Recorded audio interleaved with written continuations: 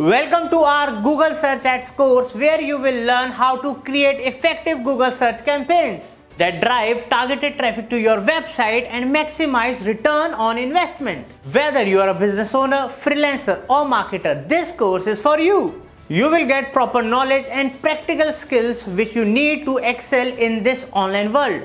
In this course, you will learn many things like fundamental concepts, keyword match types, extensions, bidding strategies, and everything you need to know to create a perfect search ad. In this, you will also learn some advanced techniques related to conversion tracking and audience targeting. Ultimately, this will help you to take your campaigns to next level. So by the end of this course, you will become a proper PPC expert. So let's get started. Hello guys, welcome to Marketing Fundas Global. We are back with the second video in this advanced Google Ads course. In this video, I'm going to show you how you can create Google Ads account, and if you are from India, how you can get 20,000 rupees ads credits for free. Yeah, you heard right. Google is running a campaign where you can get ad credits worth rupees 20,000 for free. But before that, you have to spend 20,000 for that. So I'm going to show you step-by-step method on how you can get benefit from this offer. And if you're not from India, you can skip that part anyway. So without wasting any more time, let's get into it. Now, in order to create your Google Ads account, you must have a Gmail ID. So go to Google and log in into your Gmail account.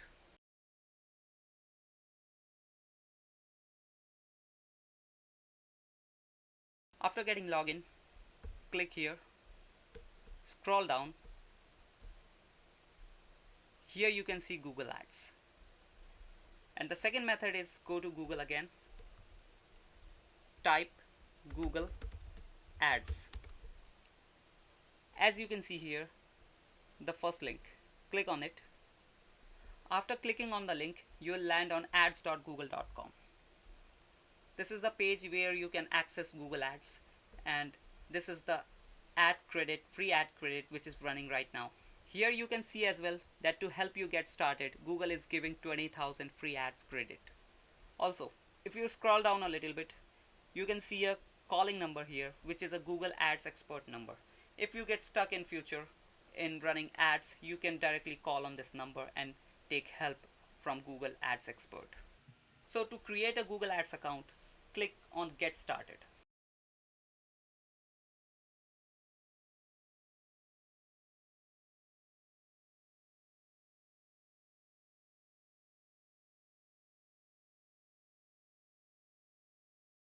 So yeah, as you can see, Google has redirected us to an express campaign, or you can say smart campaign, which is nothing but just a express mode which helps layman people to run ads without getting indulged into tons of customizing or tons of targeting features. So we don't want to be layman people, right? So to be an expert, you can see the switch to expert mode here. Click on that.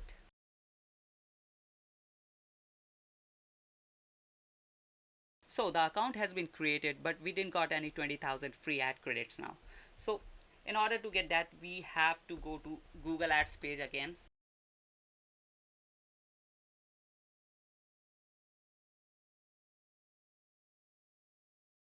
As you can see, here's a link that says to help you get started with Google Ads will give you 20,000 free ad credit. So click on this link. Now you can see a claim this offer button here. But before that, there is a terms and conditions. Let's just go through this terms and conditions point. So first point says offer available only while supplies last, which means offer available only for limited time period only. And the second point says offer available only to advertisers which are new to Google Ads with a billing address in India. As I told you earlier, this offer is valid for Indians only. It means you have to have a billing address in India. It means Indian billing address. So the third point says to activate this offer, click on the button or link associated with this offer. So you just have to click on this button and you will be automatically eligible for the 20,000 free ad credit. But remember one thing, that you have to spend 20,000 before getting this 20,000 free ad credit. Let's just click on this button.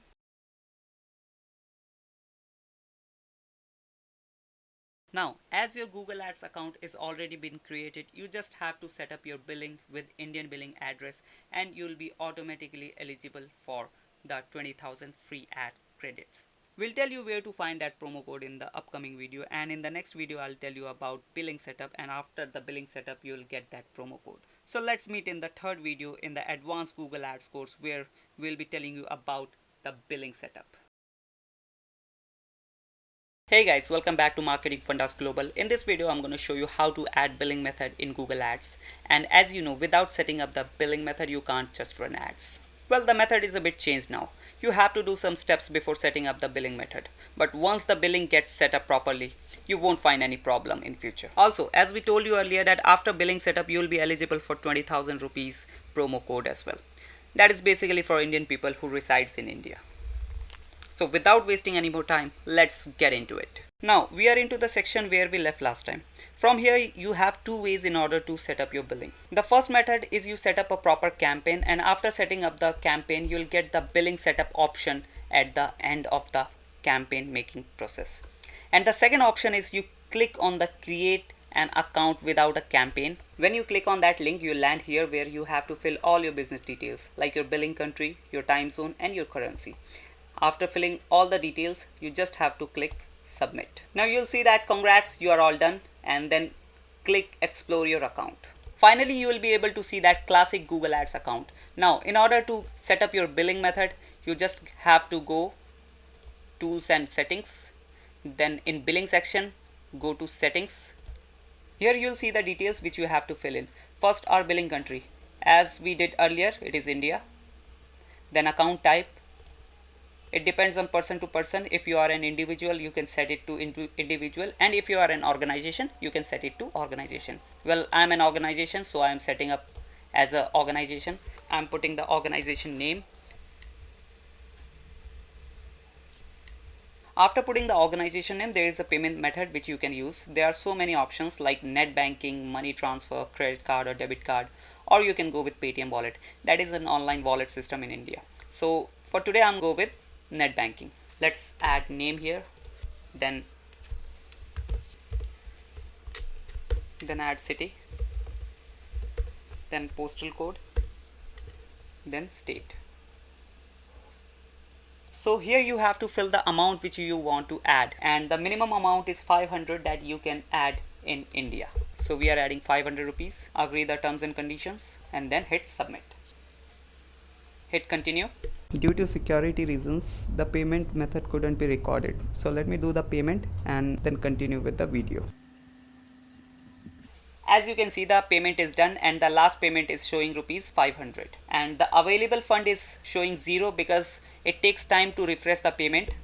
So after some time you will be able to see the 500 rupees in available funds as well. Now click on billing activities. Here you will be able to see all the billing activities from the very next day. Then click on document.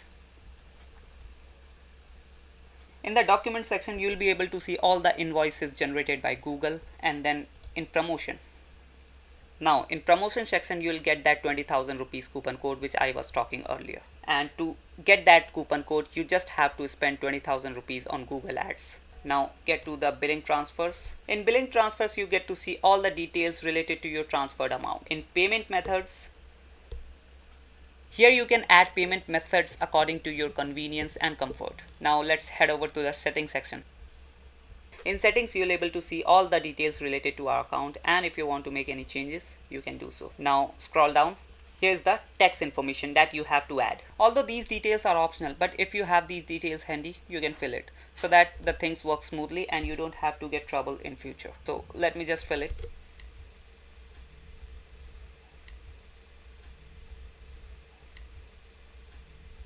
After filling the details, hit the add button and then click save. Now everything is done with the billing setup process, and you don't have to do it every time. This is the one-time process, and finally our account is set up and we can run ads now. If you want to add more amount, you can do it without any interruption. In the next coming videos I'm going to show you the process of ad creation. So till the next time, bye bye. Hi guys, welcome back to Marketing Fundas Global. This is the fourth video in Google Ads course, and in this video I'm going to tell you about Google Ads account and campaign structure. As you guys are beginner and you need to know the campaign structure, that how things are going and how things are working for you. So let's get into the video directly. So this is the Google Ads dashboard where you'll see all the data related to your campaign, and it is pretty important to understand this dashboard because it will be quite helpful to understand that things are working for you or not. Now as you can see, we are on a dashboard of one of our clients Google Ads account, and we are on a overview section. Here's the running campaigns data here, and in the right side you can see the recommendations by Google, which helps you to improve your Google Ads performance.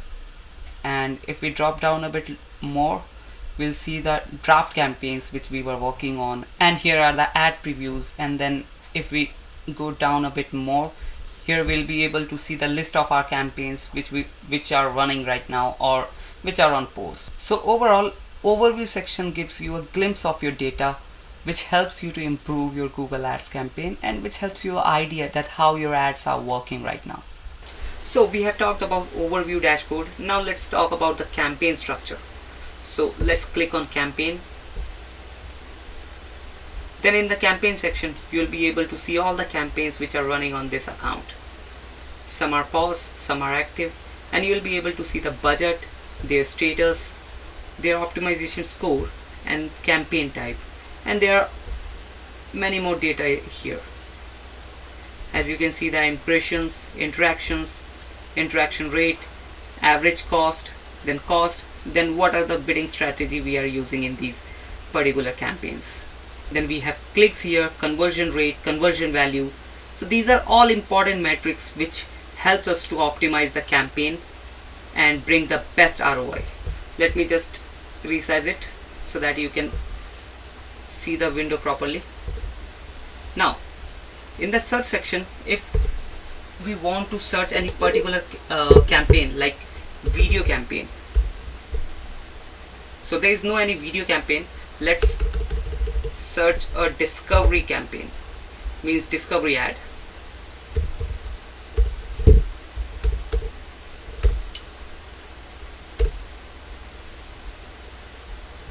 So if we search discovery campaign, we'll able to see all the discovery campaigns which are running on this account, all the paused ones, all the active ones. And here is the data you can see. You don't have to see this actual data. Now if we talk about segments, so you can segment your campaigns according to your choice, but we'll talk about later about the segment section. Then here in column, if you want to add any specific column according to your choice, you can add it here. You just have to click on the column. Like for example, I just click on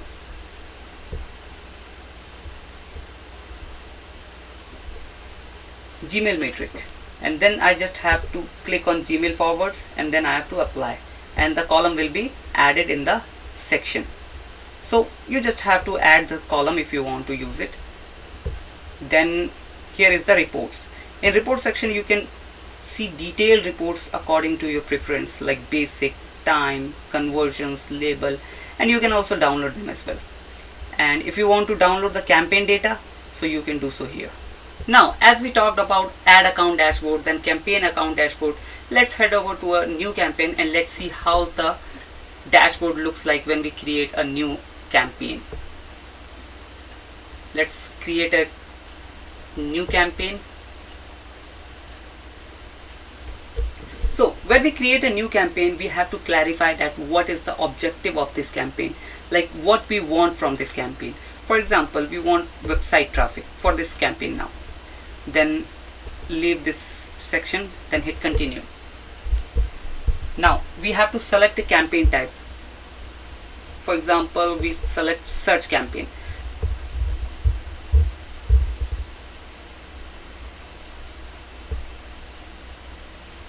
Then we have to add website, like in which website we want our traffic. So let's say I want traffic for marketingfundas.com. Copy this domain. After adding the domain, you can name your campaign as well. Then hit continue. Now in the next step we have to set budget and bidding. So as we have selected a search campaign, so first we have to add budget. So let's say I want to spend 500 a day, then hit on bidding. In bidding I want to focus on clicks.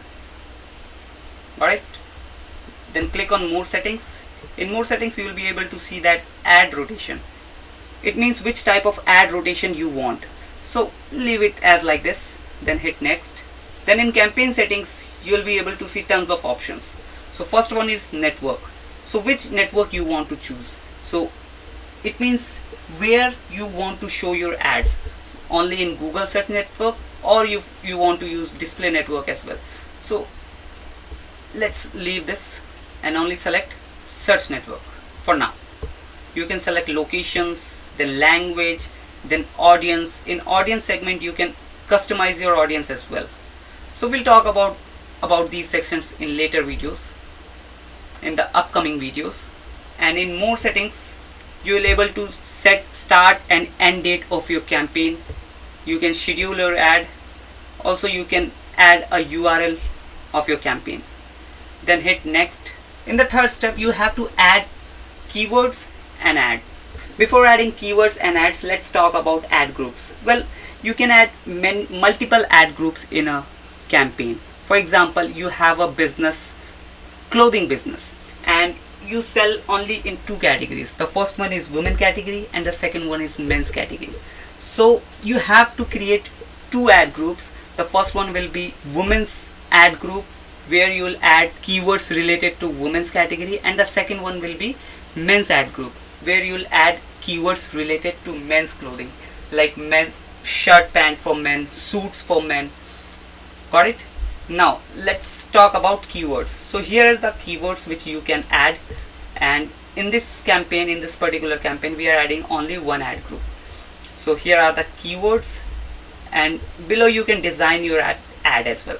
So in ads we have to focus on some points like catchy headlines, include popular keywords, make headlines unique, then make descriptions unique.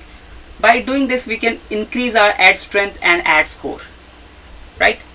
Then click on extension. Now extensions are one of the important part of your ads. It increases the visibility of your ad and your ad strength. For example, let's say I'm searching digital marketing agency in Delhi. Now as you can see, the clients, contacts, services, these are the ad extensions. Here is the request a quote, service offered, contact us, about us. These are called ad extensions, and it helps to increase the CTR of your ad. You can add many types of extensions like app extension, structured snippet extension, lead form extension, price extension, promotion extensions, and we are already using these callout extensions, call extensions, image extensions. And after done with this, you can just hit to review. Now in the review section you'll able to see all the details as you have filled in your campaign making process, and here is the estimate data you can see based on your budget and your keywords. Like you would get 238 clicks every day as per your budget and your keywords, right? Now here is the publish button. Once we hit publish campaign, your campaign goes into a review, and once the review is done by Google's team, your campaign will be live, and it might get rejected as well if you have done something wrong.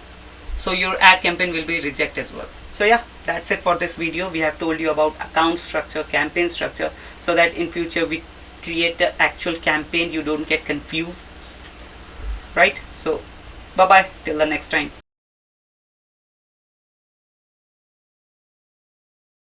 Hi guys, welcome to Marketing Fundas Global. This is the 6th video in this Google Ads course, and in this video I'm gonna tell you about SERP, which is Search Engine Result Page. Whether you are doing organic promotions through SEO or you are going with the paid marketing, SERP is the important factor in it. Also, we are covering every small thing related to Google Ads, and SERP is one of them.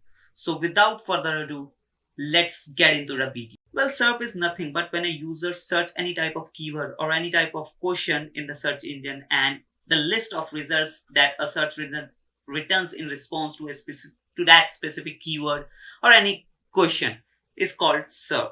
Let's say we go to Google and search for any query.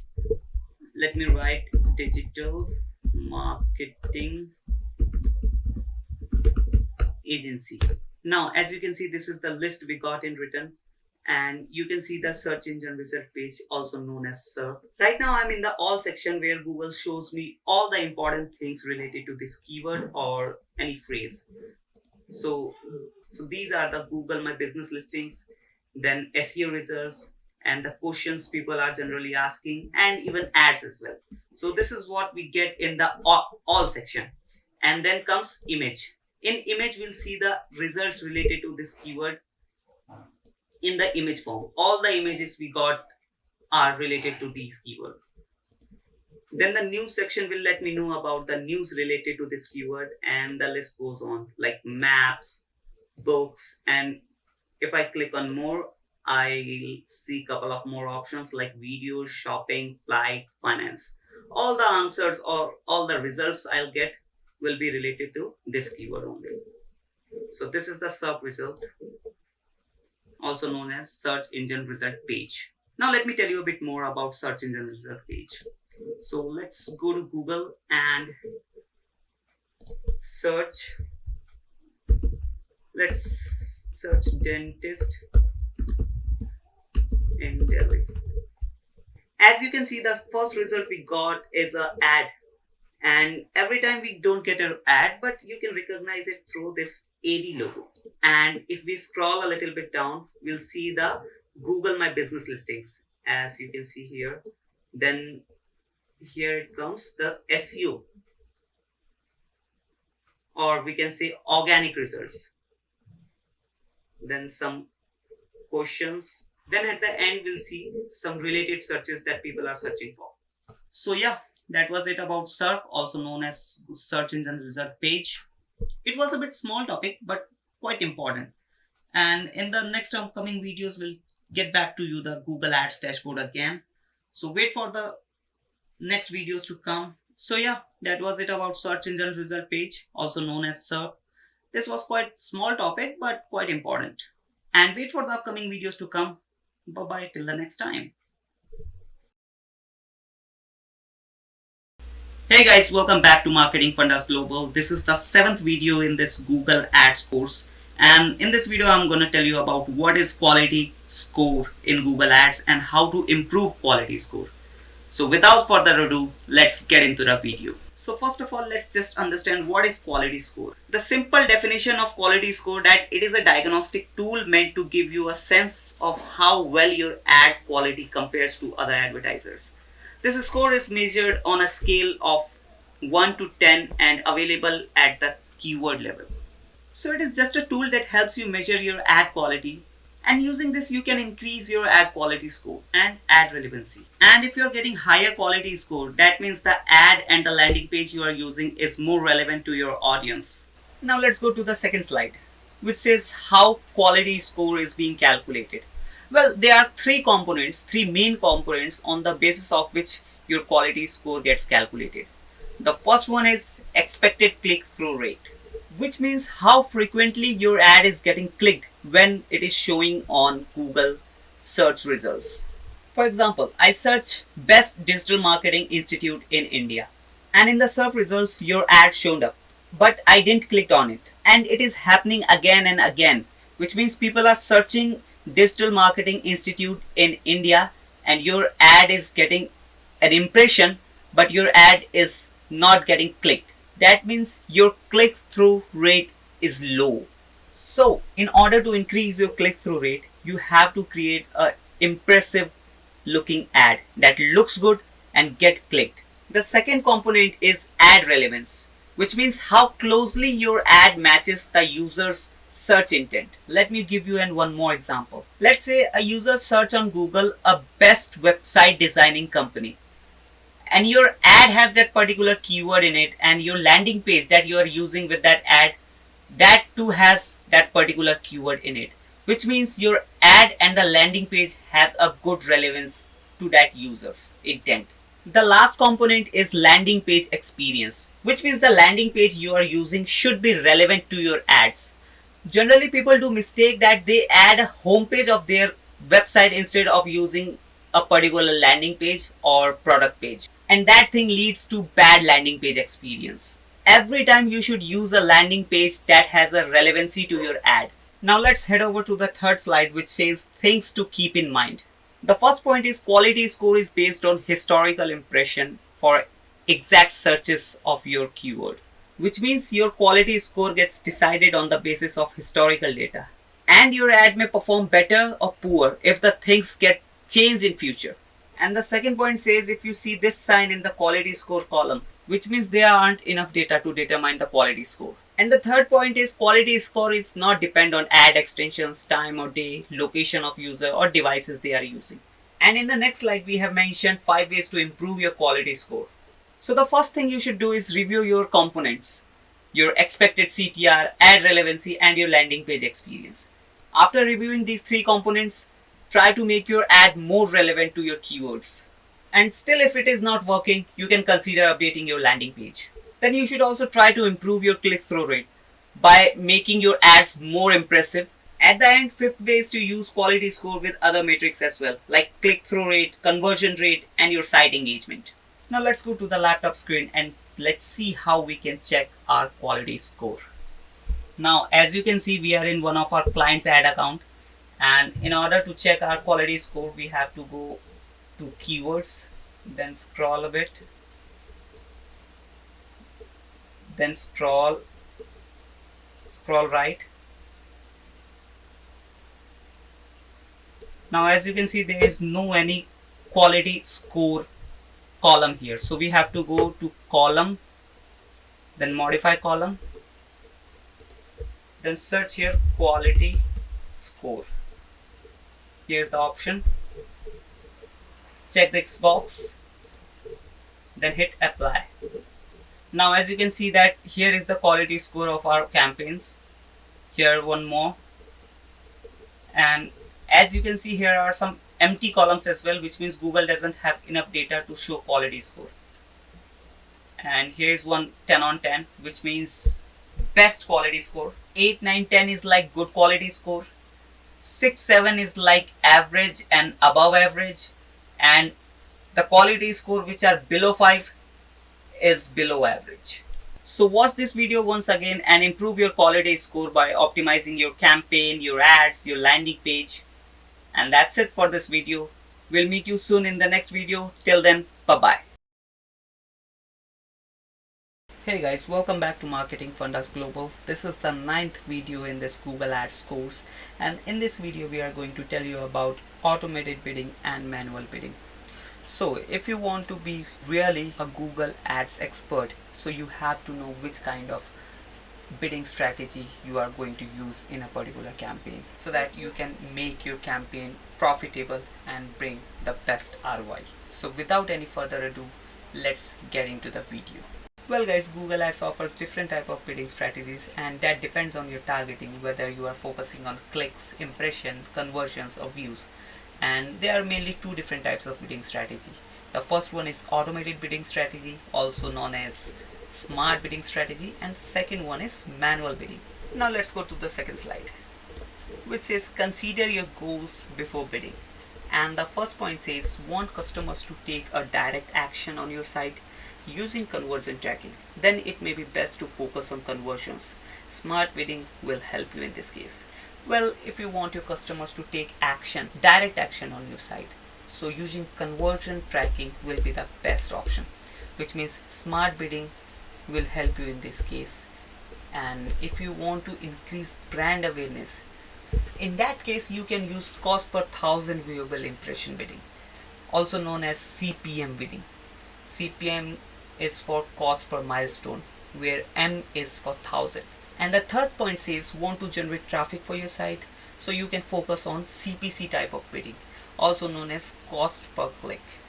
It will gonna help you in this case. Now let's go to the third slide, which says automated bidding strategies and its type.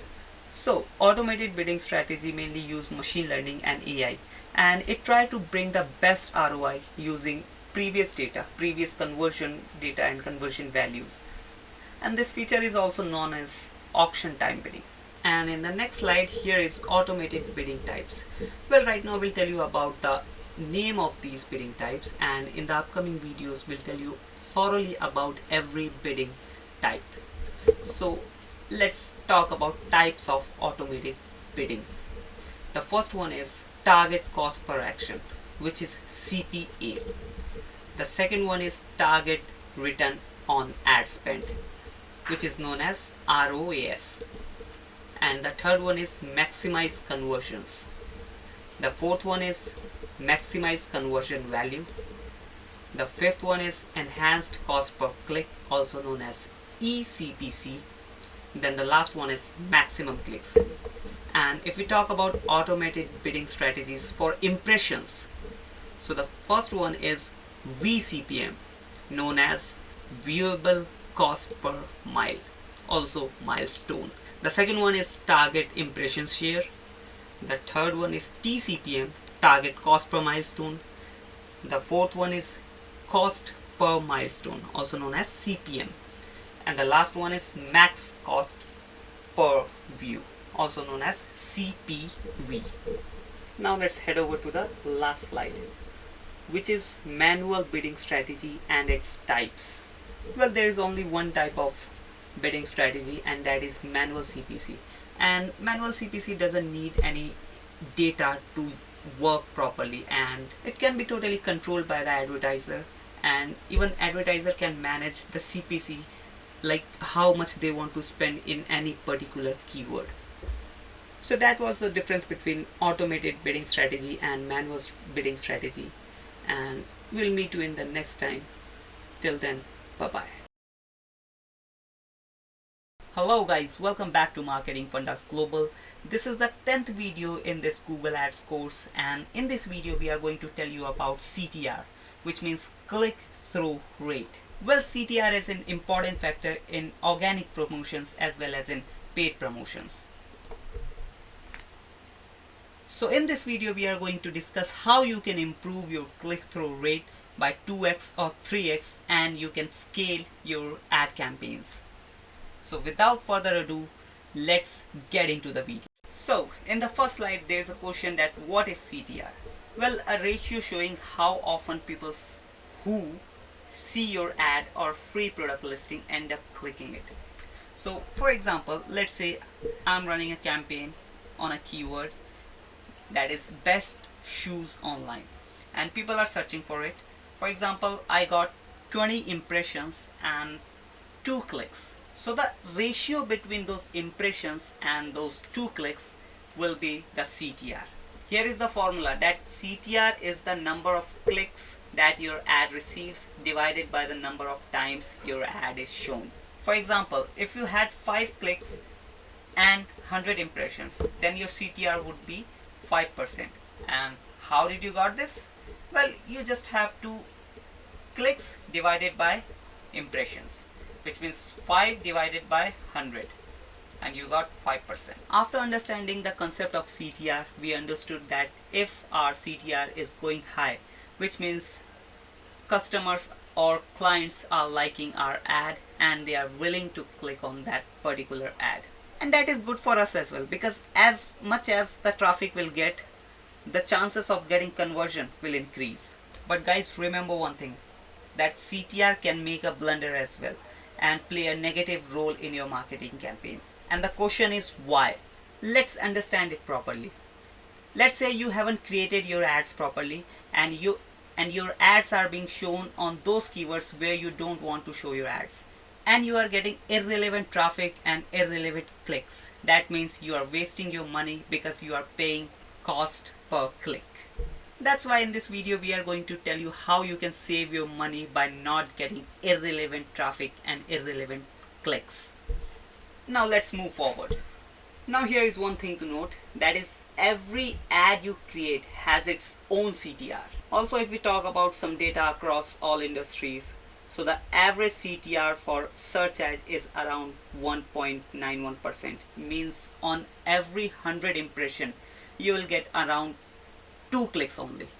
And for display ads, that is 0.35%, not even 1%. This is an average data provided by Google. Now let's head over to the next slide.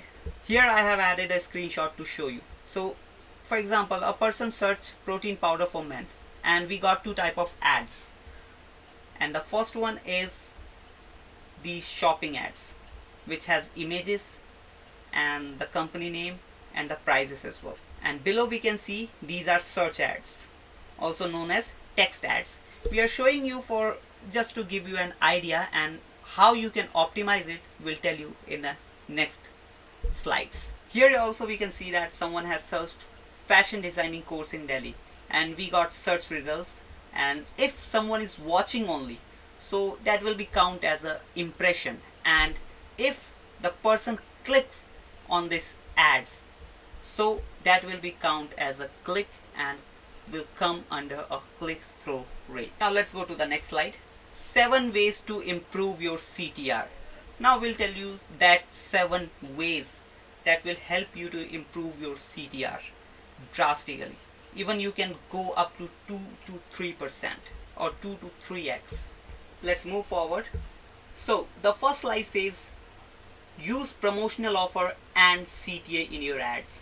So let me tell you first what is CTA. CTA is known as call to action. Now let's talk about promotional offers. Well, you have to use some promotional offers in your ads in order to increase your CTR, in order to increase your click-through rate.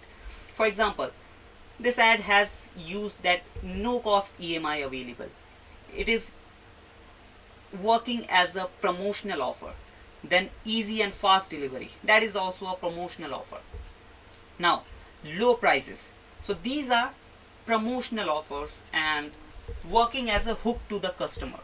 So these are also promotional offer, up to 40% off on top brands. So after using promotional offers, you have to add CTA in your ad.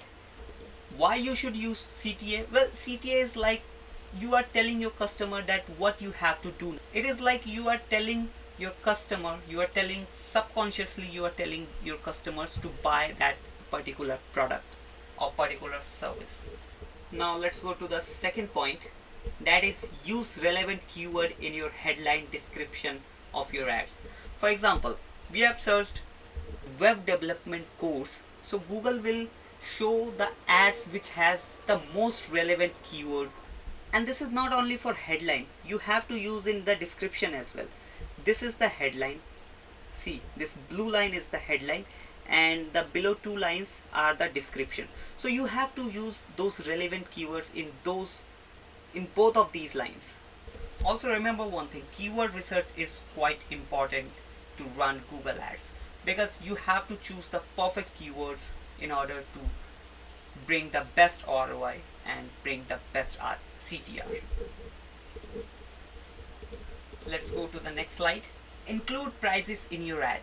Well, including prices in your ad is one of the best way to increase your quality traffic, because when you show prices in your ad, it works as a filter and send only quality traffic that can afford your services, right? And if the pricing is your USP, which means if you are selling the product in the minimum price in the market, so including price will be the best option for you. Let's go to the fourth way, and that is use negative keyword to limit unwanted impression. Well, this is one of the most important factor to improve your click-through rate. This will not increase your CTR, but it will improve your CTR. As I told you earlier in the starting of this video, that CTR can be harmful sometimes and can make a big hole in your pocket. So by adding negative keywords in our campaign, we can limit our irrelevant searches and irrelevant clicks in order to save our money and improve our click-through rate. Now, what is negative keyword? See, for example, I have running a campaign on a keyword that is digital marketing service, and my ads are getting shown on a keyword that is digital marketing service jobs. In this case, I want digital marketing clients who want digital marketing service from me, but rather getting digital marketing clients, I will get leads who want job from me, who want digital marketing service job from me. So these are irrelevant clicks, irrelevant searches, and I have to add that particular keyword in the negative keyword field. So I have to add this particular keyword, digital marketing service job, in the negative keyword list. And after adding that keyword, I will not getting those irrelevant impressions and clicks through that keyword. Let's go to the next slide, which is unique headlines. Well, using a keyword is good, but without using unique headlines, your ad will not gonna perform. You have to use unique headlines like 100% job guarantee, 100% job assistance. Well, it depends on your industry, like how you can create a unique headline and add into your ad. So you have to look into your industry, create some unique headlines, add into your ad, and try and test that what is working for you and what is not working for you. You can check your competitors' ads as well and get some idea from there as well. So without adding unique headlines, there is no another way. You have to use unique headlines. Let's go to the next slide.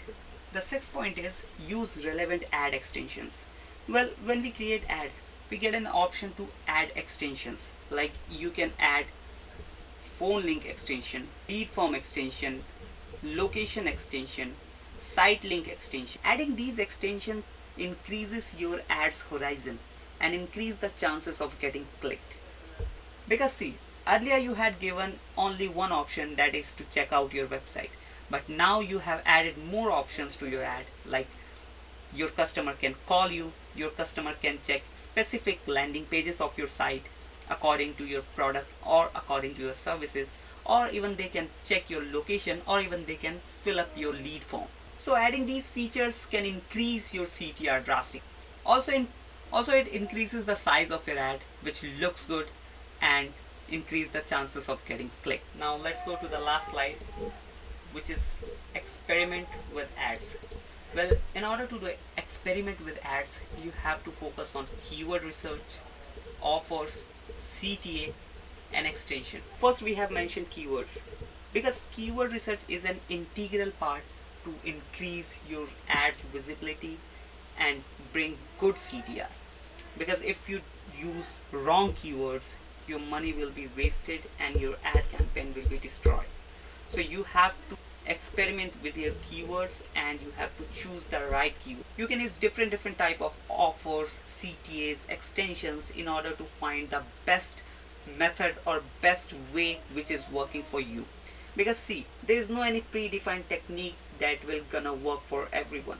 You have to figure it out by yourself, you have to experiment by yourself, and you have to find the best method which is working for you. Best offer, best CTA, best extension, using the best keywords.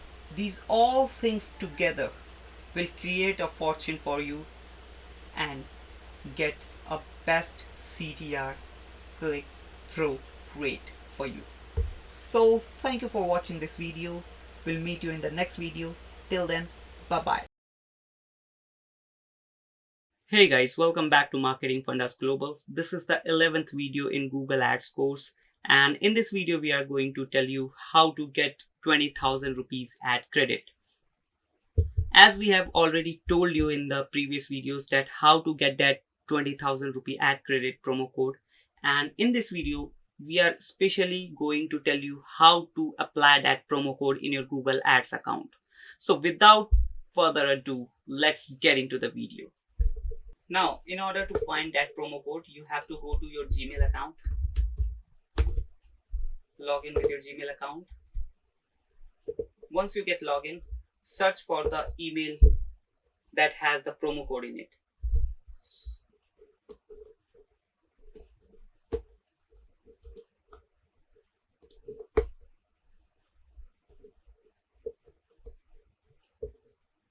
As you can see, I got the mail from Google Ads team and it says reminder, complete your Google search campaign. If I click on this and drop down a little bit,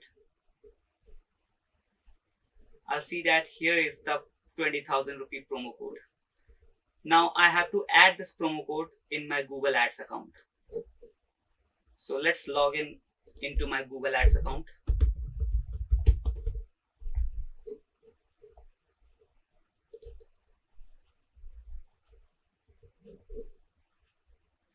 Click on sign in.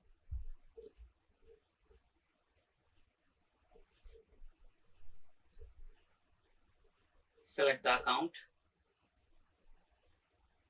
As I have multiple accounts in it, that's why I have to select the account.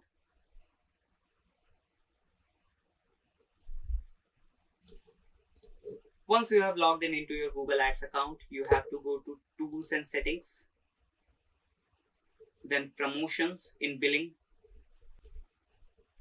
Now you have to add that promotional code here. Now let's just copy that promo code.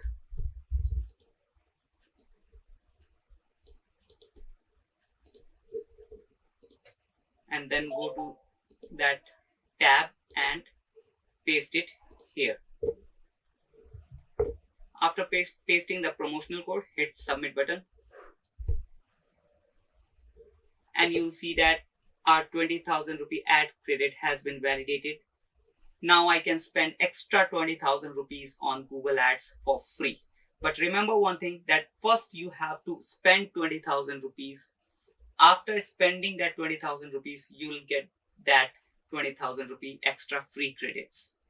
Also, there's one more thing to remember, that we have only 60 days to spend 20,000 rupees. And after spending that 20,000 rupees, we'll get that extra credit of 20,000 rupees. So we have only 60 days.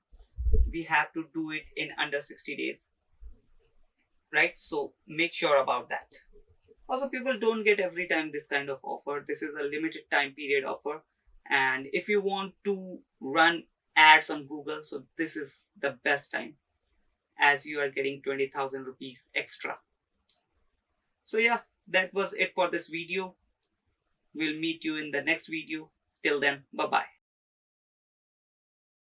Hey guys, welcome back to Marketing Fundas Global. This is the 12th video in this Google Ads course, and in this video we are going to tell you about bidding strategies. Although we have already told you about bidding strategies, but this video is going to be a thorough thing. In this video we are going to thoroughly describe about every bidding strategy and how they can help you to bring the best ROI. Also remember one thing, that this is going to be one of the most important video in this course, as bidding strategy is very important in every Google ad campaign. Before starting a ad campaign, you need to apply a bidding strategy. So with that said, let's get into the video. So the first bidding strategy is targeted ROAS, which means targeted return on ad spend. And in this bidding strategy, the system analyzes and intelligently predicts the value of a potential conversion every time a user searches for a product or any service.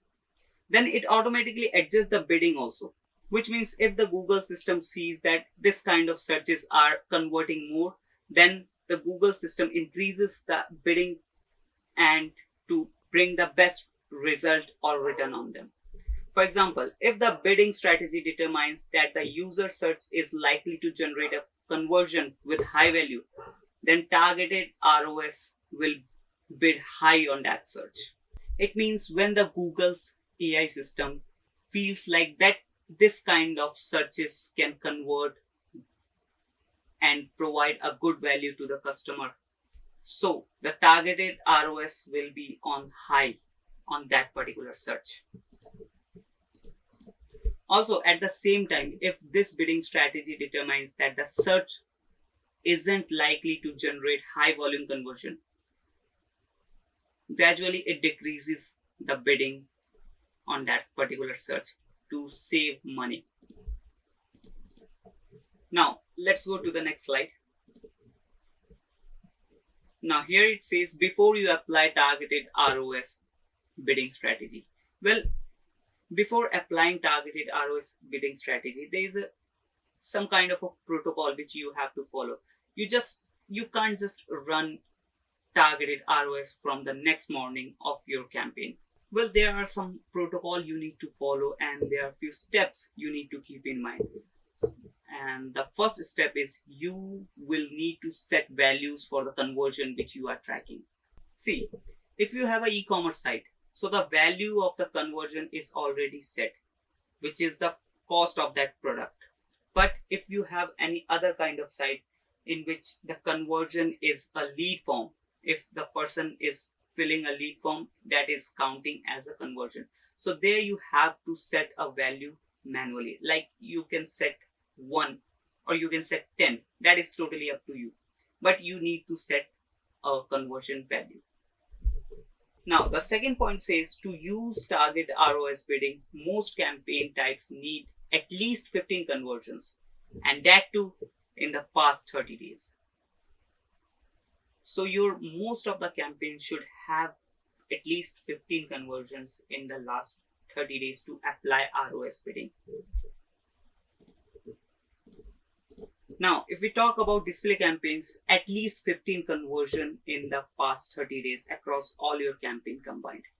Also, you need to note that the conversions should be valid, means the conversion should be valued or the conversion should be set valued. Then, if we talk about app install campaigns, at least 10 conversions every day.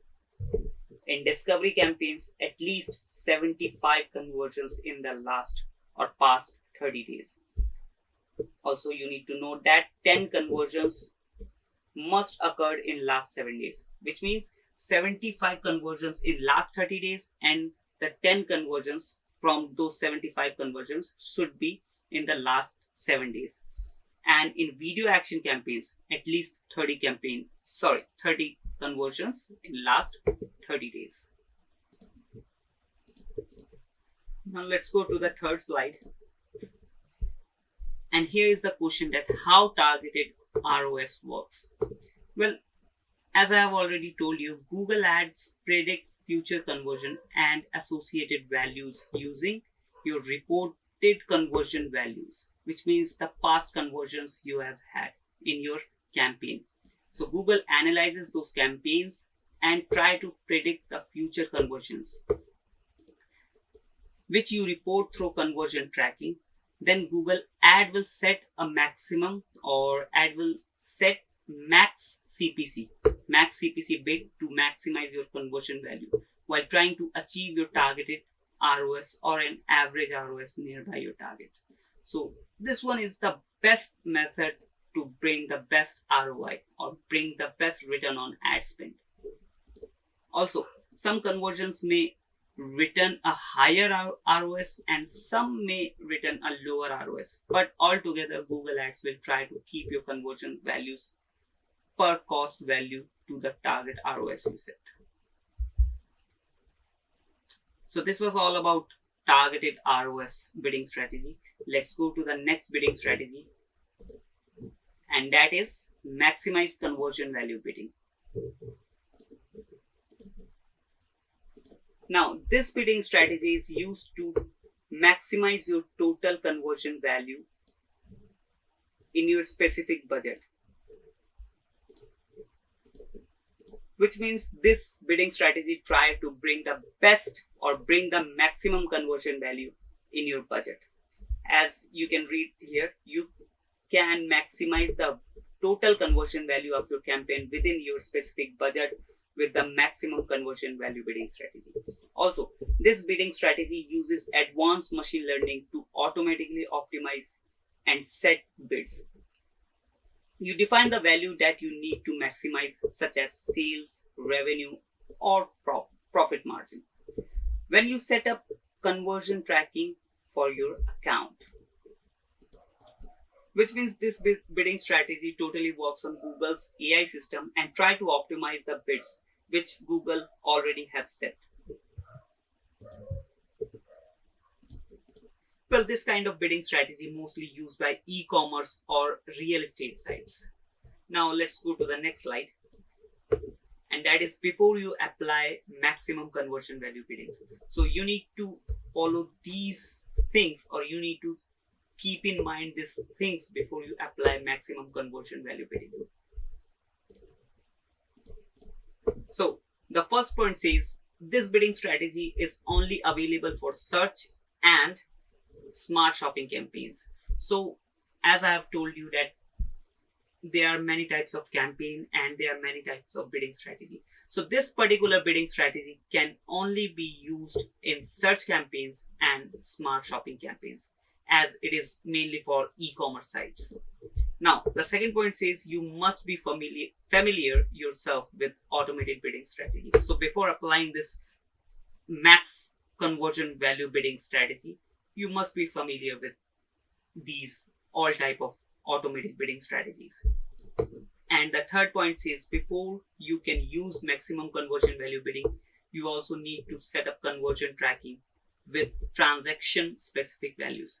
So without setting up conversion tracking, you can't do anything, because without data, Google will not do any fruitful for you. So you have to be conscious about these things, that you are setting up conversion tracking so that you can track every transaction or every conversion with specific transaction value, so that the Google system can understand what is going on in the campaign and where the AI system need to work on.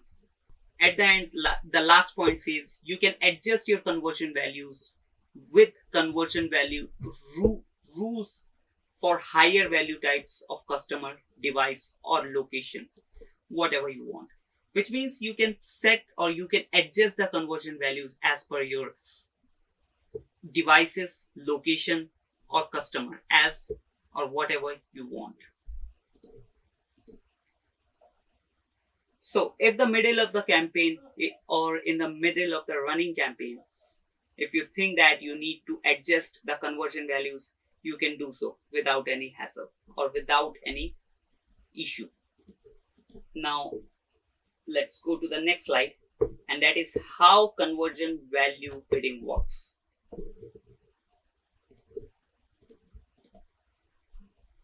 Using your historical performance and evaluating. So as I told you that these automated campaigns use historical or early data to bring the conversions or bring the results.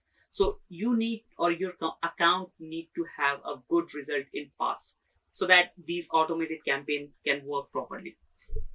Now let's get into the slide.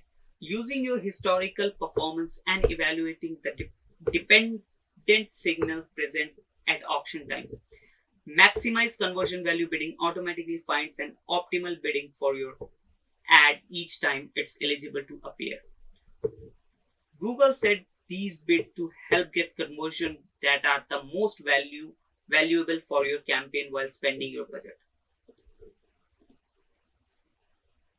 So you need to understand that based on historical data and historical performance, these campaigns try to bring the best result by setting the bids as like the targeted ROAS one. Now, before switching to maximize conversion value bidding, you need to check these 2 points. First one is check your average daily budget amount if a target ROAS isn't set. So you should set your target ROAS before, because if you don't set target ROAS bidding strategy, this bidding strategy will exhaust all your budget, as this bidding strategy tries to bring the conversion, and to bring the conversion, sometimes it exhausts or sometimes it spend beyond the limit. So if you set the target ROAS like as 10%, I need 10% conversion, so it will spend the amount in control to bring that 10% ROAS, return on ad spend. And the second point is check your return on investment goals. So before applying maximize conversion value, you should thoroughly check your return on investment goals. Now, the third bidding strategy is maximize conversion bidding. And in this bidding strategy, the system automatically set bids to help you get the most conversion from your campaign while spending your budget. And also, when you're using maximize conversion value without your target CPA set, the campaign will aim to spend all your budget to maximize conversion value for your campaigns. But if you switch your bidding strategy to maximize conversion bidding, you don't need to remove your existing bidding strategy, because maximize conversion bidding don't use that CPA set or your bidding strategy, because maximize conversion bidding strategy uses its own AI system to set bid, and it changes the bidding as per the performance. Now let's move to next slide. Now before switching to maximize conversion, there are some points that you need to keep in your mind. And let me tell you one thing, that these all automated campaigns are kind of a similar. They don't have much different. So let's go to the first point. Let's go through the first point and what it says. Check your average daily budget amount. As I have told you in the previous bidding strategy, you have to check your daily budget. Okay, then maximize conversion will try to spend your average daily budget. So if you are currently spending much less than your budget, maximize conversion could increase your spending, because maximize conversion increases your spending as it helps, or as it wants to bring the conversion, and to bring the conversion it maximizes your spending, or we can say it increases your spending to bring the conversions. Now the second point says check your return on investment goals. So as I have told you in the previous bidding strategies as well, you have to check your return on investment ROI goals before switching to these automated campaigns. Now how this maximize conversion works. Now when using maximize conversion bidding or maximize conversion value bidding, we recommend that you use tools such as Budget Simulator or Impression Share. So these tools are inbuilt in the Google Ads platform. You need to keep your eye on in these two tools, Budget Simulator and Impression Share.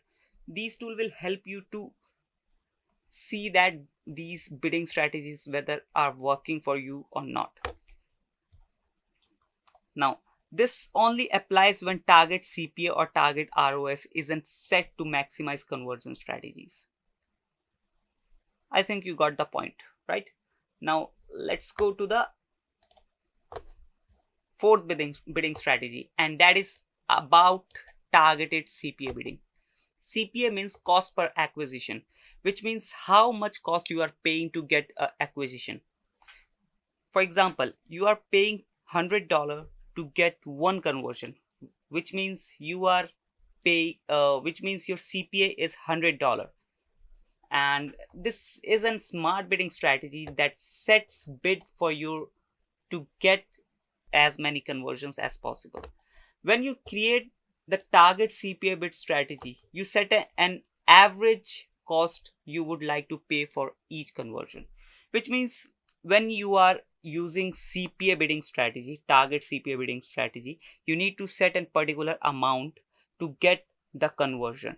Which means if, for example, if you have set a $10 CPA and you want to sell a product that is worth $100, which means Google will try to bring conversion under $10 to sell that product worth $100. Now, target CPA is available as either a standard strategy in a single campaign or as a portfolio strategy across multiple campaigns. So you can use this targeted CPA bidding strategy in a single campaign, or you can use this bidding strategy in across your campaign, means across your portfolio. And there is one thing to note, that is for app campaign or target CPA is the same value whether the conversion is for installing the app or for using the app. So you need to keep in your mind that if you want your customer to install the app, or whether you want your customer to use the app, the CPA will be the same. Now let's go to the next bidding strategy. before going to the next bidding strategy, let's talk about how target CPA works. Well, the working of targeted CPA is not that much complicated. Let's go through it. Targeted CPA bidding automatically finds an optimal bid for your ad each time it's eligible to appear by using historical information about your campaign. So, targeted CPA every time changes the bid and it uses the historical or the old data from your campaign. This is the whole thing targeted CPA do, and your actual CPA depends on factors outside Google's control, like changes to your website or ads or increased competition in the ad auction. Also, you need to note one thing, that your actual conversion rate can be higher or lower than the predicted conversion rate. For example, you have predicted that my conversion or my CPA should be $10 to sell a product that is worth $100. But in the market or in the ad auction, people are paying $30 or even $40 to sell that particular product, to sell that same product that is worth $100. So how you can get that same conversion in $10? So in this case, your CPA, your targeted CPA will be higher. So it is all about practicing to get an idea and experience about everything. Now, let's get into the next slide. This one is the last bidding strategy, and this is targeted max CPC bidding. Well, this is one of the most suitable suitable bidding strategy for a new people who is going to start Google Ads, because this is not that much hard to apply, and the best thing this bidding strategy do is to bring the maximum clicks to your site, and also it increases the chances of conversion, whether it is sales or getting leads. Now let's go through it. Maximize clicks is an automated bidding strategy that sets your bid to help get as many click as possible within your budget. As I have told you earlier, you can use maximum clicks for a single campaign, or you can set it up as a portfolio bid strategy.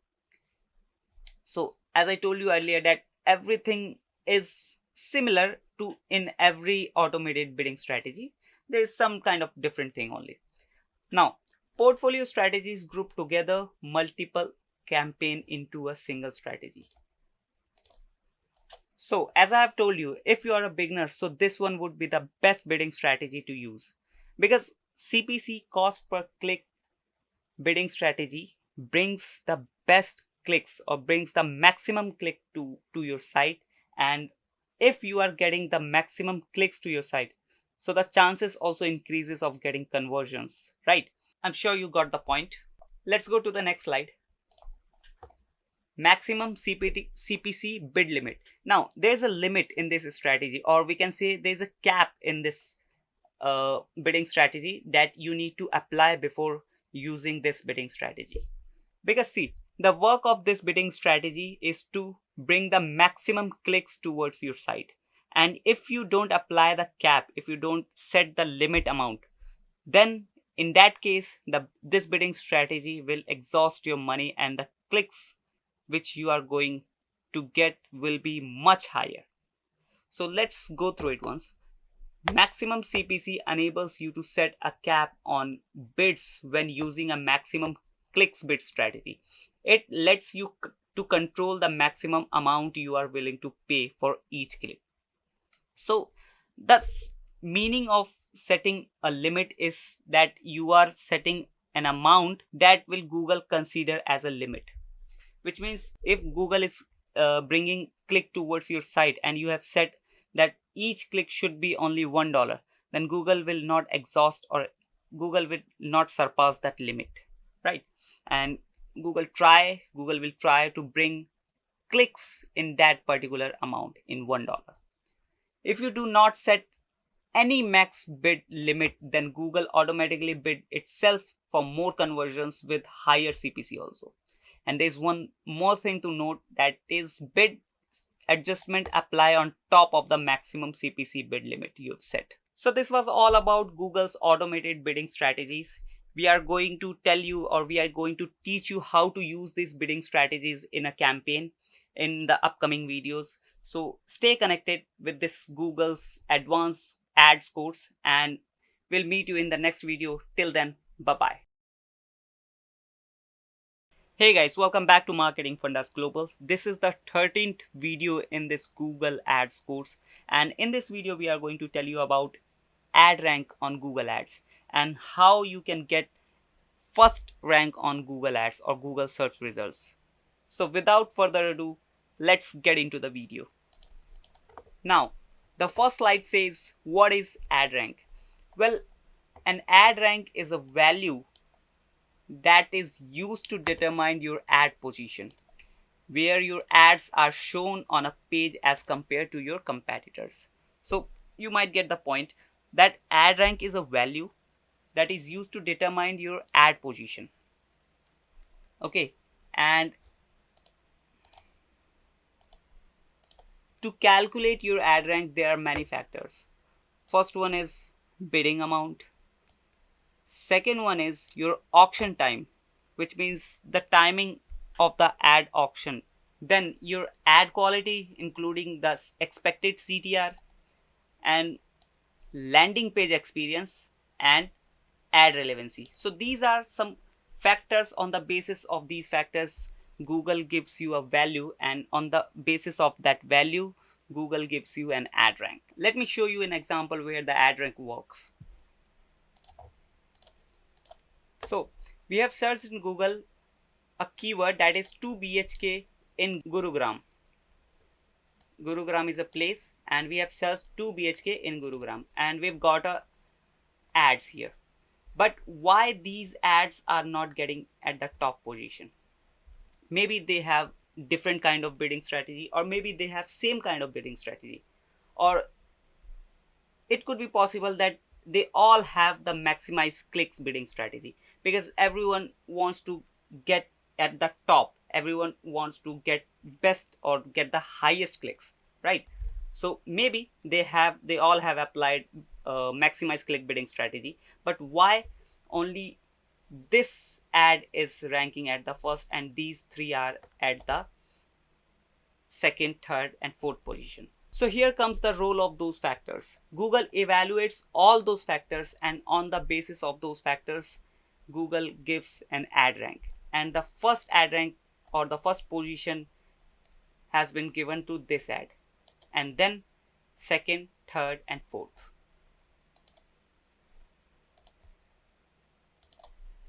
Now in the next slide there is a formula of ad rank. So if we talk about simple formula of ad rank, which is max bid into quality score. This is the simple formula by which ad rank can be decided. Now let's go to the next slide. Let's understand a bit more that how Google determines where to show your ads. Well, as I have told you, there is a simple formula that is ad rank, your ad rank, which Google gives you, and that is equals to your CPC bid, which you have bidded, like the max CPC you have bid in the campaign. That could be $10, $20, or $50, depending on your budget and upon the industry. And CPC multiplies the quality score, and you know how the quality score gets decided. So if we multiply these two factors, the number you will get, that would be your ad rank. Now let's understand a bit more that the explanation of ad rank. So here is the advertiser first, who has bidded that max bid of $2, and the quality score of his ad is 10 stars. So you have to multiply these two factors. 2 into 10 stars is equals to 10 ad rank, right? So this one is the first advertiser, and let's go to the second advertiser, who has bidded $4, even more than the first advertiser. First advertiser has bidded only $2, but the quality score is 10. So if we multiply these two factors, 10 into 2, the ad rank is 20. But on the other hand, the advertiser 2, who has added or who has bidded $4, but the ad rank is only 4, or sorry, the quality score is only 4. So if we multiply these two factors, 4 into 4, that is only 16. So that's how the ad rank works, which means if the quality score is good, the bidding should be precise, so your ad rank will be great, which means Google will give you a great ad rank, and even your cost will also gets decreased. As you can see, the fourth advertiser who has bidded $8, even more than the first, second and the third. Advertiser fourth has bidded $8, but the quality score is only 1, which means the ad rank will be only 8. So that's how the ad rank works. I hope you have understand how ad rank works and how you can get a, a better ad rank or a good ad rank for your ads, right? So best of luck for the upcoming videos. We'll meet you in the next video. Till then, bye bye. Hey guys, welcome back to Marketing Fundas Global. This is the 14th video in this Google Ads course, and in this video we are going to tell you about GSN and GDN. GSN means Google Search Network and GDN means Google Display Network. Well, Google is a quite huge platform and there are many ways to run or many ways to advertise in this platform. So we are going to just talk about these type of advertisement in this platform. So without further ado, let's get into the video. So the first option is GSN, Google Search Network. Well, Google Search Network is a platform where people go and search their query and then they get results according to that query. Let's read it once. The Google Search Network is a group of search related websites and apps where your ad can appear. When you advertise on the Google Search Network, your ad can show near search results when someone search with term related to one of your keywords. I hope you understand and you got the point that if people or the person search on the Google Search Network and the result comes related to that query, and the ads also get shown on that query. On the other hand, there is GDN, which means Google Display Network. Well, Google Display Network is a huge thing. You might have seen display ads, banner ads on different site of different kind of websites like YouTube, Gmail, or any kind of blog. So these are comes under GDN, Google's Display Network. Also, millions of sites and applications have been are connected with Google's Display Network, and Google are working with them on a revenue sharing model. So let's go to the next slide. So when we search on Google, we get results, and with the results we get a few ads as well. So these are those ads, and these are in search result ads, also known as search network ads. And as you can see, these are some images. These are also ads, and these are called shopping ads. And on the other hand, in GDN, when we go to different kind of blogs, different kind of sites, we see these kind of banners or display ads. So these are display network ads. As you can see here, this is also a banner ad. Let's go to the next slide. Now let's understand type of ads on display network and search network. So in GSN, in Google's display network, there are 5 types of ads. First one is text ads, then dynamic search ads, then responsive search ads, then call only ads, and then shopping ads. And on the other hand, in GDN, Google's display network, there are also 5 types of ads: traditional display ads, responsive ads, retargeting ads, native ads, discovery ads. Well, we just told you about these type of ads, and in the upcoming videos we'll tell you about how to create these ads and how to implement these ads so that these ads can perform for you. See, these ads can bring the best ROI for you. Also, we'll tell you every small thing about these ad types in the upcoming videos. So for now, we have told you about only these type of ads. So let's go to the next slide. So here comes a small question that when should you use Google's search network and when should you use Google display network? Well, first let's just talk about Google search network. This advertising format is incredibly effective because it targets an active searcher who is on a mission to find something. When people go to Google and search for something, so there is a hard intent to that they can convert or they will get a conversion. Means the person is searching actively and there is a high chance of getting conversion. And on the other hand, in display network, we don't get this much conversion, but the use of Google display network is to create a brand awareness, to create a brand recall value. So these are so you have to use both the networks depending on the situation and the scenario. Now let's just read once about display network. Google also give advertisers the opportunity to place their ads on a variety of sites across the internet. This collection of websites, which ranges from blog to news sites and even YouTube, is referred to as Google Display Network (GDN). According to Google, the GDN includes over 2 million sites that reach over 90% to global internet users. So, as I have told you earlier, to create a brand recall value, to do a brand awareness, Google Display Network is one of the best option. And to bring conversions and to bring sales, GSN, which means Google Search Network, is the best option to go. I hope you have understand about GSN and GDN. We'll tell you more about in the upcoming video about GSN and GDN. For now, bye bye.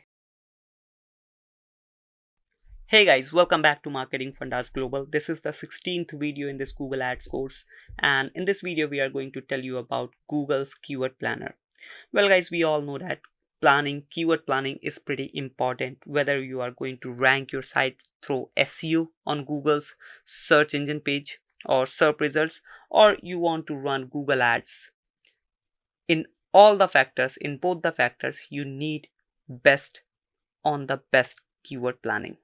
Or whether you are using the keyword planner tool, but if you are not doing it effectively, you might end up losing your hard-earned money. So this video is gonna be in depth about Google's keyword planner, so stay tuned with the video. Let's get into the video. Now we have logged into our Google Ads account. From here we're gonna tell you about the Google's keyword planner tool, which is a free tool from Google that helps you to find potential keywords or find keyword rankings or find keyword traffics, or you can forecast the keyword traffic as well.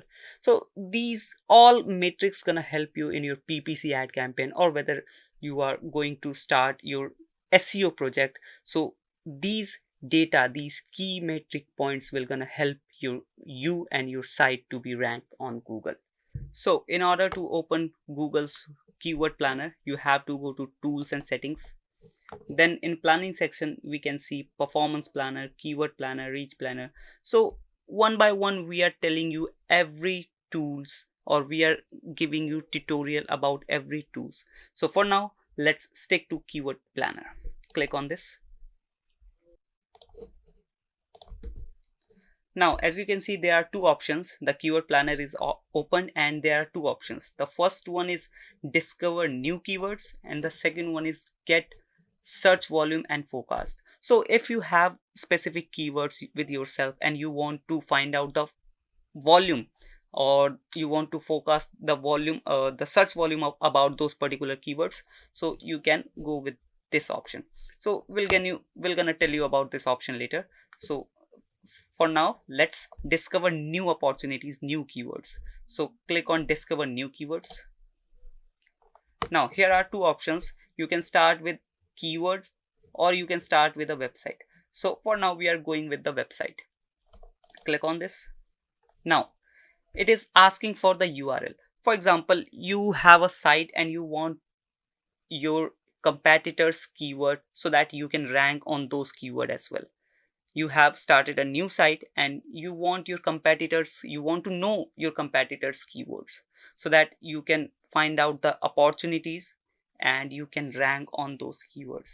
So in order to do that, For example, my competitor is marketing fundas, so just copy that URL and paste it here. Once you have pasted here, there are two options. The first one is use the entire site. So if you use this option, the keyword planner will use entire site to extract those keywords, or you can go with only this page. So it will extract only home page to extract the keywords. Okay, so we are going with this option, only use only this page, and click on get results. Now once it fetched the data from the site, here is the data, and we got all the keywords from marketing funda's homepage. So here are the keywords. We can see that there are 670 keyword ideas available in marketing funda's homepage. And as you can see, let me show a little bit more. So the first keyword is digital marketing agency. As you know that marketing fundas is a digital marketing agency, so it is obvious that the keywords which are coming from the website will be like this: digital marketing agency, digital marketing company, digital marketing service. So, and this is the obvious results, right? And the second of the bar which we are seeing, it is average monthly searches. So this is the keyword which is digital marketing agency, and the searches which are average searches, monthly searches are on this particular keyword is about 10k to 100k, which means 10,000 to 100,000 searches every month. And this second option is 3-month changes. So if there are any changes, they are up and down in the search volume, so that will be shown here. So right now there is no any changes, so it is showing 0%.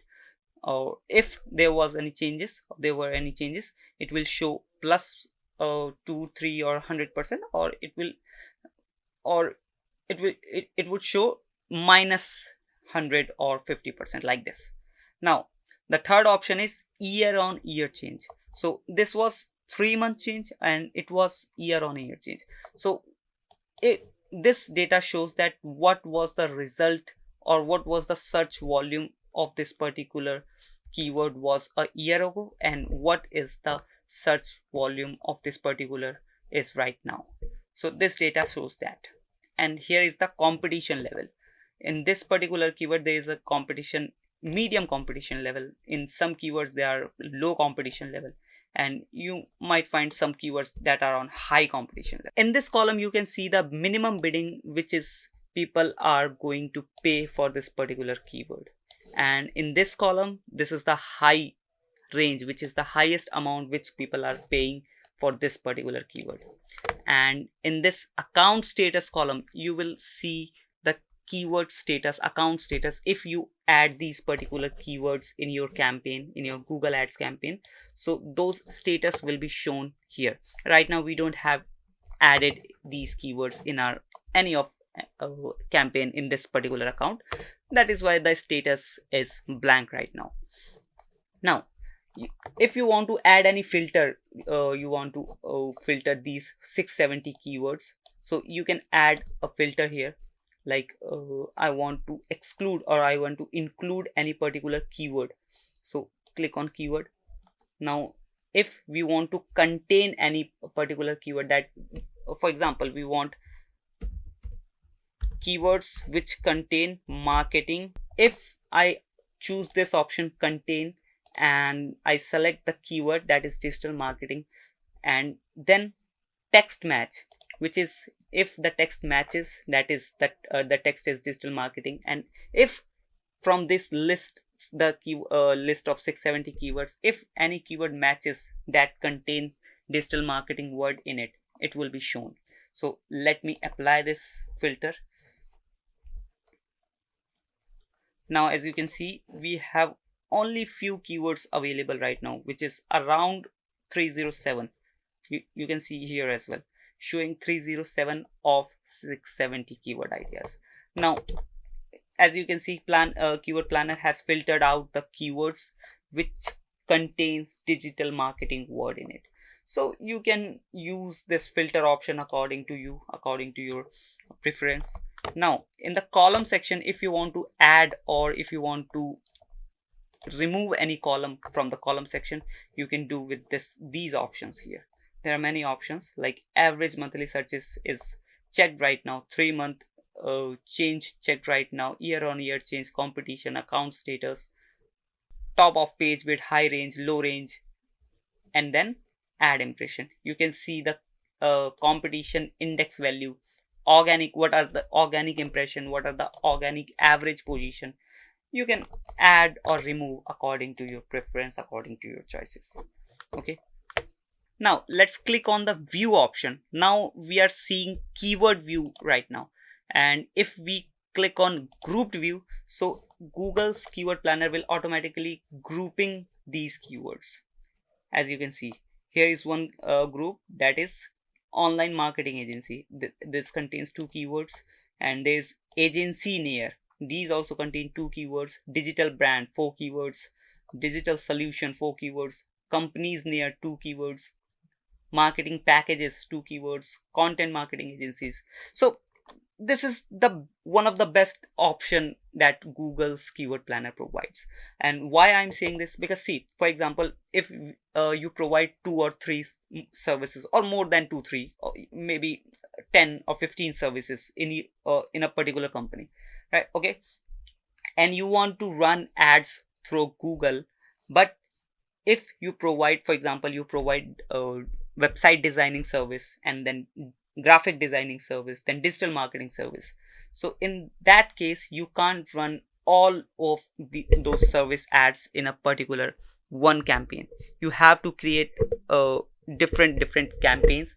So in order to do that, you can directly copy those keywords from here. Like I have an online agency, I can copy these particular keywords and I can run ads on those particular keywords.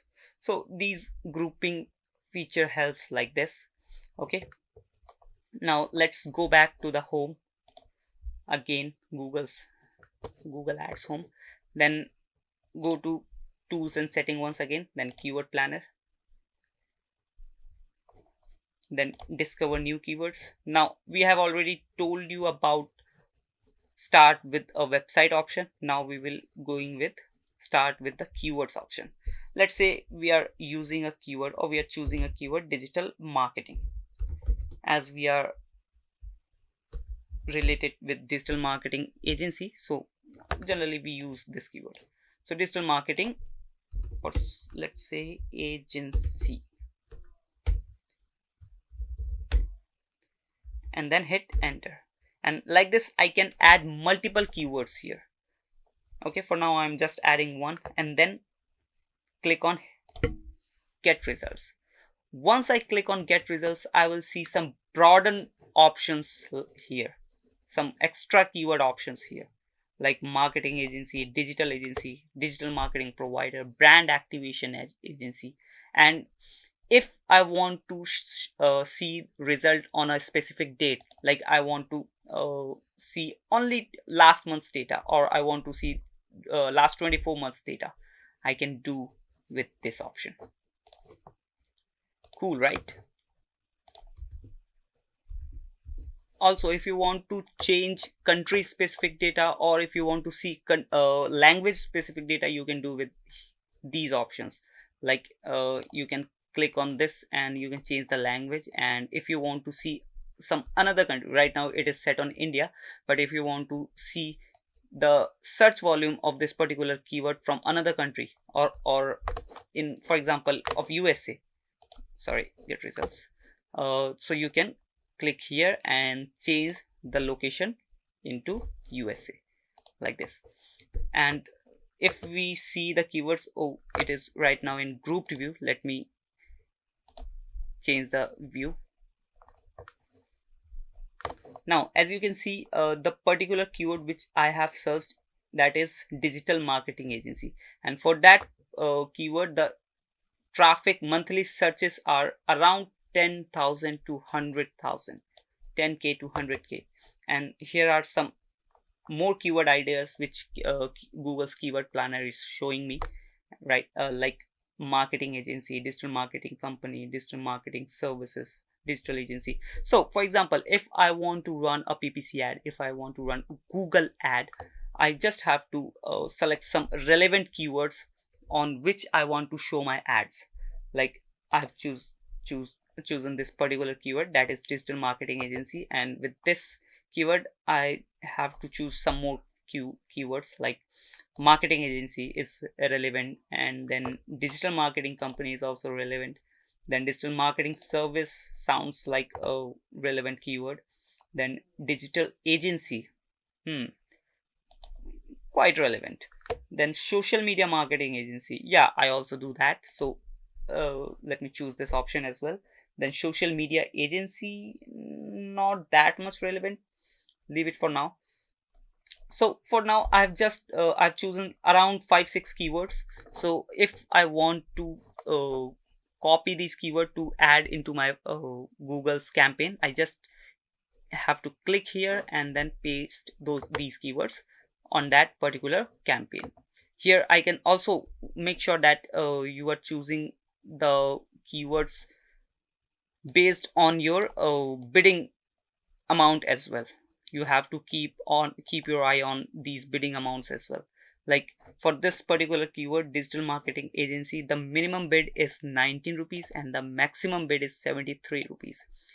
You might be thinking that for one particular keyword why there is two bidding values. See, in there are 24 hours in a day, and every time there is no 100% demand. So when there is a demand, the cost gets high, and when there is a the demand gets decreases, the cost also gets decrease. Okay, so for this particular keyword digital marketing agency, the minimum amount which people are paying is 19 rupees and 79 paisas, and the maximum which they are paying around 73 rupees. Okay, as I told you, it depends on time, also how much advertisers are paying for this particular keyword. If the amount of advertisers are high, if more and more people are willing to pay for this particular keyword, then the rate will be gonna increase. Okay, now once I select these keywords, you can create a new ad group of these particular keywords by clicking on this option.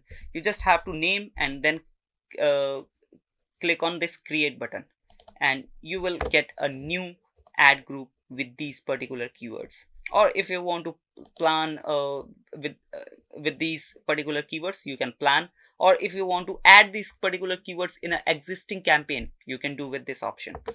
Or here are some multiple options that can be useful for you, and these are based on scenarios, like which time or which type of option you want on that particular scene.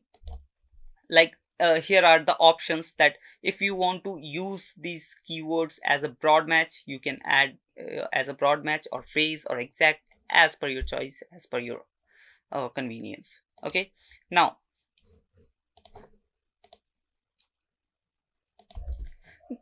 these options are basically for your time saving. These options help you to save time. Like for example, I've told you that if you choose these keywords and if you want to add this keyword in your campaign as a broad match, you can do with this option from directly here. Although you can uh, add these keywords in a campaign with the manual method as well, but if you want to save your time, you want to be more productive, you can do with these options directly from here. Okay, let's just deselect these all the keywords. Now this was all about for Google's ad campaign for PPC search ad. Now I'm telling you about the SEO. For the SEO person, if a particular person want to SEO, want to do a SEO for any particular site, whether it is for their client or for themselves, doesn't matter. Now if you have for example, you have searched this keyword digital marketing agency, and you have seen that here the search monthly option, average monthly option is average monthly searches is around 10k to 100k, and the competition is medium. So this particular keyword is a quite potential keyword to add in your keyword list, so that you can use this keyword for your SEO purpose, or you can add this keyword for in your website so that you can do the SEO thing, right? And same that if here is a keyword that is marketing agency, and you are seeing that the monthly average searches are around 1k to 10k, right? And the best part is the competition is pretty low, so this would be a best keyword to add in your keyword list. So like this, you can add 2-3 keywords or 10-12 keywords for your list. And I've just searched one keyword. I've just searched one particular keyword, and you got around 713 keyword ideas. So you just have to think that how much keyword ideas you can get from this keyword planner tool, right? Now once you get ready with your keyword list, you can start your SEO work. Or if you are a ad person, if you run ads, you can do with your PPC thing, right? But for the ad who runs ad, just make sure that you are choosing relevant keywords. While you are creating a campaign, you have to choose relevant keywords, because see, you are not getting anything for free. You are paying for every click you get on your search result, right? So if you want to get proper or best results, please choose relevant keywords. Now this was all about the option for the PPC, for the Google ad campaign and the SEO thing, right? Now let's go back again on Google Ads home, then click on tools and settings option, then again click on keyword planner. Google's now we'll talk about forecast option. As I have told you earlier, just click on this option. Now we have to add some keywords for which we want to do a forecast. Okay, so let's add digital marketing agency in Delhi. Let's add one more, social media marketing agency in Delhi. So we are adding 2 for now, but you can add as much as you want. Just after adding the keyword, click on get started. Now as you can see here, these are the same options as that we are getting in the last option, but here is one more setting, that is forecast. You have to click here. Now here is the forecast data. So for example, you have you are running an ad in India. You have selected a language, all language, and you are running ad from 1 November to 30th November 2022, and your bidding strategy is maximize clicks. So in this scenario, with these settings, you will get around 189 clicks. Your budget will be around 14k, means you will spend around 14k, and the average daily budget will be around 460. Okay, and the clicks you will get is around 189. Impressions is here, cost is here, CTR is around 6.1%. so this is the forecast, that what if I choose these keywords and I use these settings. Okay, so what will be the return I will get with these keywords and these settings. Okay, so that is not exact data, but it is, as I told you, it is a forecast, right? So it gives you a idea that how much you will spend and what will be the results you will get, right? For example, if I change the location, let's say I'm using USA, United States. Okay, I've chosen the United States and removed India country. Let's save it. Now as you can see, the results is totally changed. Everything is zero because the keywords I have chosen, these are country specific. Here is the city name. So if I want to run ads on United States, so I have to change the keyword. I have to change a keyword according to the location, according to the country, according to the place, right? So right now the data is zero because I have chosen country specific keywords. So you have to figure out that what is what is working for you or what is not. I hope you have understood the video. I hope you have understood about the keyword planner tutorial, and in the upcoming videos we'll tell you about everything about Google Ads. Although also in the upcoming videos we are coming with the creation of Google Ads. So stay tuned and hit that subscribe button. Stay tuned with this playlist, with this Google Ads series, and we'll meet you in the next video. Till then, bye bye. Hey guys, welcome back to Marketing Fundas Global. This is the 17th video in this Google Ads course, and in this video we are going to tell you about Google's performance planner. Well, there are many times when we go to start with Google Ads, or maybe you are going to start, or maybe you are going to run your Google Ads for the first time. So there is one prominent question that comes in our mind, and that is, what will be the performance of this particular campaign? So this question, whether you are a newbie, whether you are a beginner, or you are a professional who have run hundreds of ads and run hundreds of campaigns, but this question comes in everyone's mind, that what will be the performance, what will be the future performance of the particular campaign which we are going to run. So to figure out that, to forecast that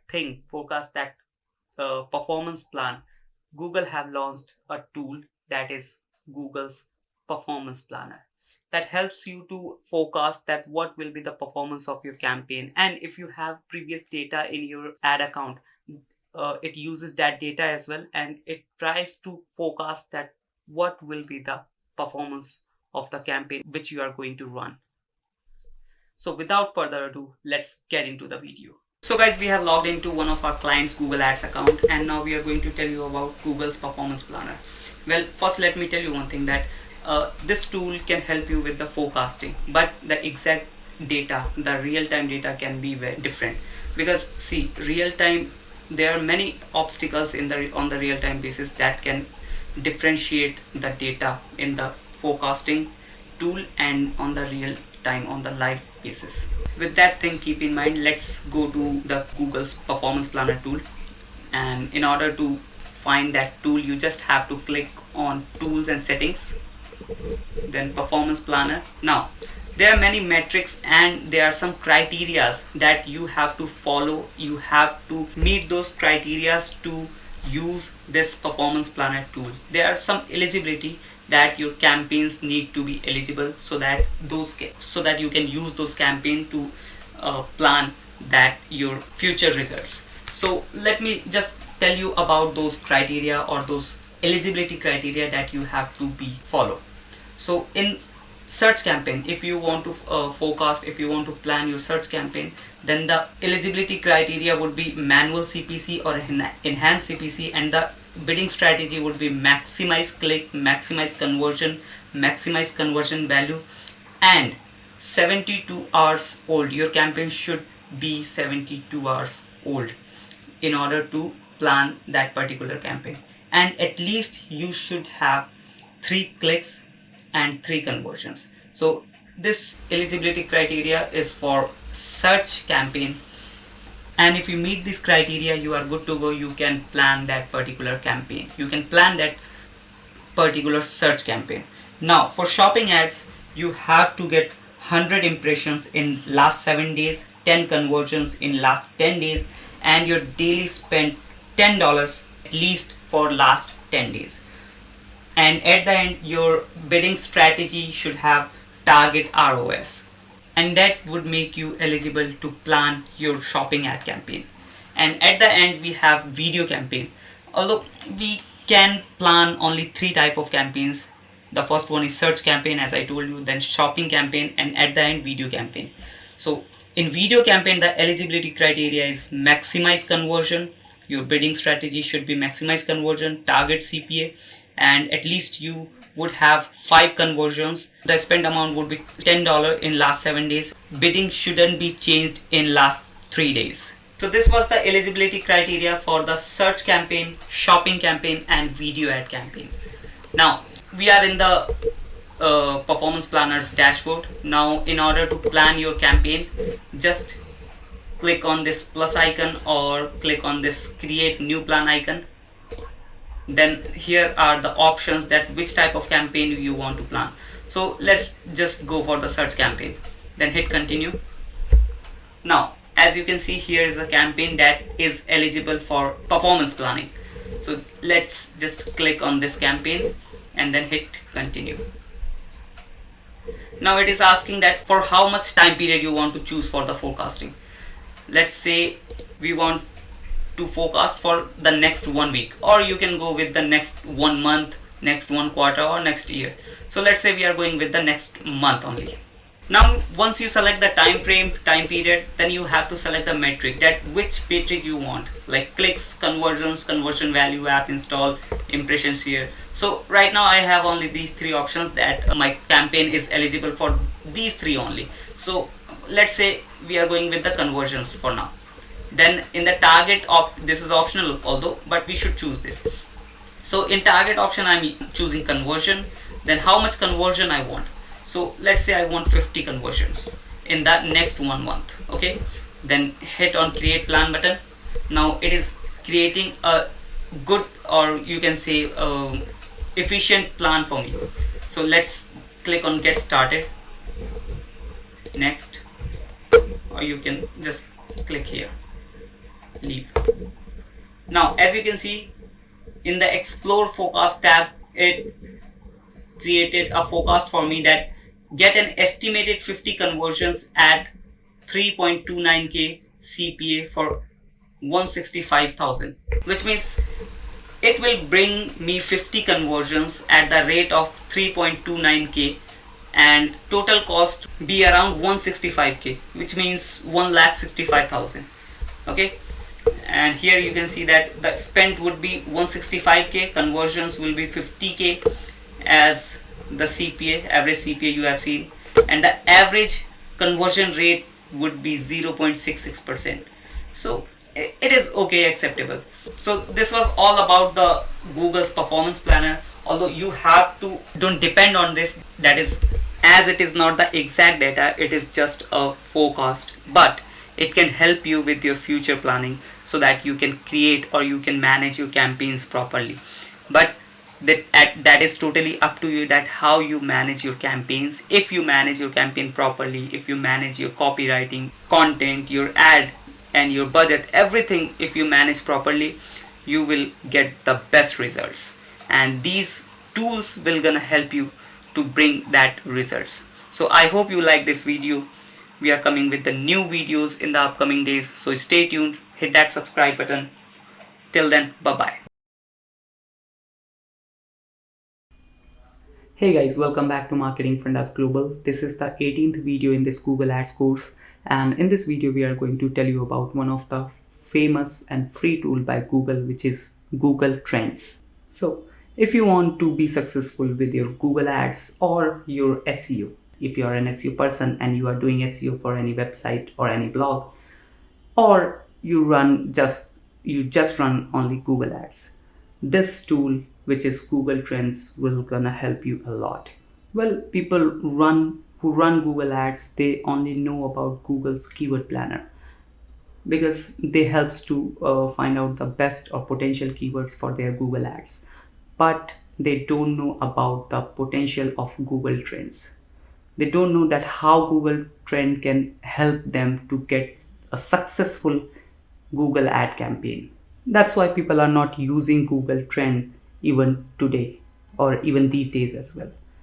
Although Google Ads is here for a while, but due to the lack of awareness, Google Ads is one of the underdog tool by Google. Even Google Trends can help you with your offline business as well. Even the Google Trend can help you to find your niche, find your business, that which business you should choose these days. So all these types of benefits you can take from Google Trends. And in this video, we are going to tell you about all the A to Z things about Google Trends. And at the end of the this video, we are going to show you a live demonstration of Google Trend as well. So with that said, let's get into the video. So here is the first slide that says Google Trends is a website offered by Google that analyzes the popularity of top searches in Google search across various regions and languages. So Google Trends help you to find the top searches in different type of regions and languages, and then it uses graphs to compare search volume of different queries over time. So it gives you a thorough idea through graph that which trend is going on right now. Also, it shows the search volume as well, that on which particular topic what is the search volume right now. And then with this you can see trend by year, you can get daily search trend also. Even like with Google Trend tool, you can see the year on year changes as well, like on which like there's a topic like digital marketing. Okay, so what was the traffic on this topic in 10 years ago, and what is the traffic on this particular topic right now? You can see that data as well. So let's get to the next slide. So the heading says Google Trends feature for entrepreneurs. So if you want to become an entrepreneur, so these features will gonna help you to become an entrepreneur. Or if you're already an entrepreneur, these features will gonna help you with your entrepreneurial journey. So the first feature is help us to find niche. So if you are going to become an entrepreneur, you are trying to become an entrepreneur, so this feature will help you to find the best niche where the competition is low and the demand is high. There are many type of niche where the competition is pretty low, but people don't able to find that niches. So this tool will help you to find that niche, right? And the second point is find relevant product categories in related topics. So if, for example, you have any topic and you are not able to find the best product or the best good product for that particular topic, so this tool will help you to find that relevant products. For example, you are in a baby food industry, or you are in a baby product industry, okay, and you are not able to find the relevant products in that particular category which has good demand and low competition. So this tool will help you to find that product in that particular niche or in that particular topic. Okay, then the third point is promote your store around seasonal trends. So these tool will help you provide you an year on year data, so you will be able to easily able to track that where the seasonal trend is going on.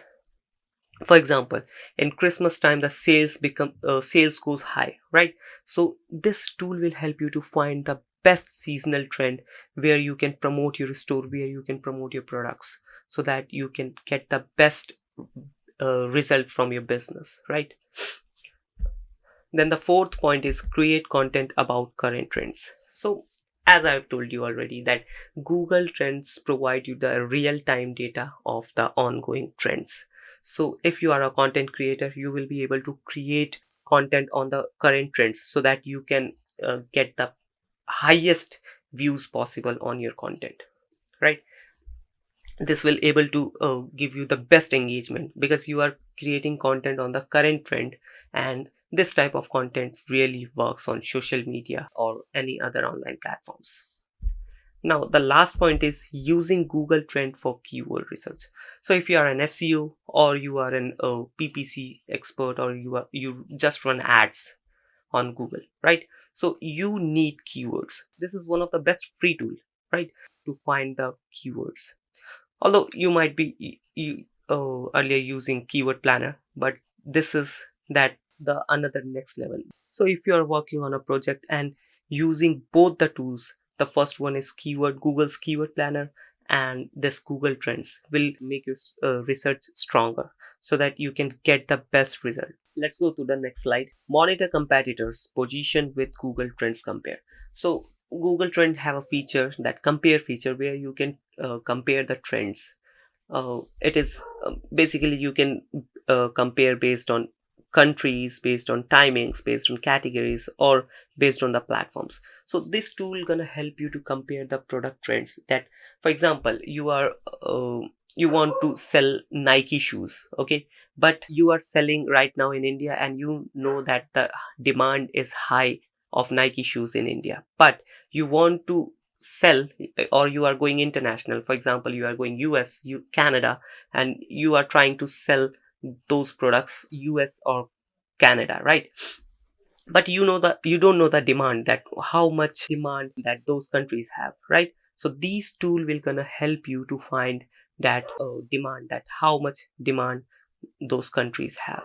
So you can compare the trend according to country, according to the time, like months, year, right? And if you are trying to find out the category, you can compare those products on the category basis as well. Okay, let's go to the next slide. This is help you to plan Google Shopping, when to start or when to not.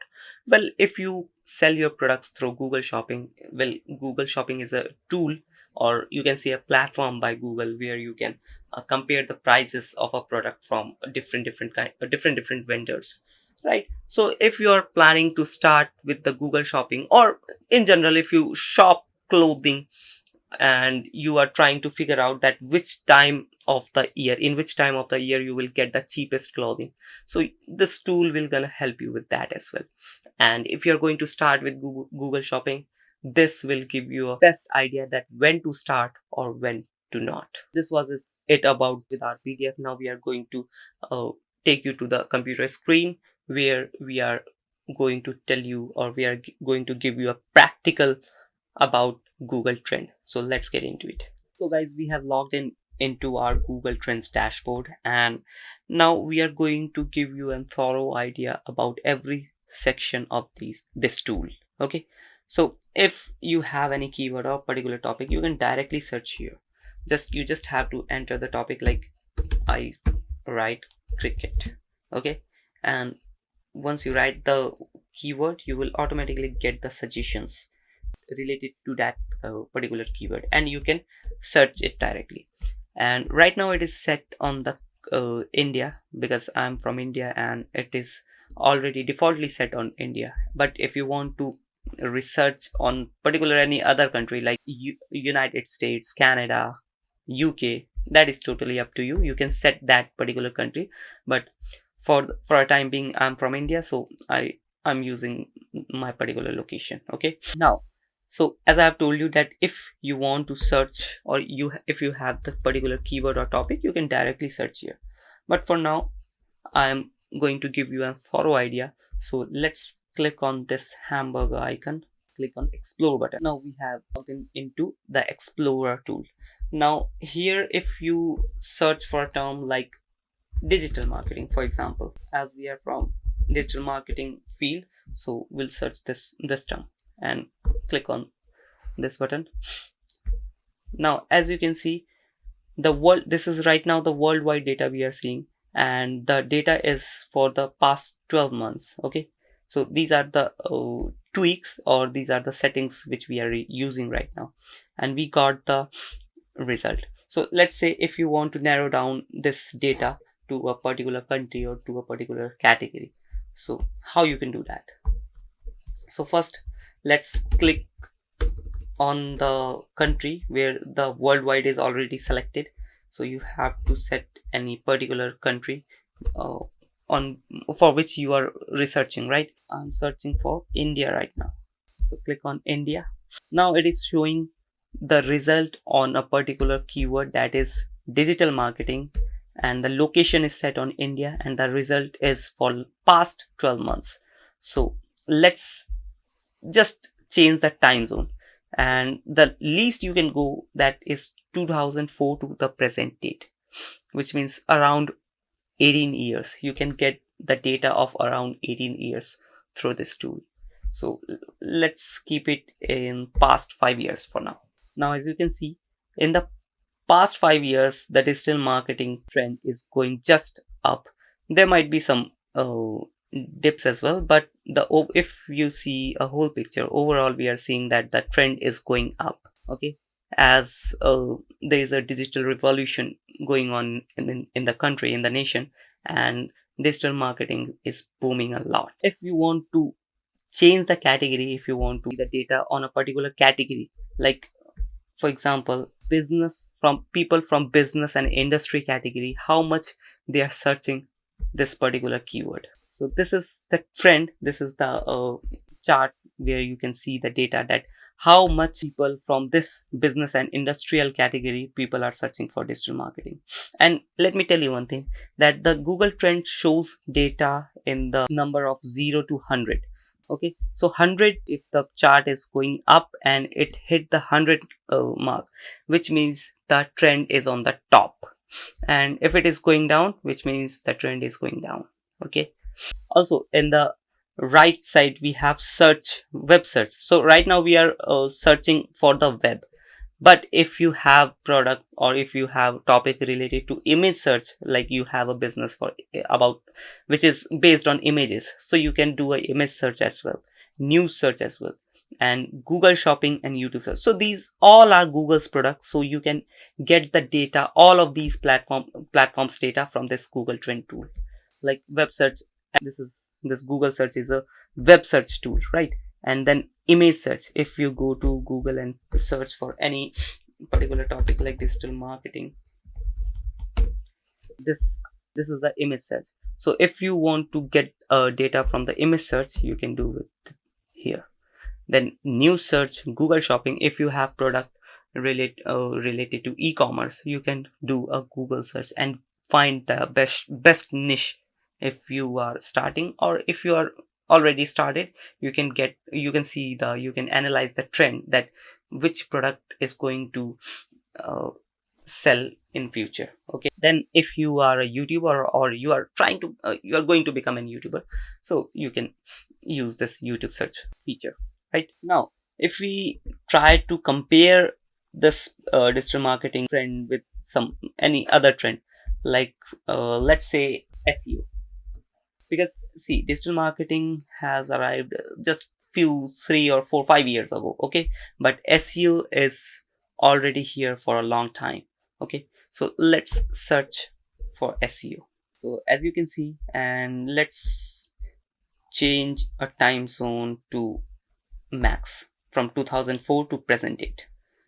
Now, as you can see, this is the data, this is the trend for the SEO, the red line, and the blue line is for the digital marketing trend.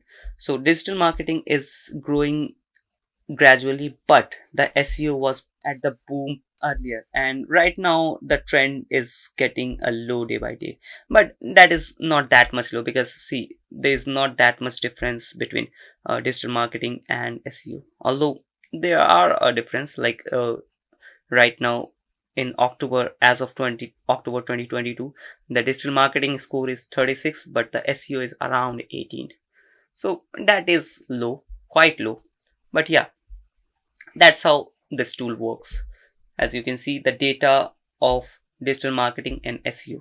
And now if we go a little bit down, we can see the data on area basis, like region basis, map of the country, and these are the states where we can see the trend, like in which state the trend was up or down. Okay, as like in Arunachal Pradesh, trend of digital marketing is higher than the SEO, and in Jharkhand the SEO trend is a little bit high. That's how. And if you want to compare it city wise, you can do with that as well. Okay, so overall the SEO trend is going down and the digital marketing trend is going up. So this gives an idea that digital marketing field is growing, SEO thing is going down day by day. Although SEO is not going anytime, going soon anytime, but yeah, it is going down gradually. Now if we scroll a little bit down, we can see that this tool provides data that we are comparing digital marketing SEO separately as well. Like in digital marketing, this is the data, and the SEO, this is the data. So we are able to compare the topics separately as well. Okay, so this is the region wise data, and these are the related queries, and these are the keywords that break out it. Okay, and if we change it to topic, so as you can see, digital marketing course is a keyword or query that is rising a lot. It just hit 100 points. Okay, and there's one more query that is digital marketing agency. It is around on 68. So as like Google digital marketing 57, digital India digital marketing company. So these are the top performing or top related queries with related to our keyword, that is digital marketing. Okay, so these are the top queries, and these are quite impressive, right? And if we go down for the SEO, and if we change it to top, so as you can see, SEO company is that related query that is on the top, then SEO marketing, SEO service, SEO India, Google SEO. So these are top queries related to SEO service or SEO topic, which we have compared with digital marketing. Okay, and on the basis of these queries, you can build your platform, build your business. Like if now, as you can see, that digital marketing course is a trendy topic, trendy query. So you can launch your digital marketing course on YouTube, on Google, whether you can sell it for free, or maybe you can launch it for free, or you can sell it. That is totally up to you. That is totally on your marketing. But yeah, you found a topic, you found a niche, right? And that's how this tool works. And as much as you dig in this tool, you will find very useful data. You will be able to find very useful data and insights through this tool. Okay, so that was it about this explorer tool.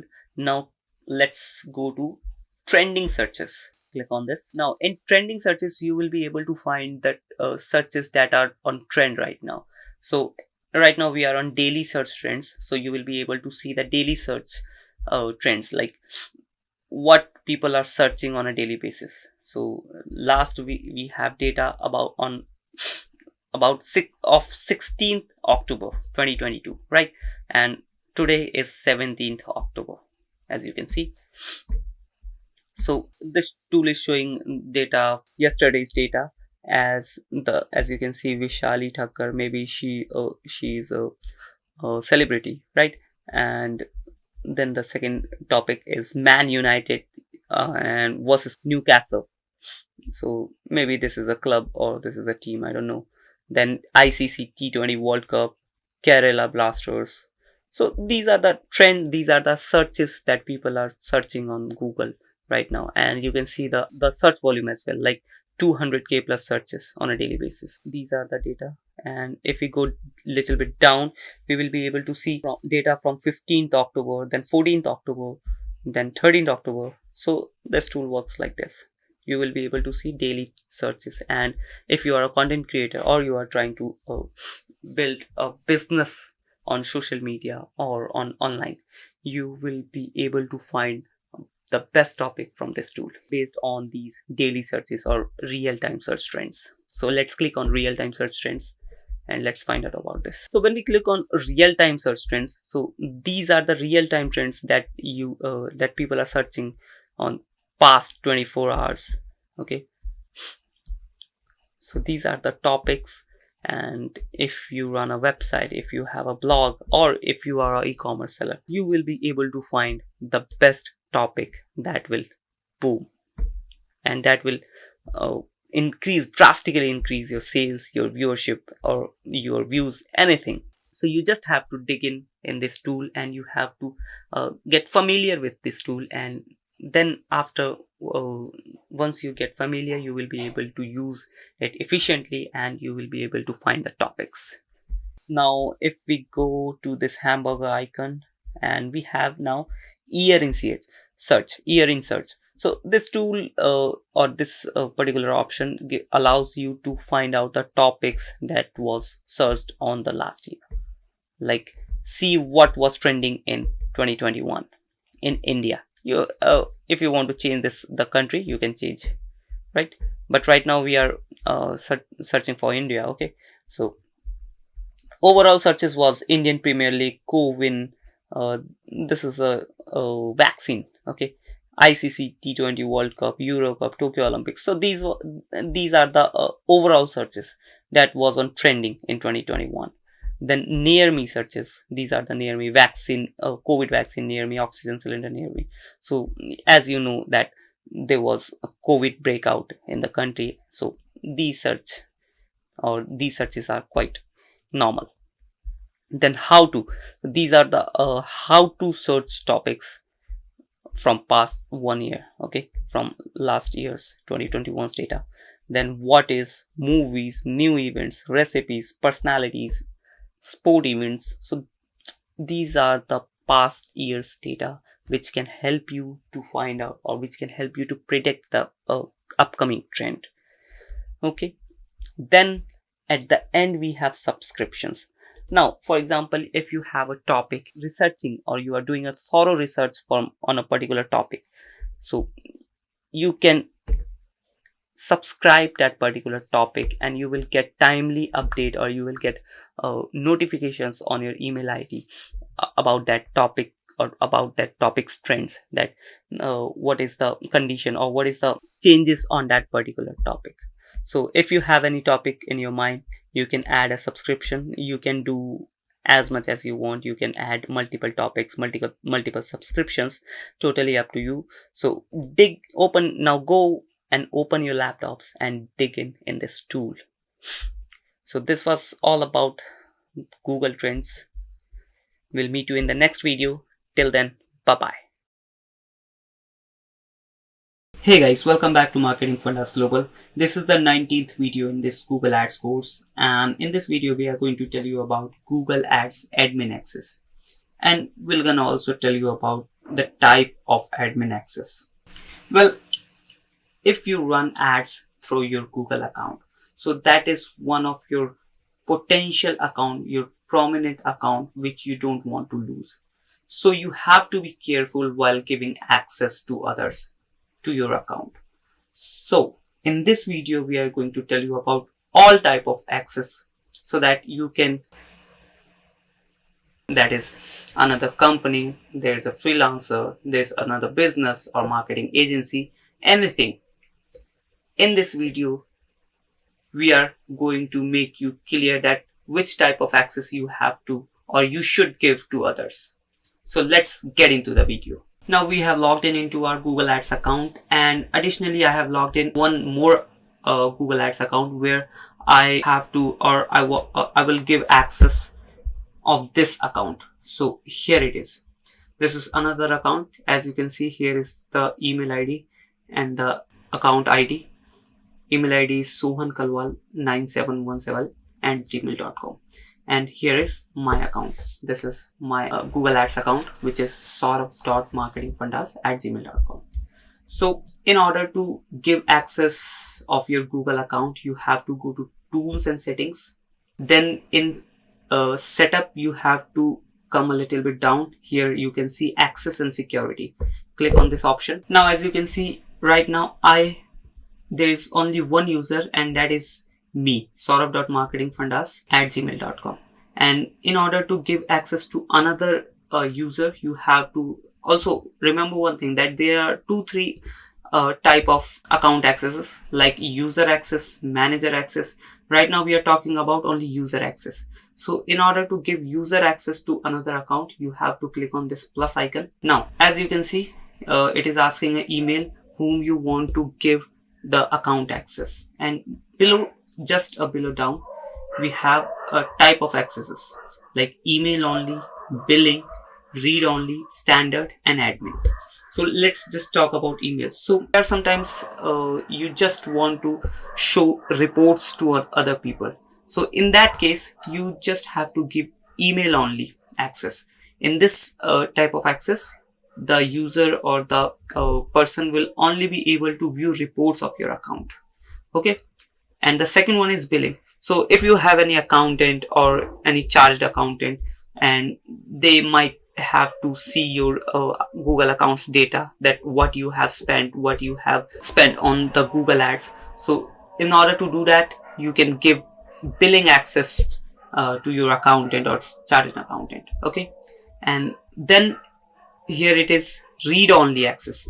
In this access, the people will be able to see all the data, but they will not be able to do any changes, or they will not be able to execute anything.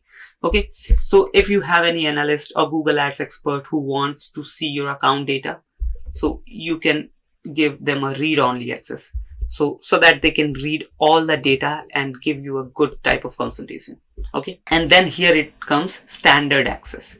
So in this case, in this type of access, the person get almost all the access. They will able to read, they will be able to create, they will be able to execute, and each and everything.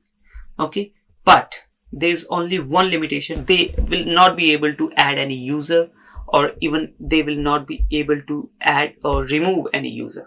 Okay, and that thing comes in the admin access. So whenever you are giving admin access to another person, keep in mind that that particular person, if they want, they will be able to remove you as well. Okay, so you have to be very conscious when giving admin access to another person. Okay, and if you are hiring a digital marketing agency, any freelancer or any digital marketing expert, you can give them that standard access. Okay, so that they can execute, they can view reports, they can create Google ads, or they can execute the things properly. Now let's give the access to the account. Let me copy the email address. Here it is, the email address, kanwalsohan9717@gmail.com. so let's just copy it, then come back to my Google Ads account, then paste it here. Now I want to give a standard access. Okay, as I told you, just hit send invitation. Now as you can see, we get a message that this email address in an allowed domain. To make changes to the domain allowed domain list, update it and security settings. So I have done this to show you that if you have a security setting, let me come here. So let me make you understand first. So in Google Ads, you can give access to Google's domain, which is Gmail domain, or if you have any business domain, like we have Marketing Fundas domain. So if you have any business domain, you can give access to those particular domains as well. Like if you have info@marketingfundas.com, you can give Google Ads access to that particular domain. Okay, and right now we have only allowed marketingfundas.com domain. So if I have saurabh@marketingfundas.com, I would have got the access, but right now I don't have that email ID, so I have to add Gmail domain here so that I can get the access to my Gmail account. Okay, so you have to do it. If by chance you don't have the domain, the business domain ID, you can give the access or take the access to your gmail.com Gmail domain as well. Okay, that is totally up to you. So as you can see, I have added the Gmail domain as well. Now go back to user, the add button once again, then enter the email address once again, click on standard. That is totally up to you, that which type of access you want to give. Okay, now send invitation. Now as you can see, invitation pending, we can see that the status is awaiting right now. It means the invitation is sent from our side. Now we have to confirm the invitation from that another account. So let me tell you one thing, that to get that request in this particular account, there are two ways. So first one is go to settings and then access and security. So as you can see, we got the invitation here. So if in case you don't get the invitation here, just go to the email address, your email address, log in with your Gmail. Okay, and refresh it. As you can see, here is the invitation. Okay, so if that is totally up to you, you can accept it from here or from here as well. So let's just accept it from here. Wait, you will not be able to accept it from here. You have to go to Gmail and open the email address, that particular email, then click on accept invitation. Now it will redirect you to the Google Ads account. Then hit continue. Set up two-step verification if you want, or otherwise you can skip this option. Now I have to enter the password. Let me enter the password and log in. Now as you can see, I got the two-step verification access and I enabled that setting, and now I got the access to that particular Google Ads account here. As you can see here, I got this account access here. Now let's go back to my previous account and let's see that the awaiting response status has changed into access level or anything else. So let's just refresh it here. Now as you can see here that the kanwalsohan9717@gmail.com ID is activated and the account access level is standard here. Still I have the admin access here, and both account has authenticated and the two-step verification is on both the accounts. So that is up to you if you want to enable the two-step verification or not. That is totally up to you. So this was all about giving access to your Google Ads account. That's it for this video. We'll meet you in the next video. I hope this video helps you in the future. You find it useful and coming with the new videos in this Google Ads course. So hit that subscribe button and stay tuned with the course. Till then, bye-bye. Hey guys, welcome back to Marketing Fundas Global. This is the 20th video in this Google Ads course, and in this video we are going to tell you about Google Ads preference settings. Well, this is one of the most important settings, and important as in very important, because these preference settings can help you to manage some of the most important toggles that can be done from here. Even if you are not using one of your Google Ads account from past many months. So the activation button to activate that particular account, the activation button can be accessed from this preference settings as well. So let's get into the video. So guys, in order to access our preference setting, we have logged into our Google Ads account, and now you just have to go to tools and settings, and in the setup option you just have to come a little bit down, and here you can see preferences. So just click on this. Now once you click on the preferences option, you will get two options, preferences and notification. So let's just talk about preferences first. In this option, the first option is display language and number format. If you want to change your language, okay, if you want to change your Google Ads account language, you can do it. Right now it is on English US, but if you want to change it to English UK, English Australia, or even if you want to change it to any another language like German, Hebrew, Hungarian, Indonesian, totally up to you. You can do it. Once you select the language, then hit the save button. Don't forget to hit the save button. Okay. In the account settings, first option is account name. So as you can see here, right now we only have the account ID here. In order to simplify your accounts, let's say you have 10 or 12 accounts. For example, we work in an agency, online marketing agency. So there we have 15-16 Google Ads accounts. So in order to manage those accounts properly, in order to access the proper account, we have to name those particular accounts so that the confusion gets minimized. Because see, we can't remember the number every time, right? So in order to create an account name, click on the button and then enter the name set. Okay, let's say we are adding MF, which means Marketing Fundas Ad Account 1. And then hit save button. As you can see, the name is saved. So let me just refresh it once. Let it load a bit. Now, as you can see, just behind the account ID, you can see the name as well. It helps to simplify your Google Ads accounts, right? Now, there's one more setting, that is time zone. So if you want to change the time zone, right, the client is from another country, or you are managing the account from another country, you can change the time zone from here. Okay, now here's one more important setting, that is account status. Right now it is showing active. So let's say you are not using your account and past few months, so the account would get inactive, and here you will get the active button. Okay, which means without activating your account, you will not be able to use your Google Ads account. And if you want to cancel your account, so here's the button, and 60 days your all thing, every billing will be get final. And if there is a remaining amount in your Google Ads account, that will be reimbursed bank account or the payment method. Okay. And below we have contact information. Filling the contact information is pretty important, because see, if Google Ads team want to contact you directly, so that particular contact should be added here, so that they can directly contact you and they don't have to get hassle. Okay, so adding a contact information is good call. Please enter all your contact details, because see, it is not any particular account, it is your Google Ads account where you are spending tons of money to stabilize, to grow your business. Okay, so anything will not be neglected.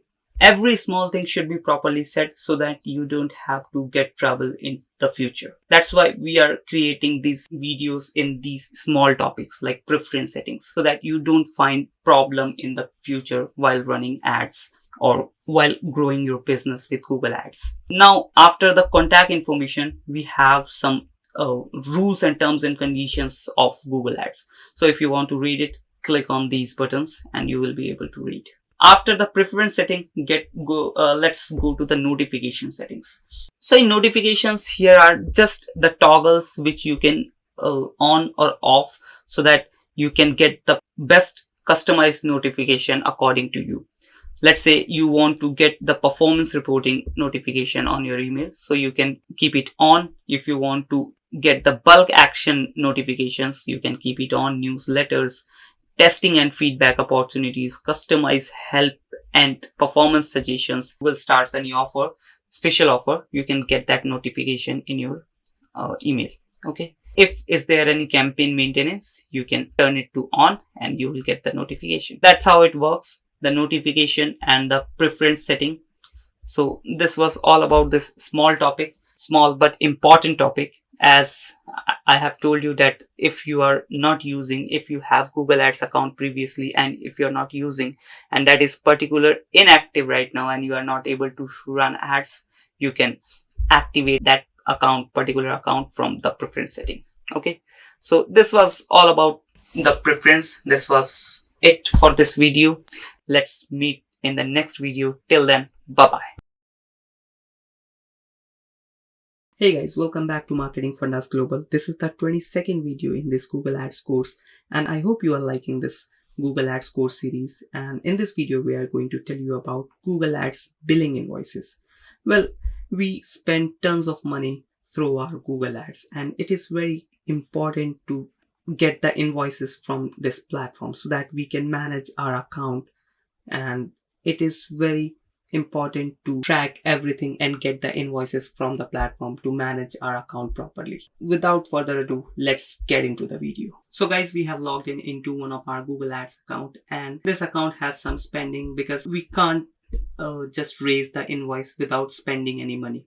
Okay, that's why we kept this video in the middle of the course, so that you can understand the initial things first and then we get into the billing or invoice things, right?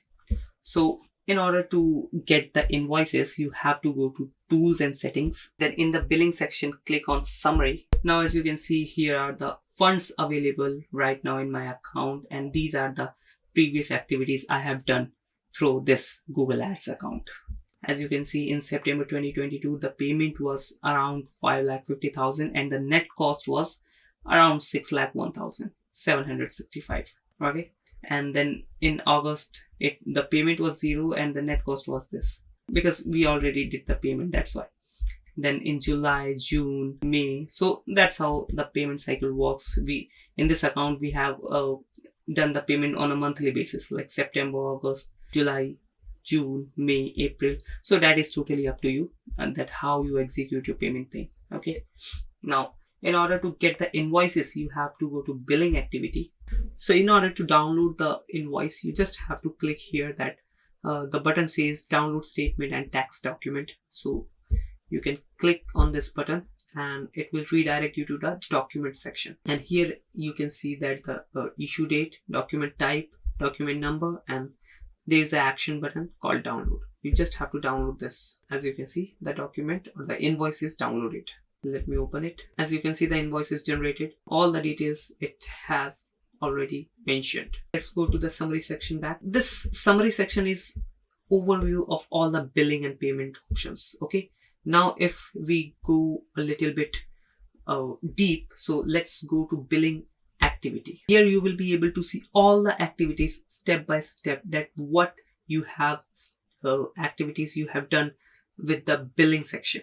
Okay, so all the activities you will be able to see from the first time you have opened this account to the till date. So for example, if you want to see the data from August 2020 to October 2022, so just enter the date and apply. Now you will be able to see all the data, all the billing activities in the date between August 2020 to October 2020. Okay, so that's how the billing activity system works. If you want any kind of data, if your account, the person who manages your account, if that particular person want any data or any detail with billing activities, you can check it here. Then in the document section, so document section is the place where all the invoices are stored. As you can see here, all the invoices are here. You just have to click on the download button and you will be able to download. And if you want to download only some selected documents, so just click on this box, just check these boxes and then click on download selected. Then in promotions, if you have taken the benefit of any promotion that has run by Google, so that promotions option will be shown here. That promotion, the coupon code or anything else that you have get benefited. Okay, but right now this account doesn't have any promotion, so that's why this section is empty. Then billing transfers. If there is any transfer in your billing, that data will be shown here. For example, if you got refund from Google, that refund data will be shown here. If your account got cancelled and your account billing is transferred, that data will be shown here. So in billing transfer, you will get that kind of data, right? And then in payment methods, so here you will be able to see all the payment methods that Google provides you to add funds. So if this account doesn't have any payment method yet, but if you want to add payment method, you just have to add and you will be able to add the payment method. So then go to settings. So these are the settings and the options which we have told you earlier, that text information, your account detail, your country details, every small data which we have told you earlier. These are pretty important data. You have to keep in mind that without adding these details, your GST number, everything, your account details, your GST number, your company details, you will not be able to do, or you will not be able to run Google Ads properly, because your account will not be maintained and you will get trouble in future with your accounts. So keep that thing in mind.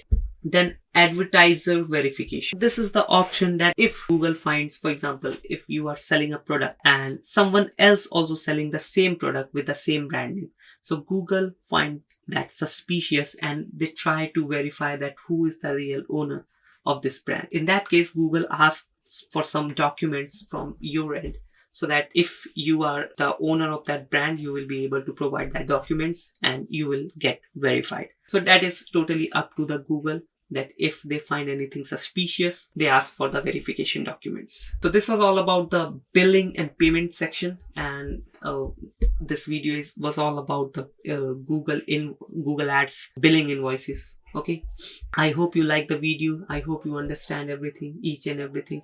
If you have any confusion, please comment down below and we'll try to figure out, or we'll try to answer that question in the comment section itself.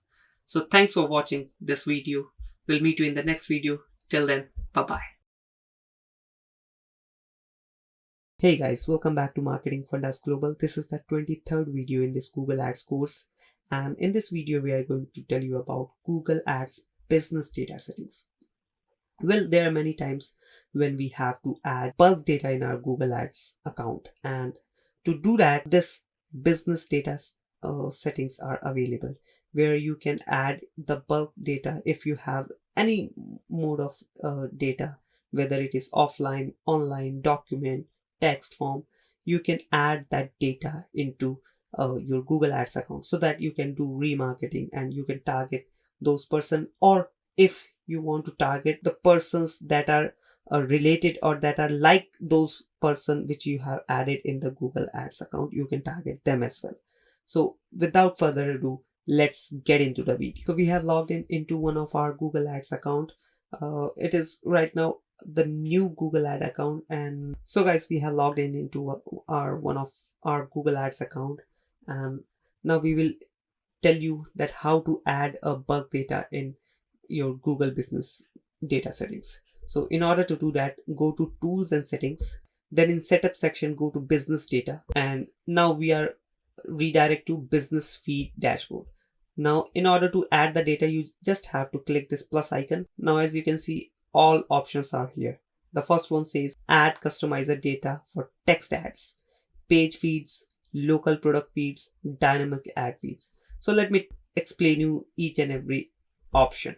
The first option is, or the first point is, add customizer data for text ads. If you are an offline store, for example, you have a jewelry store, and you have customers from past 5 years or 6 years, from whenever you have started your store, open your store, and you have made around 4,000 offline customers, and you have data of those customers, and now you are going online and you want to add or you want to remarket those customers. So in order to add that data in your Google Ads account, you have to use this option, that is add customizer data for text ads. So click on this button, and now you have to just name this data, and then you have to add the source. It can be in a file, Google Sheet, or if you have the website link, you can add that as well. And you have to use Google's template, and in that particular template you have to fill the data, and then you have to upload that data in Google Ads. This is the link from where you can download the template. You just have to click it, and as you can see, the template has been downloaded. Then go back. Let me go to setup and business data again. Then we have page feed. Page feed is basically for when you want to run ads on a selected pages of your website. For example, let's say we have a website that marketing fund does, okay, and we have around 100 pages in our site, but we don't want to show ads on total 100 pages. In that case, we will use page feed option to add that particular pages on those on which we want to run ads. So for example, we just want to run ads on 20 pages. So I just have to download the template, and I have to add those 20 URLs in that template, and then I have to upload it here, and that's it. I will be able to run ads only on those particular 20 pages. Okay, now we have local product feed. Local product feed is basically for those who run merchant center ads.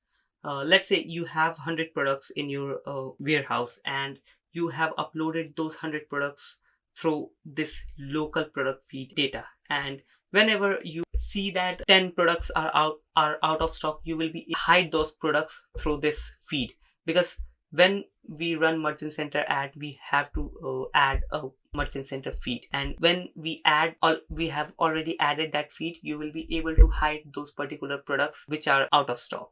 Okay, although there are other methods as well, but these options help you to simplify the things, so that you don't have to do the same thing again and again. Now let's get back business data option. Now we have dynamic ad. Basically this, for let's say I'm running a dynamic ad in education sector, as I am from education sector. So let's say I'm running dynamic ads and in education sector, and I have downloaded this template, and I have added all the headings from my service. Let's say the pricing of my course, the services, all the main headings related to my service I have added on this particular CSV file. Okay, in this particular template, and I have uploaded.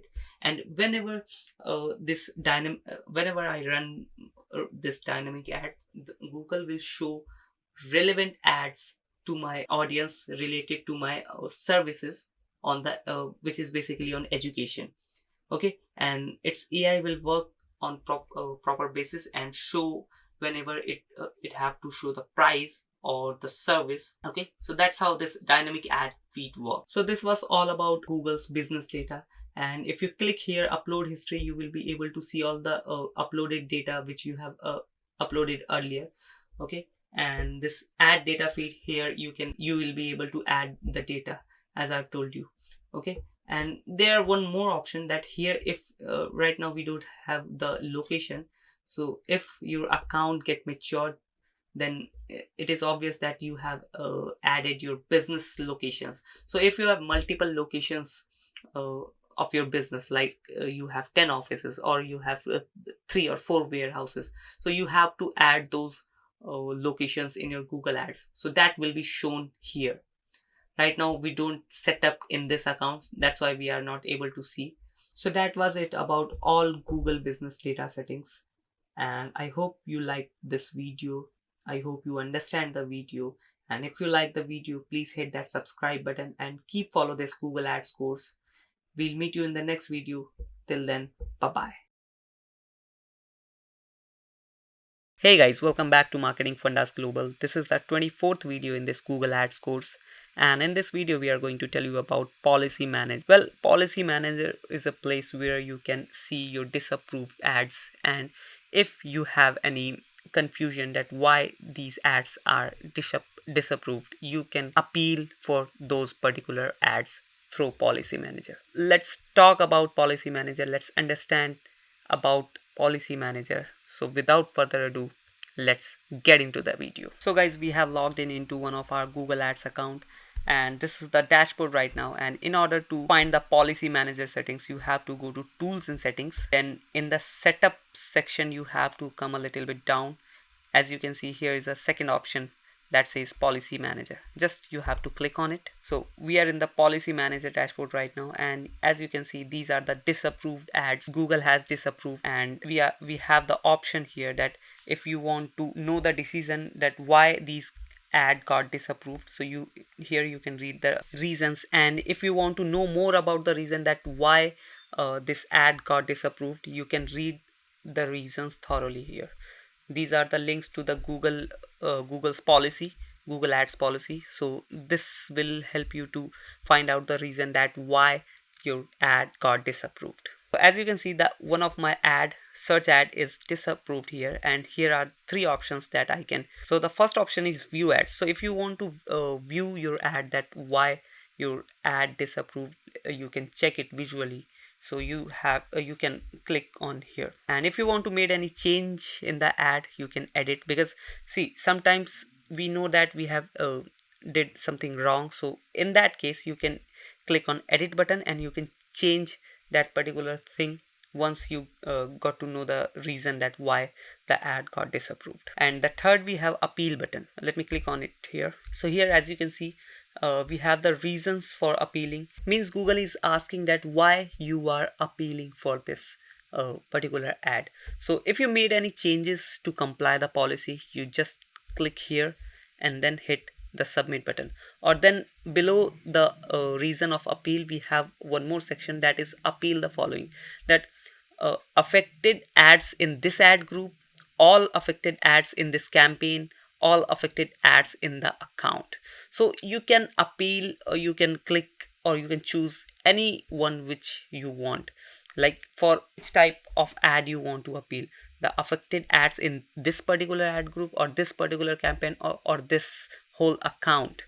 So that is totally up to you. Just select the following, then hit the submit button. As I'm not submitting right now, because this is one of our clients' ad account and we don't want to make any changes right now. This is for showing you that how the ad manager then and Google Ads policy works. These are the search ads. If you have any particular image ad, there will be some more options you can that execute. Now next, we have appeal history. So if you submit some ad for approval process, so that particular process will be in here. You just have to click here, and as you can see, we have appeal for 3 ads, and all the 3 appeals got rejected. But it happens if you don't follow the Google Ads guidelines, the ad will got disapproved. But if you follow everything properly, your ad will be successfully approved. You don't have to worry about it. Just you have to follow Google's policy properly. Okay, so here as you can see, this is the policy violation, that what things that particular ad includes, what is the appealing date, reason, status, and then result. So right now it is, but if it would have approved, here we would be able to see successful, but right now it is failed, and that is totally fine, not to worry about anything. But yeah, you have to follow Google's guideline properly, and sometimes Google disapproves the ads which has been followed everything and every Google's policy. But you don't have to do anything, you don't have to change anything that in that particular ad. Just appeal once and you will be able to see that Google has successfully approved that particular ad. So yeah, that was it about this video. We hope you like this video. I hope you understand the concept of this Google's policy manager, and as a policy manager you should get knowledge about these small things so that you can be strong with your Google Ads campaign in future. So let's meet in the next video. Till then, bye bye. Hey guys, welcome back to Marketing Fundas Global. This is the 26th video in this Google Ads course, and in this video we are going to tell you about how to connect your Google Ads account with your Google Analytics. Well, we run ads to bring conversions, to bring sales, to bring up our business, but track all these data we need Google Analytics. We need an analytics tool, and that helps us to efficiently run our Google Ads so that we can bring the best results as possible. Well, without further ado, let's get into the video. So guys, we have logged in into our Google Analytics account, and we also have logged in into our Google Ads account. So in order to connect your Google Ads account with your Google Analytics, first you have to create both the accounts with the same email ID. So make sure you have created both the accounts with the same email ID, and then you have to go to the dashboard of Google Analytics, and in the left hand side corner you will be able to see an admin option here. Okay, just click on this. Once you click here, in the property section you will be able to see product links option, and here are some options that you have that are available to connect. Okay, so right now we are going with the Google Ads link, so click on this. Now here you can see a link button, so just click on this link button, and then we have to choose the Google Ads account. Okay, so as I have told you already that if we have created the Google Ads account with the same email ID, we will be able to see here that Google Ad account. As you can see here, this is the account ID and this is the account name. Let me verify it once. This is the account ID. As you can see, MF Ad account 1. Here's the name, and the account ID is 983-508-7950. 983-508-7950. Yeah, that's the account. Check this box and then hit the confirm button. As you can see, also make sure that you can connect maximum 20 accounts only. Okay, so this is our first. Just hit the confirm button. We have confirmed, then hit next. Here are the configuration settings that you can toggle according to your choices, so let them on, keep them on. There's not to worry about that. Okay, hit next, then hit submit. Let me close this. Now as you can see, it shows link created. Let me close it once and then refresh it. Now here is the account that has been linked with my analytics. Account name, account ID, account type, and now it is enabled, linked date, and the email ID from which I have connected. Okay, now let me tell you that in Google Ads, where you will be able to see that your account is linked with any analytics or not. Click on tools and settings option, then in the setup option you have to come a little bit down, and here is the option linked accounts. Click on this. Here you can see Google Analytics, GA4 and Firebase. As you can see, one linked it is showing. Click on manage and link. Here is the property, Marketing Fundas Testing Google Analytics. So this was the account name of my Google Analytics. As you can see here, Marketing Fundas Testing, right? So the account has been successfully linked, and that's how you can link your Google Analytics with your Google Ads account. And here's the option if you want to unlink. So that's it for this video. We'll meet you in the next video. Till then, bye-bye. Hey guys, welcome back to Marketing Fundas Global. This is the 29th video in this Google Ads course, and in this video we are going to tell you about Google Ads policies. Well, if you are going to start with Google Ads, you should know Google Ads policies so that your ads cannot be deleted, suspended, or rejected. If you don't know these policies, you will not be able to run a successful marketing campaign. Also, in the upcoming videos, we are going to teach you how to create ads, and these Google Ads policies will gonna help you that which things should be done and which things should not be done. So without further ado, let's get into the video. So what specifically we are trying to convey in this video? What are the things that you should use in your Google Ads and what are the things that you should not? Also, in which scenarios your ads account can be deleted or suspended. So let's start with the prohibited content. Well, prohibited content is totally restricted content that Google doesn't allow at all. Let's read it once. Content you can't advertise on the Google network. So that's what we are trying to say, that there are some kind of content like adult content, sexual content, hacking, scamming.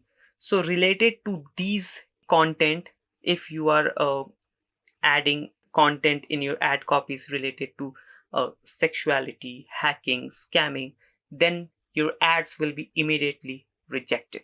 Then second, we have prohibited practices. So things you can't do if you want to advertise on Google. There are some fair practices and there are some unfair practices as well in the market. So you have to be aware about those unfair activities, unfair practices that you can't perform while running ads on Google, so that you can efficiently run ads on Google.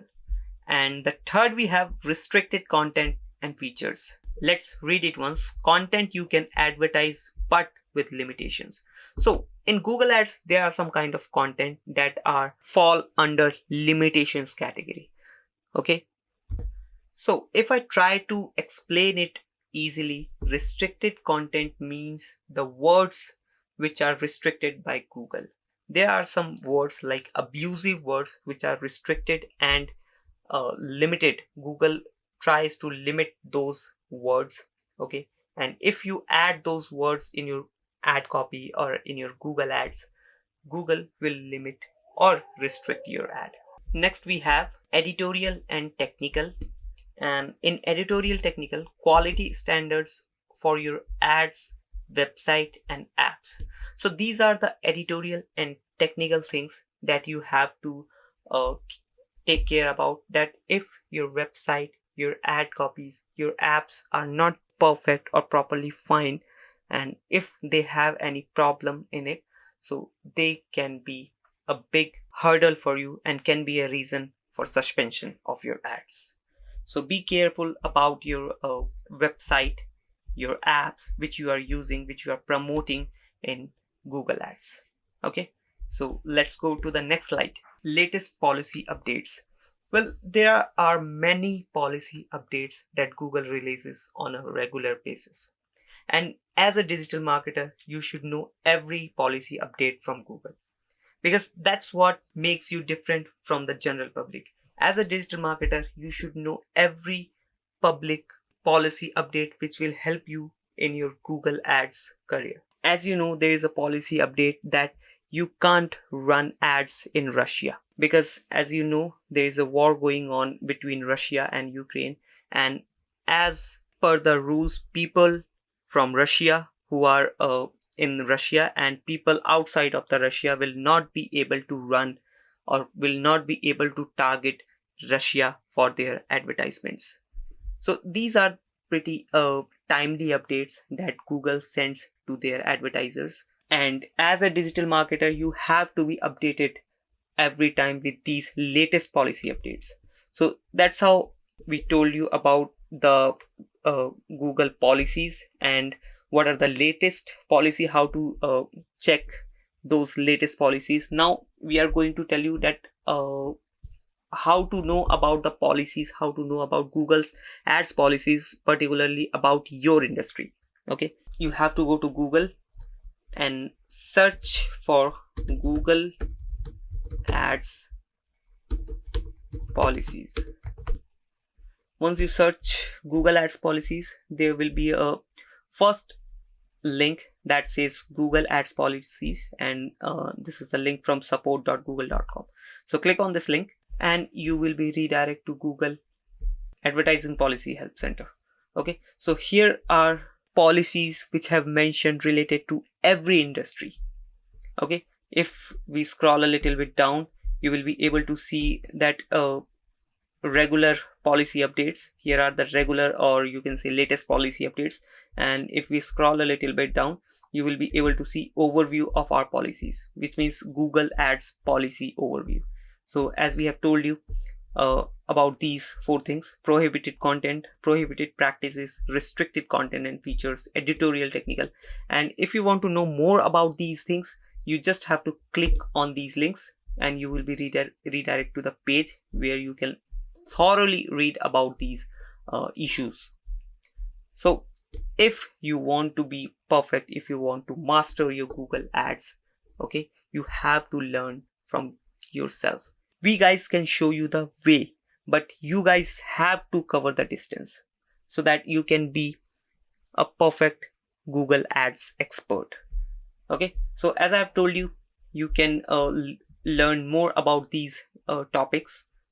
Okay, and now I'm going to tell you that if you belong to a particular industry, so how you can learn about that particular industry. Let's say you are from a medical industry, because majority of ads get suspended in medical industry. So you have to know that what things are allowed in medical industry so that you can run your ads. Okay, so in order to learn, or in order to search about medical terms, medical policies by Google, you have to search here where which says describe your issue.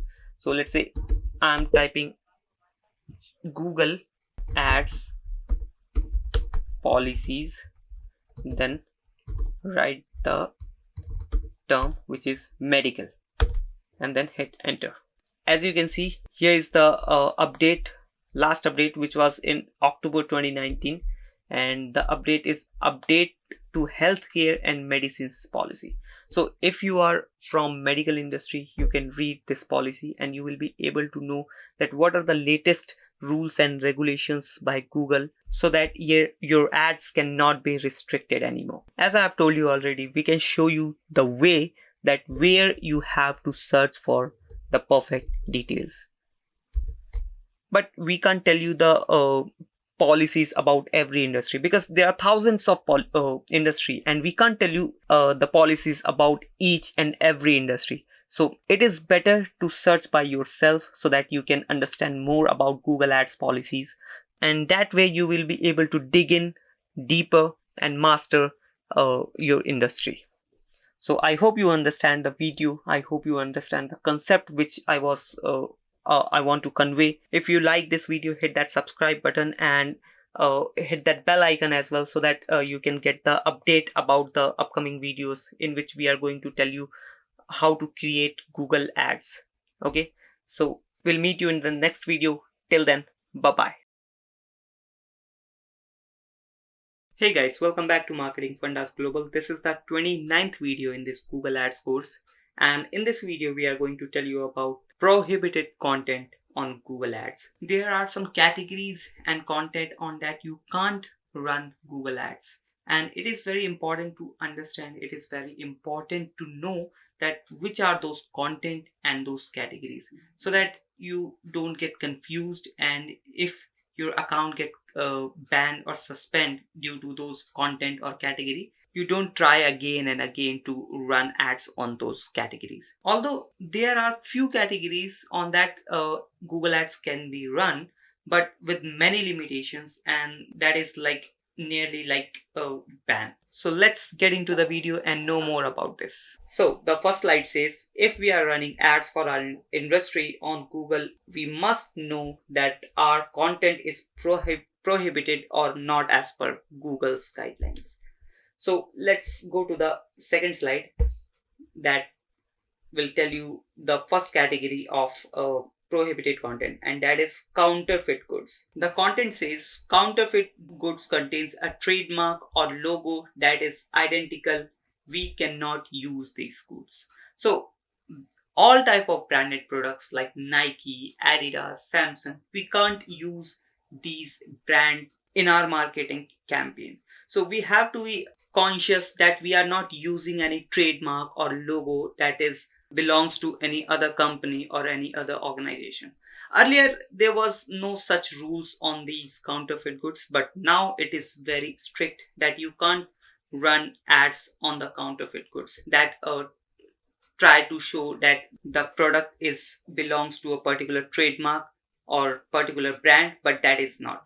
So if you are using if you have any counterfeit goods, you can't run ads on that category. So be aware of that. And the second thing is dangerous product or service. Dangerous product or services, the things come in this category is drugs, equipment to facilitate those drugs.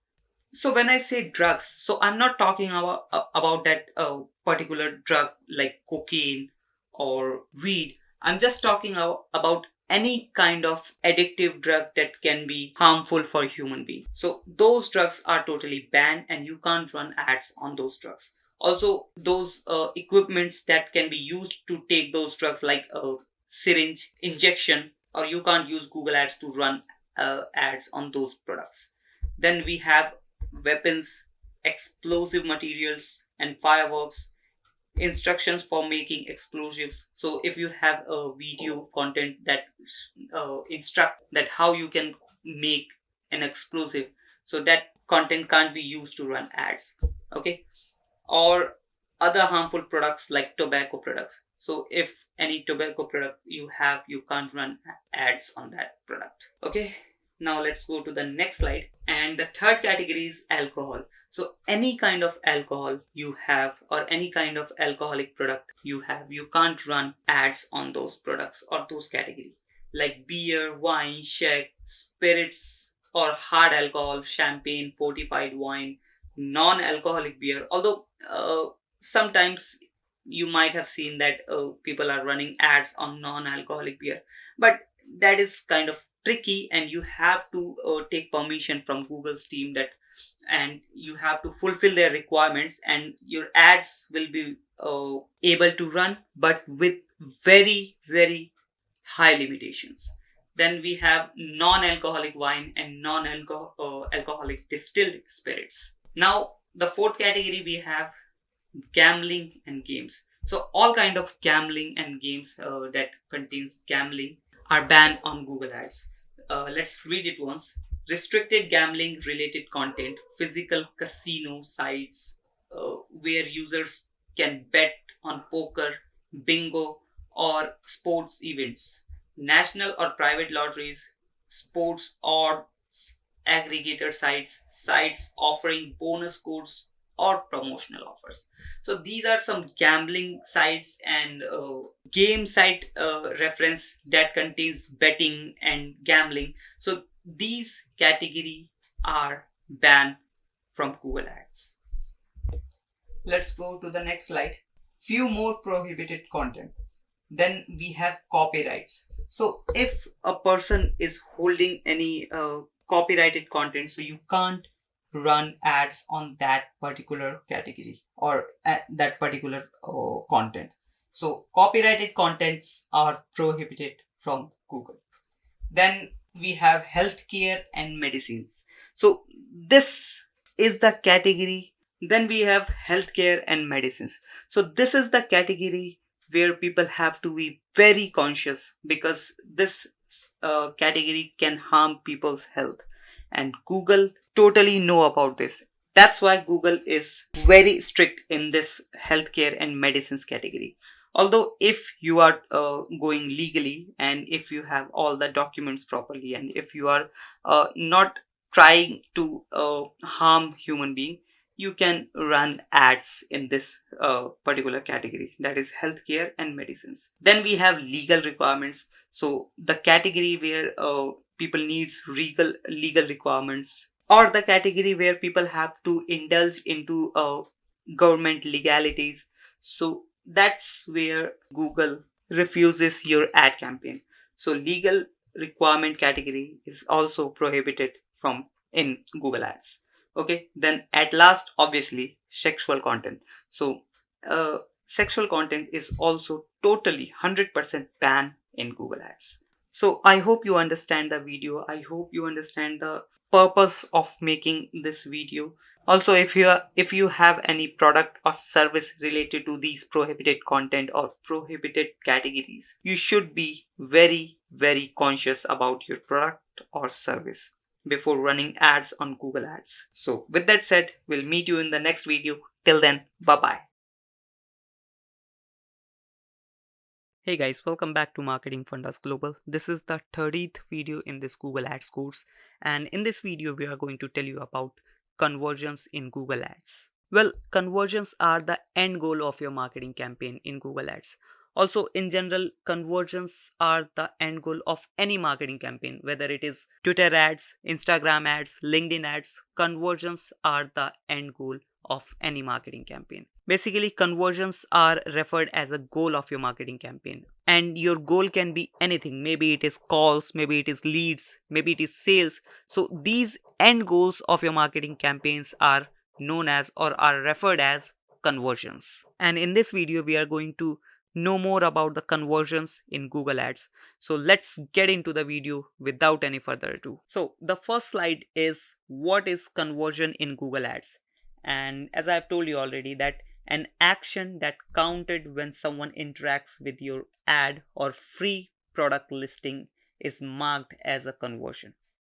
It can be anything as per your business: calls, leads, sales, or etc. So as I've told you, your conversions can be anything as per your business or as per your marketing campaign. So it depends on your marketing campaign and your business, that what is your end goal and what is your conversions, right? Now let's go to the next slide. Second slide says how we get a conversion. So here is a small funnel for a demo purpose we have created. So let's get into it. Second slide says how we get a conversion.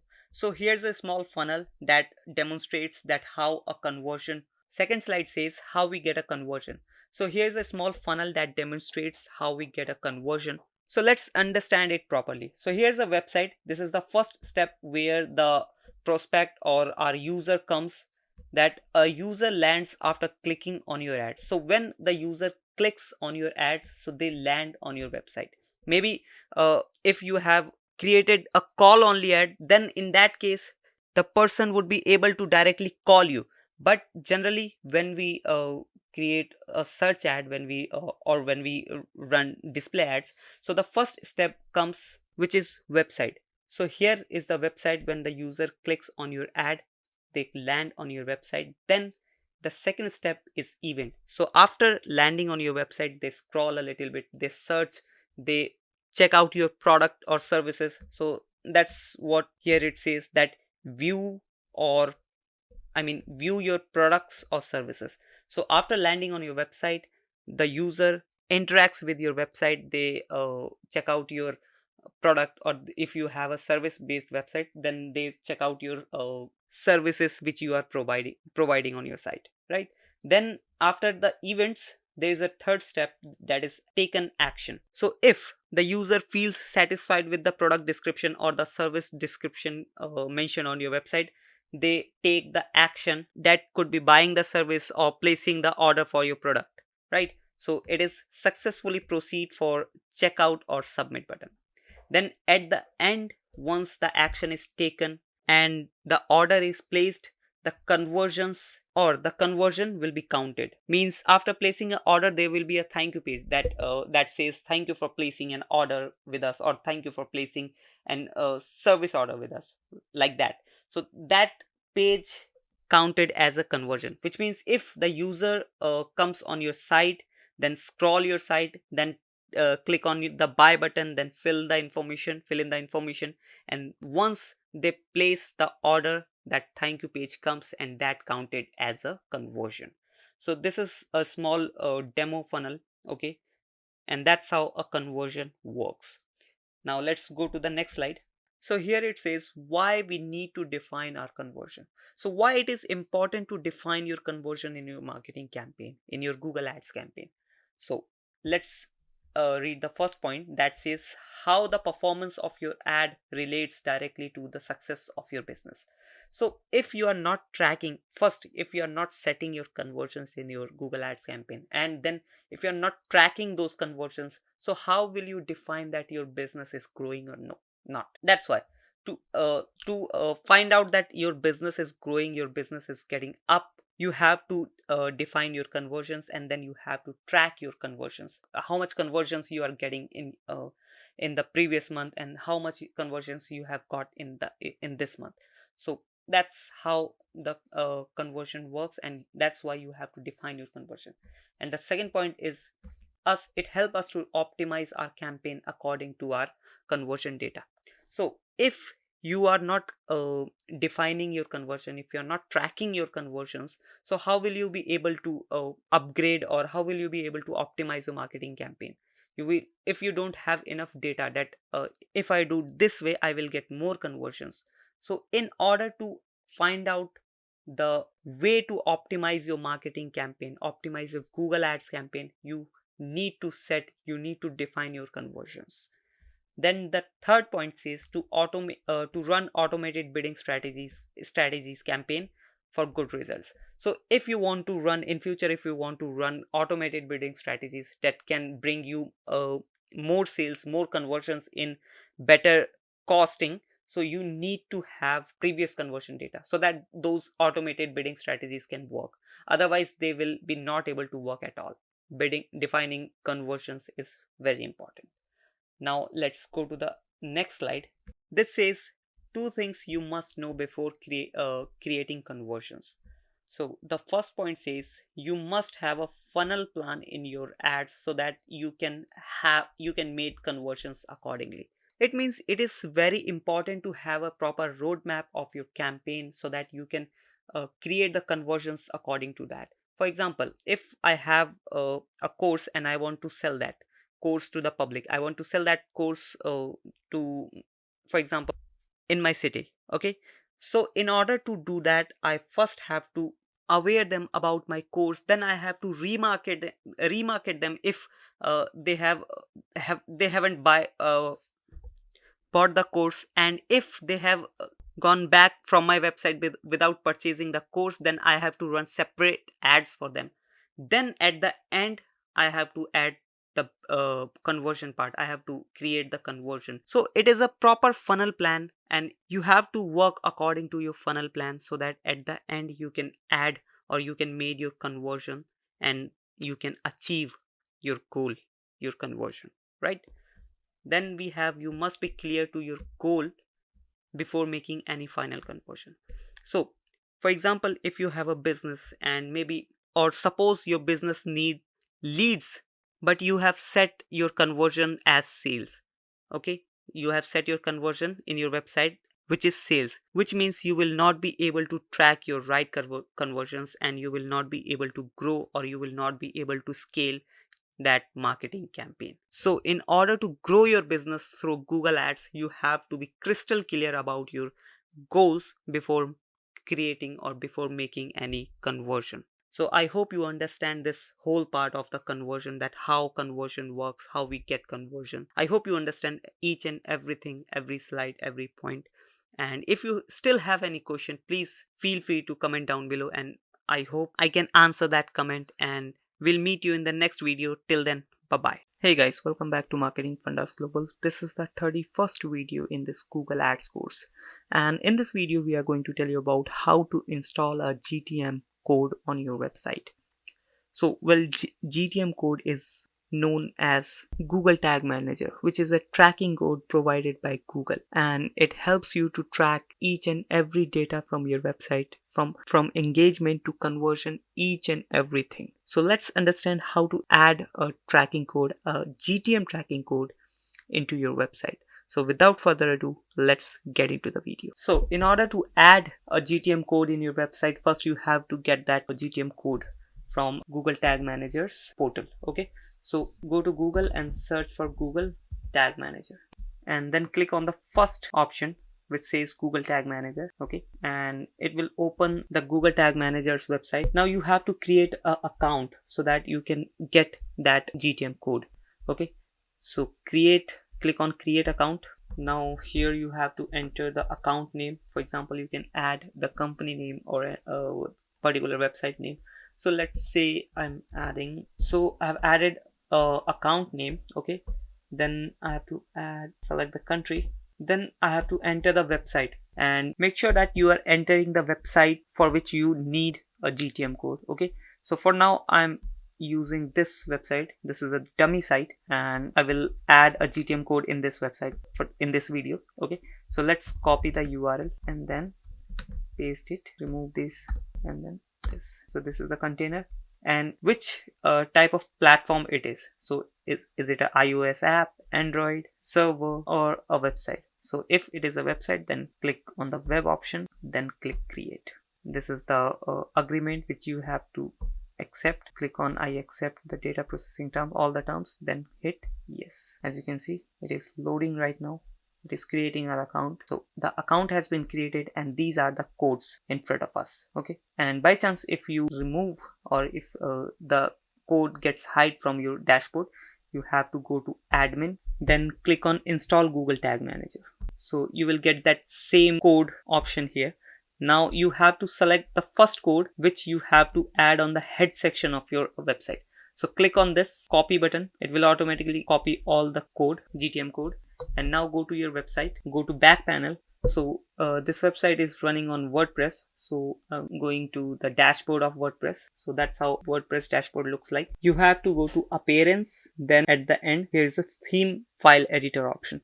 So you have to click on this. Once you redirect to this code page, where all the codes related to this website has been stored, you have to go to scroll a little bit down here, and you will be able to see theme header. So as we have told you that you have to click this first code in the head section of your website, right? So go back to the theme website, and then this is the theme header. So click on this. Also below you can see header.php. So once we click on the header.php option, we are in the head section of our website. So this is the head section code.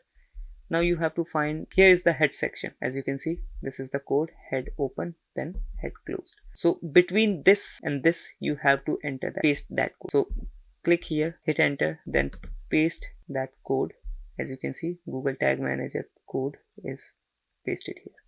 Then update file. Once the file gets updated, go back to the Google Tag Manager dashboard again. Then we have the second code which we have to paste in the body section of our website.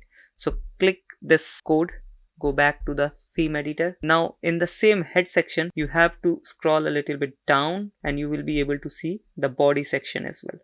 So here's the body section. As you can see, there is a body tag here. You just have to click here, enter one more, so that you can get one line here, then paste the code here. As you can see, the code is pasted here. Now click on update file. So both the tags has been added in your website. Now we have to check that whether tag is properly working or not. So in order to check the tag which is added in your site is working or not, you have to go to Google Tag Manager dashboard again. So there are two options to check that your code, that GTM code is working in your website or not. So the first option is go back. Here is your account. As you can see, we have created one account just before in this video. So you have to click this container name.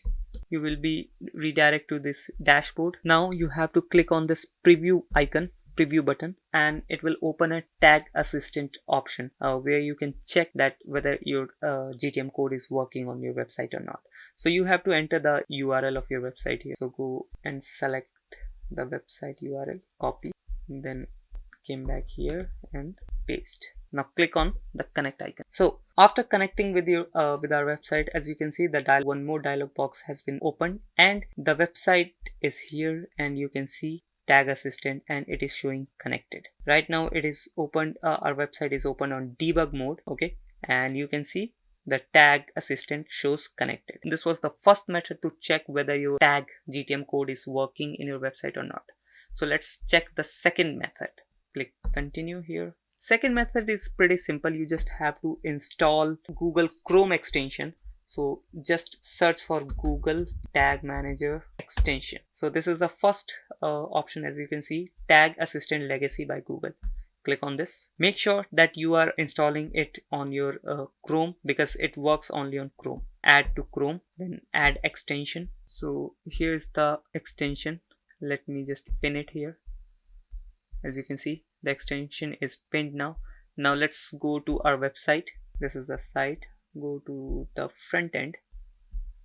Let me open the website again. Our website domain is marketing.unx.com. Once the website gets opened, you have to click on this extension and just hit the enable button and then refresh the website once again. So once the refresh is completed, you will see that the tag assistant is turned green. Click once again and you will see that the GTM code is detected now. So in order to check that the GTM code is properly connected, you have to go to GTM, Google Tag Manager once again, so that you can cross check your GTM code.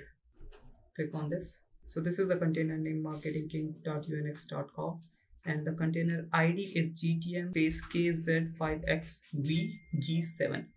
And the code is also the same here, GTM KZ5XVG7.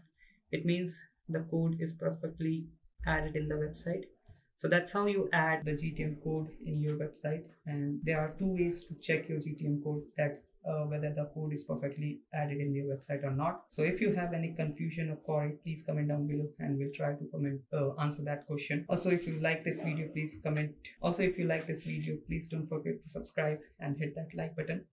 We'll meet you in the next video. Till then, bye-bye. Hey guys, welcome back to Marketing Fundas Global. This is the 32nd video in this Google Ads course, and in this video we are going to tell you about how to install Google conversion tracking code in your website or your blog. If you want to run Google Ads for your website, so it is very important to install or to add a tracking code, conversion tracking code in your website, so that you can track all the conversions, all the data. So in future, if you want to remarket with your audience, you can do that. Or if you want to analyze the data, that what type of conversions or how much conversions you got through your website with the Google Ads, so you will be able to do that with the help of conversion tracking code. So without further ado, let's get into the video. So guys, we have logged in into our Google Ads account, because you need a Google Ads account dashboard to get that conversion tracking conversion code. Okay, and then on the other tab we have logged in into our WordPress site as well, so that we can paste that conversion code in our WordPress website. And if you have any other platform except WordPress, so you have to open the backend of that particular website or the CMS of that website,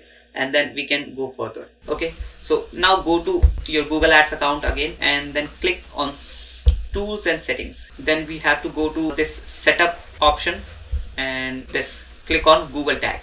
Once the web window is open, you have to scroll a little bit down and you will be able to see your Google tag. Okay, and here is the Google ID, as you can see here. Okay, and now you just have to click on installation instructions. Then we have to click on install manually, because we are doing this process totally manually, so we have to click on install manually. So scroll a little bit down and here you will be able to see that Google conversion tracking code.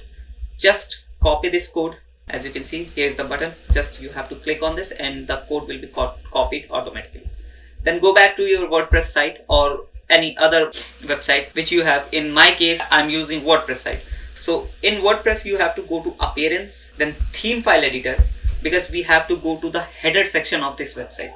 Okay, and the header section will be found in this WordPress site in the theme file editor. So let me just open this. Once the theme file editor gets open, you have to scroll a little bit down in this right hand side menu here, and you will be able to see theme header, also header.php. Click on this. Okay, now header.php is opened, and here you will be able to see the head tag, which is the head section of this website. So here is the open and here's the close head tag. Okay, so you have to paste the code between these two tags. So let me just create a space here and then paste the code here. So as you can see, the code is pasted here, and now just I have to update this file. Click update. So it says file edited successfully. So your conversion tracking code is added in your WordPress website properly, and now you will be able to track all the conversions, all the track data, which will help you to get success in your marketing journey. Also, if you want to test that the code is properly added in the website or not, you can do dummy testing, dummy conversions, so that you can check or you can verify that the code is pasted on your website. I hope you understand the video. If you have any question or query, you can comment down below and we'll comment that question or we'll answer that question in the comment section itself. We'll meet you in the next video. Till then, bye bye. Hey guys, welcome back to Marketing Fundas Global. This is the 33rd video in this Google Ads course, and in this video we are going to tell you about how to add Google conversion code in your Shopify account. Well, Shopify is one of the most famous and renowned e-commerce platform in the world, and there are millions of brands and millions of companies who are using Shopify as an e-commerce platform. So it is important to know how you can add Google tracking code in your Shopify account. So let's get into the video without any further ado. So guys, we have logged in into our Google Ads account, and side by side we have logged in into one of our e-commerce Shopify account as well. Now we just have to get a tracking code from Google Ads account, and then we have to paste it in the head section of our Shopify account. So let's just do it. And in order to do that, you have to click on this tools and settings icon in your Google Ads account. Once you click here in the setup menu, you will be able to see Google tag. Just click on this option. Once it gets login, you will be able to see your Google tag, and it is the ID here. As you can see here, it is right now it is untitled tag, but you don't have to worry about it. We have to go to this installation instruction button. Then you have to click on this install manually button. Once you get here, you will be able to see the code, which is Google's conversion tracking code. You just have to copy this by clicking on this button, and the code will be copied automatically. Then go to your Shopify account. In order to paste the code, you have to go to online store. Once the dashboard gets logged in, click on this 3-dot icon here and then edit code. Now you have to find here theme.liquid option here. As you can see here, theme.liquid, click on this. Once the theme.liquid code gets loaded, you have to scroll a little bit down and find the head section of this website, of this Shopify store, right? So as you can see, the code opens here. This is the head section open, and somewhere below the head section will get closed. Let me find. Here is the closing of your head section. Okay, so you have to paste the code in the between of these two head tags. Okay, so let's just enter the code here, create one extra line so that you can verify that where the code have been pasted, and then click paste. So the code is pasted now. Now you just have to save this code, and the Google tracking code will be saved in your e-commerce Shopify site. And once the Shopify codes get loaded, you will be able to track all the conversions with your Google Analytics and Google Ads account. Right now, I'm not doing it because it is one of our clients' account, as also the code is already pasted here. That's why I'm not doing I've done just for the demo purpose. So this is how you can paste Google's conversion tracking code in your Shopify site. I hope you understand the video. If you have any question or query, if you have any question or query, you can comment down below and I'll try to answer that question. If you like the video, please hit that subscribe button and like button. We'll meet you in the next video. Till then, bye bye. Hey guys, welcome back to Marketing Fundas Global. This is the 35th video in this Google Ads course, and in this video we are going to tell you about how to install Google Ad conversion tracking with GTM. Well, basically you'll learn how you can add a Google tracking conversion code through GTM. But remember one thing, that it is only possible when the GTM code is already applied on your website. And we have already taught you about the procedure of how you can add a GTM code in your website in our previous video. And we are also pinning that particular video. Also, we have given the link in our description box. You can check out that video. And now let's continue with our current video. So guys, we have logged in into our Google Ads dashboard, and now we are going to tell you how to add that conversion tracking code through GTM. But please note that one thing, that you have added your GTM code in your website already. And if you haven't done yet, you can check out the video link in our description box, so that you can properly add the GTM code in your website. Okay. So in order to add the Google conversion tracking code through your GTM, you have to first log in with your Google Ads account. Then in a new tab, open your GTM account as well. So it is getting logged in. Okay, now the GTM account is getting logged in now.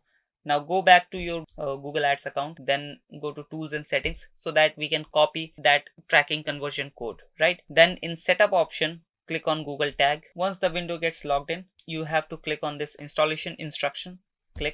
Now click on install manually. Now here is the Google conversion tracking code. So just hit this copy button and it will automatically copy all the code. Okay, so as you can see, text copy to clipboard. Now go back to your Google Tag Manager, then open your existing account which you want to use to add the tracking code. So the account is here right now.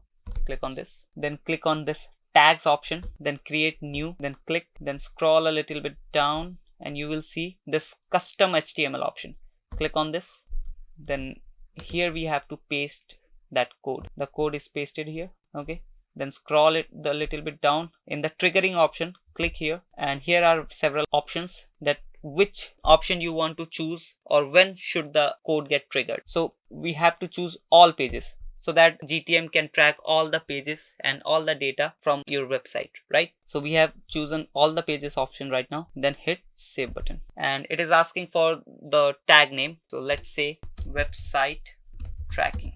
So we have given a name and then hit save button. So the tag is saved here, as you can see. And that's how we save, or we create, or you can see we track our website's data through GTM. So that's how we track our website's data through GTM. And note that one thing, that it is only possible when your GTM is added in your website. Okay, and if you haven't done yet, go to the link in the description box, which will tell you or help you or guide you that how to add manually GTM code in your website. I hope you understand the video. I hope you like the video, and if you do, please hit that subscribe and like button. And if you have any comment or question or query, please comment down below and I'll try to answer that question. We'll meet you in the next video. Till then, bye bye. Hey guys, welcome back to Marketing Fundas Global. This is the 36th video in this Google Ads course, and in this video we are going to tell you about how you can connect your Google Analytics 4 with your Google Tag Manager, which is GTM. Well guys, it is pretty important to understand about Google Analytics 4 and the Google Tag Manager, because if you are learning Google Ads and you don't know about Google Analytics 4, which is GA4 in short, and Google Tag Manager, which is GTM in short, and if you don't know about these tools, then you might find many difficulties to track your Google Ads data, because there are many metrics that can be measured with these tools, and if you don't use these tools, you will not be able to optimize your Google Ads, and ultimately you will not become a good Google Ads expert. So in order to understand how you can connect your Google Analytics 4 with your GTM, which means Google Tag Manager, you have to completely watch this video. So let's get into the video without any further ado. So guys, we have opened our browser, and in order to connect your GA4 with your GTM, you have to create an account in Google Analytics first. Okay, so write Google Analytics and search. Here is the first link you can see. Click on this. It is getting loaded. So as you can see, the account is already created. If you don't know how to create an account, you just have to sign in and fill all the company details. Once you've done that, you will be landed on this particular page where you will be asked that which type of property you want to add, like web, Android or iOS. So right now we are going with the web application, which means website, right? So click on this web icon. Once you click on the web icon, it will ask for the website, which means the property you want to add. So this is the website I want to add, and the same website I have used to connect my Google Tag Manager. Okay, let's remove this and then remove this as well, because already the HTTP is added here. Okay, and stream name, if you want to add, you can add, let's say marketing, and keep this toggle on. You don't need to worry about this, and create stream. Now the stream has been created, and you have to just copy this measurement ID. It is also known as Google Analytics ID. Okay, so just copy this and then go to your tag manager. Now in tag manager, you have to go to that container, which website you have added in your Google Analytics. So that is marketingking.unox.com. Click on this. Now go to tags, and in tags icon, you have to click on this new icon. Then click here. And now you have to add the feature, which type of property, which means the feature you want to add, which type of feature you are trying to add right now. So if that is universal analytics, then you can use this one, but universal analytics is shutting down, as you know. So we have to use GA4 configuration only. Now here, paste your measurement ID, as I've told you to copy. Okay, that's it. You have added your measurement ID and you have selected GA4 configuration. Just hit the save button, and then you have to add the trigger as well. If you don't want to add, then save the tag. But if you don't add the trigger, then the purpose of adding Google Analytics will not be fulfilled, right? So add trigger as well. So here are three options on which particular page you want to add the trigger, or if you want to choose all pages so that your Google Analytics code can trigger on all the pages of your website, right? So let's say I choose all pages option for now. Then hit the save button. Here is the tag name, Google Analytics GA4 configuration. Just save it. So as you can see, the tag is added here. Now go to your website, refresh it once, and then click on this tag icon, and here you will be able to see all the tags. As you can see, the tag has been created, Google Analytics GA4 configuration, which I have named earlier. Okay, now once it is created, you just have to click on this submit button, submit here, and then hit. Also, if you want to add the version name, then add it. Let me add GA4 Analytics. Okay, and then hit submit button.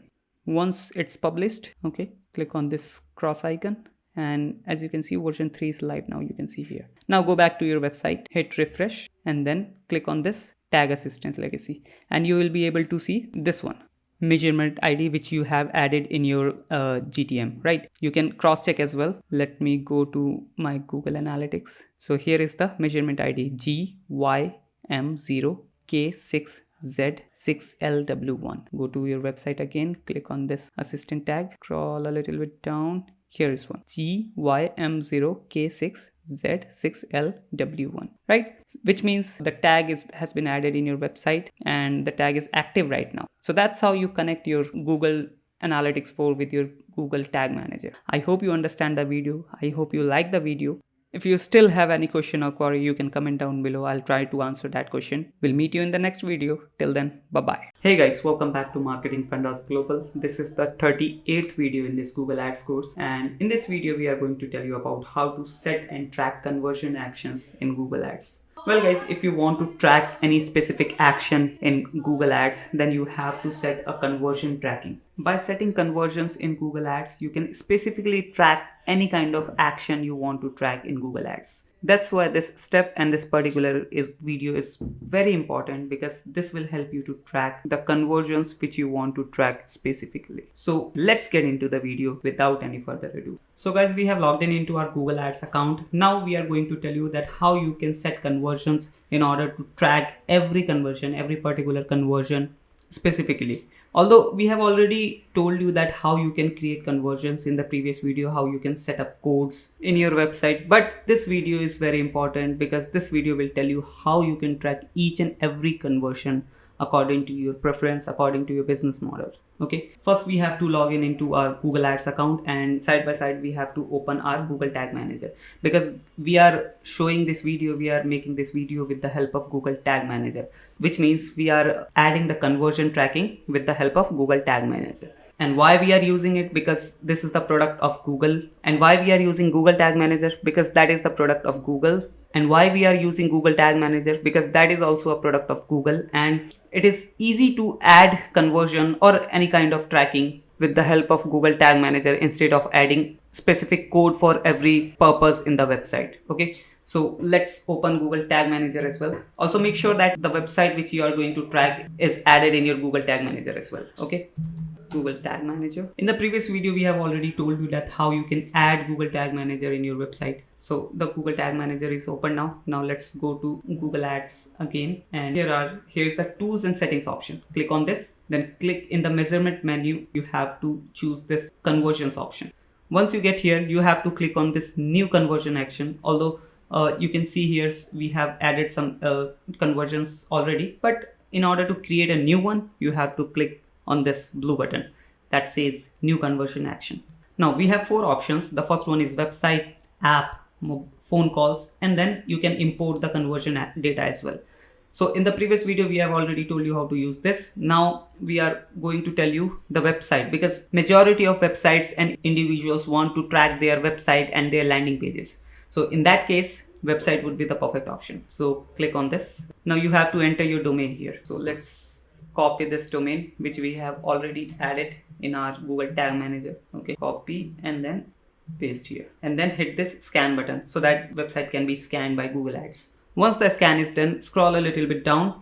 Here is the option to create the conversions automatically, but we are going with the manual option. Okay, so scroll a little bit down more, and here is the manual option. Okay, click on this, add a conversion action manually, and here we have to add the conversions. So the first option is goal and action optimization. So here is the option which you have to choose according to your preference, like which kind of conversion you have in your website: purchase, add to cart, being checkout, subscribe, lead categories.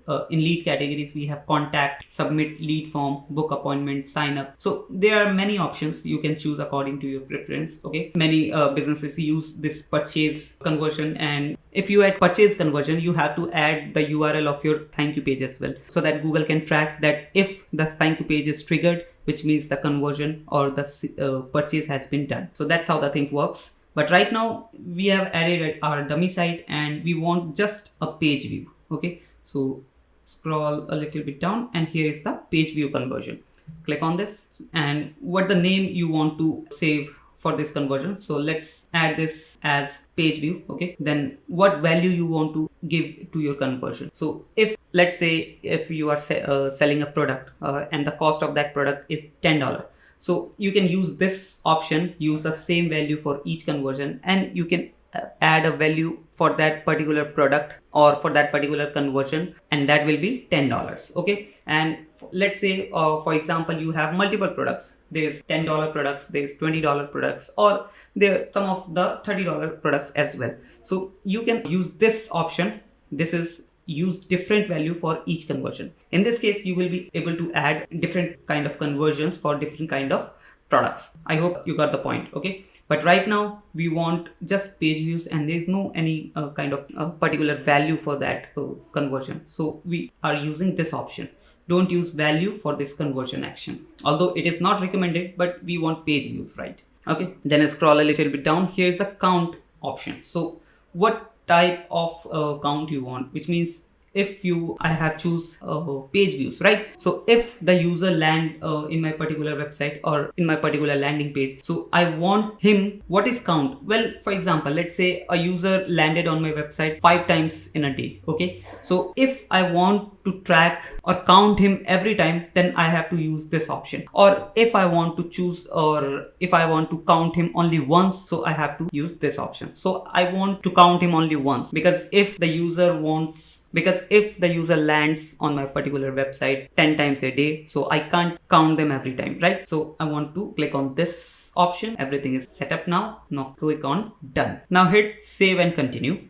Now here's the options. We have 3 options: set up with a Google tag, email instructions to your webmaster, or use Google Tag Manager. So as I've already told you, we are going to use Google Tag Manager because we have already added Google Tag Manager in our website, and it is pretty easy and pretty handy to use Google Tag Manager in order to track everything. Okay, you just have to put one code in your website and everything can be tracked with that particular one code only. So it is pretty handy and easy to use Google Tag Manager. That's why I'm recommending Google Tag Manager to use in your website. Okay, now we are using Google Tag Manager. Just scroll a little bit down. Here is the conversion ID and this page view code. Okay, we just have to copy these two things. Let's go to our Google Tag Manager, click on the website.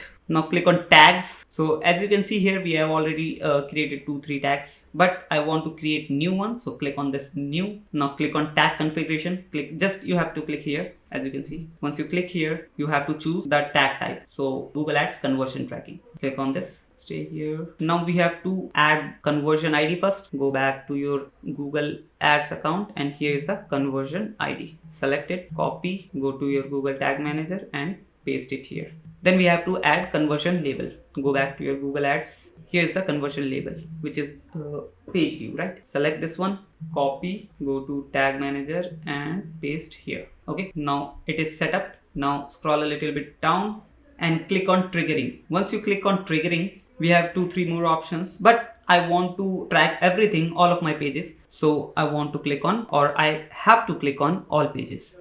But if you have any kind of other triggering option, like you want to track only one particular page, you want, or any one particular URL, then you have to select the other option. But right now we are going with all pages. Click on this so that the tag can fire on all the pages, right? And here you have to add the name of your tag, right? So let's say page view tag. Okay, then hit the save button and it has been saved. Now click on submit and then publish. Click on skip. As you can see, the tag has been published. Now go back to your Google Ads account, scroll here and click on done. So as you can see, here is my conversion which I have added. Okay, now it is showing that the status is showing unverified. So I have to verify it just by clicking on this troubleshoot button. Click on this, click continue. Now I have to add my particular website which I have added. Okay, once again, so that this is the website, so that Google Tag Manager or Google Tag Assistant can verify everything. Okay, now click connect. Now Tag Manager is trying everything and connecting with my website, as you can see here. So as you can see, the conversion is verified now, but it is saying no conversions right now, which means we don't have any conversions in our account right now. But when we start getting data, we'll see some numbers here like 1, 2, 3 or so on and so forth. So I hope you understand how to create conversions and how to track those conversions in your Google Ads account. I hope you like the video. If you do, please hit that subscribe and like button. And if you have any comment or query, please comment down below. I'll try to answer that question. We'll meet you in the next video. Till then, bye-bye. Hey guys, welcome back to Marketing Fundas Global. This is the 39th video in this Google Ads course, and in this video we are going to tell you about how to create tracking template for Google Ads. Well guys, URL tracking template is one of the instruments that helps you to track your Google campaigns data. Well guys, tracking your campaigns and tracking your data is one of the important part in order to become a Google Ads expert. And this is one of those videos that will help you to be more precise in order to track your Google Ads data. So let's get into the video without any further ado. So guys, we have logged in into our Google Ads account, and now before going forward, I want to tell you that why it is important and why it is helpful. Well guys, if you want to track any specific data of your Google Ads campaign, whether you want to track device, keywords, campaign or any other, you can do with this tool. So let's learn how this tool works step by step, and we also provide you a pretty handy and helpful Google support page which will help you to find values that can be added in your URL in order to track your data. So let's get into it. So guys, first of all, you have to log in with your Google Ads account, and side by side you have to log in the page or the website you want to track. So I have logged in here. I have entered the URL here. This is the URL. Okay, which this is the website, or you can say the landing page which I want to track. Okay, and this is the page. This page says setup tracking with value track parameters. So here you will be able to see value track parameters which will help you to track your landing page or website according to the parameters which we have added here, like campaign ID, ad group ID, extension ID, feed item ID, target ID. So these are the parameters which you can track, or you can say these are the value tracks which you can track according to your preferences. Okay, you can track devices, network, match type, device model. So that is totally up to you which type of targeting or which type of tracking you want. Okay, so I hope you are getting the point that these are the parameters you can add in your URL in order to track the data precisely and according to your preference or according to your idea. Okay, let me show you one example. Let me go back to my Google Ad account. Now go to settings, then account settings. and here is the tracking option. As you can see right now it is on no set.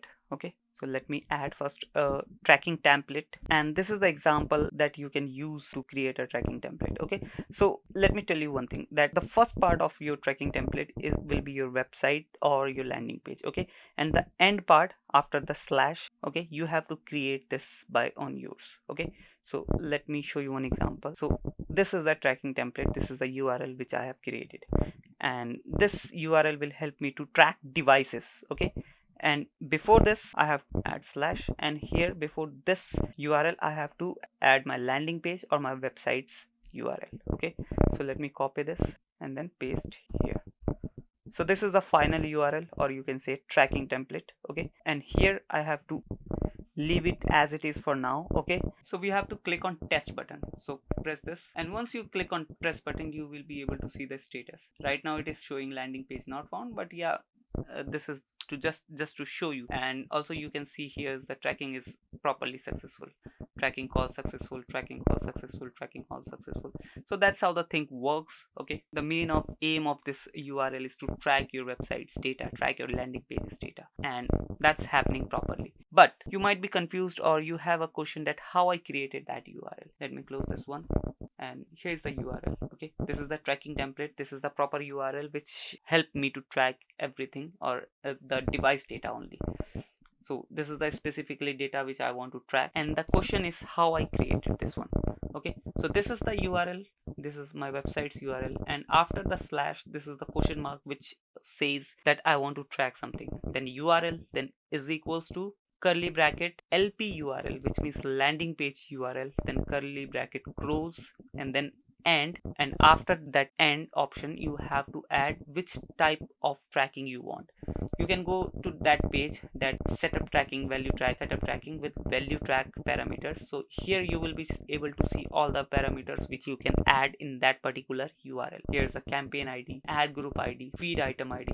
Let's say you want to track campaign ID. Okay, so just copy this one, copy, go to your Google ad account and change this one into paste campaign ID, and here as well you have to write the campaign ID. So that's how you create the URL which will help you to track each and everything. Okay, so I hope you understand each and everything which I have told you so far. So that's how you create your URL which will help you to track. And if you go to this page, this setup tracking with value track parameters, you will be able to see all the options, all the parameters which will help you to track. Okay, if you scroll a little bit down, here is the advanced parameters, and here are the parameters that you have to add in your URL. Okay, I'll be adding this Google support page URL in my video's description. You can go through this page and it will help you to find parameters in future as well. So you can go through this page thoroughly and you can create your own URL which will help you to track your campaign's data. So I hope you understand the video. I hope you like the video. If you do so, please hit that subscribe and like button. If you still have any question or query, please comment down below and I'll try to answer that question. We'll meet you in the next video. Till then, bye bye. Hey guys, welcome back to Marketing Fundas Global. This is the 40th video in this Google Ads course, and in this video we are going to tell you about Google Ads attribution model explanation. So mainly we are going to explain that what is attribution model in Google Ads and how you can use this option to improve your overall online marketing with Google Ads. So let's get into the video without any further delay. So we are with the first slide, and that is what is attribution model. Well, read it once, then I'll make you understand. Attribution model in Google Ads refers as the path of conversion. Customers may interact with multiple ads from the same advertiser. Attribution models let you choose how much credit each ad interaction gets for your conversions. Well guys, let's say for example, I'm running ads on Google and there's one customer that interacts with my ad 4 to 5 times, which means he or she interacted with my different types of ads for 4 to 5 times, and at the end, at the 5th time, he or she got converted, which means after seeing my ad for the 5th time, that particular person got converted, which means they given the sale to me. But there is one confusion, that which image or which ad worked well for me and which ad from these 4 or 5 interactions helped me to get the conversion. and whom should I give the credit? So this is the question, and that's where the attribution model helps by giving different options to give credits to your ads. Now let's go to the next slide. Benefits of attribution model. Let's read it once. Attribution model can give you a better understanding of how your ads perform and can help you optimize across conversion journeys. The first point is reach customers earlier in the purchase cycle, match your business, improve your bidding. So these are few benefits of attribution model. This helps you to improve your ads by defining that which type of ads are working properly for you and helping you to bring conversions. Okay, now let's go to the third slide, and here's the different type of attribution models which you can choose in your Google Ads account. So let's go through each and every one. So the first one is last click. The last touch point would give 100% credit. So if you choose this one, this last click type of attribution model, this means you are giving 100% credit to the last ad which your customer have seen. Which means, for example, let's say your customer have seen 4 ads from first to the 4th one, and you are giving 100% credit of the conversion to the 4th one. Okay, and here's the totally opposite of the last click is first click. The first touch point would give 100% credit, which means, as I've told you earlier, that for example there's a customer who have seen 4 ads of yours, and the first touch point and the first ad which they have seen is getting the 100% credit. Okay, so this is the attribution of first click. Then we have linear. Each touch point in the conversion path would share equal credits, 25% each for the sale. So let's say for there's one example that if your customer have seen 4 of your ads, then every ad will get 25% of the credits. Okay, so in this linear attribution model, the credits divides equally to all the ads. Okay, now let's go to the next slide, and here are 2 more. Time decay. The touch points closest to the time to the sale of conversion get most of the credit. So that's how the time decay attribution model works. The closest touch point in the time to the sale or the conversion gets the 100% credit, or you can set the most of the credits. Okay, so that is totally up to you. You can set these attributions according to you. Then at the end we have position based. So 40% is assigned to each the first and the last interaction, and the remaining 20% credit is distributed evenly in the middle interactions. So this position based attribution model gives 40% credit to the first ad and the 40% credit to the last ad, which means the last interaction, and the 20% credits distributes evenly in the middle interactions, which means in the middle ad. So that's how these 5 attribution model works. Now let's go to the Google Ads account to understand more. So guys, we have just understand how attribution model works and how we can set them. Now let's just practically understand that how we can set attribution models. So let's go to tools and settings. After logging into your Google Ads account, you have to go to tools and settings. Once you click here in the measurements section, you will be able to see attributions. Click on this, and in the overview section you will be able to see all the data, path analysis, device analysis, model comparison, top assisting campaigns. So these are the data you can see here, and at the top you will be able to see the conversion actions and the date, that how much time or time frame you want. Okay, so once I click here, I will be able to see all type of conversion actions in my account. All action, Google Shopping app page view, Google Shopping app view item, Google Shopping, add to cart, Google Shopping app add payment info. So these are the conversion actions in my account, and after selecting this you can set the days as well, which means the time frame for which you want the data. Click on all actions. So after setting these 2 dimensions, go to conversion paths. So here are the conversion paths we have in our account: Performance Max, Kurta Performance Max, Shopping ad. So as we have already told you that we have to set the conversions, and these are the campaigns in which we have set the conversions. So we got 25,000 conversions from this Performance Max campaign, then 4,000 conversions from this Kurta Performance Max. So we have already set the conversions, and these are the campaigns. Okay, now after this we have to go to path metrics. here you will be able to see the matrix about your conversions. So once I click here, as you can see here, you can set the measure from first interaction or last interaction. So mainly we use the last interaction option. Then here is measure in days or hours. So basically we use in days. So as you can see here, according to last interaction, so if we measure from last interaction, so the days conversion from last interaction is not even 1 day, and conversions are 22,000, and the value is this, and the percentage of conversions is 88.3%, and the conversion value is 89.6%. So I hope you are getting the point, right? Now let's go to conversions. After click on tools and settings, measurement, then conversions. After going in conversions, we have these conversion options. We have set the purchase conversion, then add to cart conversion, checkout conversion, store visit conversions. So these are the conversions we have already set in our website. Okay, so let's click on this add to cart one. So as you can see here, attribution model is data driven, and this is what the recommended by Google itself, but you can change according to yourself. But if you are a beginner, then data driven would be the perfect option. If you want to change it, you just have to click this edit settings, and in the attribution model, just click here, and here the drop down menu, as you can see. So these are the 5 options which we have talked about, and this one is the default option which is selected by Google itself, and this one is recommended as well. So as I've told you that if you are a beginner, then data driven would be the perfect option, or if you know that what are you doing and how to do this, then you can use these options. Okay, last click, first click, according to your preference, that to which type of attribution you want to choose, to which type of ad or which type of performance and working you want from your ads. So that's how data attribution model works. I hope you understand, and I hope you like the video. If you do so, please hit that like and subscribe button, and if you still have any question or query, please comment down below. I'll try and answer that question. We'll meet you in the next video. Till then, bye bye. Hey guys, welcome back to Marketing Fundas Global. This is the 41st video in this Google Ads course, and in this video we are going to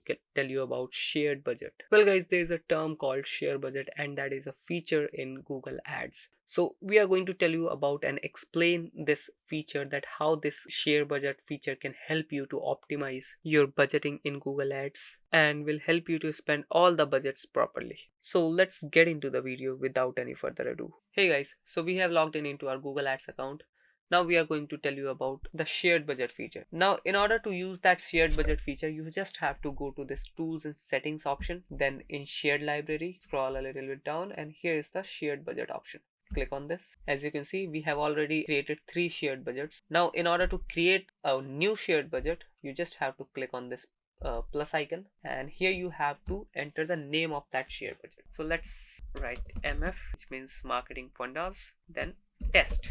Okay, now let me make you understand that what is a shared budget and how you can use the shared budget to optimize your budgeting. Okay, well, say you choose this one. This is the first campaign. The budget is allotted to this campaign is 2,000 rupees. Okay, we are talking about INR right now, not in dollars. We are talking about INR, Indian currency. Okay, and then we have selected this campaign. Okay, so the budget of these 2 campaigns become 8,000. Okay, this one. So the total is now 10,000. Okay, so we have selected 3 campaigns. Now budget of these 3 campaigns become 10,000 rupees. As you can see here, 10,000 shared budget across 3 campaigns. Average per campaign will be 3333, which means 3,333 rupees per campaign. Okay, so this is the default setting that Google will set the budget or the distribute that total budget into the campaign which we have selected in the shared budget option or in the shared budget account. Okay, after equally distributing the budget, Google starts testing with all these 3 campaigns, and when one of these 3 campaigns perform better, then Google tries to push that campaign a little bit more and tries to put more budget in that particular campaign. So that's how Google's AI works to share this particular budget into all these 3 campaigns. Okay, so as I've told you that once Google starts testing with these 3 campaigns, the campaign which performs better, then Google will allot more budget to that particular campaign from this particular amount. Okay, which we have already allotted to these 3 campaigns, 2,000, 6,000 and 2,000. So total is 10,000. Okay, so right now it is equally distributed to all these 3 campaigns, but as I have told you, once Google starts testing with these 3 campaigns, Google will automatically decide that on which it should spend more and on which it should spend less. Okay, so that's how Google's shared budget option works. But note that one thing, that when you are selecting these campaigns for shared budgeting, the selected campaigns should be using same bidding strategy. This is the norm of Google in order to use that shared budgeting feature. So if you are not using same bidding strategy campaigns, then Google will show an error which says that unsupported bidding strategies. So you have to select the campaigns which are running in the same bidding strategies. So this could be a small drawback for some people who have already created the campaigns and don't want to change the bidding strategies. But if you're starting with your Google Ads, then you can plan that if you are going to use shared budget option in future, then you have to use the same bidding strategies. So you can plan that thing in advance. So I hope you understand the shared budgeting option, and that's how this works. You just have to select the campaigns and then hit the save button.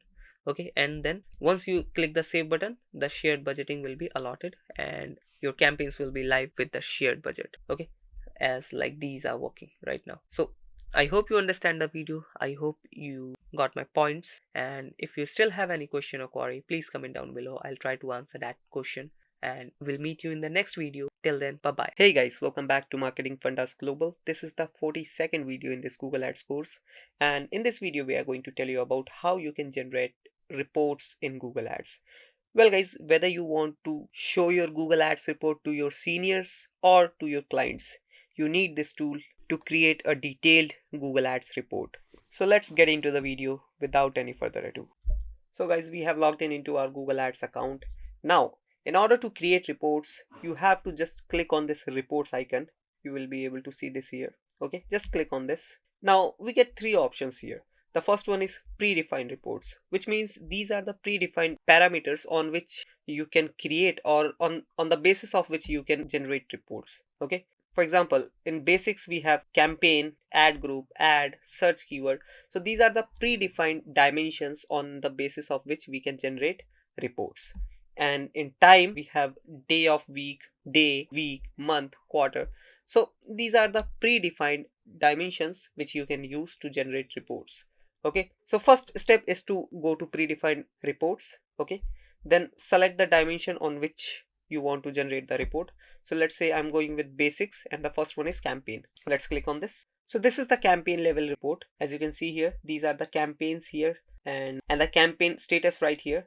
As you can see here, this one, the first one is paused right now, and this one is enabled, and these are the campaign types. So all the columns are here, and if you want to change the columns, okay, you can do with these options here. If you want to delete any particular column, you just have to click on this arrow button over here and then click on delete, and the column will be deleted from here. Okay, also if you want to delete the row, you can do that as well. Okay, now after deleting the column, you can add more columns as well here. Here are the options which you can use, like I want to add time. Let's select location, and I want to add targeted location. So just click on this and it will be added here. Okay, as you can see here, targeted location.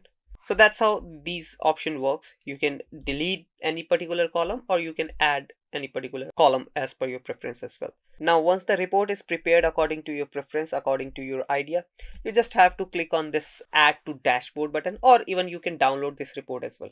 Directly you can download this report and you can show this report to your client if you want. Okay, otherwise you can go to this add to dashboard button. This will create a new dashboard, or you can add this particular type of report to your existing dashboard as well.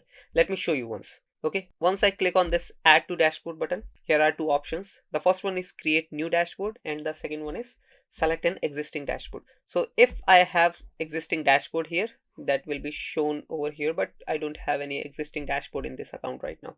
So I'll create a new dashboard. Okay, just add. It is asking that leave this page. Obviously click on leave. Now here's the dashboard. As you can see here, I just have to add the name of this dashboard. Click on this pencil icon, write MF testing, then hit save. Now the name is saved. If you want to add the description, you can do that as well. Let me cancel this one. Now here are more columns as well. If you want to add more type of reports in your reporting dashboard, then you can add those as well, right? So let me show you once. If I click on this, click report. So these are the options which we can add in our dashboard over here. So let's say time, month, add. So this one is campaign level reporting and this one is month level reporting. So that's how you add multiple reports in a particular dashboard, and that dashboard will be shown over here. Okay, now if we save this dashboard over here, let me save this one. Then if we go to reports again and then click on reports, now we click on dashboard. So the dashboard will be shown over here, and if we click on directly dashboard, so this is the panel, you will be redirected. Okay, let me show you once again. If I go to home again and click on reports dashboard, I will directly land on this particular page, and if I click on this, I will be able to see that particular dashboard which I have created already. Okay, now go back, click on reports. Now here's one more option. If you want to create a custom report, you can generate that as well. You just have to click on this plus icon, and here are the options which you can use to create custom report. Okay, you have table, tree table, line chart, column chart, bar chart. So that is totally according to you, according to your preference. Now for example, I choose this column chart. Now note that one thing, that I can compare only two factors in the column chart because the design or the nature of the column chart is created like that. Now let's say I want to choose in performance clicks and then impressions. Okay, and if I change the date into last week, or if I make this more vast. So as you can see here, this is the column chart which you can create by yourself as well. You just have to use the custom report option and you will be able to create the column chart as well. There are more options which I have already shown you, and I hope you understand the video. I hope you will be able to create Google Ads chart by yourself as well. And if you still have any question or query, please comment down below. I'll try to answer those questions, and we'll meet you in the next video. Till then, bye bye. Hey guys, welcome back to Marketing Fundas Global. This is the 43rd video in this Google Ads course, and in this video we are going to tell you about what is Audience Manager and how you can use this Audience Manager in order to retarget and remarket in Google Ads. Also guys, this is very important video in this Google Ads course, and we have told you each and everything about Google Audience Manager. So stay tuned with the video. Now let's move further. So guys, we have logged in into our Google Ads account, and let's learn about Audience Manager. Well guys, Audience Manager is very important tool in Google Ads because all the audience which we have created after running Google Ads gets gathered in this Audience Manager, and this also helps you to remarket and retarget your audience, or you can say helps to run remarketing ads. So in order to access your Audience Manager, you just have to go to this tools and setting option, click on this, and then in shared library you will be able to see this Audience Manager option over here. Click on this. Now let's just make you understand properly. So the first thing we are able to see is this data. Although these are totally zero, but we can see some data over here. Okay, and if we scroll a little bit down, we will be able to see more data over here, as you can see here. So these are the data which are gathering over the period of time after running our Google Ads. Okay, so if in layman language I make you understand, already shown our ads, this is the audience which have already seen our ads, and the data or that particular audience is getting saved over this in this Audience Manager platform.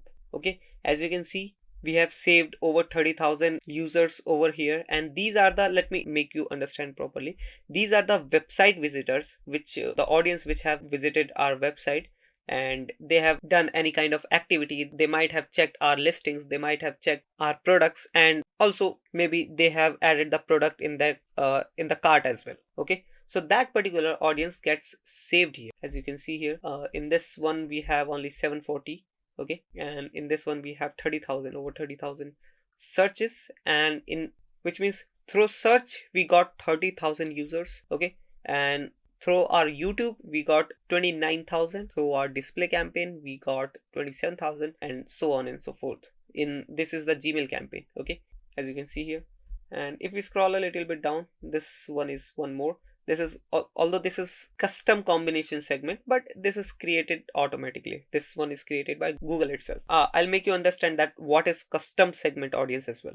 But let's just understand that how this audience are getting gathered here. Okay, well, these are basically cookies which we are gathering through different types of platforms. This one is search platform, which means Google search. Okay, then YouTube, then display, and Gmail campaign. So these are the platforms from which we are gathering cookies, audience cookie data, in the form of this audience manager data.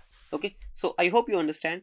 Now if we scroll a little bit down, you will be able to see cart abandoners, which means the audience which have added products in their cart but they haven't purchased the product.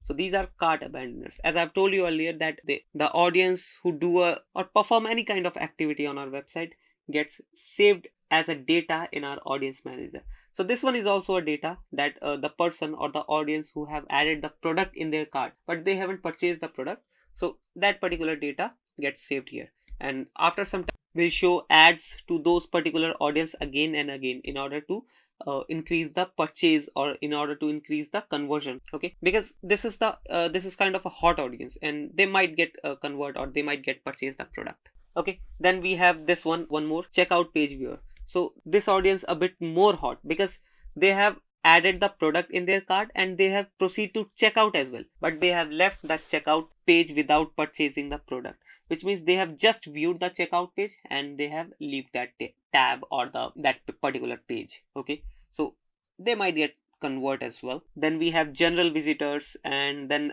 Google Smart List. So this is from this data is coming from analytics. So basically we connect all the Google's product with our Google Ads account, like our YouTube channel, our Google Analytics, our GA4, everything. And this helps us to create, or you can say to gather the data which we can use in our remarketing ad campaigns. Okay, so that's how this audience manager thing works. Okay, here is all the data which you can use again and again to increase the conversion rate. And if I show you one more thing, this one is, as you can see, similar to Callout registered users. So the Callout is our client, which the account which I'm showing you, this is Callout's account. Okay, and this is the similar audience that have registered as a user with our client, which is Callout, right? So this is the similar audience. This is not the exact audience, but we have created one similar audience as well, that is look alike to that particular audience who have interacted with our ads or with our website. So the size of this audience is around 3 lakh here, and then 2 to 3 million here, and in display that is around 10 to 50k. Okay, so I hope you understand this one. And if we go, this is the data which Google creates automatically, which I have already shown you. Okay, and here's the custom segment. If you want to create any kind of custom segment, so this is here you can create the custom segment as well. Let's say if you are running an ad campaign in a particular landing page, and the audience who are visiting your particular landing page will not get automatically saved by Google. Okay, you have to create a custom segment for that particular landing page in order to save that audience over here, over in this audience manager account, so that you can remarket that particular audience. Okay, also there are different type of custom segments you can create. As you can see here, intent based, geo, which means location based, timing based, many more options are over here. Okay, you just have to click on this plus icon and you will be able to create your custom audience as well. Then we have combined segment. In the combined segment, you have to understand that you can create one more new audience by combining two existing segments. Okay, also the name is also suggesting that combined segment, which means you have to, or you can combine two different or two existing segments in order to create a new segment. Okay, this is totally for experimental purposes, or if you are an expert Google ad expert, you can use this combined segment option as well. Then after this segments option, if we go a little bit down in this your data insights, click on this. Now you will be able to see all the specific datas, demographic wise, location wise, device wise.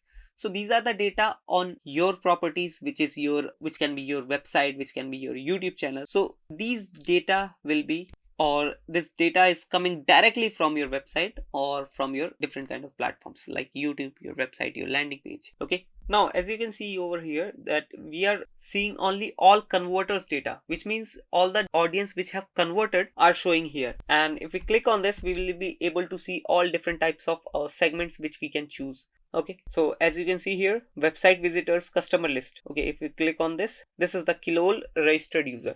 So all the users who are registered with our client's website, and if we click on this, we'll be able to see all those registered users data. Okay, and in that particular data, we have around 25% males are registered and 58% males are not registered. And if we talk about female, 71% females are registered and 36% females are not registered. Why this is? Because this is a clothing brand, women clothing brand. That's why 71% females are registered with our client's website. Okay, then we have age segment over here. So as you can see here, 18 to 24, 25 to 34. So if we click on this, as you can see here, 6% of 18 to 24 audience is registered and the left 27% is unregistered. So that's how you can see the data.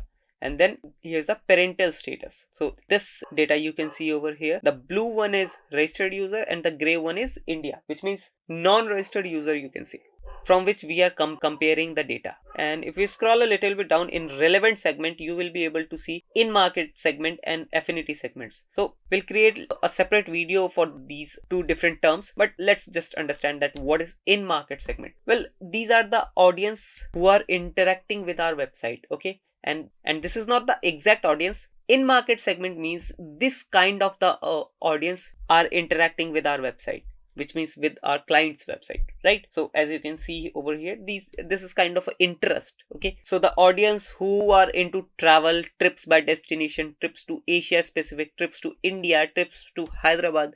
So this kind of particular audience is interacting with our website. So I hope you are understanding, I hope you are getting my point. Okay, and why it is helpful?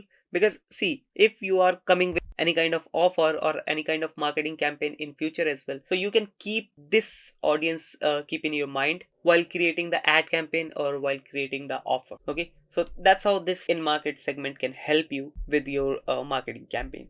Okay, and if we go to this after demographics, if we go to locations, you will be able to see location wise that which countries people are interacting with your website or with your YouTube channel. Okay, so mainly we have traffic from India only. And then if we go to devices, we have only two devices. There's no tablet over here, only mobile phones, mainly mobile phone, and then computers. Okay, basically majority of the audience are coming from mobile phone only. If we go to your data sources, here you will be able to see the properties or the sources from which we are gathering the data, or our Google Audience Manager is gathering the data. So the first one is Google Ads tag mainly. Okay, then we have Universal Analytics, then we have Google GA4, which means Google Analytics 4. And if we scroll a little bit down, here are more options which we can add, like another third-party analytics tool. Okay, then YouTube, if we have a YouTube account, we can connect that as well. And if I talk about our marketing fundas ad account, we have connected this our YouTube channel as well. And if we click on this details option, if you click on this button, you will be able to see more detailed data over here about Google tags only. And in order to check the data of other platforms, or other properties, you just have to click on that details button, and you will be able to see that how much hits you are getting, currency hits, e-com page type hits, and much more. So here are the parameters on the basis of which we are getting the data over here. Okay, so that's how you use Audience Manager in order to retarget or remarket in Google Ads. I hope you understood each and everything, and if you still have any question or query, you can comment down below. I'll try to answer those questions. And if you like the video, you can hit that subscribe and like button. We'll meet you in the next video. Till then, bye bye. Hey guys, welcome back to Marketing Fundas Global. This is the 44th video in this Google Ads course, and in this video we are going to tell you about location targeting in Google Ads. Well guys, location targeting is pretty important thing in Google, because if you are not targeting your locations properly in your Google Ads campaign, then you will not be able to run effective and efficient ad campaign. Also, your money will be get wasted, totally waste. So this video is to make you understand that how you can use the location targeting feature in Google Ads in order to target the location and the audience properly and bring out the best out of your every penny. So let's get into the video without any further ado. So guys, this is one of the most important video in this Google Ad course series, because without setting up the locations, you can't just run ads. So you have to set your locations properly according to your business. Okay, after setting up the locations, you will be able to run your ads. So let's understand why we need to set up the locations.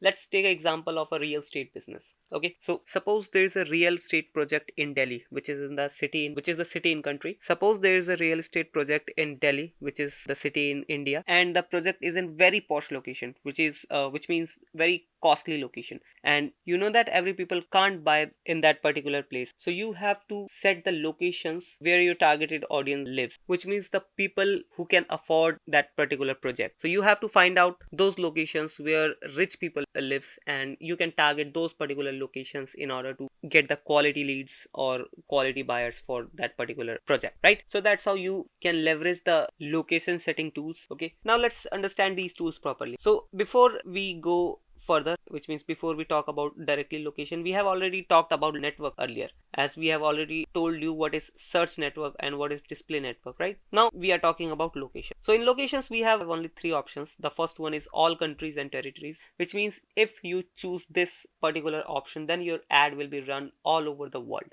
So this is not a practical option. Nobody use this option because this is just a waste of money. Because if you run your ads all over the world, then there will be no any conversion or no any sales. So if you are a business, then you will not use this all countries and territories option definitely. Then we have country specific. My account is showing India because I live in India and this account is in India right now, so it is showing India. But if you are from Canada, it would show the Canada here, and if you are from United States, it would show United States. So this is country specific. I can target this. If I click on this, then my ad will be run all over the country, which is India in my case. Okay, but if I want to choose another location, then I have to click on this. Okay, and I'll be able to choose another location. Let's say I want to choose Canada. I can directly target Canada over here. As you can see, this is the Canada country. I just have to click on target and the reach will be this one. Okay, let me remove this. Now let's take one more example. Let's say I have a digital marketing company, which we already have. So if we have a digital marketing company and we want to sell digital marketing course,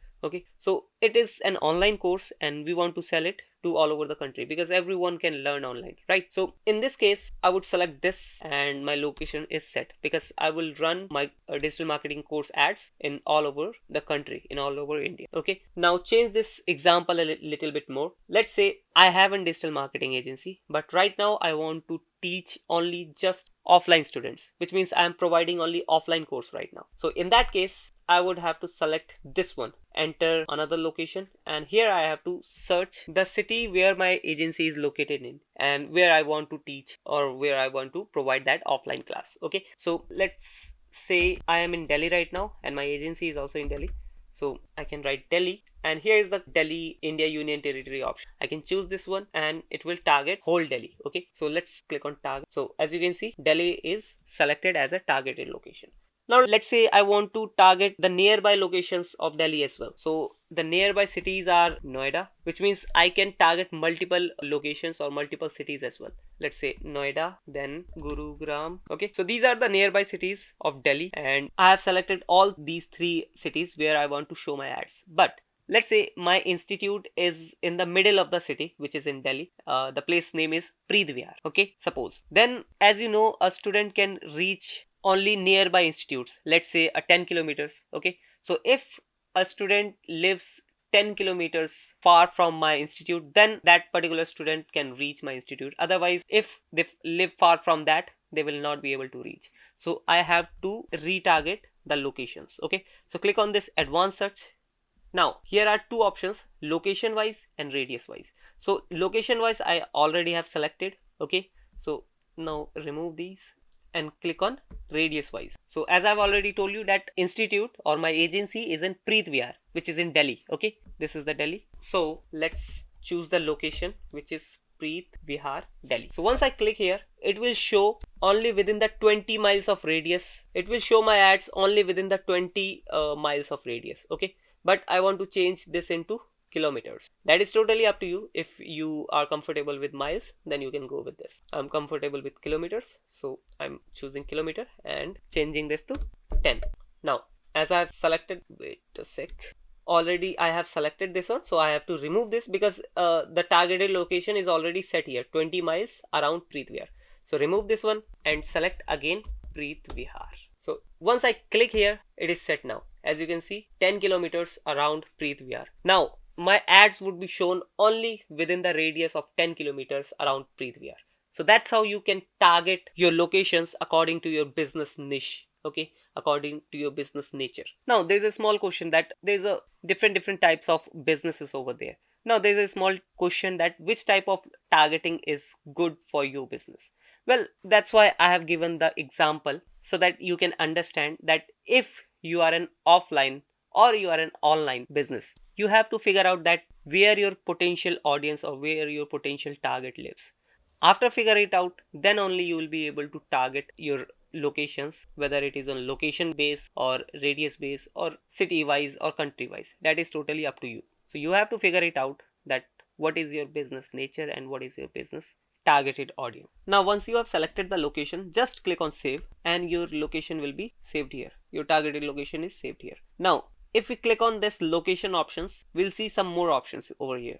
The first one is target. And in target options, we have three options. The first one is presence or interest. People in regularly in or who. The first one is presence or interest. People in regularly in or who've shown interest in your targeted locations. So if we select this one, then people who regularly show interest in our targeted locations will also see our ad. But in our case, as we have a digital marketing institute and we are providing an offline course, so people who are interested in our location will not be a perfect audience for us, okay, because the course will be for around 3 months and the people who live in that particular location, those can only reach my institute to learn that particular course. So in this case, I have to choose this option according to me, because the second option is presence people or regularly in your targeted locations, which means people who live regularly or they go regularly in that particular targeted location. So I have to select this one according to me, although it is recommended by Google Ads, but you have to understand according to your business that what your business needs. Okay, so in my case, I have to select this one. And there's one more option, search interest, people searching for your targeted location. Let's just forget the institute or digital marketing institute example and let's take the real estate example again. So I have a real estate project in Preet Vihar. That can be my perfect audience. And the second location I can target is people who are searching for that location, because if they are searching for that location, which means they are showing interest, they are interested in that particular location and they might buy a home in that particular location as well. So in that case, I have to select this one as well. So I have to choose, or you can say I have to create two campaigns here where I can choose this one in the first one and will choose this one in the second one. So you have to be specific sometimes in order to success in your Google Ads journey. Then we have some more options over here. The exclude option. The exclude option is used if you want to exclude any kind of location or any kind of targeted audience you want. So the first one is presence, people in your excluded locations. So if you want to exclude any location, and in order to exclude the location, you just have to search here. Okay, let's say I have searched Lakshmi Nagar, which is near Preet Vihar. Okay, let's search Nirman Vihar, which is near Preet Vihar. So this is the, as you can see, this is the postal code. Okay, I just have to click on not on target. I just have to click on exclude, and this location will be excluded location. Okay, and as you can see, I have selected people in your excluded locations. It is recommended by Google as well. So people in excluded locations will automatically removed from my Google Ads location. Okay, then we have one more option, presence or interest. People in regularly in shown or who've shown interest in your excluded location. So in exclude option, we have two options. The first one is people who are in the location. Okay, and the second one is people who shows interest in that particular location. So whom you want to exclude. Again, this one is also, you have to figure it out if you want to exclude any location and which type of exclusion you want. So that's it with the location settings in Google Ads. I hope you understand each and everything. And if you still have any question or query, please comment down below. I'll try to answer those questions. And if you like this video, please hit that subscribe and like button. I'll meet you in the next video. Till then, bye-bye.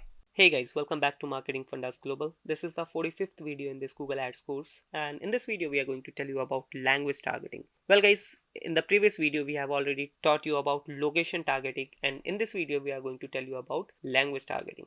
because language targeting is also important as location targeting. For example, if you are running Google Ads in United States and the national language in United States is English, but you want to show ads to the people who only speaks Spanish. So in this case, you have to select or you have to set language targeting properly. So let's understand language targeting a more deeply. Let's get into the video without any further ado. So here we are in our Google Ads new campaign settings. So as we have already talked about locations, now we have language settings. So first we have to understand why we are using language settings. Why we not just running our Google Ads to all the languages. Well guys, let's say you are in India and there are mainly two languages in India. The first one is English and then Hindi.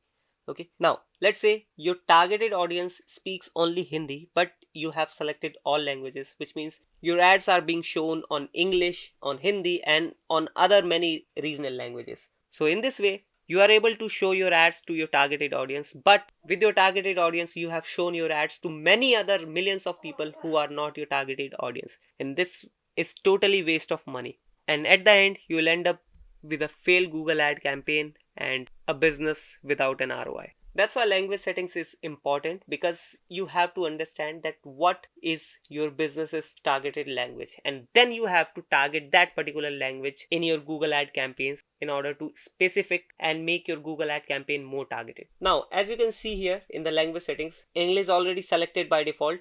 And if you want to select any other language, you just have to click on this search bar and you can select. Let's say I am adding Hindi. So click on this and then Hindi will be added here. And if you delete all these, then all languages will be selected. Although you shouldn't use all language option except your business needs this all language settings. Okay. If your targeted audience is Hindi speaking audience, then select Hindi, then select. So your Hindi language is selected. Now, there's one more question, that how Google understand who is Hindi speaking audience, who is Spanish speaking audience, or who is English speaking audience. Well guys, there are many factors and indicators on the basis of which Google decides and understand that who is Hindi speaking or who is English speaking. The first one is you have to understand that Google has an ecosystem now. Okay. Google has their Android phones, they have their Google accounts, which is Gmail accounts, then they have their app store, they have their YouTube platform, and all the applications makes a ecosystem, and this ecosystem helps Google to understand that who is Hindi speaking and who is English speaking or who is Spanish speaking. Okay, let's talk about some main indicators by which Google understand who is Hindi, English or Spanish speaking. Okay, the first indication is your Google accounts. When you set up and create your Google accounts, you have to enter your language settings, which is your default language also. So this is the first indication that you have selected a particular language as a default language, which means Google understand this language will be the primary language of this person. Also, many people knows multiple languages, but there's one primary language that the particular person uses in their daily use or daily life, right? Maybe that could be English or that could be Spanish, that could be anything, right? Now, after Google account, there is one more platform, YouTube, where if you are watching Hindi videos, which means Google will understand that this kind of audience or this particular audience prefers Hindi as well. Okay. Now, the third one is when you type on Google search, when you type on your phone or when you type on your laptop, you search on Google, right? And when you search on Google, you would be using any specific language. Maybe that will be Hindi or maybe that will be English or Spanish. Okay. So that's how also Google understand that this particular audience use this language to write something. Okay. Because we are writing something there to search anything, right? So that's how Google understand, and there are more factors on the basis of which Google understand that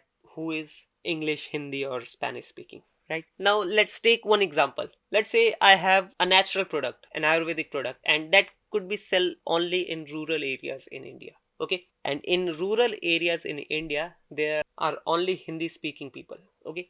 So in order to target those particular audience, I have to select Hindi here. Okay. Let's change this example a little bit more. Let's say I have a digital marketing agency and I want to sell my digital marketing course, which is in Hindi. Okay. But as I know that in India, majority of people know, or majority of population know how to speak Hindi and how to understand Hindi. Okay. So in this case, I can select all languages, because when Google is showing my ads to all languages and I know majority of population understand Hindi, then all language audience automatically becomes my targeted audience, right? I hope you are understanding my point. So in this way, you have to understand your business nature and you have to figure out that which language your audience speaks and select that language accordingly. You can select multiple languages as well. Let's say I have choose Hindi here. Okay, I have selected all languages. Now let me add Hindi, then English, okay, and one more, Telugu. Okay,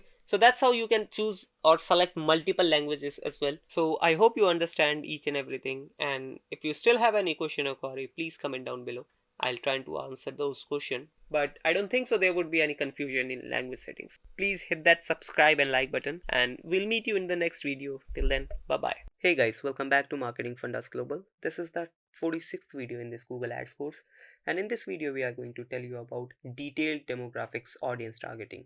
Well guys, do you know you can target your audience on the basis of your demographics as well, just like you do in your Facebook ads? Yes, there is a feature in Google Ads where you can show your display ads to the demographically specific audience, which will help you to bring out the best out of your money. So let's understand how you can use detailed demographic audience targeting in Google as like you do in your Facebook ads as well. So let's get into the video without any further ado. So guys, we have logged in into our Google Ads account, as you can see here. And before going forward, let me tell you one thing. There might be a confusion that Google is a search engine and people go there and search about their concern, right? And then Google shows the results as well as the ads related to their concern, related to those searchers' concern, right? But there's one more Google Ads network where we can show display ads as well. And these display ads shows Google's partner site with, by which Google have partnered. And there's one more YouTube platform, which is one of the biggest platform where people go and watch videos, right? So that is also a Google's asset where Google shows display ads, video ads. So these display and video ads have targeting options where we can target like Facebook ads, where we do detailed demographic targeting in Facebook.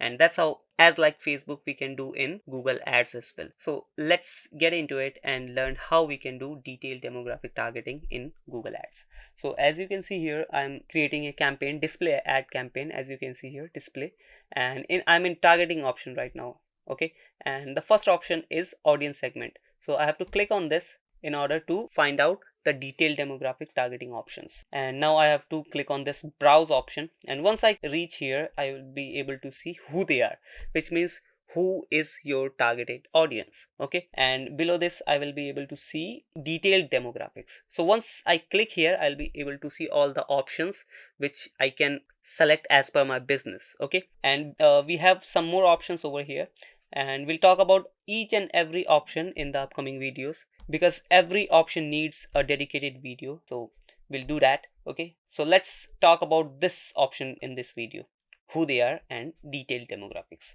So once we click on this, we'll able to see 4 options here. The first one is parental status, and if I click on this, I'll be able to see parents, and here are few options which you can select as per your business. Okay, for example, your business creates a product that can be sold to the parents of a infant, so you can select this option and you'll be able to target your audience who is parents of a infant, right? So that's how this parents audience works, as you can see here.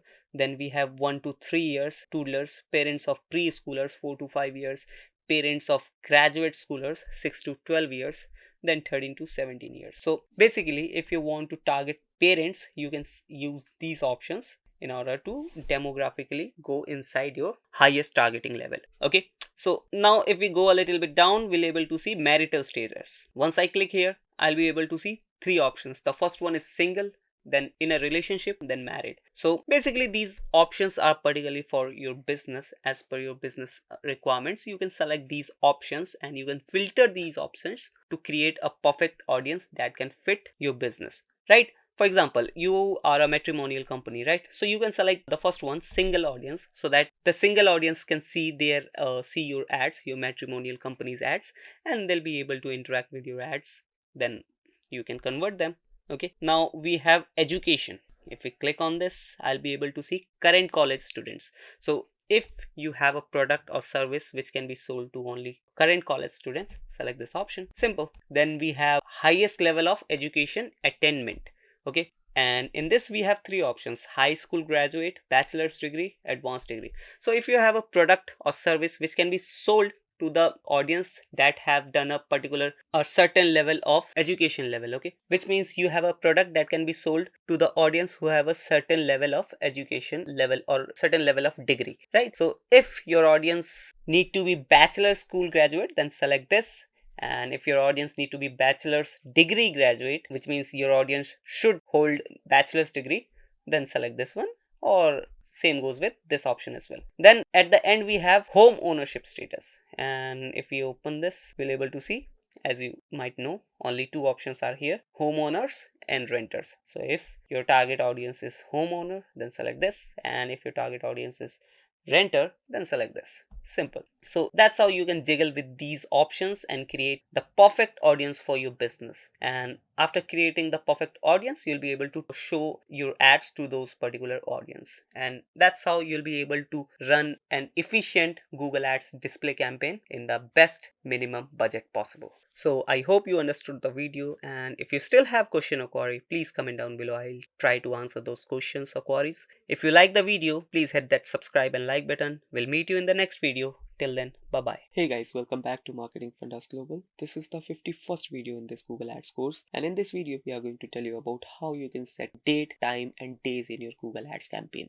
Well guys, if you don't want to get wasted your money in unwanted times, unwanted dates and unwanted days, then you have to be familiar with these options, and you have to use these options in every possible campaign. So let's understand how you can set date, time and days in your Google Ads campaign. Let's get into the video without any further ado. So guys, we have logged in into our Google Ads account, and as you can see, we are creating a campaign where we'll be setting dates, times and days on which our ads will be run and specifically be shown in this time frame and the days. Okay, so let me tell you one more thing.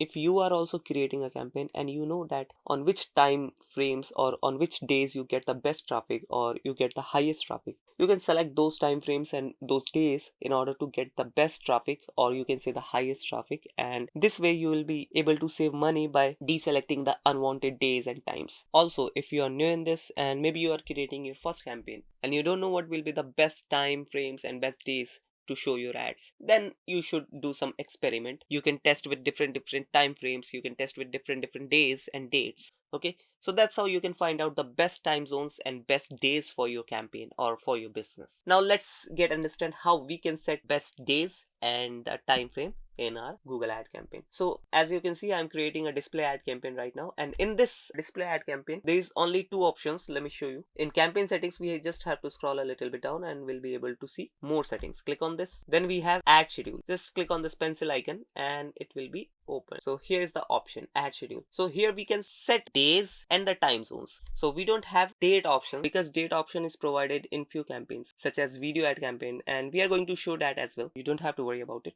So first let me go with this one. Okay, now we have here two options. The first one is all days and we have time frame as well. So let's say I know my best business days, and that is, let me set. If you want to set Monday to Friday, you can do that as well. These are the preset options, or you can set by yourself as well. So let's say, as I've told you, I know my best business days, and that is Saturday and the Sunday. Okay, so these two are my best business days, and I want to show my ads on these days on the time frame of, let's say, from morning 8 to night 10. So let me find out the 10. By the way, it is 24-hour time frame, as you can see here. Okay, it is not AM or PM over here. So you have to select 22 in order to set 10 PM, right? Then on Sunday also I want to set from morning 8 o'clock to 10 PM. Scroll to 22. Okay. Also, I want to show my ad on Monday as well, because I know on Monday I can get some potential clients or some potential customers. So on Monday I want to run ads only on from 8 to 12 only. So this is the time frame I want to choose, and once I select these options, my ad will be shown on these particular time frames only, on these particular days and on these particular time frames only.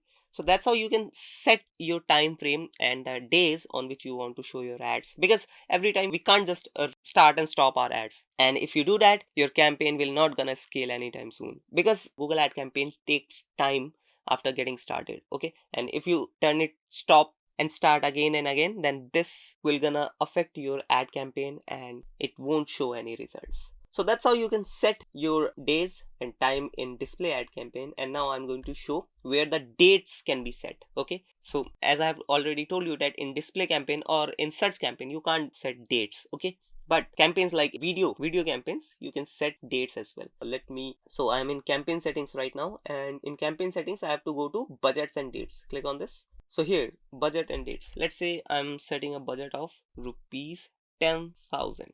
Okay, so I'm in India right now, so it is showing rupees, and if you are doing from your US account, then you'll be able to show dollar over here. Okay, and if you're from other country, then you'll be able to show that country's respective money logo over here. Okay, so I have selected 10,000 rupees. Now here's the start date. Here I can set the start date from which date my ad or my campaign should be get started. Okay, so let me edit this one, and here I have to select the start date of my ad campaign. So let's say so creating this video on 30th of December 2022. So I want to run this ad from 5th of January 2023. Okay, and what should be the end date of my ad campaign, right? Video ad campaign. So end date should be 10th of Jan. Okay, so it is 5 days and I want to spend 10,000 rupees on 5 days. So I can set start and stop date of my ad campaign. Okay, let's add more days. Okay, now 10 days, at least 10 days, Jan 5 to Jan 15. Okay, so that's how I can set start and end date. Now in this campaign you can set those days and time frames as well. You just have to scroll a little bit down and click on additional settings, and here you will be able to find ad schedule. Click on this and you'll be able to set the days and the time frames according to your business preference. Okay, so that's how we can set our days, dates and time frames for our Google ad campaign. I hope you understood the video. I hope you liked the video. If you do, please hit that subscribe and like button. And if you still have any question or query, please comment down below. I'll answer those questions. We'll meet you in the next video. Till then, bye bye. Hey guys, welcome back to Marketing Funders Global. I hope you are doing great today. Well guys, this is the 50th video in this Google Ads course, and in this video we are going to talk about Google Ads ad rotations. Well guys, if you have created multiple ads in a particular campaign and you want Google to optimize your ads so that you can get highest conversions or highest clicks on your ads, so this video is definitely for you. Let's get into the video without any further ado. So guys, we are in our Google Ads account right now and we are creating a new campaign. This is a search campaign. Okay, and right now I am in campaign settings. Okay, now in order to access ad rotations, you have to scroll a little bit down and you'll be able to see ad rotations. Okay, and if you're not able to find out the ad rotations, you just have to click more settings. Okay, and in more settings option you'll be able to see ad rotations, and once you click on this pencil icon, your ad rotation options will be opened like this. Now we have multiple options over here. Okay, and right now I'm able to see 4 options. Okay, but these options varies campaign to campaign. Okay, in some campaigns we get more other options as well. So right now I'm creating a search campaign, that's why I only have 4 options and 2 options are only available. Okay, now let's talk about the first option, optimize. Prefer best performing ads. Let's say you have created 4 ads in a particular campaign. Okay, now you want Google to optimize your ad so that the best ad can show to your audience. Once Google find out which is the best one, Google will boost that particular ad to get more clicks and get more sales. So this option will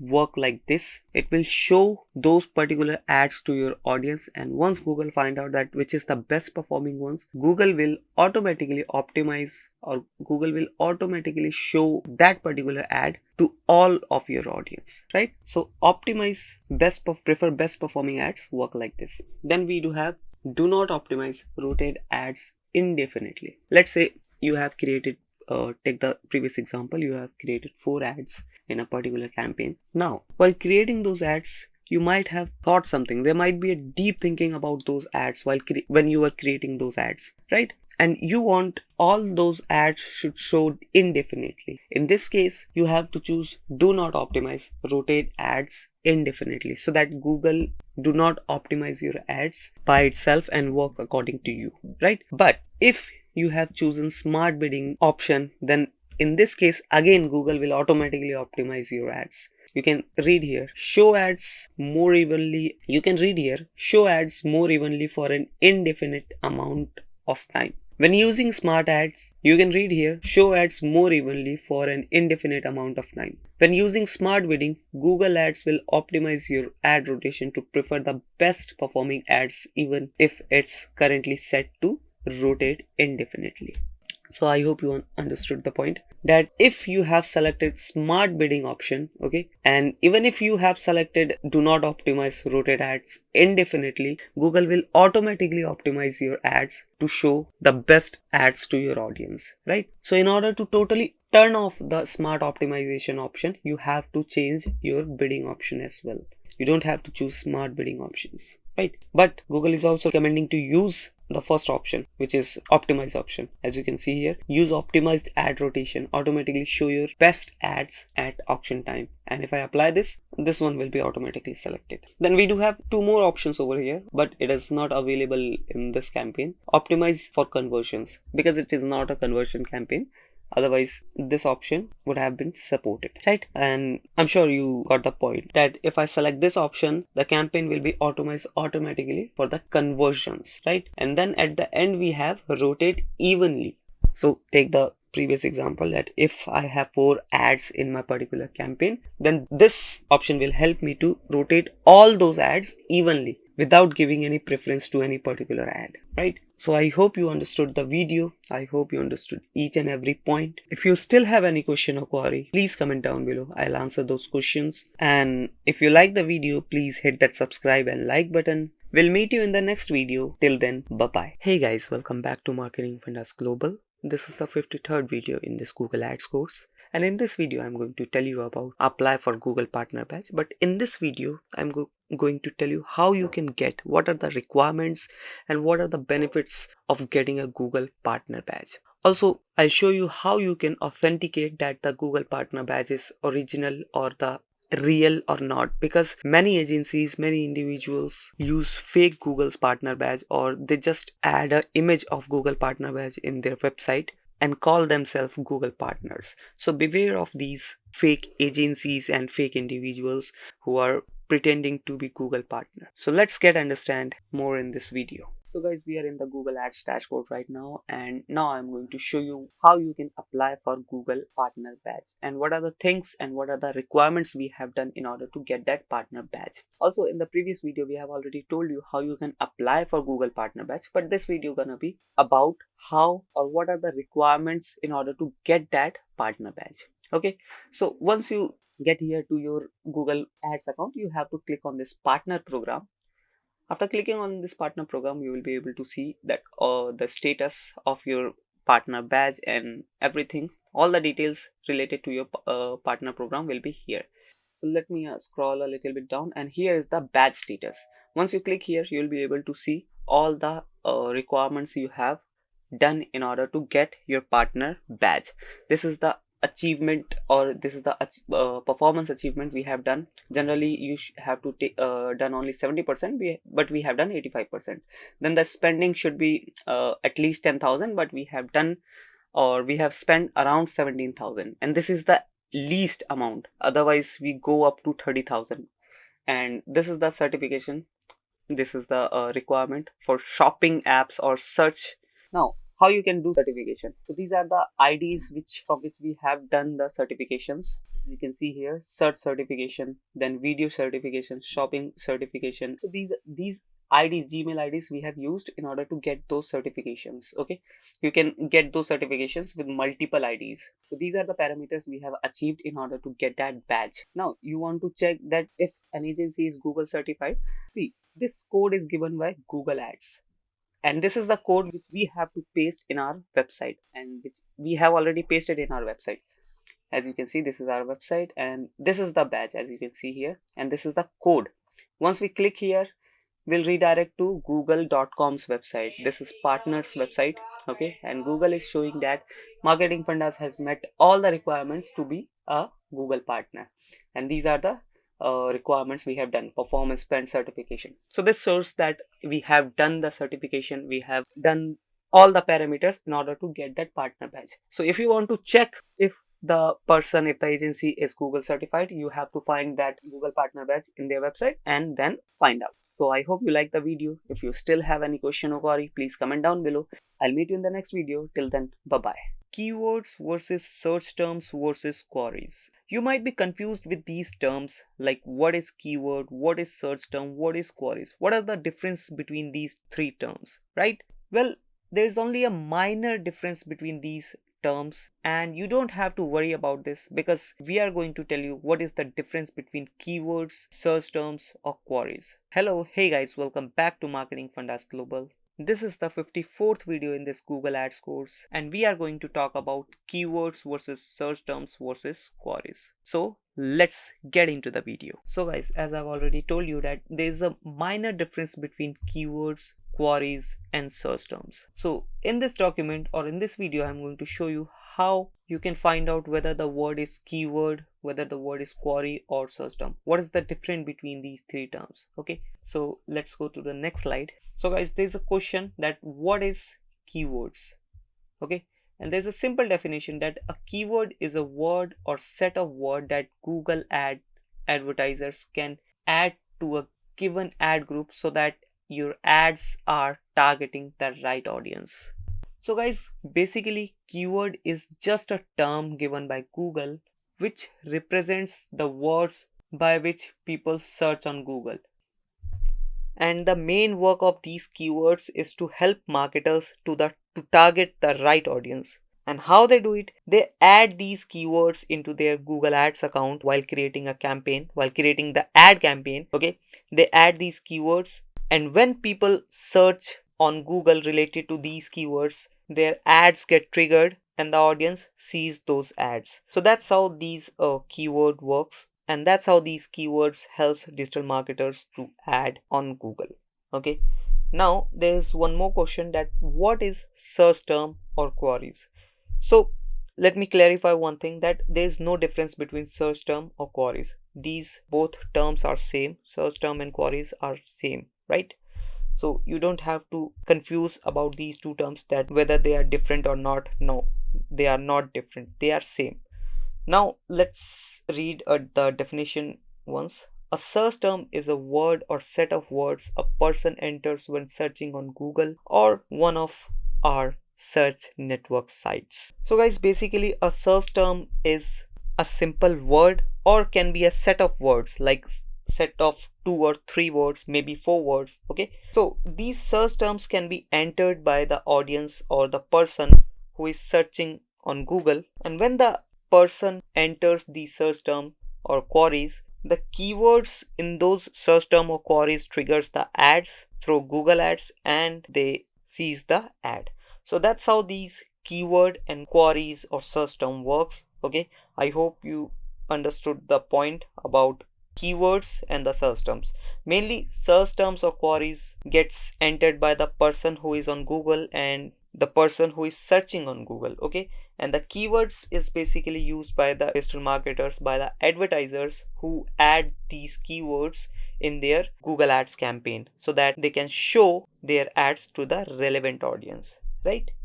Now let's understand these terms, keywords and search terms and queries in practically. So guys, as you can see, I have searched a term here which is called query or a search term. Okay, so as a user I have searched here, which is buy designer suits online. Okay, so as a user I have searched here and I got the results over here. Okay, these are the ads, as you can see, sponsored, sponsored, sponsored. So these are the ads. So how or what they have done to show or to pop up their ads on this particular keyword, or you can say the query. Okay, so they have added some of the words from this particular query in their ads, in their Google Ads. Okay, and when I have searched this term, which is buy designer suits online, their ads got triggered and the ads popped up over search engine page result, right? So in simple words, queries and search terms gets used by normal users, and the keywords,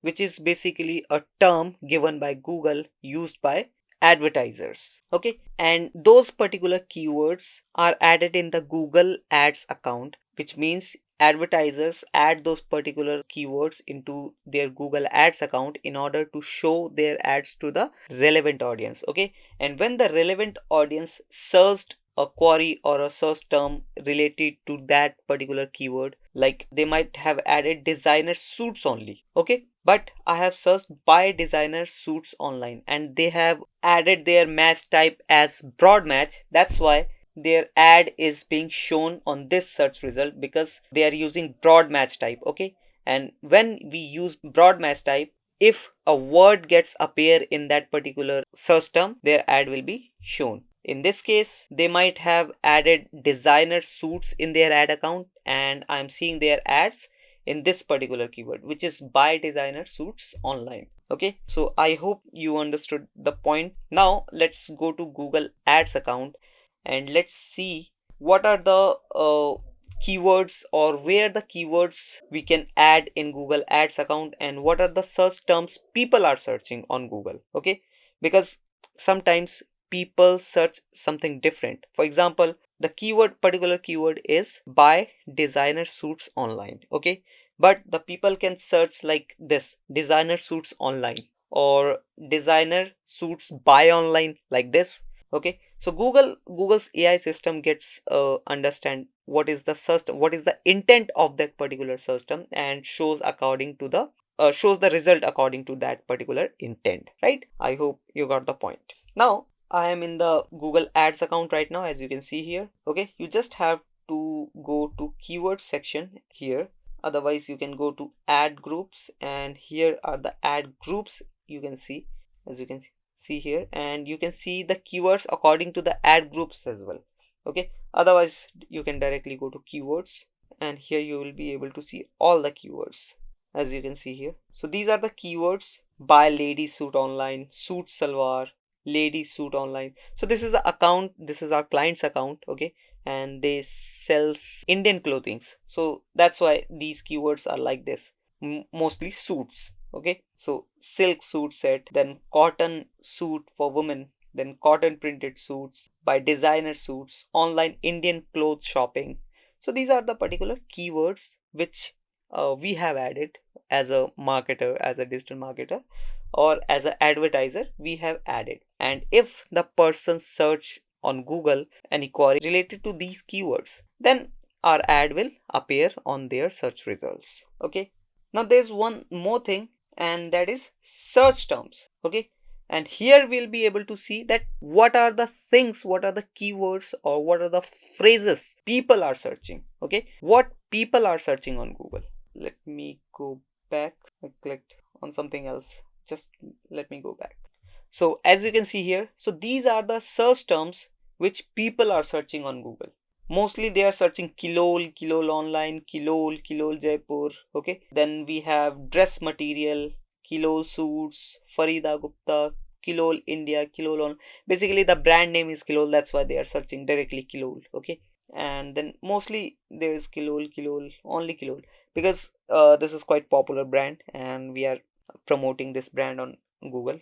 Okay, and when the brand becomes popular, they people directly search with their with the brand name, right? But we have some other search terms as well, like Malmal cottons sari. Malmal is a material, right? Malmal cotton sari. Then we have cotton dress material for women, dress materials, Kilol suits online, Kilol mega mall, then Tussar silk sari. So these are the search terms that which people are searching on Google, and when these search terms are getting searched by people, our ads are appearing on those search results. And why this is happening? Google's AI is working. Google's AI is understanding the intent of that particular search term and showing our ads according to that. So I hope you understood the point. I hope you understood the difference between keywords, queries, or search terms, right? So that's it for this video, guys. I hope you like the video, and if you do so, please hit that subscribe and like button. And if you still have any question or query, please comment down below. I'll answer those questions in the comment section itself. We'll meet you in the next video. Till then, bye bye. You might have know that what is CPC. but a little bit confused that how to minimize CPC or how you can decrease the cost of CPC, cost per click, right? And what are the benefits of decreasing CPC? So just sit back and be relaxed, because in this video I'm going to answer all these questions. So hey guys, welcome back to Marketing for Dust Global. This is the 55th video in this Google Ads course, and we are going to talk about how to minimize CPC and what are the benefits of decreasing CPC. Let's get into the video. So guys, you might have known what is CPC, right? But if by chance you don't know that what is CPC, so in simple terms, the full form of CPC is cost per click.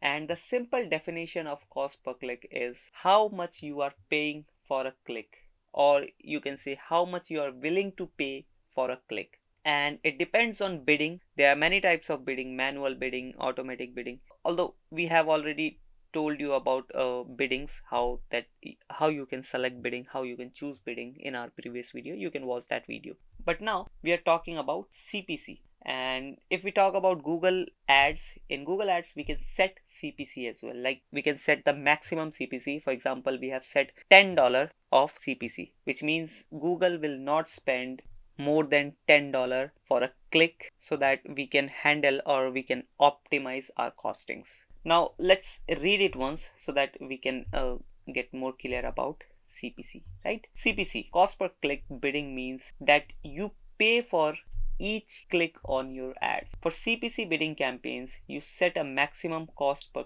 click bid, or simply max CPC. That's the highest amount you are willing to pay for a click on your ad, unless you are setting bid adjustments or using enhanced CPC. So I hope you understood what is CPC, right? I have told you in simple terms as well that how much you are paying for a click or how much you are willing to pay for a click. Now let's go to the next slide and understand how you can decrease CPC, how you can decrease cost per click. Okay, there are 6 simple steps to decrease your CPC. Let me make you understand one by one. Okay, so the first one is keep it relevant. While creating your ads, while creating ad copies, you have to keep everything relevant in order to bring your CPC down. Okay, and how you can make it relevant? First of all, you have to evaluate the topic, that on which topic, on which product, or on which niche you are creating your ad. Okay, you are creating your ad campaign. Then you have to go to the second step, which is ad creation process. And on the ad creation process, you have to note down the relevant headlines, note down the relevant ad descriptions, and then you have to add those headline, description, creatives in your Google ad, so that your ad can as much as relevant you can. Okay, then we have second point, which is don't forget about quality score. So you have to keep in mind that you don't decrease your quality score, because if your quality score decreases, your cost per click will get increase. Okay, so you have to increase or you have to maintain your quality score in order to decrease your CPC. And how you can increase your quality score, we have already uploaded a video on this topic, on this particular topic, in our Google Ads course. You can check that particular video, or in a simple words, in a 2 or 3 words, I can say that create your ads keeping your target audience in your mind. So when you create your ads while keeping your target audience in your mind, you will create a relevant and interactive ad which can increase or which can gradually increase your quality score. Then the third point, we have improve CTR with A/B testing. So CTR means click through rate. So when we create our first ad, we think everything is perfect. Our headline is perfect, our descriptions is perfect, but we are getting 100 impressions and we are getting only 2 clicks, right? So this is not a good CTR rate. This is not a good click-through rate. And if your click-through rate is low, your CPC will be high. So you have to improve your click-through rate. At least you should make 2 ads in order to check which ad or which one is getting more clicks as well. Like for example, the first one is getting 100 impressions and only 2 clicks, right? And the second one is getting 100 impressions and 5 clicks, and the third one is getting 100 impressions. And if you are getting confused with the impressions, impressions means ad views, right? So the third one is getting 100 ad views and 15 clicks. So the third one is the best ad and you can scale that particular ad. So this is called A/B testing, where you create multiple ads and test those ads in order to find out the best one. Okay, and this will, by using A/B testing method, you can increase your CTR, click through rate. Then we have lower your bids. So sometimes if we lower or if we control our biddings, okay, if we control our bids, that also increases, or I mean that also helps to decrease CPC. So you can try this method as well, you can try this step as well by lowering your bids, because there are many areas where our money just get wasted because of higher bids. So if you lower your bids, that money would save and ultimately it will help to decrease your CPC. Then the fifth, we have use negative keywords. It is very important to use negative keywords, because as I've told you in the previous one, like there are many areas where our money gets just wasted. Okay, so this is also like that. There are many keywords, because of those negative keywords our money just got wasted. So you have to add those negative keywords in the negative keywords field in Google Ads account, so that our ads just not get shown on those negative keywords. Okay, and this will help us to save some money and ultimately decrease the CPC. All right, then at the end we have think about location, device and ad scheduling. So it is also important, you have to think while creating your ad. Okay, you have to check that whether you are using the proper locations, whether you are using exact locations, or you are using any location which is not important or can become a reason of increasing your CPC. You can figure out the devices as well, whether your ad should be shown on mobile or whether your ad should be shown your laptop, like this. Then we have scheduling. Scheduling means when your ad should run or when your ad should automatically get stopped. For example, if you think your audience doesn't search about your business at night, so you can do one thing, you can schedule your ads only for day and it will be automatically get stopped, or it will be automatically get paused in night, and this will help you to decrease your CPC, right? Now, so these are the points to decrease your CPC. Now we are going to talk about what are the benefits of decreasing your CPC, right? So these are the main benefits of decreasing your CPC. Okay, the first one is budget optimization.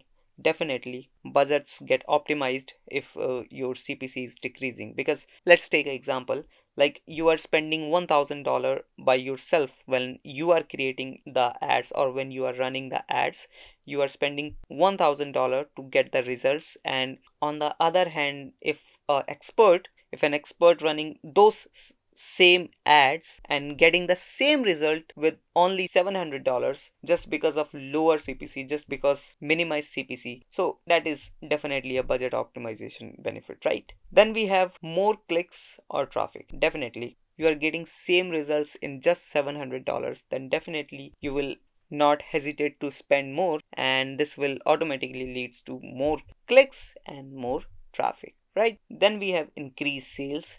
Definitely I have already told you that if your CPC is going down, you would not be hesitate to spend more in order to get more results, right? And this will ultimately bring you more sales, then more leads as well. Although this depends on your business's nature, right? So some needs sales, some needs leads. Then at the end we have competitive advantage. Definitely if we are getting lower CPC, which means our ad quality, our ad rank is better than our competitor, right? And this will automatically help us to rank on Google's top on the position, and it is totally a competitive advantage because we are ranking on Google's top position, and that is just because of decreased CPC. So definitely it is an competitive advantage, right? So these are some main benefits, some key benefits of getting lower CPC. I hope you understood the video. I hope you like the video. If you do so, please hit that subscribe and like button. And if you still have any question or query about CPC, please comment down below. I'll answer those questions in the comment section itself. And that's it for this video, guys. We'll meet you in the next video. Till then, bye bye. You might have seen direct call option or a lead form option in the ads or the search results you get on Google. But why those options are there? Why those options directly come with the search result? And what are the name of those options? Well guys, I'll tell you each and everything about those small options in Google Ads. So hey guys, welcome back to Marketing Fundas Global. This is the 56th video in this Google Ads course, and in this video we are going to talk about Google Ads extensions. So let's get into the video. So guys, we are in the first slide and this says what are ad extension in Google Ads, its types and benefits. So we are going to mainly talk about three things. What are the ad extensions in Google Ads, and what are the types of ad extensions, and what is the benefits, and what are the benefits of ad extensions. Okay, so first let's just understand what is ad extensions. Let's read the definition first. Ad extensions are extra bits of information that you can show alongside your ads. They can contain links to specific sub pages on your web page, a call button, product pricing information, and more. So yes guys, ad extensions are extra informations with your typical Google ad that gives your ad an extra edge and helps to get more visibility. This ultimately helps to get more clicks and at the end more sales. And this is the image you can see over here. This is the example image of a booking.com where they have used tons of ad extensions with their ad. So this is the call out extension, as you can see here.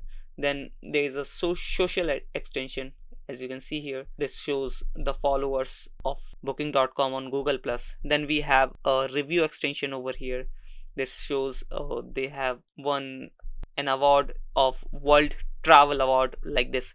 Then they have satellite extension like this. So they have tons of extensions added in their Google ad, right? And this ultimately making their ad more visible, more clickable, right? So before going to next slide, there's one question that why we are making you understand about ad extensions, because this is pretty important topic and it is important to understand that what is ad extensions and why you should use ad extensions in your Google Ads. Okay, we are going to show you how you can practically use these ad extensions with your Google Ads, but for now we are just explaining what are the Google ad extensions and what are the types of ad extensions and what are the main key benefits of these extensions, so that in future you don't miss out these extensions while creating Google Ads, right? Also practically we are going to show you how you can add ad extensions, each and every ad extensions in your Google Ads.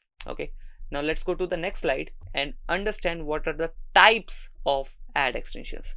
So mainly there are 12 types of ad extensions, and as you can see here, the first one is image extension, Sitelink extension, call out extension, call extension, location, structured snippets, promotion, price, affiliate location, app, lead form, automated ad extensions.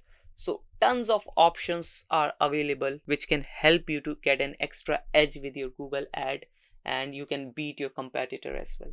And sometimes people get confused at how much ad extensions they should use with their Google Ads. So simply the golden rule is to add only 4 extensions with your Google Ads, and that depends on your ads, that depends on your niche, that which extensions you are using. Okay, but you have to use minimum 4 extensions with your Google Ads, and that's totally up to you whether you choose call out, call, then price, then lead form, or you choose price, promotion, automated, or image.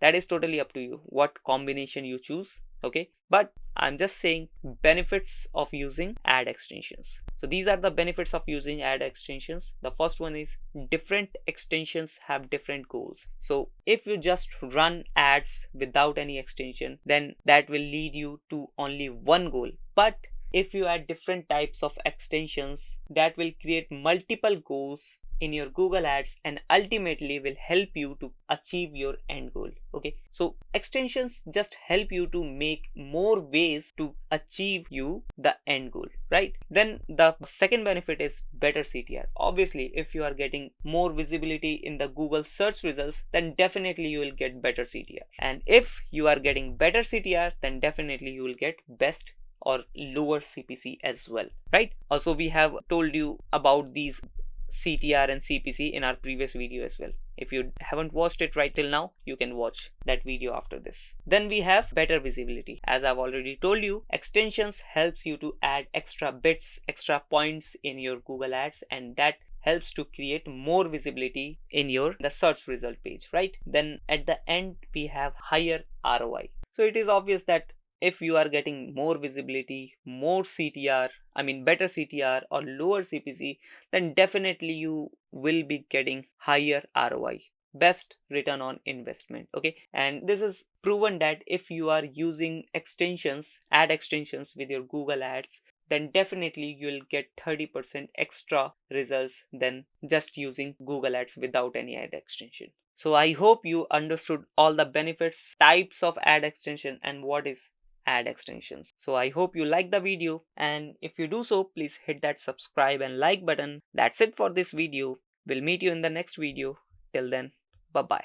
Guys, do you know if you don't set your ad group in your Google Ads properly, you'll be not able to run your ads efficiently and effectively, because this is one of the main part of your Google Ads in order to make a successful Google Ads campaign. So without a proper ad group, you can't just run a successful ad campaign where you'll be getting higher CTR, best CPC, and at the end, best conversions.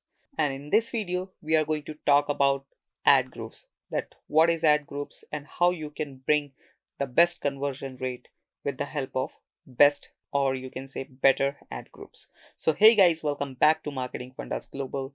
This is the 57th video in this Google Ads course, and in this video we are going to talk about what is Google Ad group in Google Ads and how you can create the best ad groups in order to get best results in Google Ads. So let's get into the video. So guys, this is a single page document where I'm going to show you what is ad group, and this is the screenshot of Google Ads structure, like how Google Ads work, what are the steps you have to create in order to run your Google Ads. Also, we have already talked about Google Ads structure in our previous video.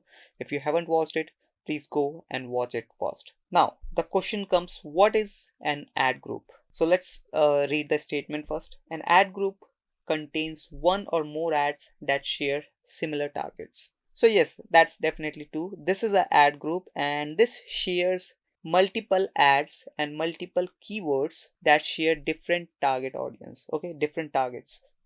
That share same target, similar targets. Sorry for the mistake. So yeah, that's totally a true statement that this is an ad group. Okay, an ad group can contain single or multiple ads that have similar target audience, that have similar targets, and if there is a different target, then you have to create another ad group as well.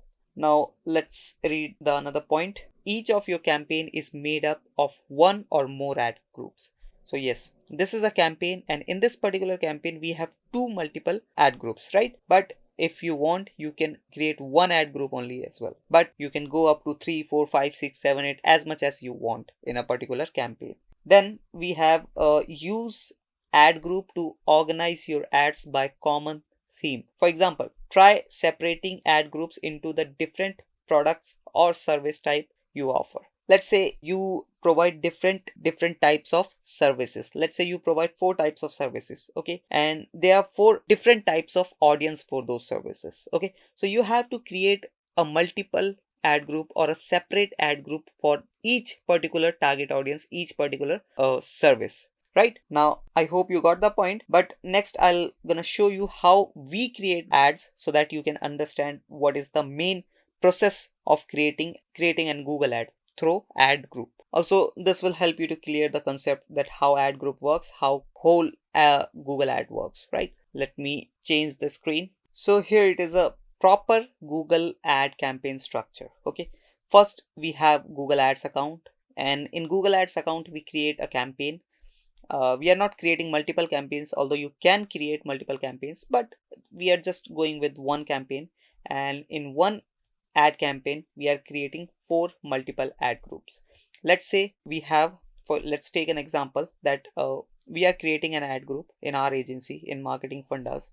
We have an renowned agency who runs ad in India and outside of India as well. So let's say Marketing Fundas is creating an ad group, creating an ad for themselves. So first, this is the ad group, ad account of Marketing Fundas.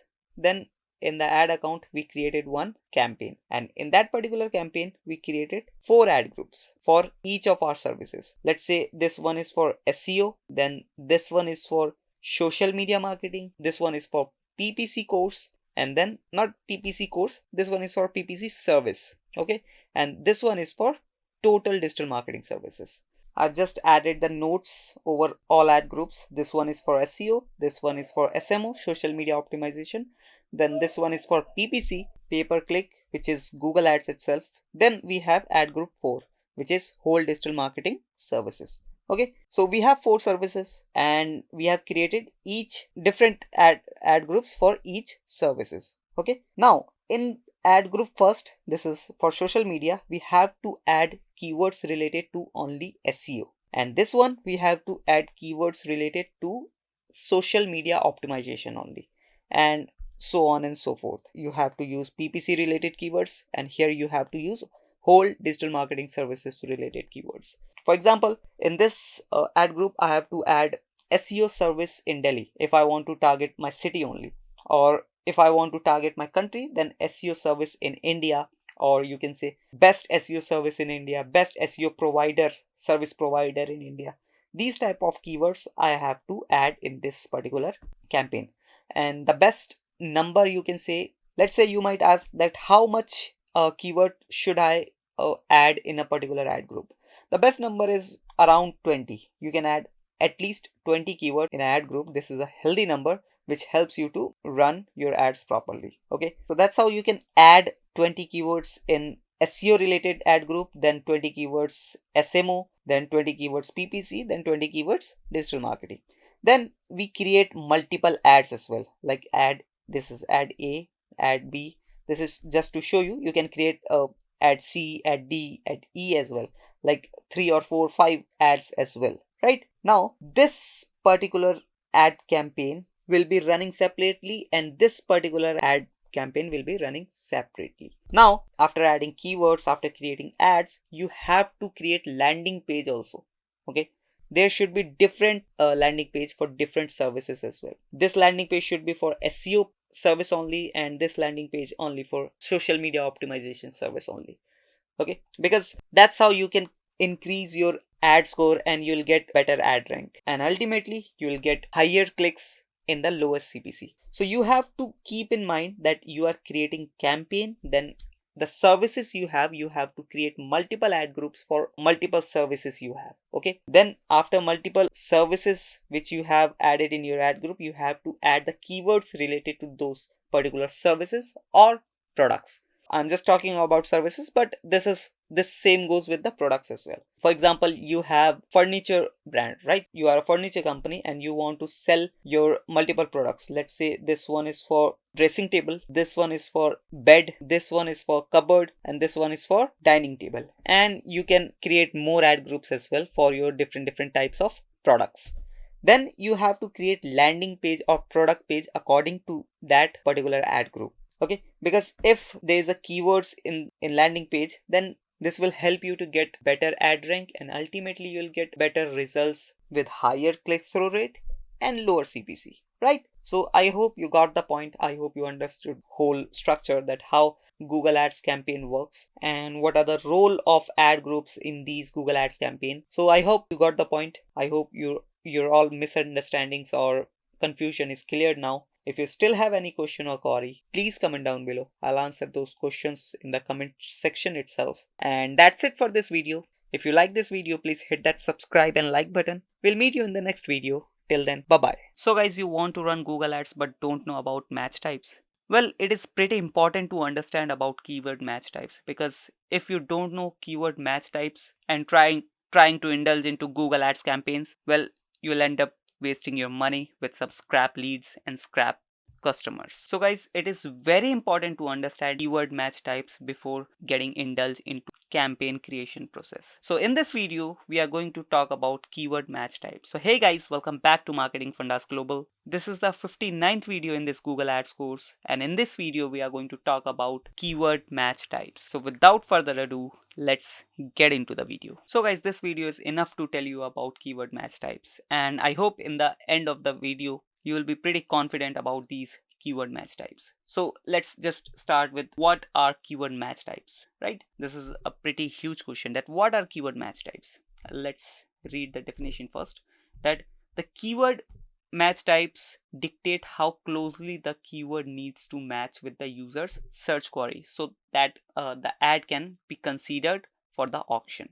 So yes, this is basically the keyword match types dictates that how closely the keyword needs to be matched with the user's search query or search keyword so that Google can understand that it is the query which is considered to show our ads. So let me go to next slide. This that will make you more familiar and will help you to understand about these keyword match types. Okay, so yes, different types of keyword match types. Basically there are three types of keyword match types. The first one is broad match, then we have phrase match, then we have exact match. So basically there are only three keyword match types. Okay, so and these are the three keyword match types. The first one is broad match. In broad match, ad may show on searches that relate to your keyword. So let's say you have added lawn aeration prices. So this is the keyword you have added into your Google Ads, and if the person searches lawn aeration, then there is a high chance that our ad can be shown to that particular user because we have chosen broad match, and in broad match your ads will be shown to the broad number of people, broad audience, right? And to make your horizon a little bit wide, Google can show your ads to the person who is just searching about only lawn aeration. Whether they are searching about price or quality or types, that doesn't matter. If the person is searching lawn aeration only and you have added your keyword lawn aeration prices in broad match, then there's a high chance that your ad will be shown to that particular audience. Or if they are searching aeration prices, let's say they are searching aeration prices, there's also a chance that your ad will be shown. Okay, then we have phrase match. Now in phrase match, let's read it once. Ads may show on searches that include the meaning of your keyword, right? These are the examples: lawn moving service near me, hire company to mow lawn, landscaping service to cut grass. So basically where the intent are like almost same, Google will show your ads there. Okay, and these are the same, almost like same intent keywords, right? The first one is lawn moving service near me, hire company to mow lawn, landscaping service to cut grass. So you have to understand that if users search queries intent is about or is near with your keyword, then your ad will be shown to that particular user. And in the exact match, also the name also suggests that exact match, when the audience searches that particular keyword, the exact keyword which you have added in your Google Ads, then and there only your ad will be shown.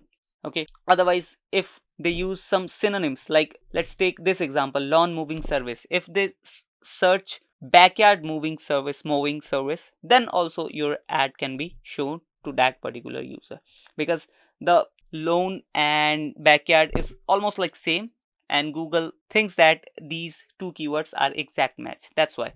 And if we read it once, ads may show on search that are the same meaning as your keyword. So as I have told you, if the keywords have the same meaning, then your ad will be shown in this type of match type. Okay, and now let's go to the third slide. Now it is a complete definition or the complete explanation of broad match. Now let's read it once. Ads may show on searches that are related to your keyword, which can include searches that don't contain keywords terms. Okay, this helps you attract more visitors to your website, spend less time building keyword list, and focus your spending on keywords that work. Broad match is the difficult match type that all your keywords are assigned because it is the most comprehensive. That means you don't have to specify another match type like exact match, phrase match, or a negative match type. Also, we'll be telling you about negative match type also in the upcoming video, but mainly there are 3 match types. Okay, negative match type is something else that we are going to explain you in the upcoming videos. Okay, you don't have to worry about it. So I hope you understood about the broad match, that it is a pretty comprehensive match type where you don't have to put your mind finding some of the exact keywords. You can just add the relevant keywords and broad match type will show its power. Okay, so by using broad match type, you can find some of the most, or you can say some of the most useful keywords for your business. So if you are looking for some of the best keywords that can grow or that can help you to grow your business, then you should use broad match. Otherwise, we don't suggest to use broad match type because it can eat a lot of money, and in return you will get tons of scrap users and scrap leads. So you have to think about it before using broad match type. Okay, now let's go to the next slide. This is phrase match. Okay, let's talk about phrase match. Ads show me on searches that include the meaning of your keyword. Okay, the meaning of the keyword can implied, and user searches can be more specific form of the meaning. Okay, with phrase match you can reach more searches than the exact match and fewer searches than the broad match, only showing your ads on the searches that include your product or service. So I hope you got the point. If the meaning of the search is like same, then and there only your ads will be shown. Okay, let's take some examples. Phrase match keyword is, if let's say we have added tennis shoes keyword, okay, in our Google ad campaign, and your ads might shown in these searches: shoes for tennis. Okay, almost the meaning of these keywords are almost like same. Then buy 2 tennis shoes for on sale, red tennis shoes, comfortable tennis sneakers. In these type of searches your ad can show because we have added this keyword, and these are nearly like the intent or the meaning of these keywords are same. That's why. And on which type of searches our ad won't be shown? Like this: tennis racket and training shoes. So this is totally going off. That's why, which means tennis and shoes are there, but racket and training, there's also 2 words, that is rackets and training. That's why it going a little bit off. Then we have, can you wear running shoes for training? This is also totally going off. That's why our ad will not showing, or our ads won't show here, because as I have already told you that the meaning of the searches should be same, or you can say the intent of both the searches should be same with our keywords. Okay, the keywords which we have added in our campaign and the intent of the searcher. Okay, I hope you got the point. Then we have the third option, which is exact match. Let's read about exact match. Ads may show on searches that have the same meaning or same intent as the keyword. Of the 3 keywords matching option, exact match gives you the most control over who views your ads, but reaches fewer searches than both phrase and broad match. Definitely, if you are tightening up your horizon, then definitely you will get fewer clicks or fewer searches, right? And don't get confused between this and this, because I have talked about the intent in this keyword as well. I mean, in this match type as well, and in this match type as well. But in this match type, I have talked about intent in the phrase, not in the keywords. Okay, if the intent of both the phrase is almost like same or nearly like that, then your ad will be shown. But in this exact match type, if the keywords are or the intent of those keywords are same, then and there only your ads will be shown. Okay, let's take an example. Let's say we have added shoes for men keywords in our campaign. Okay, then our ads will be shown like in these keywords type only: shoes men's shoes, men's shoe, shoe for men. Okay, so these are around almost like exact keywords. That's why. And which type of searches our ads won't be shown? Like this: men's tennis shoes. Tennis word is added here. That's why our ads won't be shown. shown. Then shoes for boys. In this keyword we haven't talked about boys, that's why our ad will be not gonna show here, because here we are talking about boys. Boys and men are totally different, that's why. So I hope you got the point. I hope you understood all these three keyword match types: broad match, phrase match, then exact match. I suggest you to basically use these two only, because as I've already told you, broad match can burn your money by just giving some scrap leads or scrap clicks only. Okay, but if you find it useful for your niche or for your business, then you can use it. You don't have to worry. It is just about testing that which one is working for you. But as an experienced person, we could suggest you that you should only use these two types of match, these two match types only. Okay, so that's it for this video.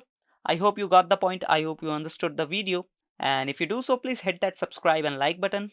And if you still have any question or query, please comment down below. I'll answer those questions in the comment section itself. We'll meet you in the next video. Till then, bye bye. Google's AI is becoming unbelievably smart day by day, and responsive ads and dynamic ads are some of the best example that how much smart the Google's system is. Responsive or dynamic ads are the smart ads by Google. You just have to add the properties, you just have to add the text, multiple properties and multiple assets, and Google's AI uses those assets to create different types of ads for different types of places. And in this video we are going to understand more about these two types of Google ads. So hey guys, welcome back to Marketing Fundas Global. This is the 60th video in this Google Ads course, and in this video we are going to talk about responsive ad versus dynamic ads. So let's get into the video. So guys, before going forward, let me tell you one thing, that Google's AI is getting smarter day by day, but you still need your skills, you still need that knowledge in order to make your campaign successful. So you have to gain knowledge of Google Ads, and you have to update it about these new technologies, new types of ads, new types of feature in Google Ads. Now let's go to the first slide. Now there is a simple explanation of responsive ads. What are responsive ads? Let's read it once, then I'll make you understand that responsive ads automatically adjust their size, appearance and format to fit available ad spaces. So yes, that's how responsive ads works. It automatically adjusts the size of the ad, appearance of the ads, and the text of these ads get automatically fits in the available spaces in the websites or any other places, any other Google's property where ads can be shown. Okay, now so a single responsive ad may appear as a small text in ad and a large image ad in another. Yes, if you enter a small text, that particular small text will be able to appear in a small ad as well as large ad. So that's how these responsive ads works. Now to create their ads, advertisers enter their assets, for example headlines, descriptions, images and logos. Then Google Ads automatically create these ads that people see. Yes, and this is the example of responsive ad creation process. Okay, so as this definition suggests, that you have to enter the assets like description, image, videos, logos. Then Google's AI and Google system works to create lucrative ads so that they can be placed in the different places where the ads can be shown. Okay, and this is the simple dashboard, or you can say the simple ad creation process. This is a responsive display ad. There is responsive search ad as well, but this is the screenshot of responsive display ad, and you have to add these assets over here. As you can see, images, headlines, video, descriptions. So you have to add headlines and descriptions, and in the content form you have to add images and videos. You can add final, obviously you have to add final URL, right? Then your business name, then the headlines, logos. After getting all these details, Google's AI creates these ads and show in different places. Let me go to the next slide. And this is the example of responsive search ad. Okay, as you can see, the points are different here. You have to add headlines, then popular keywords, then unique headlines, then unique description, right? And it is not like that you just have to add 1 or 2 headlines. You have to add around 5-6 descriptions and around 15 headlines, as you can see here.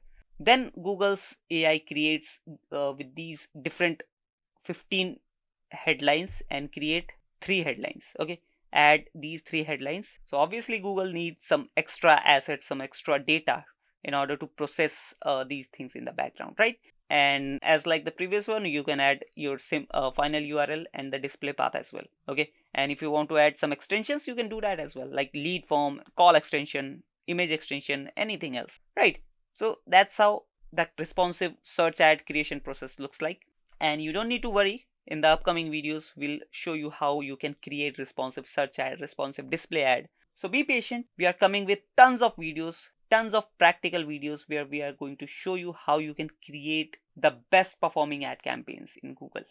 Right, now let me go to the last slide, and this is what are dynamic search ads. Let's read it once, then I'll make you understand. Dynamic search ads are the easiest way to find customers searching on Google for precisely what you offer.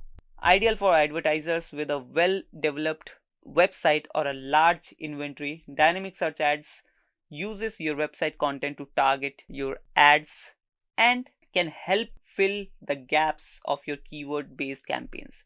Dynamic search ads add headlines and landing pages are also generated using content from your website, which keeps your ad relevant and save your time. So yeah, that's how the dynamic search ad works. Let's say take an example of our website, which is marketingfundas.com. We have more than hundreds of blogs. We have different types of pages for different types of services, right? So it is a pretty huge site, and to create an ad for this kind of website is so much time taking, and that's where dynamic search ads helps you.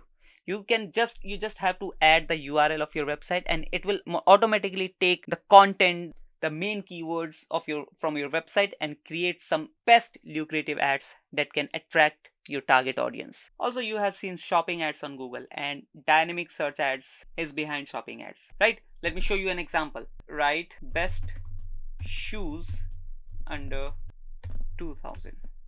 Okay, so as I have searched, and these are the shopping ads, and to create these you need feed, and by using that feed you have to use dynamic search ads to create this kind of ads, these type of shopping ads, right? So if you want to create dynamic search ads or shopping ads, you need to use these dynamic search ads. Also, you might be confused that how you can create these kind of search ads, right? These kind of dynamic search ads. You don't have to worry, we are coming up with our practical videos. We are going to show you how you can create these kind of ads. You don't have to worry, you just have to sit back and wait for the next videos. Okay, so subscribe this channel, hit that like button, and meanwhile you can check out our previous video in this Google Ads course series. Around 60 video we have already published, and many more to come. So that's it for this video. I hope you understood each and everything. If you still have any question or query, please comment down below. I'll answer those questions in the comment section itself. We'll meet you in the next video. Till then, bye-bye. Responsive ads are getting lots of hype these days. But why it is getting lots of hype and marketers are using this responsive ads by Google? Well, that's because it is kind of one-stop solution for all types of Google ads. It helps you to run display ad, video ad, search ad in one go. You just have to prepare your Google responsive ad and you are good to go with your display ad, your video ad, and your search ad as well. Now let's just understand how you can create your first Google responsive ads and get that desired results. So hey guys, welcome back to Marketing Fundas Global. This is the 61st video in this Google Ads course, and in this video we are going to show you a Google responsive ads. So let's get into the video. So guys, as you can see right now, I'm in my Google Ads dashboard. This is my new Google Ads dashboard. Okay, and here I'm gonna show you display responsive ads and search responsive ads. Okay, so let's click on new campaign and we'll see how we can create display responsive ads, or we can just see where we can find that responsive ads option. Okay, if I click on this new campaign option, first we have to select the sales, then hit continue.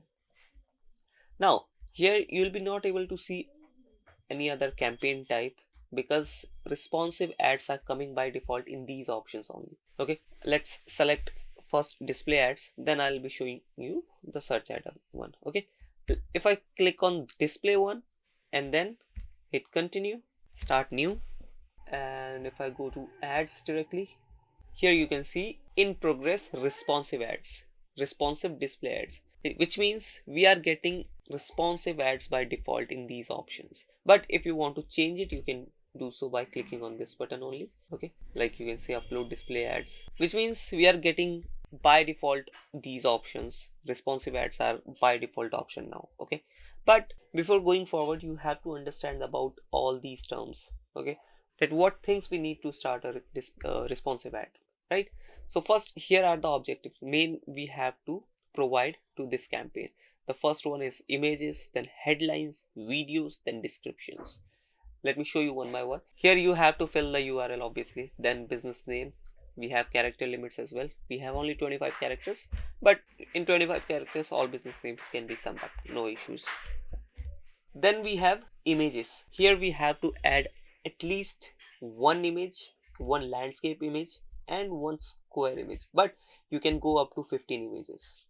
Okay, and it is best to provide as much as images you can, right? Then we have logos. We can add up to 5 logos in different sizes. Then we can provide videos as well. Where videos are possible, Google will show your videos as well. Okay, and these are the properties where we our ads will be shown, like websites, partnered websites. The first one is Google itself, Google search. Okay, then partnered websites, apps, YouTube, Gmail. So these are the properties on which Google will show our ads with this only one campaign. Okay, then if I scroll a little bit down, after video, adding a video, we can add 5 headlines, which is around 30 characters. Okay, after adding 5 headlines, we have to add one long headline, which is around 90 characters. Then descriptions, which is around 90 characters as well, and we can go up to 5 descriptions. And as I've already told you, try to add as much as you can. Okay, let's say, let me show you, for example, www.marketingfundas.com. okay, this is the URL. Okay, I have to copy this one, then so that HTTPS, after this business name. Then once you add all the things, once you provide the website, you'll be seeing some options available here. As you can see, suggested headlines, free digital marketing course. If I add this one, a digital marketing agency, social media marketing, so this will be added one by one here. And once you start creating these ads, I mean, if once you start submitting these properties, you'll be seeing the actual ad over here. Okay, so this was about display ads, display responsive ads. Okay, and there's one more responsive ad, and that is responsive search ad. Let me show you that as well. Once again, click on campaign, new campaign, again select sales, and it is up to you. I'm selecting sales as an objective. Now I'm selecting search. Hit continue, start new, go to keywords and ads, scroll a little bit down. After keywords option, here you have to add the keywords on which you want to rank, right? Now here you can see in search ads, these are the objectives. Add headlines, include popular keywords, make headlines unique, make descriptions unique. Okay, so these are the main objectives for responsive search ad. And what are the things we have to provide here?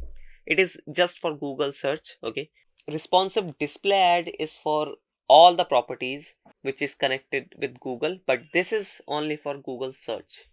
Okay, here you have to provide final URL. Then if you want to add display path, then here are the headlines we have to provide. At least, not at least, you can go up to 15 headlines, which Google will then try which one is working great or which one is getting more results, right? Then we have descriptions. We can add up to 4 descriptions. Then we can add site links so that we can increase our CTA and the performance of overall ad. We can add up to 4 CTA, site link extensions. Okay, if I click on this plus icon, we'll be able to see all the options that which type of site links are available. So here are the site links can be added.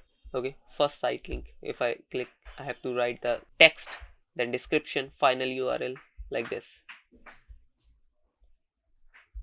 Let me cancel this one. Okay, then here we can add callout extension and much more. So I guess you understood this, how you can add or how you can create responsive search ads and responsive display ads. In the upcoming videos we'll be practically showing how you can create these ads. Okay, this was about like what are the main elements you need to create a responsive ad. Okay, so I hope you understood the video. I hope you liked the video. If you do so, please hit that subscribe and like button. We'll meet you in the next video. Till then, bye bye. Do you know extension in Google Ads can help you increase the results by 30%? That's why we are making you understand about these extensions and how you can use these extensions while creating your Google Ads so that the chances of getting results gets increases. So hey guys, welcome back to Marketing Fundas Global.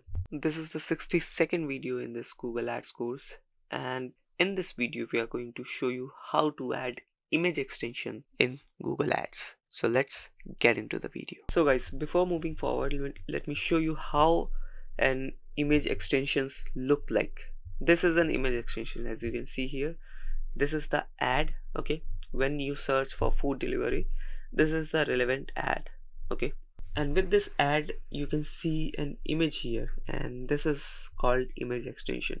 It adds an image into your ad that helps to increase the interaction, or you can say helps to get the attention of your targeted audience. Okay, let me show you one more example. So this is a PC version example, desktop version. When you search for food delivery, this is the relevant ad and this is the image with that particular ad. Okay, so this is how an image extension looks like. Here's one more example. This is an ad and this is the image extension. Okay, now let me go to our Google Ads account and show you how you can find that feature and add that into your Google Ads. So let's just create a new campaign. When you are creating a new campaign, let's select an objective. For now we are selecting sales. It is not important that you have to select sales only, but we are just for now. Then continue, then hit search. Okay, you don't have to select display. You might select display because it has image extension, but no, you have to select search. Okay, once you select search, it will be automatically creating an responsive search ad. Okay, now let's directly go to keywords and ads, and here you will be seeing by default, as you can see by default, this is the responsive search ad. Okay, and if you scroll a little bit down, here are the typical things which you have to add, like final URL, display path, headlines. Then just below the headlines, here is the images option. Here you can add images so that your image can show with this ad. Okay, with the search ad, you just have to click on add images. Once you click here you will be seeing some images if you have uploaded in this account. Also, although we don't have images in this account right now, one we have, and that is also disapproved, but you have to add first, then after the image gets approved, you will be able to add those images over here. Okay, you can read the guideline as well, like images must meet the quality standard of Google Ads. Logo overlay, text overlay, GIFs and blurry or poorly cropped images aren't allowed. So keep that thing in mind while adding the images in your Google Ad account. Okay, once you add the images, you just have to select the image here. Okay, like if I select this, these are the assets, or you can say the image which I can use creatives we are already using in our display ads. So let's just select this one. Let's check whether it is okay or not, and if I hit save, as you can see here, that's how an image extension looks like. Okay, then I have to add headlines and descriptions, and overall this is an image extension. So I hope you understood how you can add image extension in your Google Ads account, in your Google Ads campaign. And if you still have any question or query, please comment down below. I'll answer those questions in the comment section itself. So that's it for this video, guys. If you like this video, please hit that subscribe and like button. We'll meet you in the next video. Till then, bye bye. Well guys, Sitelink extension is one of the best extension in Google Ads because it makes your ad more visible by adding extra pages of your website directly into your Google Ads. Also, Sitelink extension helps you to introduce your new service or other services or other products to directly to your audience in your Google Ads. So let's just understand how you can add Sitelink extension in your Google Ads. So hey guys, welcome back to Marketing Fundas Global. This is the 63rd video in this Google Ads course, and in this video we are going to talk about how to add Sitelink extension in Google Ads. So let's get into the video. Before moving forward, let me show you how a Sitelink extension looks like. As you can see, this is the normal Google Ads.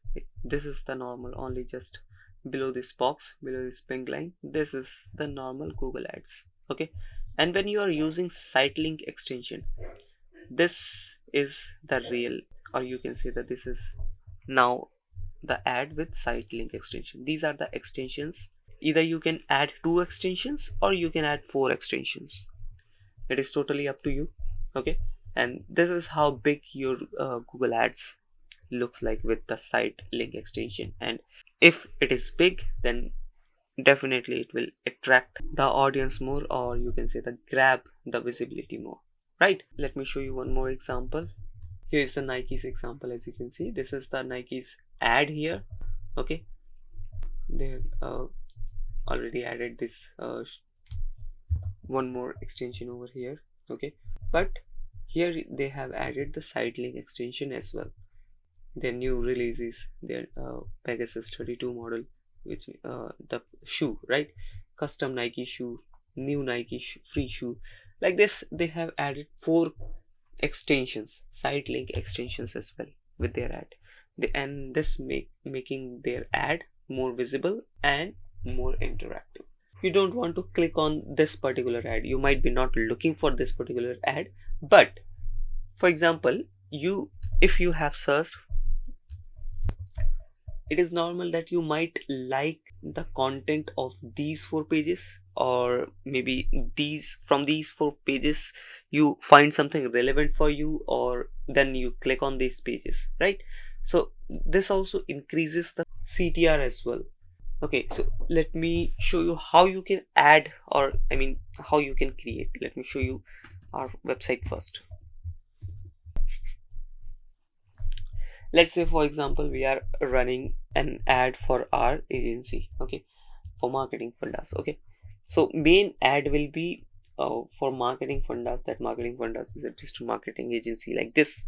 If you are looking for services for to make your business online, to go your business online like this, then we can add our these are the services which we provide. Okay, so we can add our services in our Sitelink extensions, so that it helps to increase the CTR, and also these services directly gets exposure to the audience. Okay, like we can add SEO service 1, then social media marketing, then website designing, then digital marketing. Okay, so we can add these 4 as an extension, Sitelink extension in our Google Ads. Okay, so let's go to our Google ad campaign and let's do it how we can do it. Let's see how we can do it. Okay, so as you can see right now I'm in search ads. Okay, this is the responsive search ads. By default, if you are creating a search ad, by default it opens the responsive search ad. Okay, so in responsive search ad you have to go to keywords and ads, then ads. Here just below the keyword section you will be seeing ads option.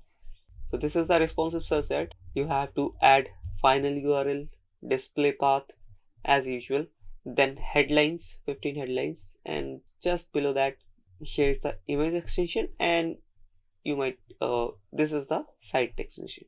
We have already talked about image extension in our previous video. You can check out that video. So this is the site extension, and it says add 4 or more to optimize performance. Click on this, and once you are here, as you can see, we have already used some Sitelink extensions. If I click on this one by one, it will be added in my Google ad campaign. As you can see here, this is one of our clients account where sell smart TVs. Okay, so these are the categories for smart TVs only. As you can see, smart LED TV, frameless 60 centimeter HD LED TV, HD ready LED. So these are the extensions which will be looking like in mobile, and that's how it will be looking in desktop, and it shows in YouTube. It will be looking like this, text ads. As I've already told you, it is responsive, so it shows in YouTube as well. Okay, so that's how you can create or you can add site link extension. Let me show you by adding one more. You have to click on new site link, and here are the options you get. As you can see, first you have to add the site link. Let's say do which we were doing with our marketing fundas. Okay, let's take the example of marketing fundas. So first you have to add site link text. So let's take SEO service. Then you have to add the description. Oops, it exceeds. Leave it like this. And then you have to add the final URL of the service page. Okay, so let me click on this and copy this URL, add it to here. Okay, so one site link is done. Then let's do one more. Now let me choose the social media marketing. Let me then description.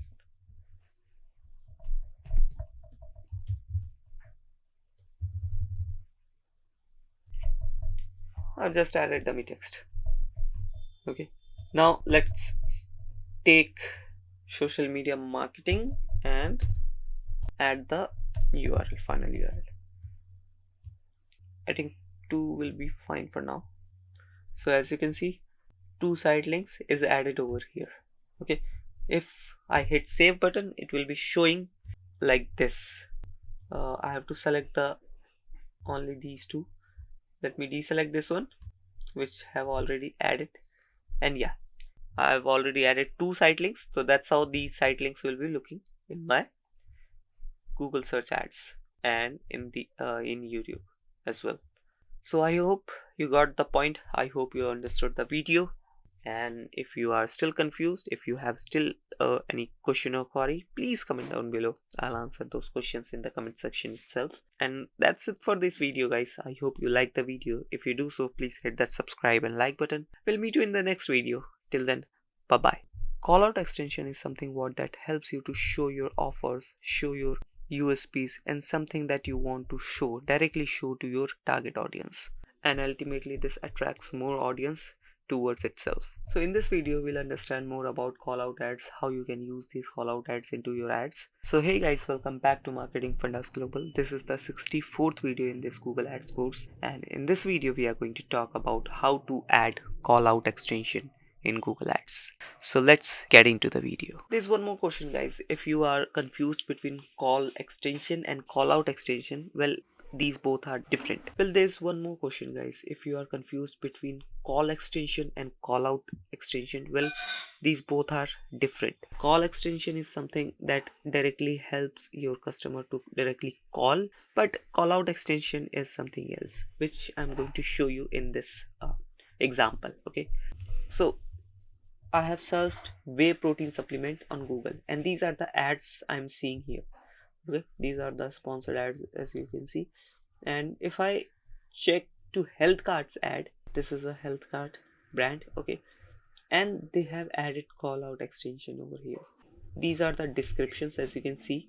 Okay, but just below the description they have added call out extension, authentic products, secure packaging, and easy payment option, 14-day return policy. So these are the call out extension. They have added call out extension, and they are showing their, you can say, USP, or you can say their best selling traits, which are these: authentic products, secure packaging, easy payment option, 14-day return policy. So these are the traits, or you can say these are the USPs which they want to show directly to their customer. Okay, so they have added these policies, or they have added these USPs directly into callout extension, so that the target audience directly can see these USPs. Okay, now let's just understand how we can create our callout extension. Let's directly go to our ad account, and this is the search campaign which we are creating. Okay, and in search campaign you have to go to keywords and ads, and just below the keywords option you'll be able to see these ads option. Final URL, display path, you have to add these things. Then headlines, obviously you have to add headlines and descriptions, right? Then we got image extension, site link extensions, and then callout extension. Just hit this plus icon and you have to add callout extension here. Click on new callout. Otherwise, these here are some already added some callout extensions. If I select these extensions, as you can see, obviously 7 callout extension is not possible. Only we can add 4. That's why it is not showing. Okay, let's add this one.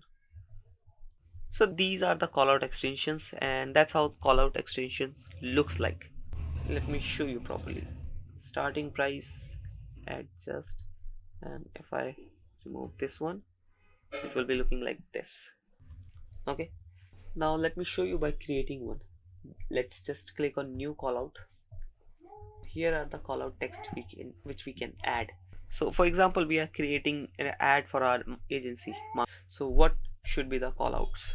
Let me write some dummy content like this: best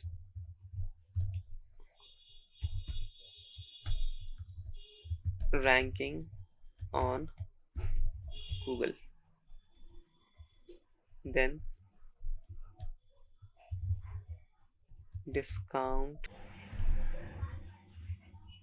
up to 50%, then get your site ranked till, like this.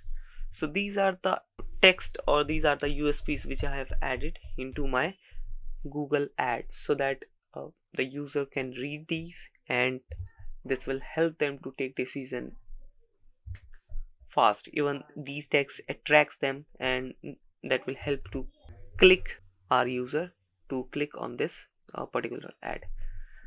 So I hope you understood the video. I hope you liked the video. If you still have any question or query, please comment down below. I'll answer those questions in the comment section itself. And that's it for this video, guys. This is all about callout extension. I hope you liked the video. Please hit that subscribe and like button if you do so. We'll meet you in the next video. Till then, bye bye. Promotion extension is one of the best way to directly show your best offers or the top offers to your target audience. This will help you to increase the CTR and at the end increase the conversion as well. So let's just understand about this promotion extension and how we can use this promotion extension in our Google Ads campaign. So hey guys, welcome back to Marketing Fundas Global. This is the 65th video in this Google Ads marketing course, and in this video we are going to talk about how to add promotion extension in Google Ads.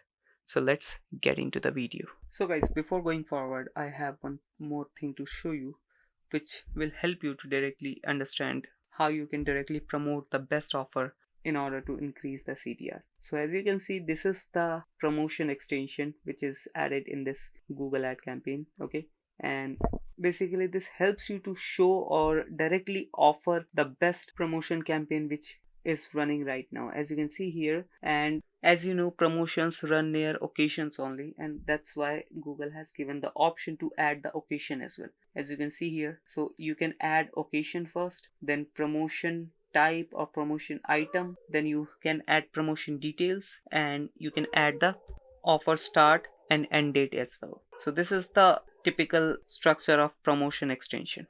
Now let's go into our Google Ads account and let's just understand how we can add a promotion extension into our Google Ads account. Into our Google Ads campaign. So let's search Google Ads. Let's sign in with our Google Ads account. Let me open my ad account. My ad account is open now. Let me select the campaign. You can create a new campaign, either you can resume your draft campaign. Okay, so I'm going with the draft. Let me select search campaign.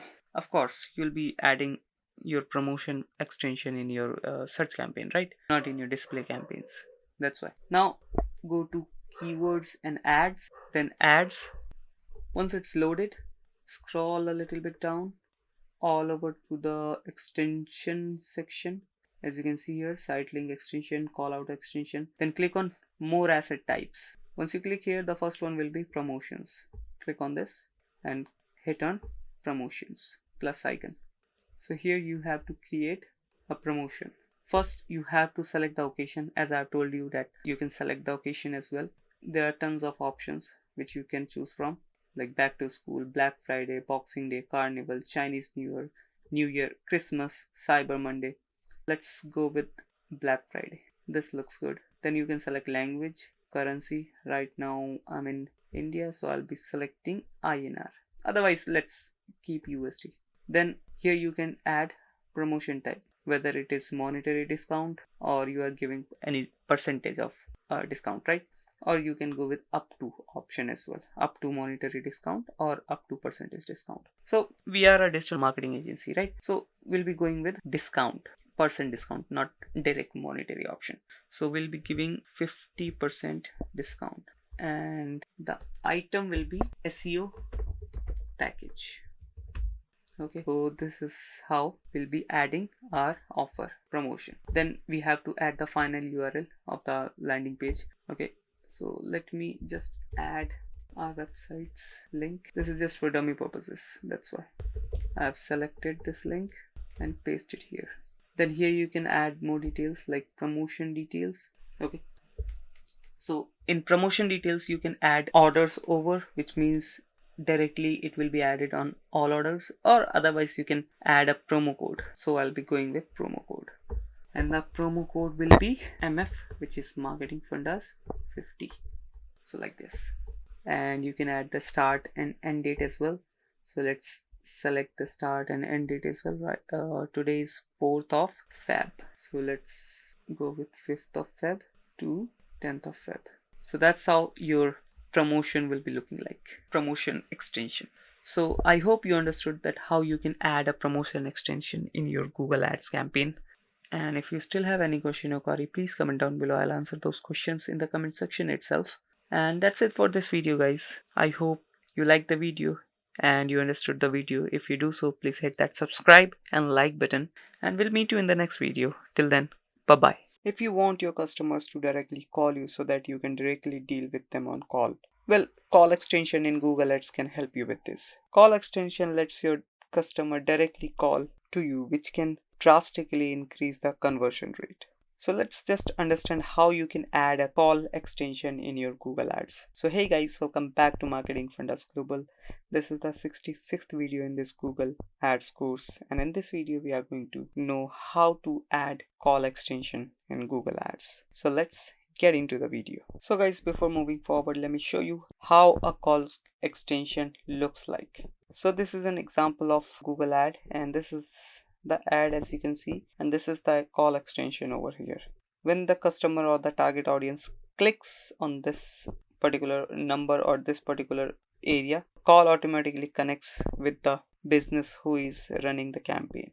Okay, so this is just a simple formula. You can add a number here. Okay, as a business you can add a number here, and when the user or the audience click on this number, a call will be placed automatically to the business who is running the campaign.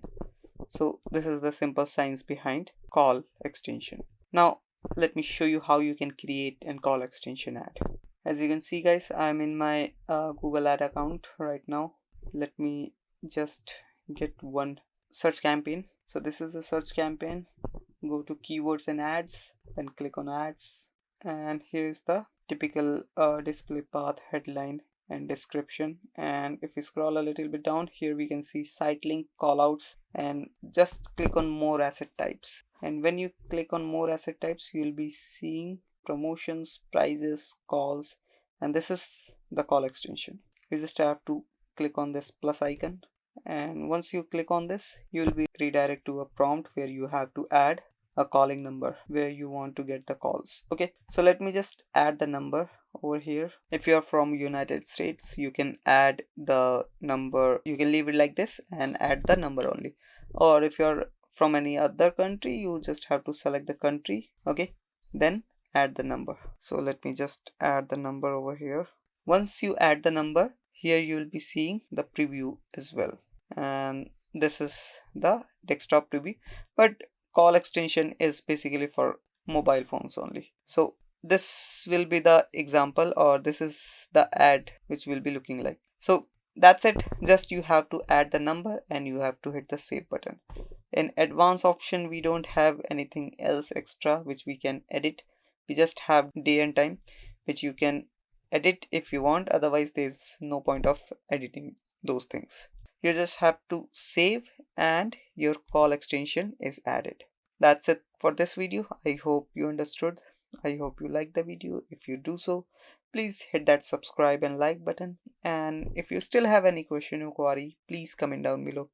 I'll answer those questions in the comment section itself. We'll meet you in the next video. Till then, bye bye. If you have better pricing than your customer, then why don't you show your prices in the very first interaction with your target audience? Yes, you can do that with price extension in Google Ads. This price extension tool allows you to show your price directly in the Google Ad campaign so that the CTR can increase and overall you can increase the results. And in this video, we are going to discuss how you can use this price extension tool in Google Ads. So hey guys, welcome back to Marketing Fundas Global. This is the 67th video in this Google Ads course, and in this video we are going to discuss how to add price extension in Google Ads. So let's get into the video. Before going forward, let's understand how a price extension tool or price extension looks like in Google. So as you can see here, this is a price extension in Google Ads. This is a Google ad,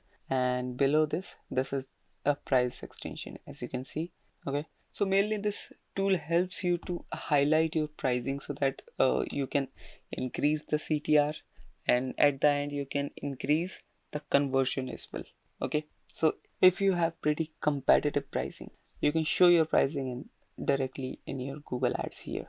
Okay, now let's close it and let's understand that how we can add into our Google Ads campaign. So let's directly go to Google Ads account. This is our Google Ads account dashboard. Let's just select a campaign from draft, then go to keywords and ads, then ads. It is getting loaded. Scroll a little bit, click on more assets. So basically guys, we are showing you, or you can say we are telling you about all the extensions one by one. We have already told you about price extensions, call out extensions, call extensions, and now we are telling you about price extension. Okay, so that you can use these extensions in your Google ad campaign in order to make your Google campaign successful. Right, now click on prices and click on plus, this icon, plus prices. Now once the panel is open, you have to add the language first, then you have to add the type. Okay, so here you can add the price type, like which type of pricing you are adding. So here's the option: brands, event, location, neighborhood, product categories, product tier, then service category, service tier, service. In our case, we are, as a digital marketing agency, we provide services, right? So we are going to select services, and now we have to select the currency type, like in which currency you want payment. So you let it be USD for now. Okay, then we have price qualifier. So in price qualifier, we have option from, up to, and average. Like prices will be starting from, or prices are up to, like this. Okay, so our prices is starting from. Now here we have to add the header, or you can say the main heading of the pricing. So let me add SEO services or SEO package. Now it's fine, from $200. And if you want to add unit, like $200 per hour, $200 per day, per week, per month, like this. So we are not going into this, but if you have a product or services which can be counted in per hour, per day, per week, you can do that. Okay, then you can add description. in description you can add limited time offer like this, because generally we provide this package in $400 and we are now providing in just $200. That's why this is limited time offer, right? So that's how you can create a pricing offer with this extension, price extension tool in Google Ads. Now here you have to add final URL of your landing page. So you can add this search engine. Let's copy this page and paste it here.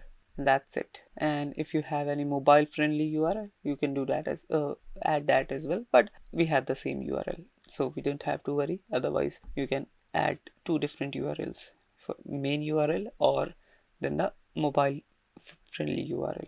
Okay, then like this you can add more assets or more prices here, like you can edit these options as well one by one. Okay, and your pricing will be added one by one here.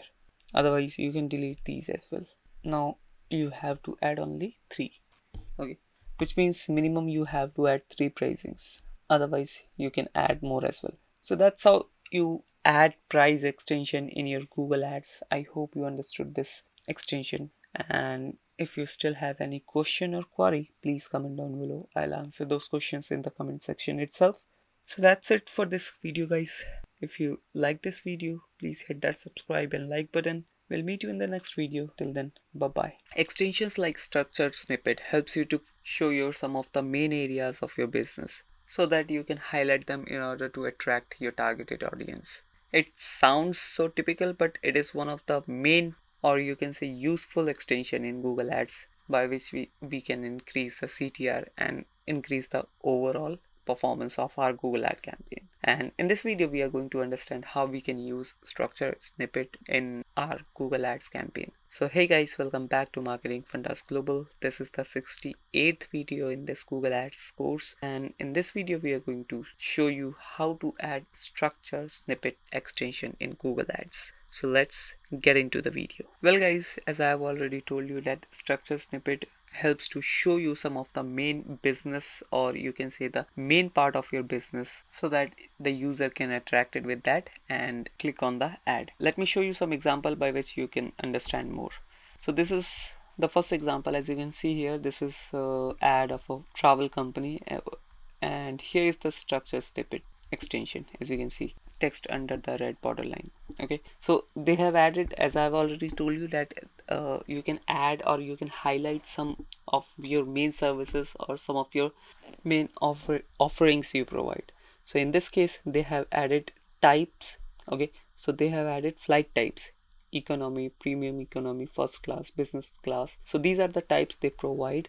Okay, and for these are the destinations: New York, Orlando, London, Las Vegas, Mexico, Canada. So they have defined that they provide flights.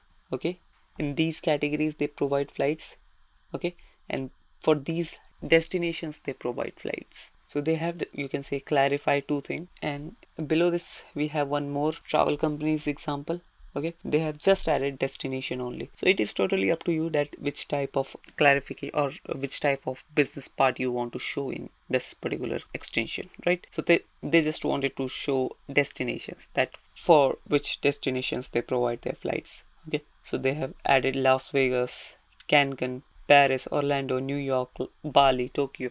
So like this they have added. Let me show you one more example of another company. So this is a sunglass company, Ray-Ban. Okay, and they have added, or you can say they have added their styles, like which type of style they provide, which type of glasses they provide. Okay, so they provide aviator, wayfarer, clubmaster, round, custom, like this. Okay, now let me show you by creating, or you can say by adding one structured snippet extension in our ad campaign, which will help you to understand more.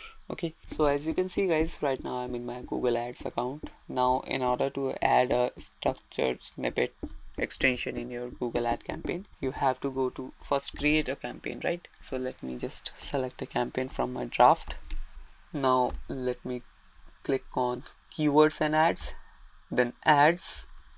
Then here are all the typical things which we have to fill in, like final URL, display path, headline, description and all.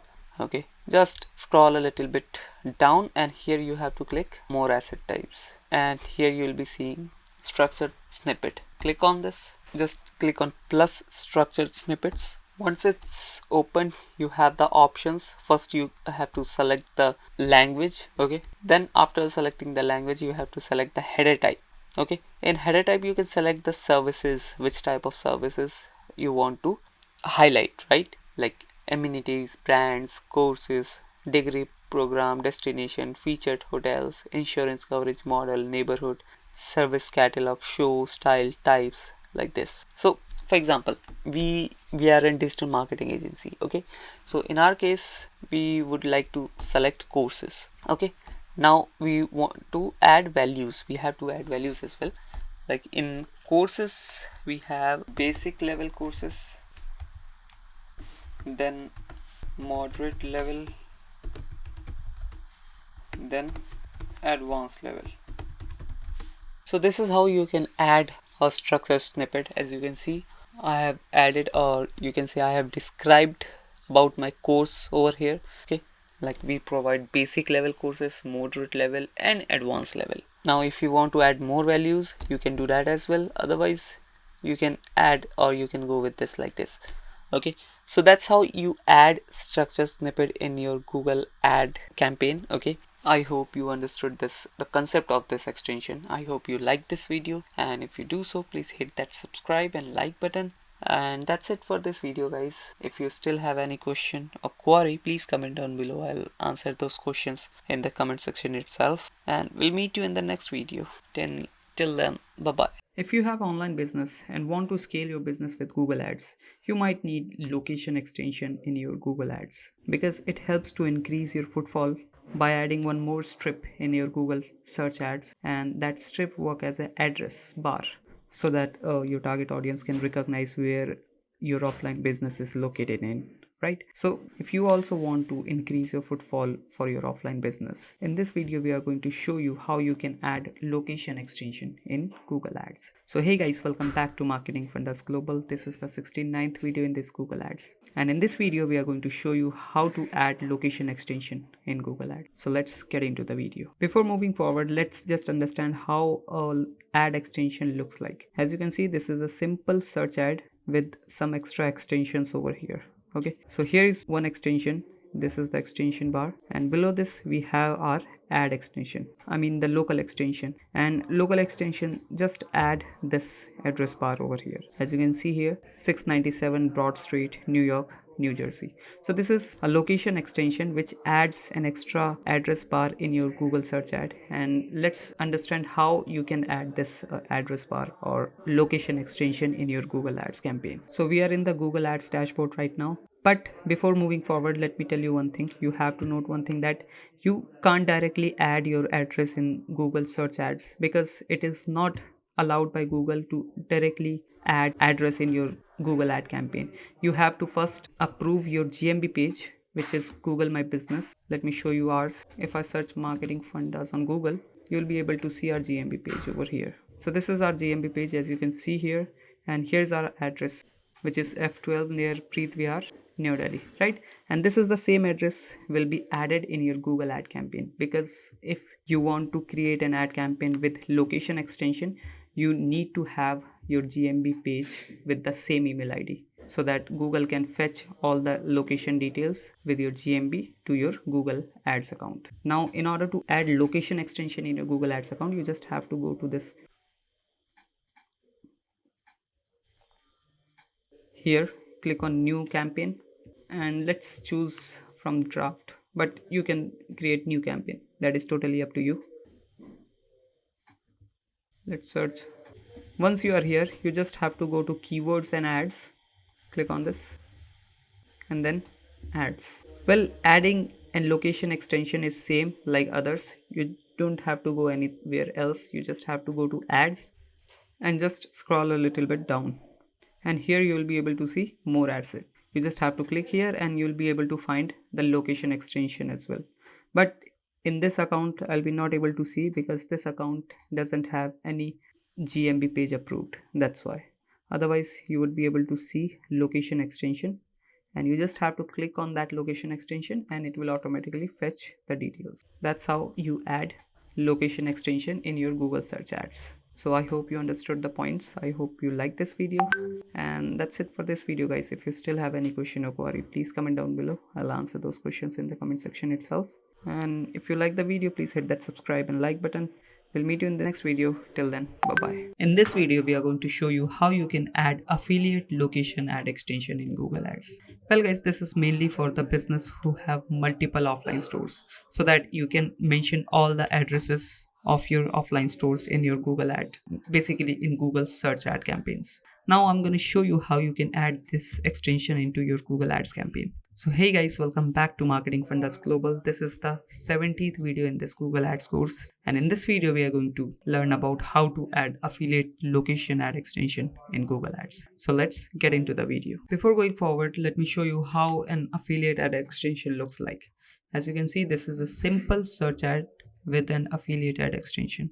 And as I've already told you, that if you have multiple stores, multiple offline stores, and you want to show all the addresses of your stores, or if for example you sell a product which gets sales on multiple stores, so you can add those stores in this extension so that you can show your all addresses of your offline stores.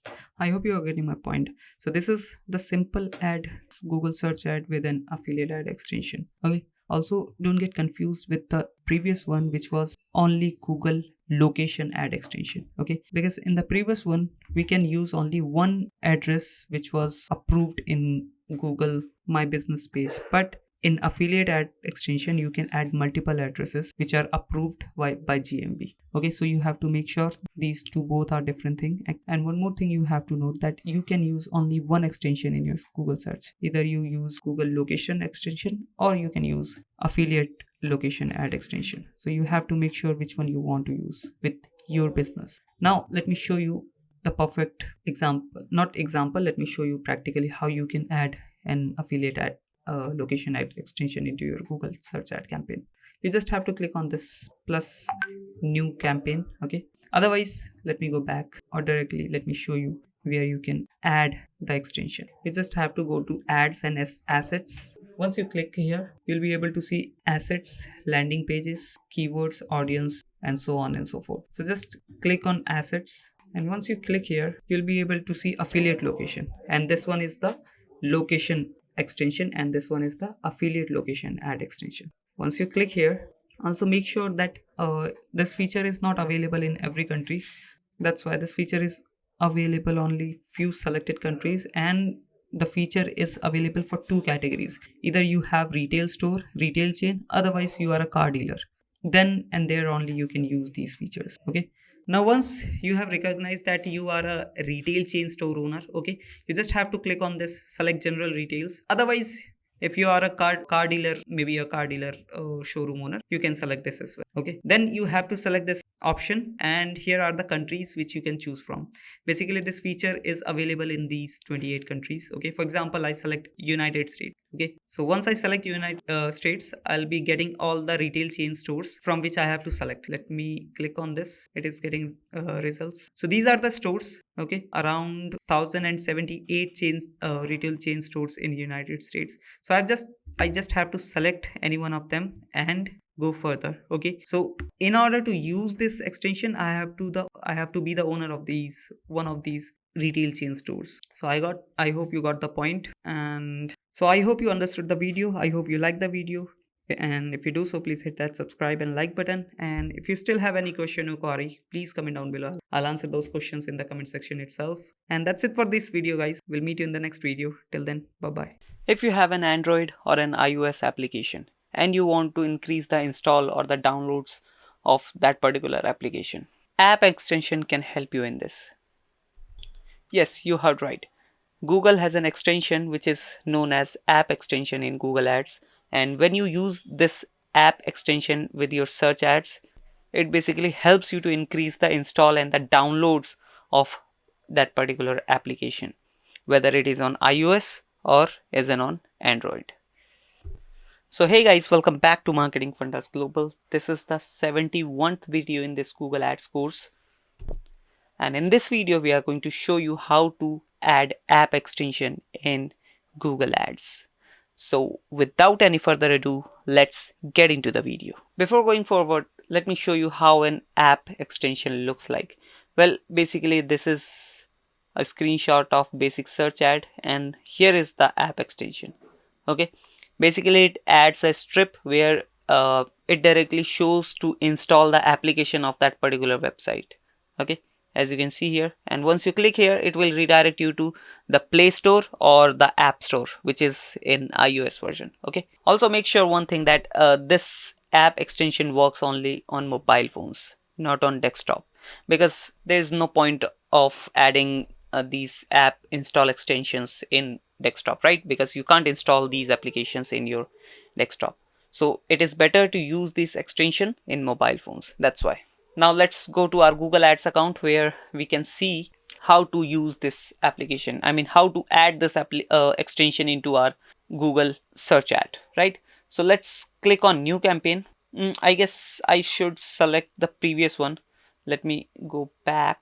No, I think there's no any draft campaign. So let's select objective sales, and that is just for demo purposes. And obviously I'm going to show you in search ads, right? Because I'm showing you extension, and extension works only in search ads, right? So selected search, campaign name, then hit continue. Now you have to go to all the way this keywords and ads option and click on ads. And once it's get loaded, here are all the things which you have to fill in order to create an impressive and interactive search ad which gets more clicks, right?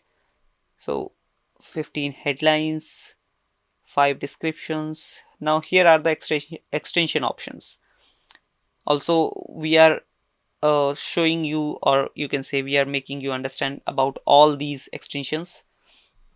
Okay, you can watch our previous videos on which we have already made you understand about these extensions. Okay, now we have here app extension.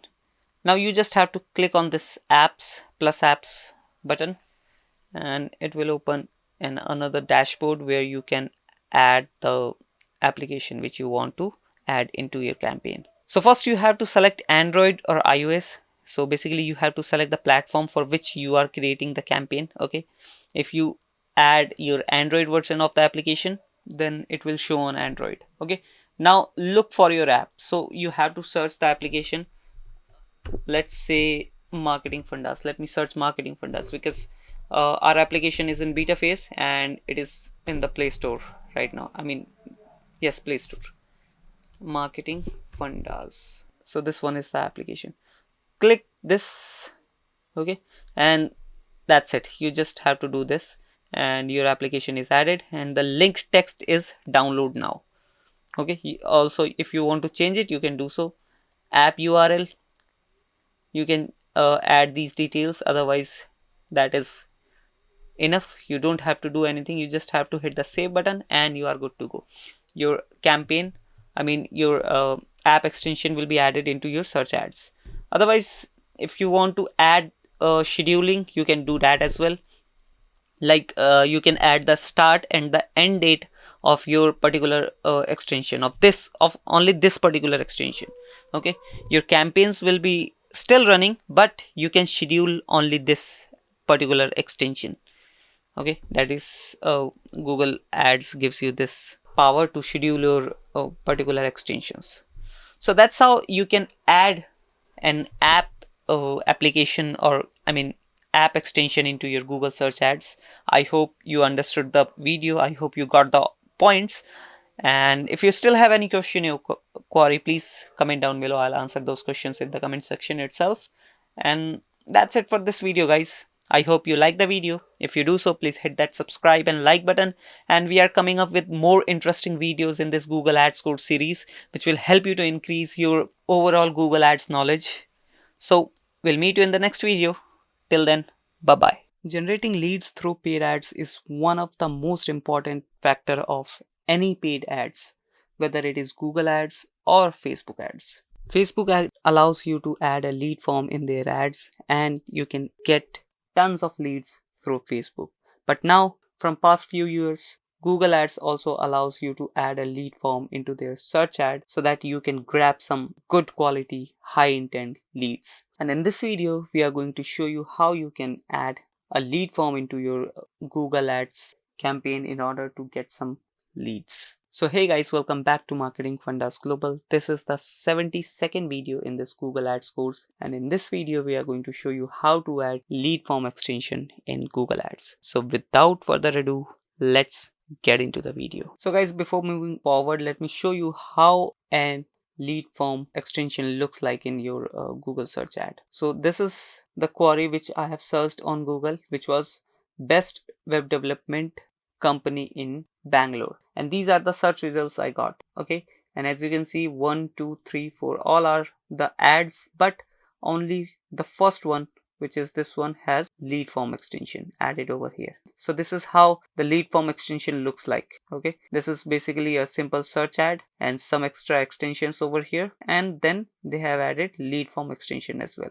As you can see, they have added location extension and some extra extension over here, but they haven't added any lead form extension with their ads. Okay, so this is how the lead form extension looks like, and once you click on this, you will get this kind of form which you have to fill in. Let me increase the size a little bit. Okay, so after clicking on the lead form, you will get this kind of form which you have to fill in, and just hit submit and your data will be sent to the campaign owner or the website owner, right? Also, if you have logged in into with your Google ad account, your details will be automatically fill in. You just have to hit the submit button. So that's how a lead form extension works. Now let me close this and let me show you how you can add a lead form extension into your Google Ads campaign. So as you can see guys, right now I'm in a search ad. I'm creating a search ad, and you have to go to all the way down to your ads so that you can add a lead form extension in your Google Ads campaign. So this is the typical same thing: final URL, display path, headlines and descriptions and all. Then we starts getting the extension options. Okay, and if I click on this more asset type, I'll be getting lead form over here. Okay, you just have to click on this lead forms, and once you click here, you'll get this kind of form over here. But you don't have to worry, I'm showing you how you can create a proper lead form which can get actual leads. Okay, so first you have to add the headline which you want to add. Let's say for example, I'm adding SEO service, then business name, Marketing Fundas. After adding business name, add the description, and it will be automatically added in this lead form in real time. Okay, so let me add the description as well.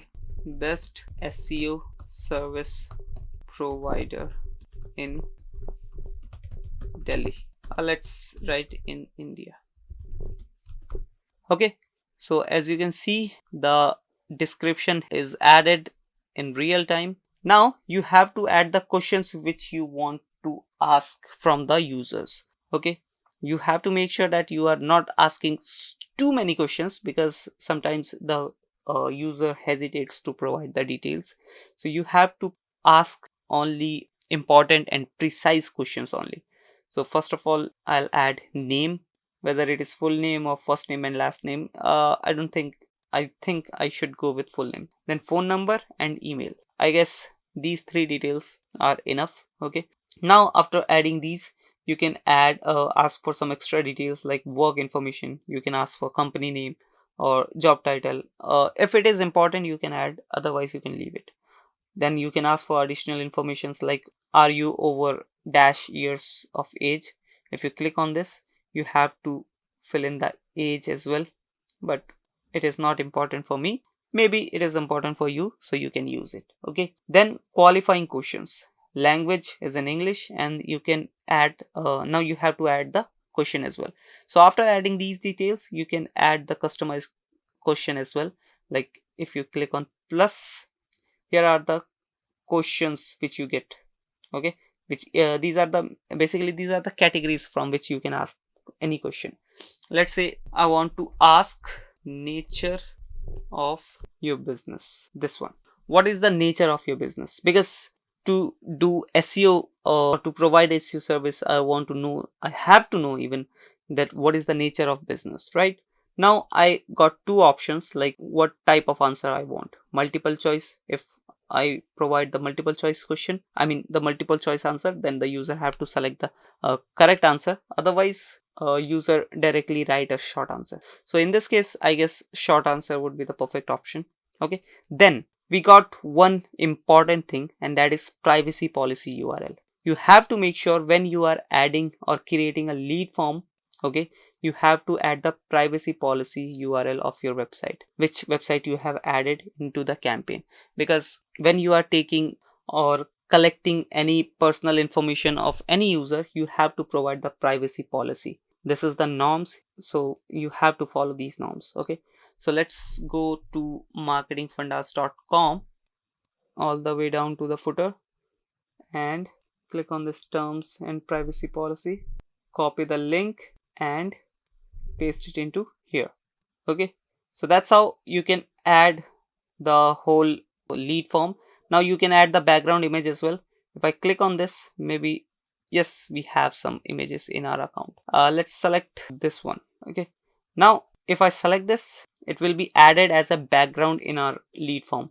Let me show you.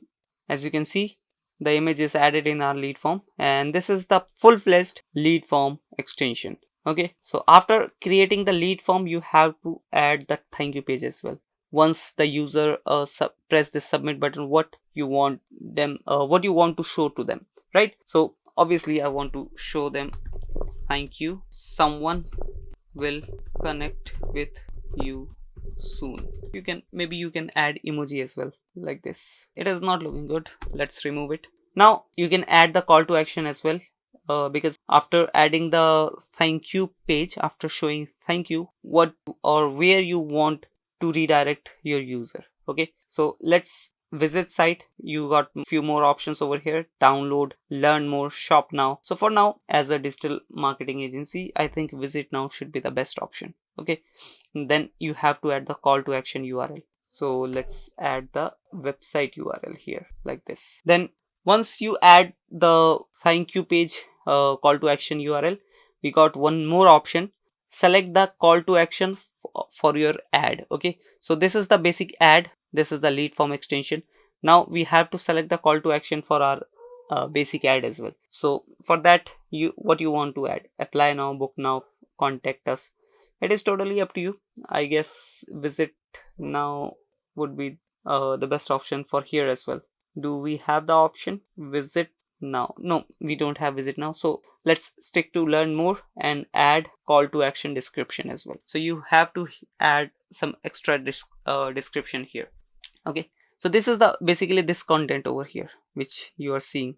Let me, I guess not visit now, contact us would be the fine. Then contact us, get best SEO service, like this. So this is the call to action of our ad. Okay, of our lead form mainly. So that's how you add, you create lead form extension. As you can see, this is the basic lead form, then the submission page, basically the thank you page, and then the particular ad. Okay, so these are total 3 steps or 3 things which we have accumulated in order to create a lead form extension. So that's it for this video. I hope you got the point. I hope you understood each and everything. And if you still have any question or query, please comment down below. I'll answer those questions in the comment section itself. And I hope you like the video. And if you do so, please hit that subscribe and like button. And we'll meet you in the next video. Till then, bye-bye. In the previous videos, we have told you about all the extensions in Google Ads. But this video is gonna be a little bit different, because in this video we are going to talk about automated extension. Yes, you heard right. Google provides automated ad extensions as well. And when you turn it on, Google automatically creates an extension for you and applies to your campaigns. So hey guys, welcome back to Marketing Fundas Global. This is the 73rd video in this Google Ads course, and in this video we are going to talk about Google Ads automated ad extensions. So without further ado, let's get into the video. So guys, as you can see, I am in my Google Ads dashboard. Now, as we have already told you about the extensions, how you can create extensions in previous videos. If you haven't watched it till now, you can go and search for our Google Ads playlist, and there you'll be able to see all the extension creation videos. Okay, now for the automated ads extension feature, you have to directly go to this ads and assets option, then click on this assets. If you click here, you'll be able to see all the ads which we have created, as you can see here. And if you click on assets, you'll be able to see all the extensions. Earlier the name of this feature was ads and extensions, but Google have changed it into ads and assets. So as you can see, these are the extensions which are running on these campaigns. As you can see, this one is structured snippet extension, and this is on account level, and a part of this, all the extensions are on campaign level. Sitelink extension, Sitelink, callout, and these are on campaign level, as you can see here, right? So these are the pre-made, which we have created, right? But if you want to see the automated ad extensions, you just have to go to this three dot icon, this which says more. Once you click here, you'll be able to see automated level, account level automated assets. You have to click on this, and here you'll be able to see all the automated ad extensions. Although we have not any automated ad extension in this account, otherwise you would have seen those automated ads extensions here, right? And how it creates? Well, Google's AI automatically creates these extensions using your previous data and using your present data, which is on your landing page, which is your keyword, your ad copies. So after analyzing all the things, okay, because Google is not just a small search engine, it is an ecosystem now. Okay, you have to understand this. And after Google's AI analyzes all the things, Google's AI creates automated ad extensions which can even perform better from the manual ad extensions in sometimes. So it is pretty recommended to use automated ad extensions. Now, if you want to see that whether your automated ad extensions feature is turned on or turned off, you just have to click on this more option. Once you are in account level automated assets, you have to click again on this more option, and you will be able to see advanced settings. Click on this, and here you can see all the automated ad extensions are turned on except this dynamic images, right? And if you want to turn it off, you just have to click on this arrow icon and you can turn off. But it is recommended to keep this on, as it is showing recommended, and it is recommended by Google as well, right? It is not that I am only recommending, it is recommended by Google. As you can see, all the extensions are recommended by Google. So yeah, because we have manually created extensions in this account, that's why automated extensions are not created by Google. But if you are not that person who put efforts in manually creating ad extensions, you can just leave this thing to Google, and Google will automatically create ad extensions for your campaigns. So I hope you got the point. And all these settings are turned on default, and defaultly all these settings are turned on. You don't have to make these turn on. You can just check in your Google Ad account that whether these options are turned on or off, but it is defaultly turned on, so you don't have to worry about this. So I hope you understood this video. I hope you liked the video, and if you do so, please hit that subscribe and like button. And that's it for this video, guys. If you still have any question or query, please comment down below, and I'll answer those questions in the comment section itself. And we'll meet you in the next video. Till then, bye bye. In the previous video, we have shown you how you can create some lucrative and attractive headlines which make your audience to click on the ads. But without descriptions, you can't just create any search ad. It is a combination of headline and description. And if the description is not that much lucrative and informative, then just with the headlines, you'll be not able to master your Google Ads campaign. So it is important to work on the both part. The first one is headline, then the description. Okay, so once you master the both part, the headline and the description, then you will be able to make successful your Google ad campaign. So in this video, we are going to show you how you can create some descriptions for your Google ads. So hey guys, welcome back to Marketing Fundas Global. This is the 75th video in this Google Ads course, and in this video we are going to talk about how to write descriptions in Google Ads. So let's get into the video. So this is the ad campaign which we left earlier in the previous video after just adding the headlines. Let me show you. So this is the final URL and the display path, and these are the headlines, 10 headlines which we have added. And after adding the headlines, our headlines, add headlines and make headlines unique option is filled.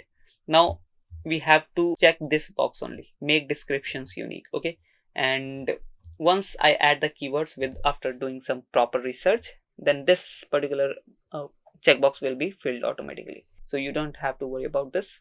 This is the main which we have to aim in this video. So let's just add few descriptions and see. The main task of your headlines is to attract your audience, okay? But after attracting your audience, you have to give your audience some data, some information, so that your target audience can make or can gain trust on you, and that particular work can be done by only descriptions. Okay, so the main aim of your headlines is to attract your audience, and the main aim of your descriptions is to give some data, give some information, so that your audience can trust on you and make a decision to click on your particular search ad, right? So now let's just add some descriptions which will give you an idea that how you can create the descriptions for your particular search ad campaigns. So let's just add, let's write best digital marketing agency from, I should write like this, since 15 years. Also you can add like this, and you can add CT as well, contact us now. Also make sure that you are not exceeding 90 characters, because description has a limit of 90 characters. Okay, even I'm just using 60 characters, but it is good to use around 90, and you can't use more than 90, so it is good to go to close to 90, right? And I'm just adding some dummy descriptions. I'm not using these proper descriptions, these are like dummy descriptions, right? Now here I can get get best discount on complete digital marketing services. Oops, the spelling is getting, no issue. Starts with, you can add or you can mention your minimum pricing as well, so that it can get more attractive, and also your audience will get the idea that what is the price bracket you offer, right? Starts with, I'm in India, so I'll be using rupees, right? Start with rupees 5,000 a month, like this. So this could be proper description like this. Okay, this is not a proper because I haven't got close to 90. I just added 60 characters, but this is close to 90 characters, so this could be kind of perfect description, perfect example of a description, right? And you can add 4 descriptions in any ad campaign, right?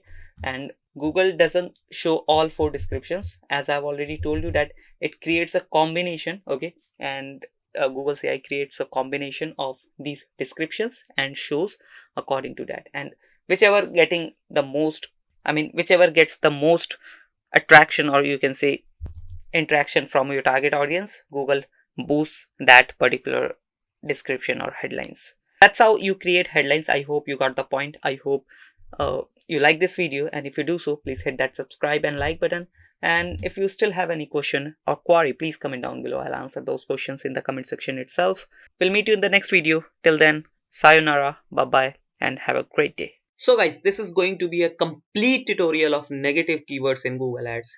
We'll tell you from why negative keywords are so important in Google Ads to how to add negative keywords in your Google Ads campaign. So everything will gonna be covered in this particular video. So let's get into the video without any further ado. So guys, this is the 76th video in this Google Ads course, and in this video we are going to basically talk about negative keywords, and this will be the full guide about negative keywords. And these are the things which you are going to learn. The first one is what are negative keywords. We'll tell you that what are negative keywords and why it is important, how they work, then benefits of negative keywords, benefits of using negative keywords basically, then types of negative keywords, how to identify negative keywords for your business in your niche, right? Because there are different types of negative keywords in every niche, every business, right? Then at the end, how to add negative keywords in your ad campaign, and this will be going to be totally practical, right? So let's go to the second slide and start one by one. So first of all, there's a question that what is negative keywords, right? What are negative keywords basically? You might be thinking that I have added keywords in my ad campaign, and now what is this negative keyword term, right? So let's read it once. This will basically clear the confusion of your mind. That negative keywords are used to prevent your ads from showing to people who are actively searching queries unrelated to the service or product you provide, right? In turn, giving your business the opportunity to reach the best potential audience whilst efficiently spending your campaign budget and avoiding wasting money on clicks that just won't convert, right?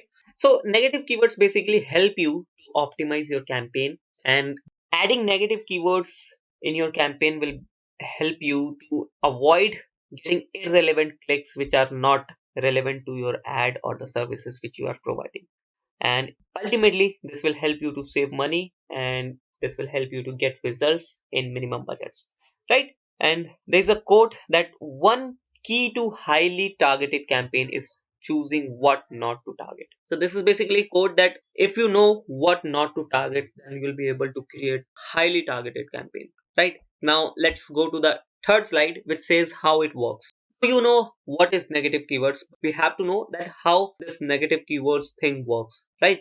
Now let's read it and you'll be able to understand that how this negative keyword thing works. Now when selecting negative keywords for search campaigns, look for search terms that are similar to your keywords but might cater to customers searching for a different product, right? For example, if you are an optometrist who sells glasses, eyeglasses, you may want to add negative keyword for search term like wine glasses and drinking glasses. Because if you are an optometrist, you might have added eyeglasses keyword into your campaign. And when people will search wine glasses or drinking glasses, there is a high chance that Google will find it similar, that the glasses word, and will show your ad to that particular audience. And this will be totally waste of money. So in that case, you have to add wine glasses or drinking glasses kind of keywords into your campaign, right? So that's how it works. You have to find the relevant, or the similar search terms which your audience or which the general audience can search, but they are not looking for the product which you are selling, right? Now let's go to the fourth slide, and this is types of negative keywords. Basically, there are three types of negative keywords.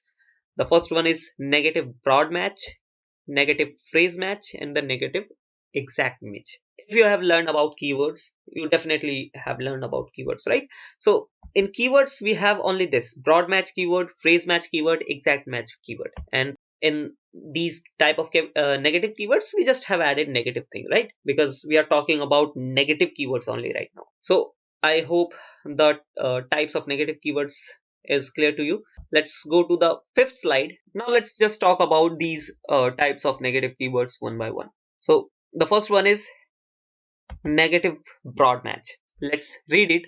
That this type is default for your negative keywords. For negative broad match keywords, your ad won't show if the search contains all your negative keywords term. Even if the terms are in different order, your ad may still show if the search contains only same of your keyword terms. So this is basically the default keyword match type, negative keyword match type, which Google ad campaign automatically use if you add a negative keyword in your campaign, right? Broad match one. Now running shoes, for example, you have added negative keyword which is running shoes in your campaign. Okay, so in this case, if the people if the audience search blue tennis shoes, then your ad will be shown running shoe, again your ad will be shown. But if blue running shoes, your the particular keyword is here, people search blue running shoes, then your ad won't be shown.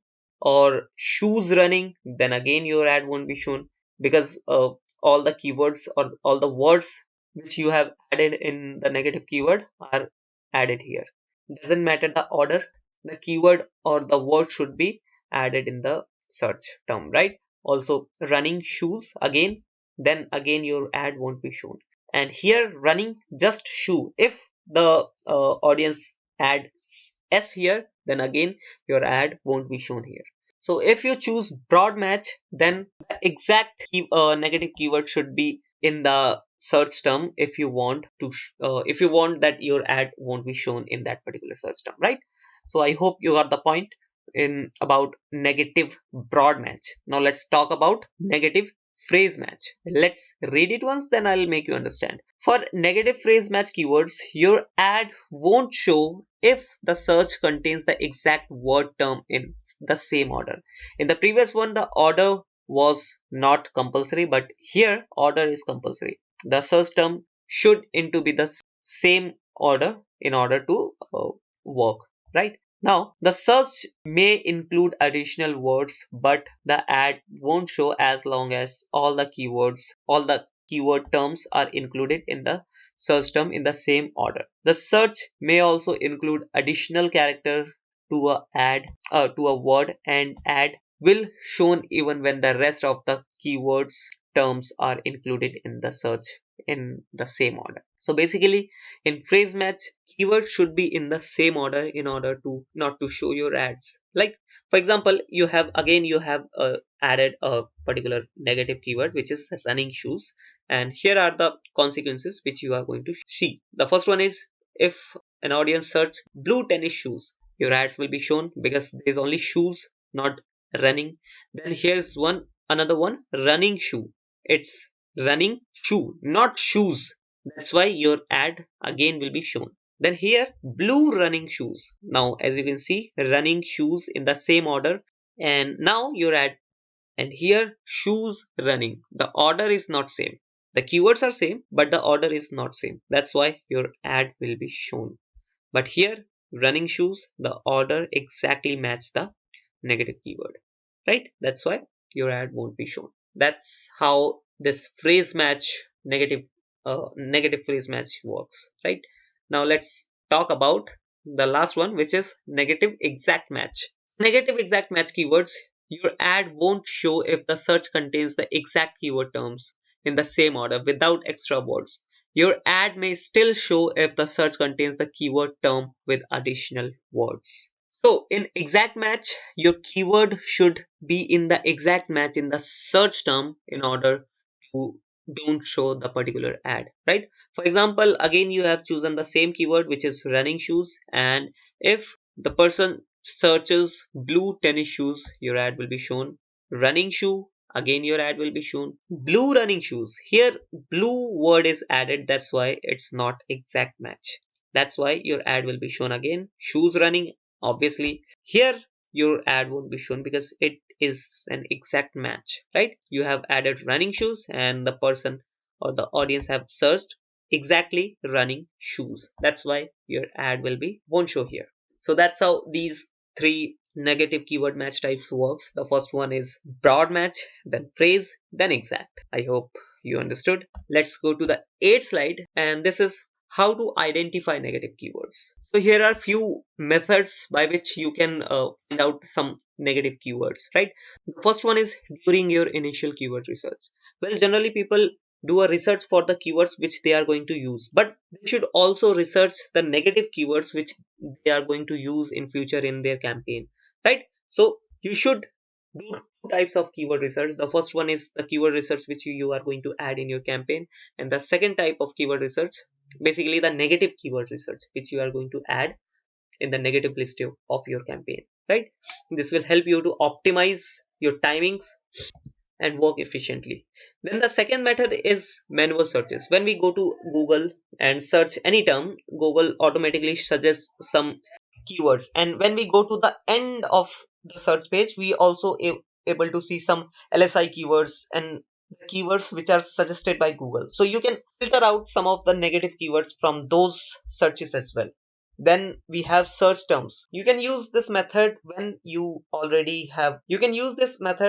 already run your campaign and your campaign is running, and you can go to search terms and you can find the search terms which people are searching and your ads are getting appeared. And if you find something irrelevant searches, you can add those searches into your negative keyword, right? Then the fourth option is using Google Keyword Planner. Obviously, we only use Keyword Planner to find the potential keywords, but we can use Google Keyword Planner to find the negative keywords as well, right? popular negative keywords which people are searching, and at the end, negative keywords websites. So basically there are few websites which shows you negative keywords. Basically they show negative keywords from the niche, different kind of niche, and you can go to those websites and you can find some of the relevant or some of the potential negative keywords, right? So these are the basic 5 methods to identify negative keywords. Now let's go to the ninth slide, and this is how to evaluate negative keywords. Well guys, evaluating is one of the most important thing, because if you don't evaluate that this keyword is really a negative keyword for me or not, then you might messed up with your Google ad campaign. So you have to evaluate properly that this particular keyword is really negative keyword for me. Let's read it once, then we'll make you more understand about this evaluating process, right? You can evaluate negative keywords based on relevance and potential waste of clicks. As these keywords are meant to exclude search terms from the ad campaign, you will need to evaluate them for different scenarios. You can estimate whether a keyword is negative or not by asking the following questions. So you can ask these questions yourself while creating your campaign, that this particular keyword is negative for me or positive for me, right? So the first question is, would a person searching this, that basically we are talking about a keyword, right? So would a person searching this click on my ad? So if you are adding keyword into your campaign, so would a person searching this particular keyword will click on my ad? You have to ask this question from yourself. Then definitely you will get a clear idea that what you should do now. Then the second question is, what would happen after the person searching this click on my ad? So if the person searches that particular keyword and if he clicks on my ad, then what will happen? That particular searcher will convert or will go away or what? You have to determine it, right? Then the third question is, does this search intent match my target audience? Basically what happens, sometimes the intent can match, but maybe that particular audience will be not your target audience who will buy your product or service, right? They maybe they just want to know about the things, know about the service or know about the process, right? But they don't want to buy. So you have to find out that does this search intent match my keyword, target audience, right? Who want to buy or who want to subscribe my service, anything for your target audience, right? Can I expect conversion from this search audience? Again, you have to ask this question from yourself, that if a person search this particular term, so can I expect a conversion? That doesn't matter that what is the conversion, that the conversion might be a sale, the conversion might be a lead, the conversion might be a subscription, anything, but can I expect a conversion from this search audience? Then the last question is, which you have to ask from yourself, that what will I miss if the person searching for this does not see my ad? So if a person is searching an X keyword, so what will you miss if that particular person doesn't see your ad, right? Will you miss a conversion? Will you miss a lead? You have to ask this question from yourself. So these questions will help you assess the potential value of each search term and identify negative keywords. So that's how you can evaluate negative keywords and find out the best negative keywords that will help you to optimize your campaign and will help you to bring results in minimum budget, right? Now let's talk about the 10th slide, and here's the 10th slide about benefits of using keywords. So you already know about the benefits, but let me tell you one by one. Improve relevance of your ad group. Obviously, if you add negative keywords into your ad group, definitely it improves the relevancy of your ad group. Then increase conversion. Definitely I have already been talking about that. It will help you to increase the conversion, right? Then improve CTR, click through rate. Definitely it will help you to improve the CTR. Attract more relevant users to your site. Obviously, save your ad budget.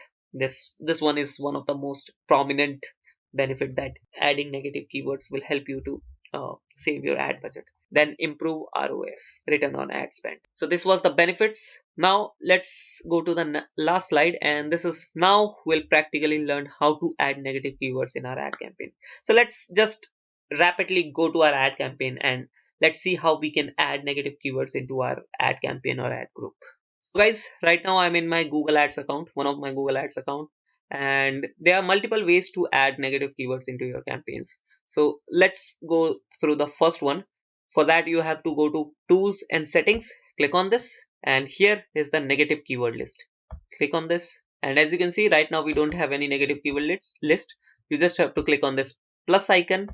You can add the name of your negative keyword list.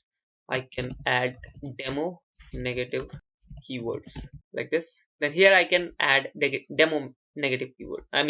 Here I can add the negative keywords which I want to add. For example, I add free, demo, PDF, and these are the keywords in the scenario that I am selling a digital marketing course or digital marketing service. All right, and I don't want to show demo, or I don't want to serve free, right? That's why I've added these keywords. Basically these are examples just to show you how you can add, and once you click on save, this will create a list. This is a as you can see 3 keywords, and this is a list, but this keyword list is not added in any campaign right now. Now let's go to the Google Ads dashboard, and let me show you the another method. That was just to create a negative keyword list, and now I'll be showing how you can add that particular list in any campaign or ad group. Go to negative keywords in the keyword section, and here you have to again click on this press negative keywords plus icon. Now you got 2 options. The first one is add negative keywords or create new list. So you can create a new list from here as well. Otherwise you can use negative keyword list. If you have any negative keyword list, you can use that particular list. You just have to select this option, select the campaign, and here you'll be able to see the list as you can see here. Now if you click on this add negative keywords or create list, you can create a list again here. Otherwise you can select that where you want to add the negative keywords, in campaign level or just in one particular ad group, right? Because you might running 3 or 4 type of ads in a particular campaign, and the keywords also be different according to those particular ads, right? So you have to find out that your where you want to add the negative keywords, in campaign or in ad group. Now for example, if I create a list for a campaign level, then select, after adding that where you want to add the keywords, the negative keywords, you have to select the campaign. For example, I select this campaign, and here I've added jobs, PDF, download, free, these kind of some demo keywords, and hit save button. So it will be saved in this particular campaign, these negative keywords. The list has been created. As you can see, by default it is on broad match. If I want to change, I can do that as well. Now if you want to add keywords directly from campaign, you can do that as well. You just have to go to campaigns. Here's the campaign. Select the campaign in which you want to add the keywords, negative keywords, right? Then go to keywords, negative keywords, and here you can do that as well. But I've already added the keywords from there. That's why these all negative keywords are showing here. Otherwise you can click on the plus icon and the same option will be open here. So that's how you can add negative keywords into your campaign. I hope you understood how to add negative keywords into your campaign, and I hope you like the video, and if you do so, please hit that subscribe and like button. And if there's still any confusion regarding this, you can comment down below. I'll answer those questions in the comment section itself, and we'll meet you in the next video. Till then, bye bye. Well, there are tons of mistakes which early advertisers do and think that Google or any kind of other advertising platform is not made for them, and they end up losing the hope for going online or expanding their business through internet. But in this video we are going to discuss about some of the main mistakes which you can avoid while running your Google Ads campaign, and this will help you to grow your campaigns to $1 million without making any mistakes. So hey guys, welcome back to Marketing Fundas Global. This is the 84th video in this Google Ads course, and in this video we are going to talk about Google Ads mistakes. So let's get into the video. So guys, this is going to be a theoretical video where I'm going to discuss, or I'm going to make you understand about some of the main mistakes which are pretty common, and some are pretty underrated mistakes that most of advertisers do. So let's start with the first one, and that is not doing proper keyword research. Well, keyword research, as I've already told you in our previous videos as well, that keyword research is one of the important factor in search ads. Basically I'm just talking about Google search ads right now, PPC basically, right? So Google search engine is only based on keywords, okay? And if your keyword researching is not perfect, then you'll end up losing your money and nothing. You will have nothing in your hand. So keep in mind that without a proper keyword research, you can't go anywhere. So first thing first, you have to do proper keyword research, and for this we are coming with around 90-minute video course which will gonna tell you A to Z about keyword researching for your search ads or for your PPC ads. So wait for the video and let's go to the next slide, which is not analyzing competitors' ads. Well, you might have created world's best ads, but if you are not analyzing your competitors' ads, then you are making mistakes somewhere, because your ad might have the best copywriting in it, but if your competitor is running ad before you and they have data, they are getting results, that means their copywriting, their ad copies, their ad structure is performing well. So you have to analyze competitors ad first, then create yours. The third mistake is low quality landing page or directly then the third mistake is low quality landing page or directing all traffic to home page.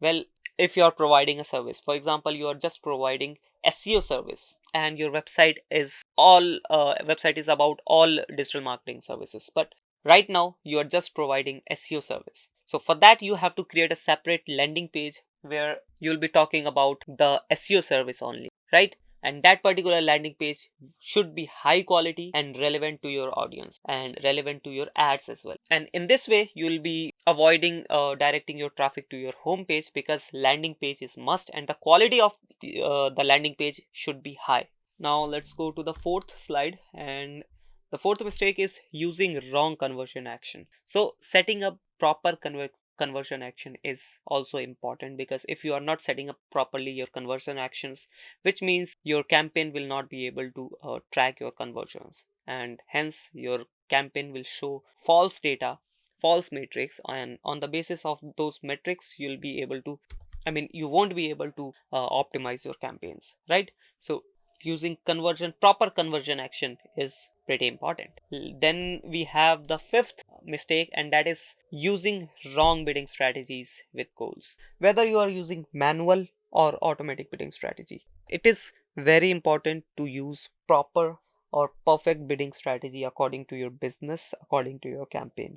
Because if you are using the wrong bidding strategy, that means you are losing your tons of money. Around 50 to 60% of your money will burn without any prior notice, which means you are losing 50 to 60% potential clients, potential customers due to just a wrong bidding strategy. So improve your bidding strategy idea, or whenever you are choosing your bidding strategy, think about it first, then choose. Now our sixth mistake is auto applying recommendations every time. Well, if you have already run your Google ads, if you know that there is a recommendation by Google and that is AI generated recommendations, so sometimes some recommendations are good, some recommendations can be accepted, but every recommendation is not good, because that is totally AI generated recommendation and you can't just auto apply all the recommendations into your campaign. So you have to think first whether it is beneficial for me or not, then apply those recommendations into your campaign, right? Don't apply all the recommendations every time. Then the seventh mistake is using broad match keywords. Broad match keywords, if you are using, then you are totally noob. You have to narrow down your keyword match type, because if you don't want to lose money, if you want to scale your campaign to $1 million campaign, then you have to go with exact match or freeze match. Broad match is not the proper option, but it works sometimes. It depends on the condition of your campaign, it depends on the nature, it depends on the niche which you are working on, then you can go with broad match. Otherwise, every time using broad match keyword match type is not a good idea. Then eighth mistake is neglecting negative keywords. As I've already told you in the previous videos as well, that negative keywords are very important, because if you are not using negative keywords, then you are not optimizing your campaign properly. The main campaign optimization process starts with adding negative keyword into your campaign. So you have to add negative keywords in your into your campaign, whether it is coming from your keyword researching or whether it is coming from the search terms, but negative keywords should be added into your campaign if you want to run your campaign for a long time, right? Otherwise your money will be burned on a regular basis and you will be not able to do anything. Now the ninth mistake is not doing A/B testing for your ads. Yes, A/B testing is also important. You can create multiple ad copies, you can create multiple ad copies with extensions, with some without extensions. You have to test that which one or which thing is working for you or which thing is working for you not. So this is what A/B testing is. You have to test the things by doing wear and tear, right? Then the 10th mistake is underfunding your campaign. If you are performing good, your campaign is performing good, but you are not funding your campaign, that is also count be as a mistake, that because the potential your campaign holds or the growth you can get is just stopped because of your underfunding, because you are not funding your campaign. So if you are seeing a potential in your campaign, if you're seeing the campaign can shoot up, campaign can perform good or better, so you should fund your campaign. So think about it again. Then the 11th mistake is wrong targeting, location wise, demographically wise, or audience wise.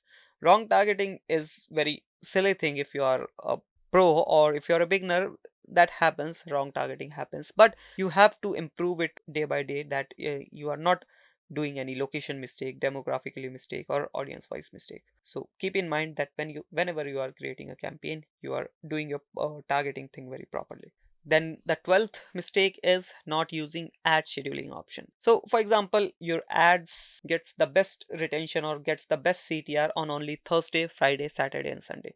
So why you are running those ads on Monday, Tuesday and Wednesday, right? So you should use ad scheduling option to just run your ads automatically on Thursday, Friday, Saturday and Sunday, only on 4th day, so that you can optimize your budget as well. You will be able to get the same results in a minimum budget, right? Because you are not getting results on Monday, Tuesday and Wednesday, right? So using ad scheduling option is also a good choice, or you can say good option. Then the 13th mistake is mixing keywords in a same ad group. Obviously, for example, you are offering 4 services: SEO service, social media marketing service, then PPC ads and the whole digital marketing service. You got 4 services, but you are running only one ad group, and in that ad group you have added all the keywords which is related to SEO service, social media marketing service, PPC service. That will make a mess. You can't just do that. If you are doing this, your money and your time will be total waste. So separate all the things, create different ad groups for different kind of services, so that your ads can perform better and your ads can convert better. Then the 14th mistake is not using right extension or neglecting them. Obviously, if you are not using extensions with your search ads, then definitely you are missing out some of the most potential clients, because extensions helps you attract more audience, and if you are not using those extensions, definitely you are losing tons of audience, tons of potential audience, I can say. So do use extensions with your search ads, right? Then 15th, last but not the least mistake is not optimizing campaigns time to time. Yes, you have to optimize your campaign on a timely basis. Maybe it is in every 2 days or maybe on a regular basis, but you have to optimize it. By optimizing, you can control your budgets, you can control your targeting, you can control your strategy, and that's how you can bring your campaign to $1 million, right? Otherwise, if you're not optimizing your campaign, you have just created your campaign and left it for month or 2 months, then you will just losing your money, nothing else. So this was all about the mistakes which are pretty common ones and which are pretty uncommon ones as well. So you have to think that which type of mistake you are doing with your PPC ad campaign or Google search ads. Otherwise, if you are not doing any of these mistakes, or if you haven't started yet, so keep these mistakes in mind before running your PPC campaign, right? In the upcoming videos, maybe in the next or next to next video, we'll be showing how to create a search ad. Proper video will be on search ad PPC campaign. So wait for the video, and I hope this video helps you, and I hope you got the video, all the points you understood. And if you still have any question or query, please comment down below. I'll answer those questions in the comment section itself. If you like the video, please hit that subscribe and like button. We'll meet you in the next video. Till then, bye bye. In the upcoming videos, we are going to practically show you how to create a Google search ad. But in this video, we are going to show you, or we are just going to tell you about A to Z of Google search ads, so that you don't have any confusion while creating practically creating Google search ads. So let's just verbally talk about what is search ad and why it is helpful and beneficial and all, everything we're gonna tell you in this video. So hey guys, welcome back to Marketing Fundas Global. This is the 83rd video in this Google Ads course, and in this video we are going to talk about everything about Google search ads. So let's get into the video. So guys, welcome back to the video, and this is the first slide where just I've added that what things you will gonna learn in this video, right? So the first one is what are PPC or search ads. I'm gonna show you, I'm gonna just explain you that what is search ad or PPC ads, right? Then the process should follow while creating a search ad or PPC ad. What should be the process, what should be the step-by-step process, so that you can get the best results, right? Then the third is how Google search ad works. I'm gonna also show you how Google search ad works actually, right? Then the fourth one is benefits of Google search ads. So people already know about the benefits of Google search ads, but I'm gonna tell you the actual benefits, point wise point, that what are the actual benefits of running a Google ad, and if there is a different kind of goal for your business, then why you should consider a Google ad, or why you should not consider Google ads, right? This will help you to figure out everything. Now let's start with the second slide, and here, what are PPC or search ads? Let's read it once and I'll make you understand them. Search advertising is also known as paid search advertising or Google advertising or search engine marketing, right? So obviously search advertising is also known as paid search advertising because you are paying for some money to advertise in that search engine, right?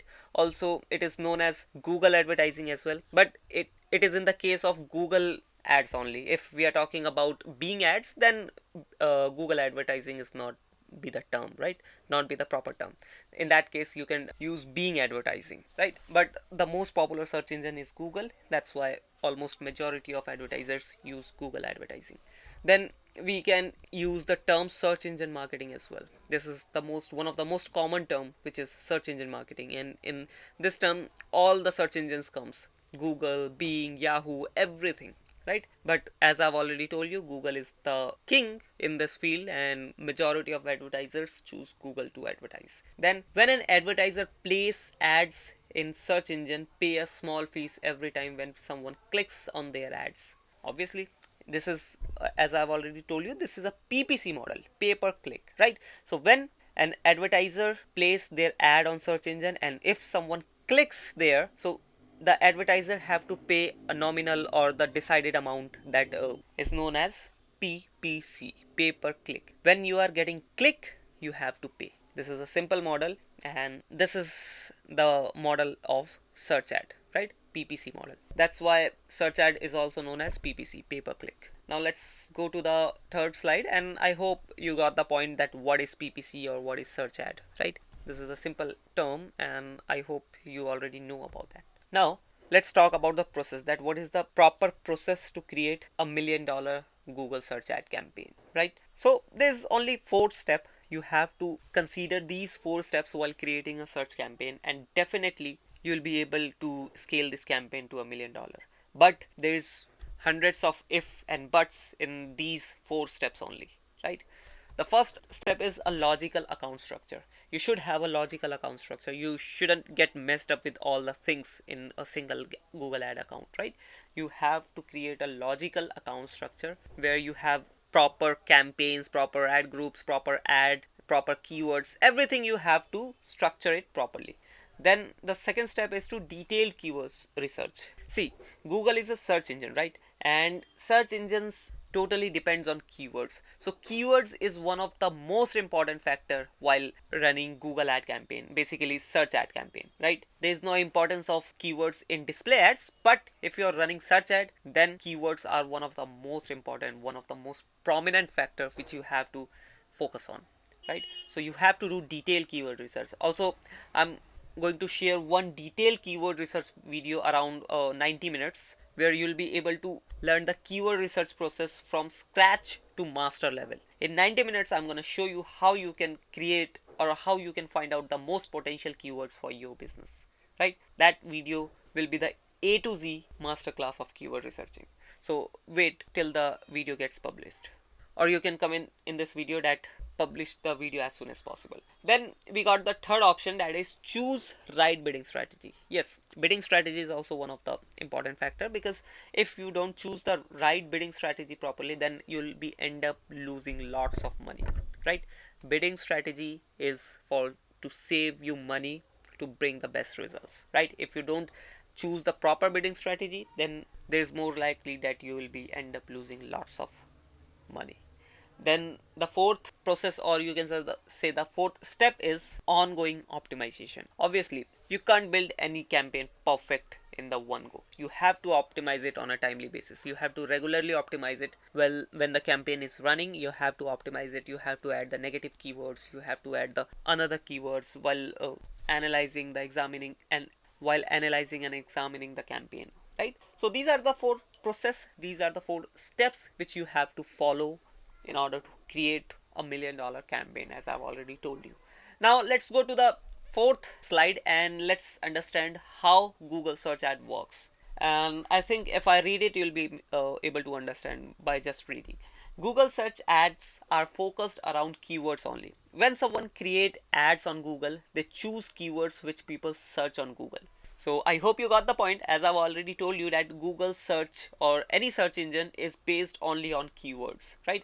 Also, Google search ads is also based on or focused on, you can say, only on keywords. And when an advertiser creates an ad, they puts keywords into that particular campaign which people are searching for. And there are different types of keywords. Some are intent based, and there are different intents of these keywords. Some are informational based, some are knowledge based, and some are transactional based. So you have to find out the transactional based keywords, so that if you have a product or if you have a service, you can transact them, you can sell them, you can provide your service to your customers, right? So you need transactional keywords for that. You don't have to find out the informational keywords, but this is something that you have to think about while creating a campaign or while creating a strategy properly, right?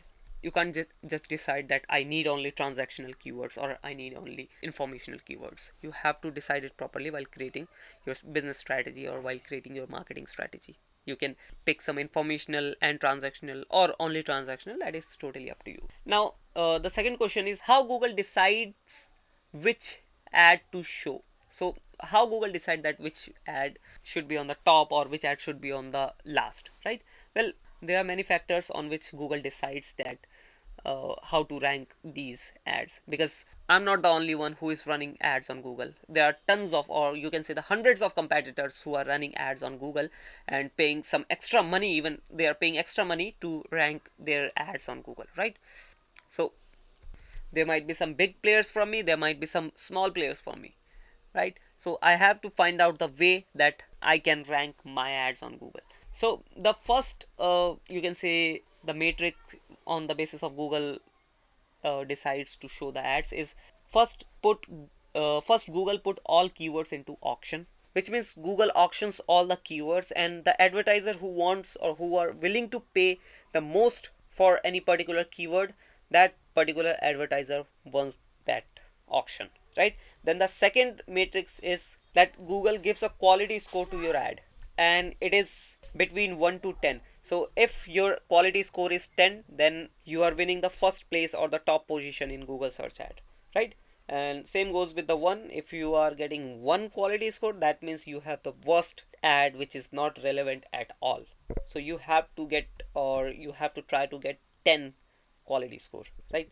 Then the third is ad rank on the basis of quality score and maximum bidding. So if you are paying a good amount of money for particular keyword and you have a good quality score, then you will get the ad rank, right? It is not that if you have just quality score and you are not willing to pay something to Google, then you will not get the ad rank. Or if you have just paying tons of money and you are not having any quality score, then also you will be not getting any ad rank. But you have to get the proper or the equal combination of these two, quality score and bidding, which means you have to pay, right? And if you have equal composition of these two things, you will get a proper, or you will get a best ad rank possible.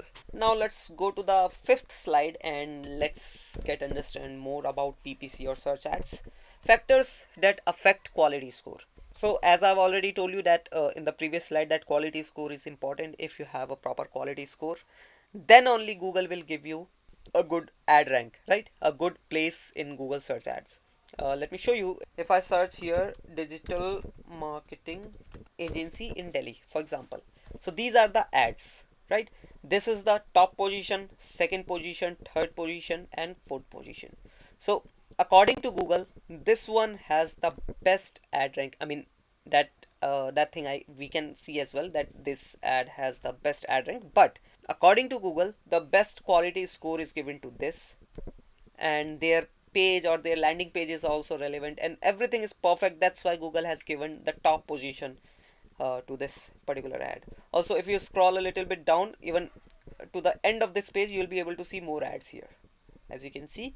So these are some of the worst ads which are running right now, because they are not getting the perfect ad rank, or you can say the top position in search ad, right? Now let me go back to the slide. Now these are the factors that can affect your quality score. The first one is relevancy of Google ads to the search query. So that's what I was talking about, that you have to be relevant while creating, or you have to be relevant. Your landing page, your ad should be relevant with the search term, right? For example, people are searching for digital marketing service in India, and you are running on that particular keyword, you are running your ad on that particular keyword, but your service is all about SEO, or your service is all about just in one particular city, which means you might be offering digital marketing service in Delhi only, but you are bidding or you are running ads for digital marketing service in India, right? So that is not the relevant thing. That's why your ad can get affected. Then the second point is relevancy of keywords to your ad group. That's also almost simple, that your ad group or the keywords also should be relevant, right? This is not about the search term which people are searching. This is your keywords, which keywords you have added into your campaign, and the ad group which you have created, right? These two things should be relevant. Then the third point is relevancy of your ad to its landing page. As I've already told you this thing as well, that your landing page, when the person or when the audience clicks on your ad and go to any kind of landing page or a website, that particular landing page or website should be relevant to your ad. And how you can create this relevancy, because this might be a question that how to make relevancy between these two things, right? So there's a simple answer, that what the service or what is the product you are offering on your Google ad, that same thing should be in the landing page as well. That's how you can create relevancy between these two things, right? Then CTR, click through rate, is also one of the main factor that can affect your quality score, because if your ads is not getting clicked, then this thing sends a signal to Google that this is not the perfect ad which people are looking for.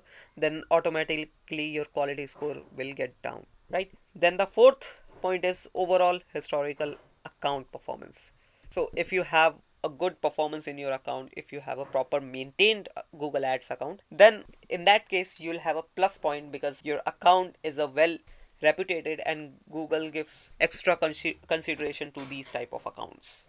Now let's go to the last slide, and that is benefits of Google search ads. So these are the main benefits which you can get by running Google ads. Let's talk about one by one. The first one is Google's massive reach. Definitely Google has massive reach. Google has this $1 trillion search engine. Then Google has its own video search engine, and that is one of the biggest, I mean not one of the biggest, that is the only biggest video search engine, that is YouTube. YouTube is also part of Google, and then they have millions of partnered websites where Google serves ads. So this massive reach, this massive network helps you get the best results, right? So this one is one of the main benefit, that Google has massive, or you can say vast network. Then we have capabilities that allow range of targeting. So due to this massive networking, massive reach, Google allows you to target very precisely. They gives you tons of tools, tons of extra targeting features by which you can micro target your audience, right? Then we have the third point or third benefit, you can say, highest intent. Well, if we talk about the search ads or PPC ads, this type of ad can bring the highest intent audience, which means if you're just looking for conversions, if you're just looking for sales or leads, then search ads or PPC ads is one of the best option to go with, because when people search here, that means they are generously looking for any particular service or particular product. That's why this one is one of the main benefit of search ad, or you can say PPC ad. Then we have the fourth benefit, that is control on your campaigns. Google provides tons of options, tons of customizations, tons of optimization offers options that helps you to control your campaign. Basically, you can control your campaign from any metric, from any part of your campaign you want. Then budget control. Obviously, Google offers a proper budget control that helps you to start with even a small budget or minimum budget as well. Also, it's not like you need minimum $1,000 to start your Google ad campaign. You can start with just a $10 bill and you'll be able to reach your target customer, right? This is the, well, then we have the sixth benefit, and that is trackable, transparent, and analytics. So Google's transparency is one of the main factor that Google is growing so much, and this transparency and trackableness provides reliability to the advertisers, and advertisers gets able to track these things, track their campaign, and analyze their campaign, and on the basis of these data, on the basis of these metrics, they able to optimize their campaign and bring more results. Then the seventh point is quicker results than SEO. Well, SEO is one of other factor in digital marketing, and it's not like that SEO is a bad thing. SEO is way good than paid marketing, but it takes time and it needs a lot of extra efforts. But if you are looking for the results from the very next day, from the very next morning, then you have to go for paid marketing. Then the eighth point is build awareness and remarketing. Well, to bring or to build awareness and remarket to your existing audience, Google is one of the best option. You can create awareness and remarket to your previous audience with very minimum budget, very nominal budget with Google Ads. Then the sixth point is optimize ROI. It helps you to bring ROI first, then it helps you to maximize your ROI as well. So it is totally up to you that how far you will be able to maximize your ROI. Then the 10th point is more conversions. So search ad is, as I've already told you, that search ads brings the highest intent clients or audience, and that means you will get more conversions, more sales, right? So these are some of the benefits which you can get from Google search ads, or you can say PPC, pay per click ads, right? So I hope you got the point. This was all about Google search ad, all about Google PPC, and this was all theoretical data, and in the upcoming videos, maybe after 1 or 2 videos, you'll be getting the practical video that how you can create Google search ad, how you can create PPC campaign. So wait for that video and do like and comment on this video. Also, don't forget to subscribe this channel if you want more videos like this, if you want more knowledgeable content like this. And I hope everything is clear now. If you still have any question or query, please comment down below. I'll answer those questions in the comment section itself. We'll meet you in the next video. Till then, bye bye. Hello guys, welcome back to this amazing Google Ads course video. And in this video, we are going to show you how to create a proper Google ad campaign. Basically, this video is going to help you how you can create a search ad, also known as PPC ad campaign, right? And why you should learn this campaign making process from us, basically from Marketing Fundas Global. Well, we are one of the renowned digital marketing agency in India, and we handle hundreds of clients from India and from abroad as well. Also, we are a Google partner, and we also have a Google Partners badge in our website. Let me show you. If I go to marketingfundas.com, this is our website, and if we go all the way down to our footer bar, here's the marketing Google Partners badge basically. And if you click on this, you will be redirected to Google's website. As you can see, this is Google partner URL, google.com/partners, and we have then our agency ID. So this is an original badge, you can say original Google partner badge, which recognize that we are recognized agency which is recognized by Google as well. So I think this much information would be enough to tell you that we are the perfect guy who can tell you that how you can create or how you can do your paid marketing through Google. Right now I'm gonna just show you how you can create a campaign properly. This will be proper in-depth video where I'm gonna show you, or I'm gonna explain you everything, each and every point throughout the campaign making process. Right, this will be basically PPC campaign, also known as search ad campaign, which runs on search engines, and in our case the search engine will be Google. So let's get into the video without any further ado. So welcome back guys, this is our Google Ads account. As you can see here, the data is totally zero because this is a demo account which is just created to show you how you can create a campaign from scratch. Right, so we'll create a proper new campaign. Also we'll tell you some our previous video in this course which will help you to create this campaign. Right, so let's just click on new campaign, click on again new campaign. Now here the first step is to select an objective. What is your objective right now? Do you want sales? Do you want leads? Do you want website traffic, product and brand consideration? Basically if you are into your consideration part, you can use this option. But we are into PPC ad campaign, we are creating a search ad campaign, so maximum people use sales or lead as their objective, right? But if you don't know what is your objective right now, if you are confused a little bit that what should be your objective, you can create a campaign without a goals guidance, right? So we are also using this option basically so that you can understand that what will be the process further if you choose this option, because in the initial level people doesn't have a guidance or doesn't have the proper idea that what should be their objective, right, on an initial basis. So this is the option we are going to choose right now. Then you'll get this option, you have to select a campaign type here. So obviously we are going to use search ad campaign, so this is the campaign type. Otherwise you have some other options as well, such as let me just show you, such as performance max, also known as PMax campaign, then display, shopping, discovery, smart app, tons of options are here, right? But we are going with the search ad, basically also known as PPC ads, right? Once you have selected, here are the conversions, or here are the actions, basically the conversion action or conversion goals you have set already, right? But in your account you will be not able to see this because you have to set it manually. You can go through our previous videos to if you want to set this conversion goal. Otherwise, to start with your Google ad campaign, you don't have to set it, right? But in future you have to set your conversion goal, conversion actions, right? And you can watch our previous videos in this particular course which will help you to understand and how you can create a conversion goal by yourself as well. You'll get to learn, right? Now hit continue button, and here you have to name this campaign. So let's write marketing fundas PPC tutorial, right? So this is the name I have given to this campaign. Just hit the continue button, start new. It is showing that you have created you have many draft campaigns, right? You have many saved campaigns in your draft. If you want, you can choose those as well, but I don't want to choose, right?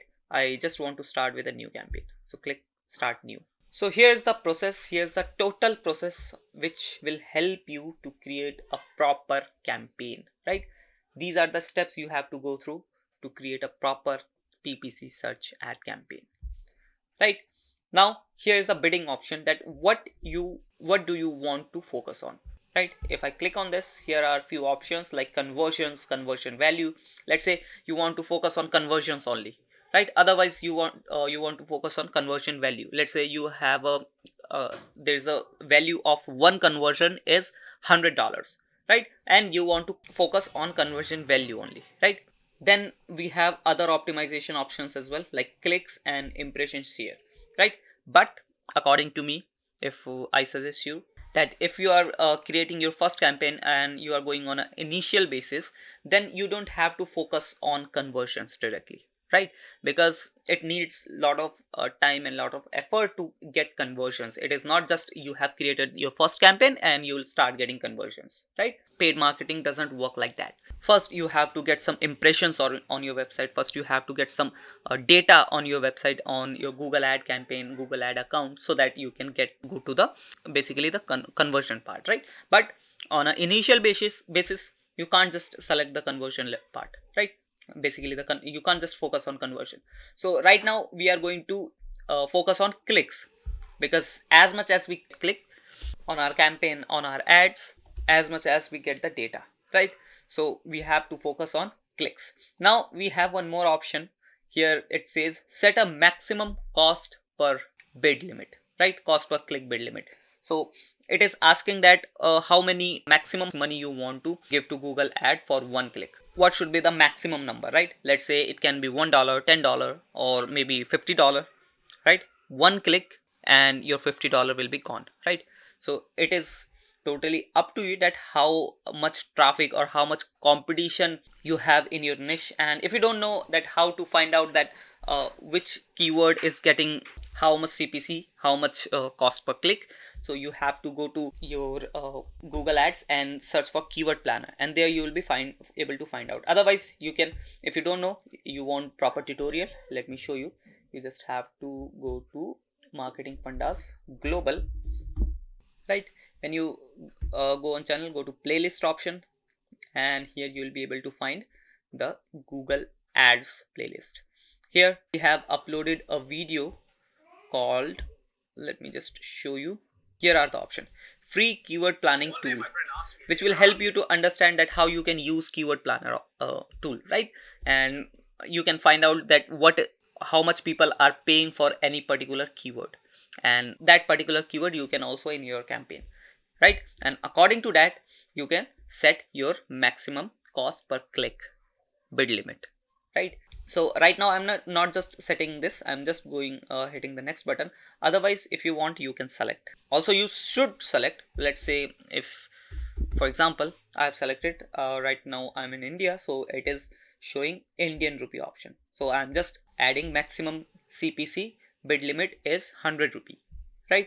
It is basically around 1.3 or $1.24, right? So I'll be paying maximum of $1.24 for a click, right? Then hit next button. Now here you have to select the network option, like in which type of network you want to show your ad. So the first option is search network and the second option is display network. So obviously we are creating a PPC campaign, Google search ad campaign, so we don't want to show our ads into display network, right?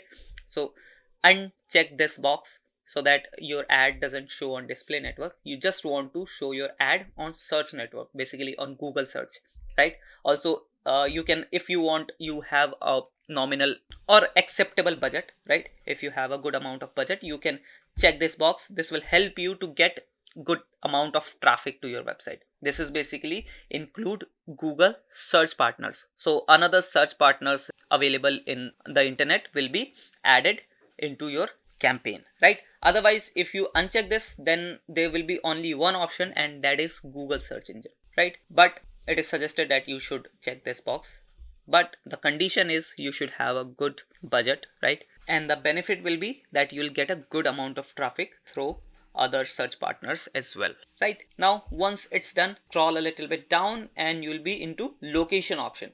Now here the first option, which is already selected, is all countries and territories, which shows that it will show your ads to the world, right?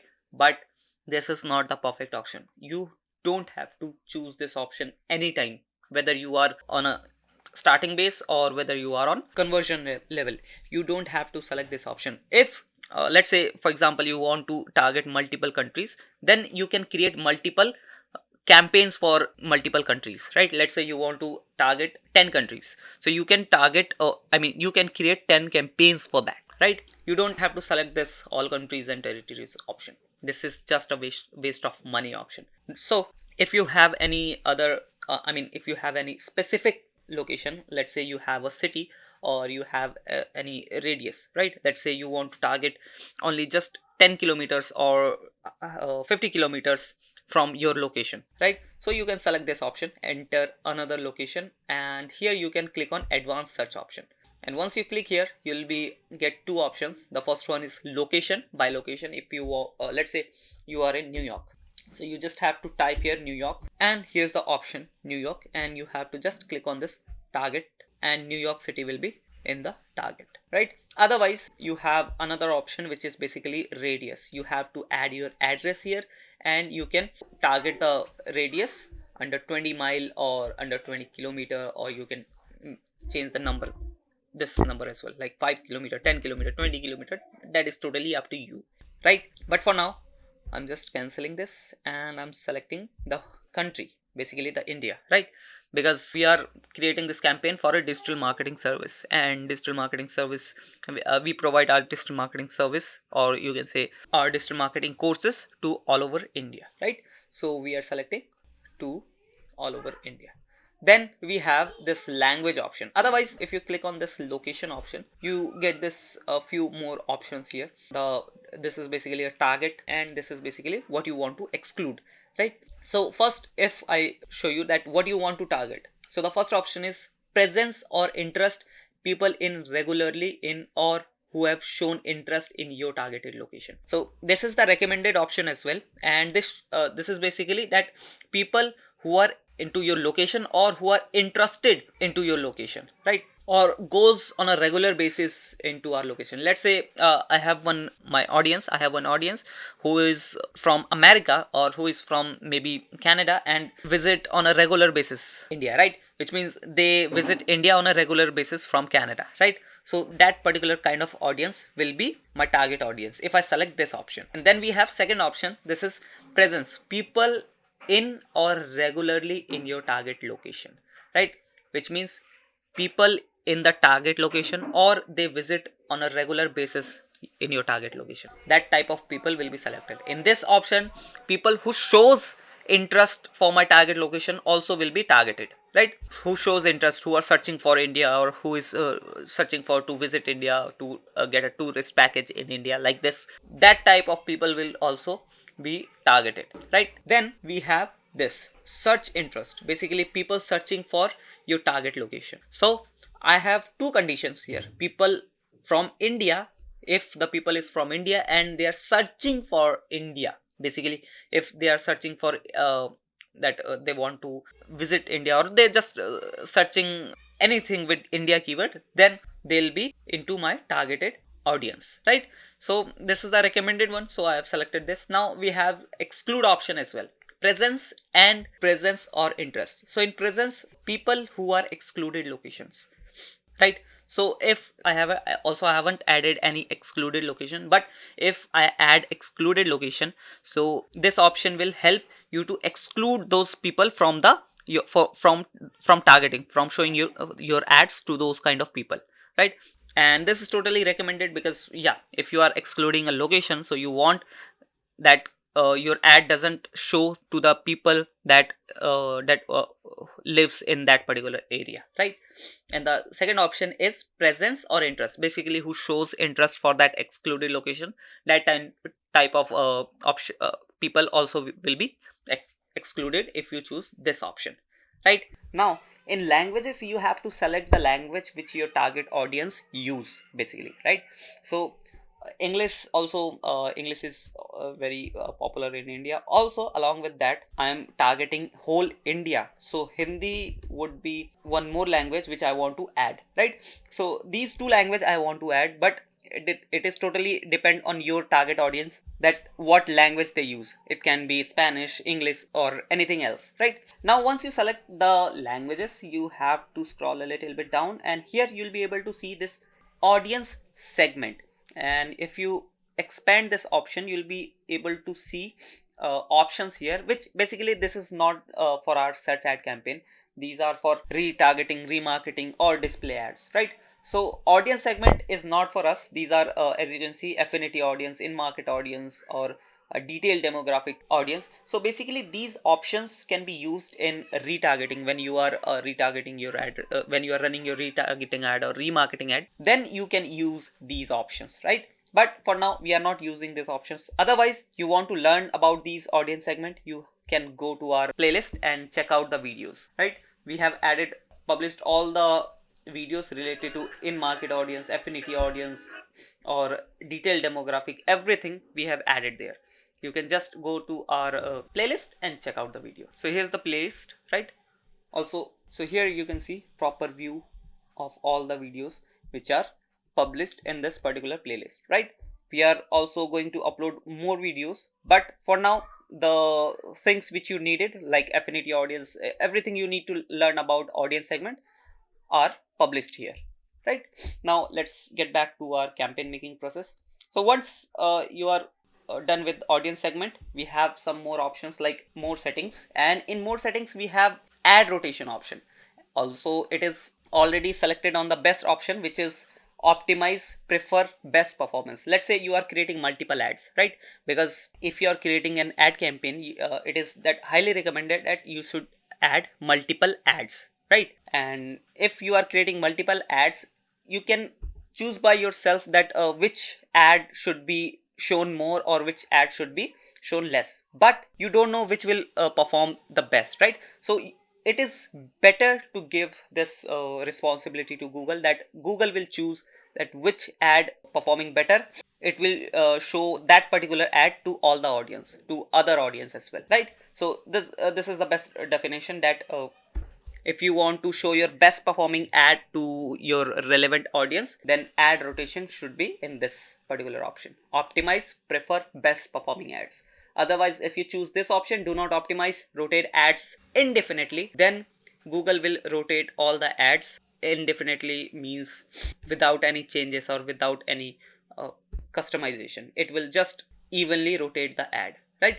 So it is best to choose the first option, then close this. And if I click again on this option, the second option is start and end date, right? So let's say you are creating an ad campaign today.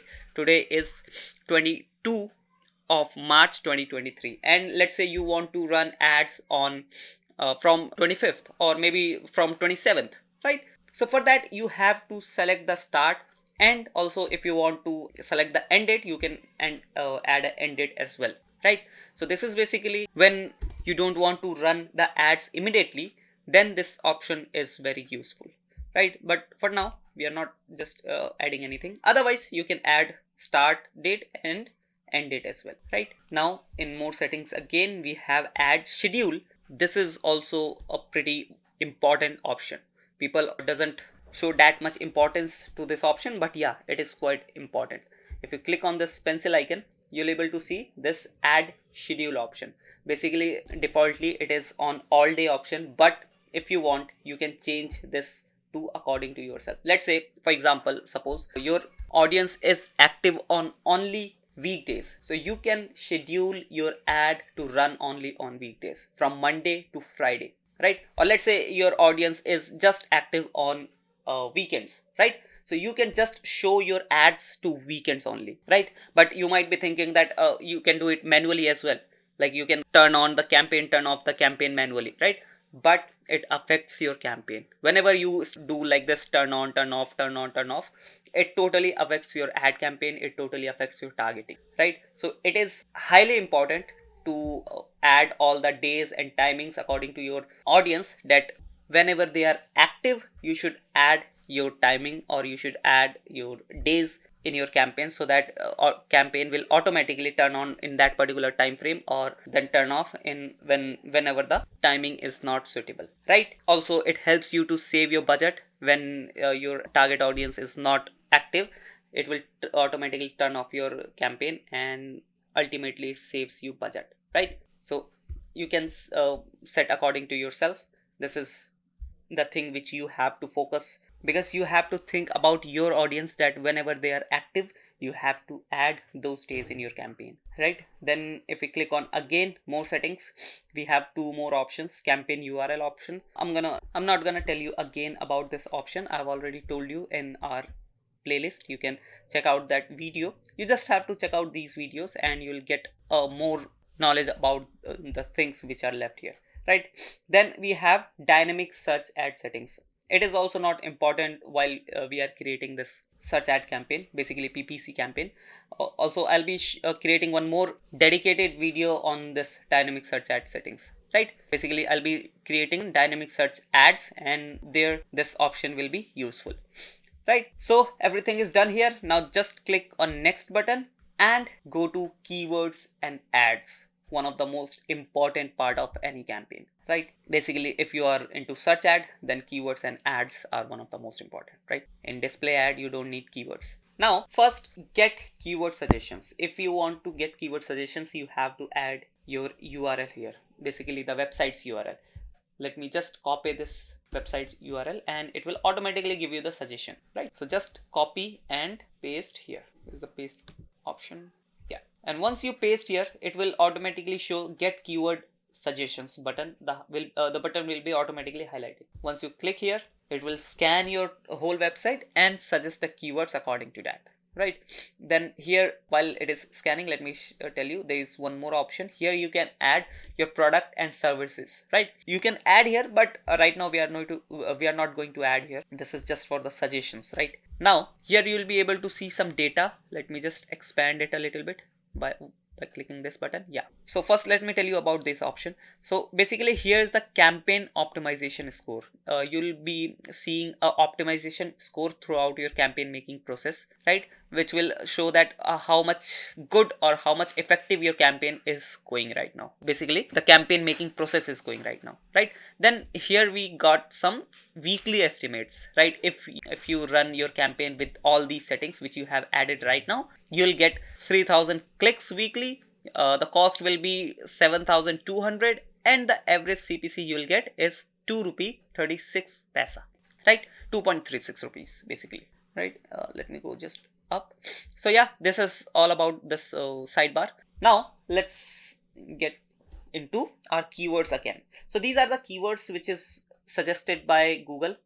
Basically, these are the keywords picked from our website, right? We have published tons of content. There's a blog, there's other pages as well, our service pages, as you can see here, right? So it takes all these things and create create keywords according to that. But we are not going to use these keywords. Basically, we are going to add our keywords which we have founded, we have researched, then created a list of those keywords, right? So we are going to use those keywords. And how you can find keywords like that, you have to go to our video which I have already told you, keyword planner tool, right? You can leverage that tool, keyword planner tool, to find out the best performing keywords for your niche, for your business, right? Also, you have to wait for a few more days. I'll be uploading proper video on how to do keyword research, where I'll be telling you about 17-18 type of keywords and how you can research your keywords for your business, for your client, or for yourself as well, right? So you have to wait for that. You can comment down below that I want that video as soon as possible, so I'll be trying, or then I'll be get more motivated to create that particular video, right? So you can comment down that I want keyword research video ASAP, right? Now let me just open my notepad here. So here's the keywords which I have researched and created a list, right? So this is I have already created because to save your time, right? Because if I get into keyword searching or keyword finding process, then it will get a lot of time, right? It will need a lot of time and the video will be more long.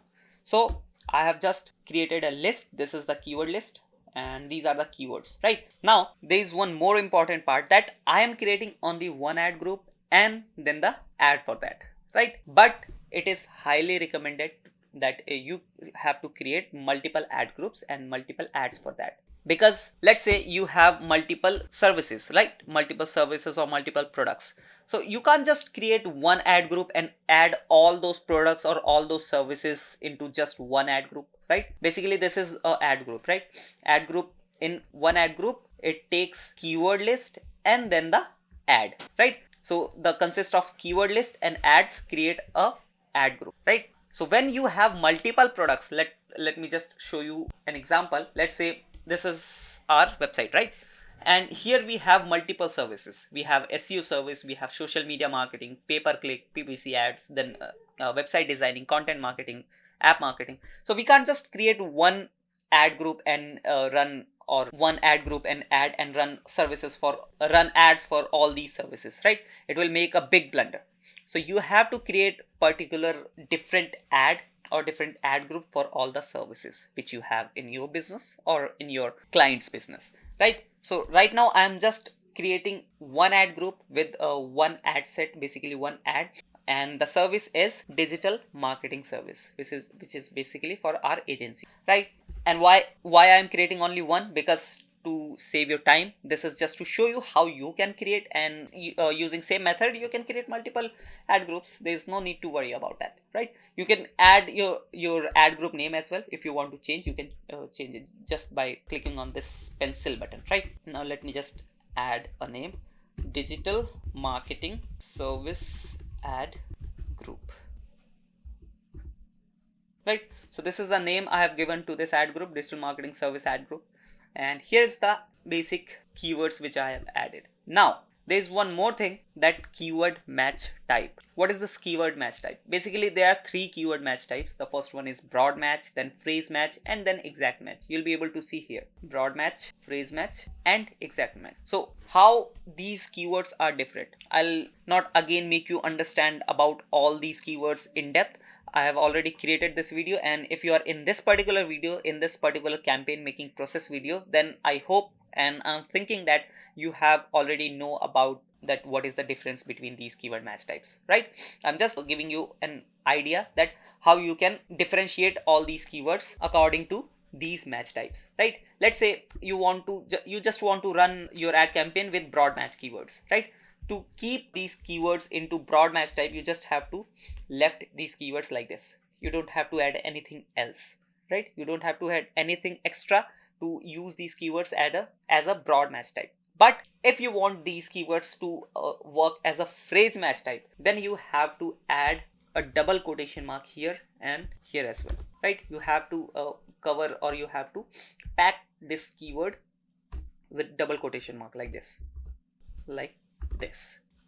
Now we have one more thing, and that is exact match. So if you want to use these keywords, let's say I have added these two keywords for phrase match, right? Now I want these keywords, these three keywords for exact match type. So for that I just have to add a bracket here and a bracket here to use this keyword as a exact match type, right? Like this and this. And according to these match types, your data will be changed also, right? As you can see here, it is getting refreshed again and again, and your weekly results is getting decreased a little bit, and your CPC is also increased. Right now, earlier it was around maybe 2 or 3 rupee, right? Now it is raised up to 6 rupee. So whenever you are going with more tight match type, basically the exact match type, your chances to get results will decrease a bit. But with exact match types, you get better results, you get targeted results, right? So it is totally up to you. It is totally onto your thinking that what type of what keyword match type will work for my business best, right? Now if you want to know more about these match types, you can visit our Google Ads playlist and check out the match type video here, right? We have already published in our Google Ads course or Google Ads playlist, right? I'll be giving this playlist's link in this particular video's description box. You can check out that. Now let's get back to our keyword. So I have added multiple keywords here, multiple match types basically. Now here these are two for phrase match, these two are for exact match, and these three are for broad match, right? So I have multiple match types. This is just to show you that how you can add, right? Now once your keyword adding process is done, you can just scroll down to ad making process, right? So this is the ad making process of this particular ad group, right? We have created one ad group where we have already added the keyword. Now we are adding the ad. Basically we are creating the ad, right? Now here you'll be able to see an ad strength, which is basically empty right now. When you start creating these ads, you'll see the ad strength, basically the strength of your ad, right? And these are the checkbox which you should fill by the end of this ad making process, right? Now first we have to add the URL. So URL should be this. Just copy this and go back to ad campaign and paste it here. Once it's done, you'll be able to see the live preview here whenever what are the changes you are doing here. You'll be able to see the live preview here, right? Then we have to add a display path. As you can see, I have just added the final URL, and here's the final URL which is added here, right? Now here I have to add display path, and display path is, in our case, it is digital, and in this box I want to add marketing, because there's only 15 character limit and I can't just add digital marketing in this limit, right? So I have added digital/marketing, right, without space. Yes, so this will be the final URL which will look, but my audience will land on this particular URL, right? This is just to show the path, that when, let's say, you are creating an ad campaign for SEO service, right? So here you can write SEO and service here, or you are just creating a campaign for SEO course basically, right? So you can write here SEO and course. This will help you to understand that where your audience is going. Basically this is to show your audience, right? There's no any work of this. This is just to show, and this will help your audience to understand that where am I going if I click on this particular ad, right? Now if I scroll a little bit down, here we have to add headlines, right?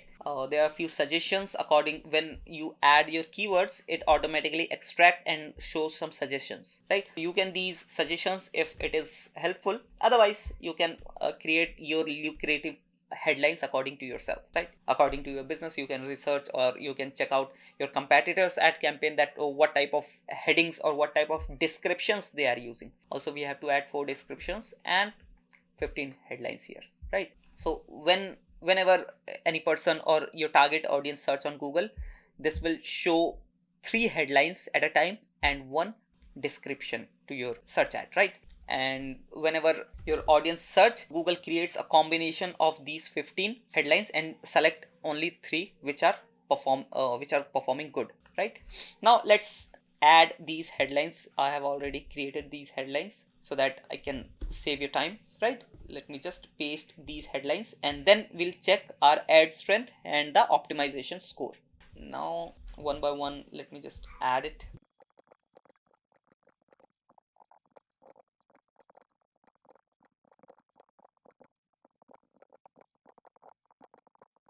So as you can see guys, I have filled all the headlines and descriptions. I have added 4 descriptions and filled 11 headlines.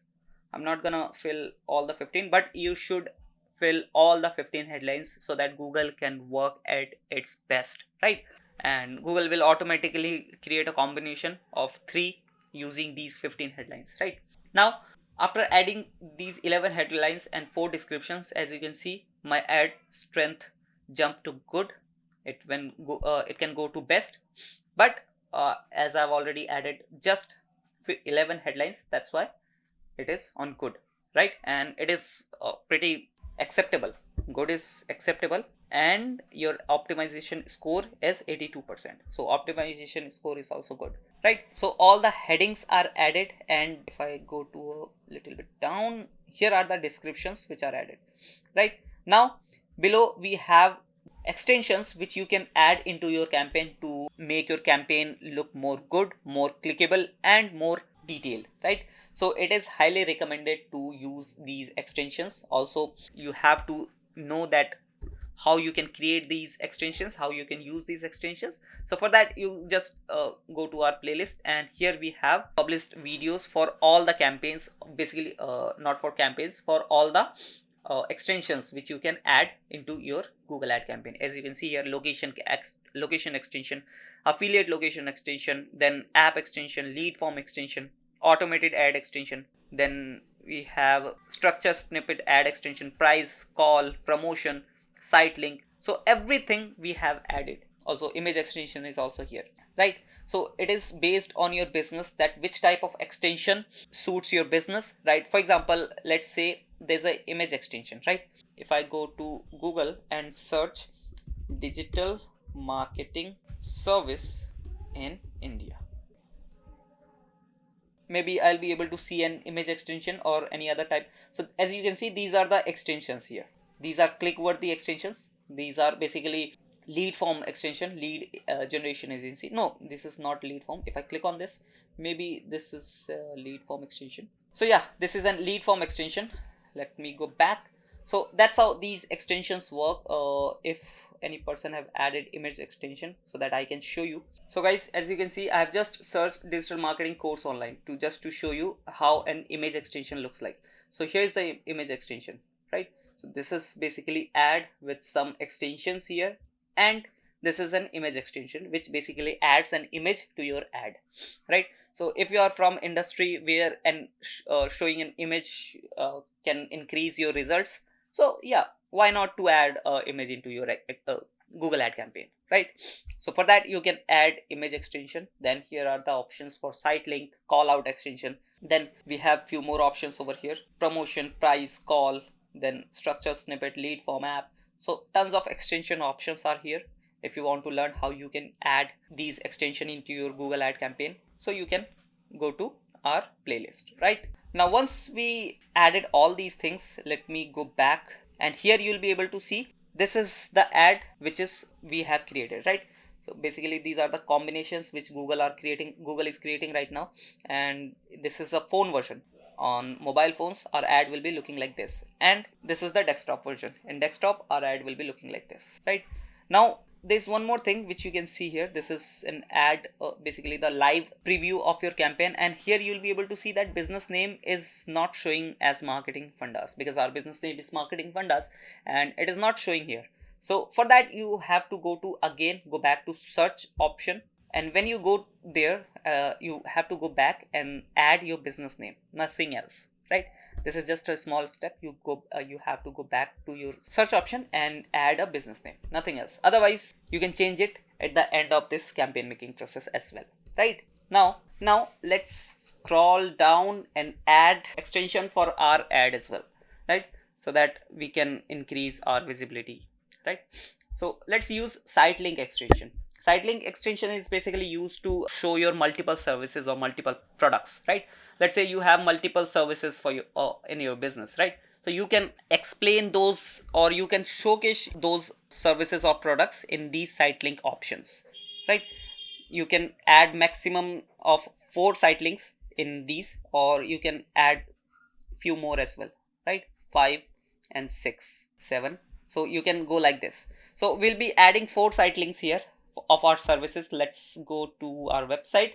Let's say we have SEO service, then social media marketing, then website designing, content marketing. So we are going to use these services as a site link option, right? So our main service, our main ad is for digital marketing services, but we have some extra services which we can show here in Sitelink options, Sitelink extension basically, right? So the first option will be SEO service, right? So let's write it SEO service. Then in SEO service we have to add few description. Also note that thing that you have only 25 character limit in Sitelink text, and the description limit is 35 character only, right?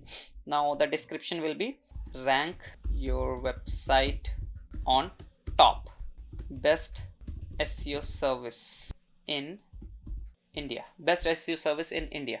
So this is the description I have given. This is just demo description, but you can add, or you can create some lucrative description and site link text so that audience can click, or it can become more click worthy, right? Now you have to add a URL here, basically the URL of your particular service. You don't have to add the URL of your website, basically the homepage. You don't have to add that. You have to add the URL of your particular service. So I'll be adding this SEO service URL here, right? And I'll be doing same with these 3 site links as well. So then we have social media marketing. In social media marketing, number 1, SMM service in India, get millions of organic followers. So I'm adding some descriptions like this. Then again go to social media marketing landing page, or the specific page of that service, add that link. Then in site link 3 I'll be adding website designing service, get the best fastest website first website here. Right now here also I have to add the site link, website designing. Yeah, this will be the page. It is getting loaded. Yeah, add the link and add the fourth site link, and that will be content marketing. Right, content marketing service, content according to your business, get business centric content. Right now here I have to add the link of content marketing service as well.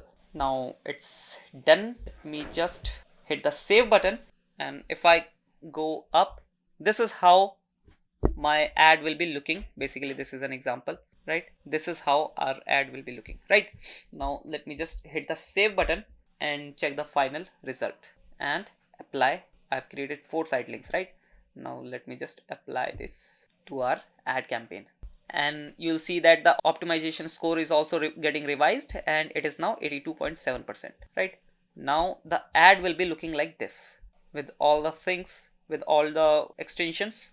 And if you check on the desktop variant, so this is how your ad will be looking like. Right, so that's how these extensions can help you by increasing the visibility, because that's how the size of our ad is. Now obviously it is more bigger than others. If I go to Google and search for few ads, as you can see here, this is a simple ad without any extension. Right, so this is without any extension, and as you can see, this is looking so simple and even not that visible as well. Right, so we use extensions to increase the visibility.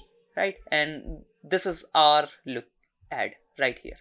So you can obviously you can figure out that what is more visible and what is not. Also you can add few more extensions like callout extension. If I add callout extension, basically in callout extensions you can highlight the USPs of your business. Right, let's say India's #1 digital marketer. Digital marketer will be not able to fit here because we have only 25 character limit, so I'll be adding just marketer. Right, then get results instantly. Right, 100% guarantee of results, and add one more callout extension, and that will be boost your sales. Right, now hit the save button and add it to your ad. If I go up, so this is how your ad will be looking. Also you can see the optimization score is also increased. Right, now you can add few more extensions according to your business. If I click on this more asset type, here are the extension options. Basically if you are running any promotion, you can use this promotion extension. If your price is pretty competitive in the market, you can use price extension.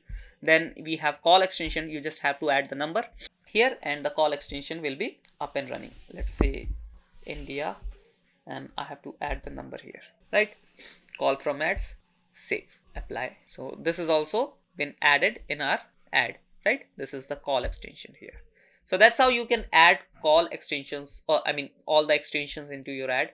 This is totally up to you that how much extension you want to add and which type of extension fits your business. Right, we have this lead form. Also I'll be creating one more dedicated video on how to create lead ad campaign. Also I have told you, or I have shown you how to create a lead form extension in my previous videos, and you can check that particular video in the playlist. Right, but I'll be creating one dedicated video on how to create a lead ad campaign. Right, now once all the things is done, you have added all the extensions, you have created your ad properly, all the ad strength is good, your optimization score is also good, hit the done button, and here is your ad. Right, you can create multiple ads in one ad group. Right, this is the ad group, this is the keyword, and you can create multiple ads, and it is highly recommended you should have 1, 2 to 3 ads in one ad group. Right, basically one ad group, 10 to 15 keywords and 2 to 3 ads in that. Right, So I'll be just going with this one only because I don't want to waste your time. The process of creating another ads is also the same. Now we are into the budget option. So this is the recommended budget which Google is suggesting, 1000, right? 1037 rupee. Otherwise, if you want to go to the little bit or maybe half of this price, then you can select this budget. And this is the daily budget, right? 540 rupee per day. And if you want to pay the double of this price, then you can spend 2000, around 2000 rupee, and the results will be according to your budget, right? So this is totally up to you. This is based on your budget, that how much budget you have. Maybe you have 5000 rupee budget, maybe you have 10,000 rupee budget per day, right? So this is totally up to you. This is based on your marketing budget, that how much budget you want to spend, right? Then we have this custom option as well. If you are not want to go with these recommended options, you can add custom budget as per your choice.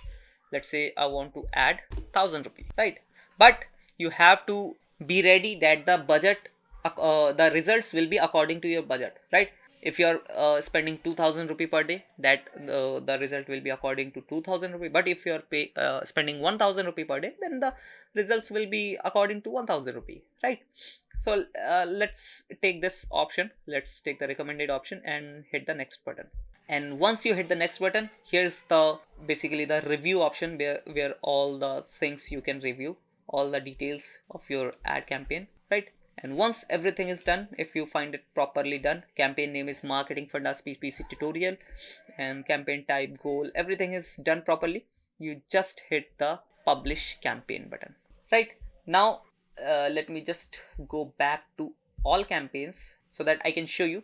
So this is the all campaign option, and here is the campaign, right? So this is right now it is the status of this campaign is showing bid strategy learning. But when this campaign come out of review process, the campaign will be run and you will start getting results, right? Let me I've just refreshed it once, and let me show you again. So yeah, here is our campaign, right? And once it's active, you'll start getting results. That's how you create a proper PPC ad campaign. I hope you understood the process. I hope you like the video, and if you do so, please hit that subscribe and like button. If you still have any question or query, please comment down below. I'll answer those questions in the comment section itself. And if you have any confusion, you can check out our playlist videos. That particular playlist will fade out your almost 100% confusions. And we'll meet you in the next video. Till then, bye-bye. Hey guys, welcome back to Marketing Fundas Global, and in this video we are going to show you how to create a website traffic ad campaign in Google Ads. Basically, this will be a search ad campaign where the objective will be traffic, website traffic. So let's understand how you can create this kind of website traffic ad campaign. Let's get into the video without any further ado. So guys, as you can see, this is our Google ad campaign. Basically, this is a demo account where I'll be showing you how you can create a website traffic ad campaign. So for that, you just have to click on this new campaign button and click on again new campaign option, right? Once click on that button, you will be redirected to this page where you have to select the objective. So we have to select this website traffic objective as we are creating a website traffic campaign, right? So it is better to select, basically select the objective, right? So that Google can understand that what is your objective, and it will then work according to the objective, right? Now, once you selected the objective, just hit the continue button. Otherwise, here you can see the conversions which you can create according to your business, right? For example, you have a business of medical products where you need leads instead of direct sales. Your conversion will be leads.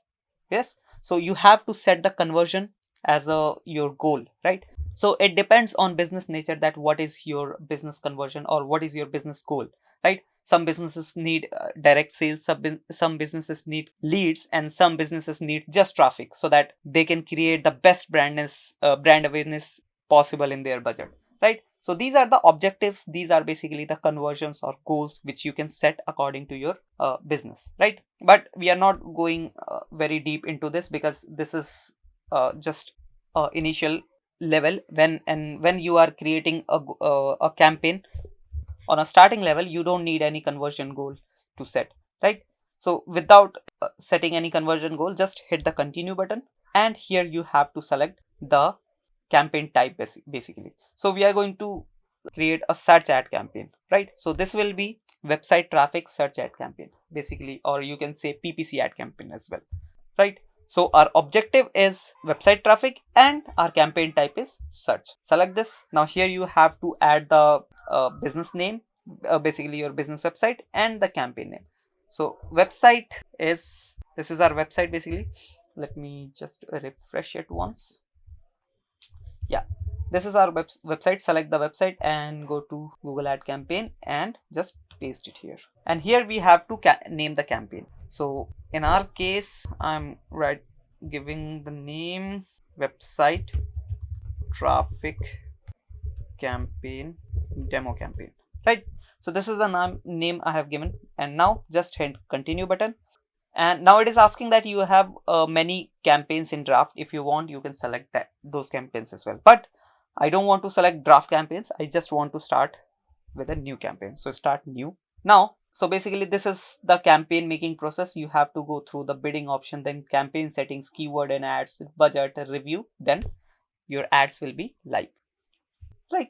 So let's start with bidding option, and in bidding option we have what you want to focus on. So as we are running website traffic campaign, so it is better to focus on clicks instead of conversions, right? Also conversion need good amount of data as well, and when you are creating your first campaign for your business, or you are on a initial basis, you can't just go directly for conversions, right? It is a step-by-step process. You have to follow this process, otherwise you will be not able to get any conversion. First you have to focus on traffic on your website, or you have to create some brand awareness, right? So it is better to focus on clicks because we are on an initial basis, and the second thing is we are creating a website traffic campaign, right?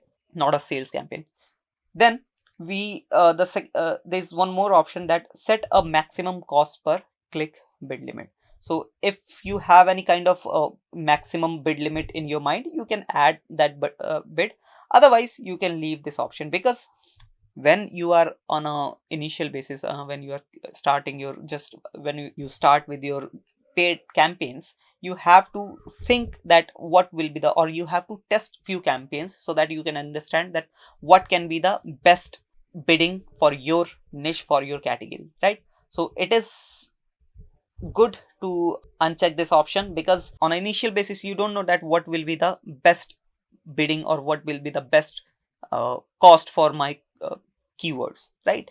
So it is okay to left this option as it is. But if you have a limited budget and you want to get the most out of your budget, then you should select this option and then test with your budgets, or test with your bidding basically. So let's say I'm adding 50 rupee as a max CPC, 50 or not, let's add 80, which is roughly around $1, right? So I have added maximum CPC bid limit is $1 around, right? Then hit next button, and once you hit the next button, this is the campaign settings. Here you have to select, first you have to select the network, like on which network you want to show your ads. So first of all, we don't want to show our ads on display network, so uncheck this box. Then we have search network. So obviously we want to show our ads on search network, basically on search engine. Then we have this option, include Google search partners as well. So it will, if you check this box, this will basically help you to go or to grab wider audience from another platforms as well, instead of just Google search engine, right? So the Google partners are such as YouTube and other platforms as well. So if you are checking this box, it means your search ads will be shown on YouTube as well, right? And there are few more other Google search partners as well. Not even few, there are thousands of other search partners, right? So it is okay if you have a good budget, if you have a acceptable budget, then you should definitely check this box, right? So I'm going with this box unchecked, right? Now we have location option. So I have told you many times about these options, location, languages, and if you don't know these options or these settings, you can check out our playlist as well, which is Google Ads playlist on our channel. You can check out those videos so that you can precisely understand about these options, right? But for now, I'm just telling you about these options overall, right? So the first option is all countries and territories. So I don't want to select this option, and even I recommend that you don't have to, or you shouldn't select this option as well. Yes, you don't have to select this option either, because if you select this option, then you'll end up by wasting your money, nothing else, right?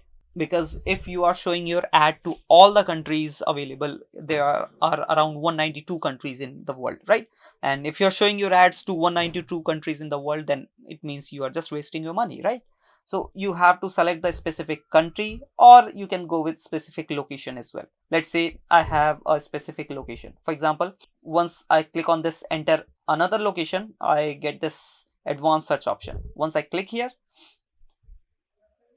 I'll get this option. There are two options. The first one is location wise, and the second one is radius wise, right? So let's say I'm in Delhi and I want to target whole Delhi city, which is the capital of India, right? So I just have to search Delhi and just target this option. Otherwise, let's say I want to, for example, I've targeted this, and let's say I have added one more city which is just situated to Delhi, right? So this is a neighbor city of Delhi, and I don't want to show any ads in this particular location. So I want to exclude this location. So if you want, or if you have any locations which you want to exclude, you can do that as well. Just click on exclude and it will be in the excluding list. As you can see here, this is a neighboring city of Delhi. This is a Delhi and this is Noida, right? Now hit the save button and your location will be saved. Now why I have added excluded location? Because I want to show you this location option here. So what you are targeting and what you are excluding. So there in targeting we have three options. The first one is presence or interest, then presence and search interest. So if you are selecting this option, which means people who are searching for that location, people who are visiting that location on a regular basis, or people live in that location will be targeted, right? And in that second option, people who are visiting on a regular basis on that particular location, or people who are living in that location will be targeted. And the third option is just people who are searching for that location, right? So this is totally up to you that which option you want to choose it, because you have to think about your business, then you have to select these options, right? And same goes with the exclude option. We have only two options, and the first one is recommended in both the settings, right? So in exclude we have presence and presence or interest. So presence is people in your excluded location. So if you select this option, so people who are living in that particular location will be excluded. And the second option says people who are regularly visiting that location, or living in that location, or showing interest searching about that particular location will be excluded, right? So I hope you understood the location options. Now our locations are set. Now we want to select the languages as well. So English is already selected. Yes, definitely I want to target the English language, and one more language I want to target, which is Hindi, right? Because in India majority of people speak in Hindi, so Hindi is one of the main factor. So I want to select Hindi as well. Let me just add it. Yeah, both the languages are added. Then we have audience segment. If I click on this, you'll get in the browse option, you get tons of options like detailed demographics, affinity, in-market audience. So basically these are for remarketing or retargeting. So if you are into your remarketing phase or retargeting, or you are using any video ad for YouTube, then you can use these kind of audience segment option, right? But for now, in search ads, we don't want to use this option right now, because in search ad most of the game depends on your keywords, right? Keywords or the ad type which you are creating, the ads which you are creating, right? Ad copies which you are writing, there is the area which you have to focus on. Then we have in more settings, we have few more options like ad rotation.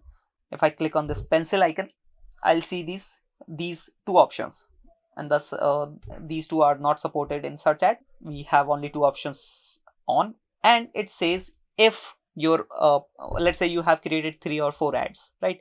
In one ad group you have added 10 or 15 keywords, and you have created 3 ads, right? And let's say your only one of them is performing well and getting more traffic, more engagement, right? But if you select this option, then Google will indefinitely rotate those ads, right? But if you select this option, then Google will promote only the ad which is getting results, right? So it is highly recommended that you select this option. Otherwise, if you select this option, Google already says that when using smart bidding, Google ads will optimize your ad rotation to prefer the best performing ads, even if it's currently set to rotate indefinitely. So if you're using smart bidding option, then whatever the option you are choosing, Google will use the best performing ads according to its system, according to its AI, right? So it is better to select this option only. Close this. Then in more settings, we have few more options: start and end date. Let's say you want to start your ads from after 3 days of creating your ad. Let's say you are creating your ad today and you want to start your ad after 3 days from today, right? So for that, and maybe you might be not available after 3 days, right? You might be busy, so you can just schedule your ad. You just have to you just have to add a start date, and if you have any ending date, you can add that as well. You just have to click on this, and here you can add the ending date as well, right? So it is totally up to you if you want to add the start date. So let me just, yeah, start date is today's, so yeah, it is fine. Now we have add schedule option. This is also one of the most important, or you can say one of the most useful option, which people just ignore it. Because let's say you have the audience which are mostly active on weekdays or mostly active on weekends, so you can just select those weekdays or the weekends, and even you can select the specific time on which time particular time frame your audience is mostly active, so that you can target those particular days and those particular time frames to get the most out of your ad budget, to get the most out of your proper whole ad campaign, right? Also it helps you to save money, save budget, right? Because you are not spending money on the days and timings on which your audience are not active properly, right? So on an initial basis, you have to find out that on which days or on which timing your audience are mostly active, right? So it is okay to run it on all day option on a initial basis, but you can optimize it in future. Then in more settings, we have few more options. Campaign URL option, I have created a particular dedicated video in this option. And then we have this dynamic search ad setting. So this is not important in this campaign. Also, this is also not important in this campaign, so we are just leaving it, right? Also, you want to know about the dynamic search ad campaign, we have created a dedicated video in this option, that how you can create a dynamic search ad campaign. And there this setting is pretty important, so I'll be publishing that particular video in a few 2 or 3 days maybe, right?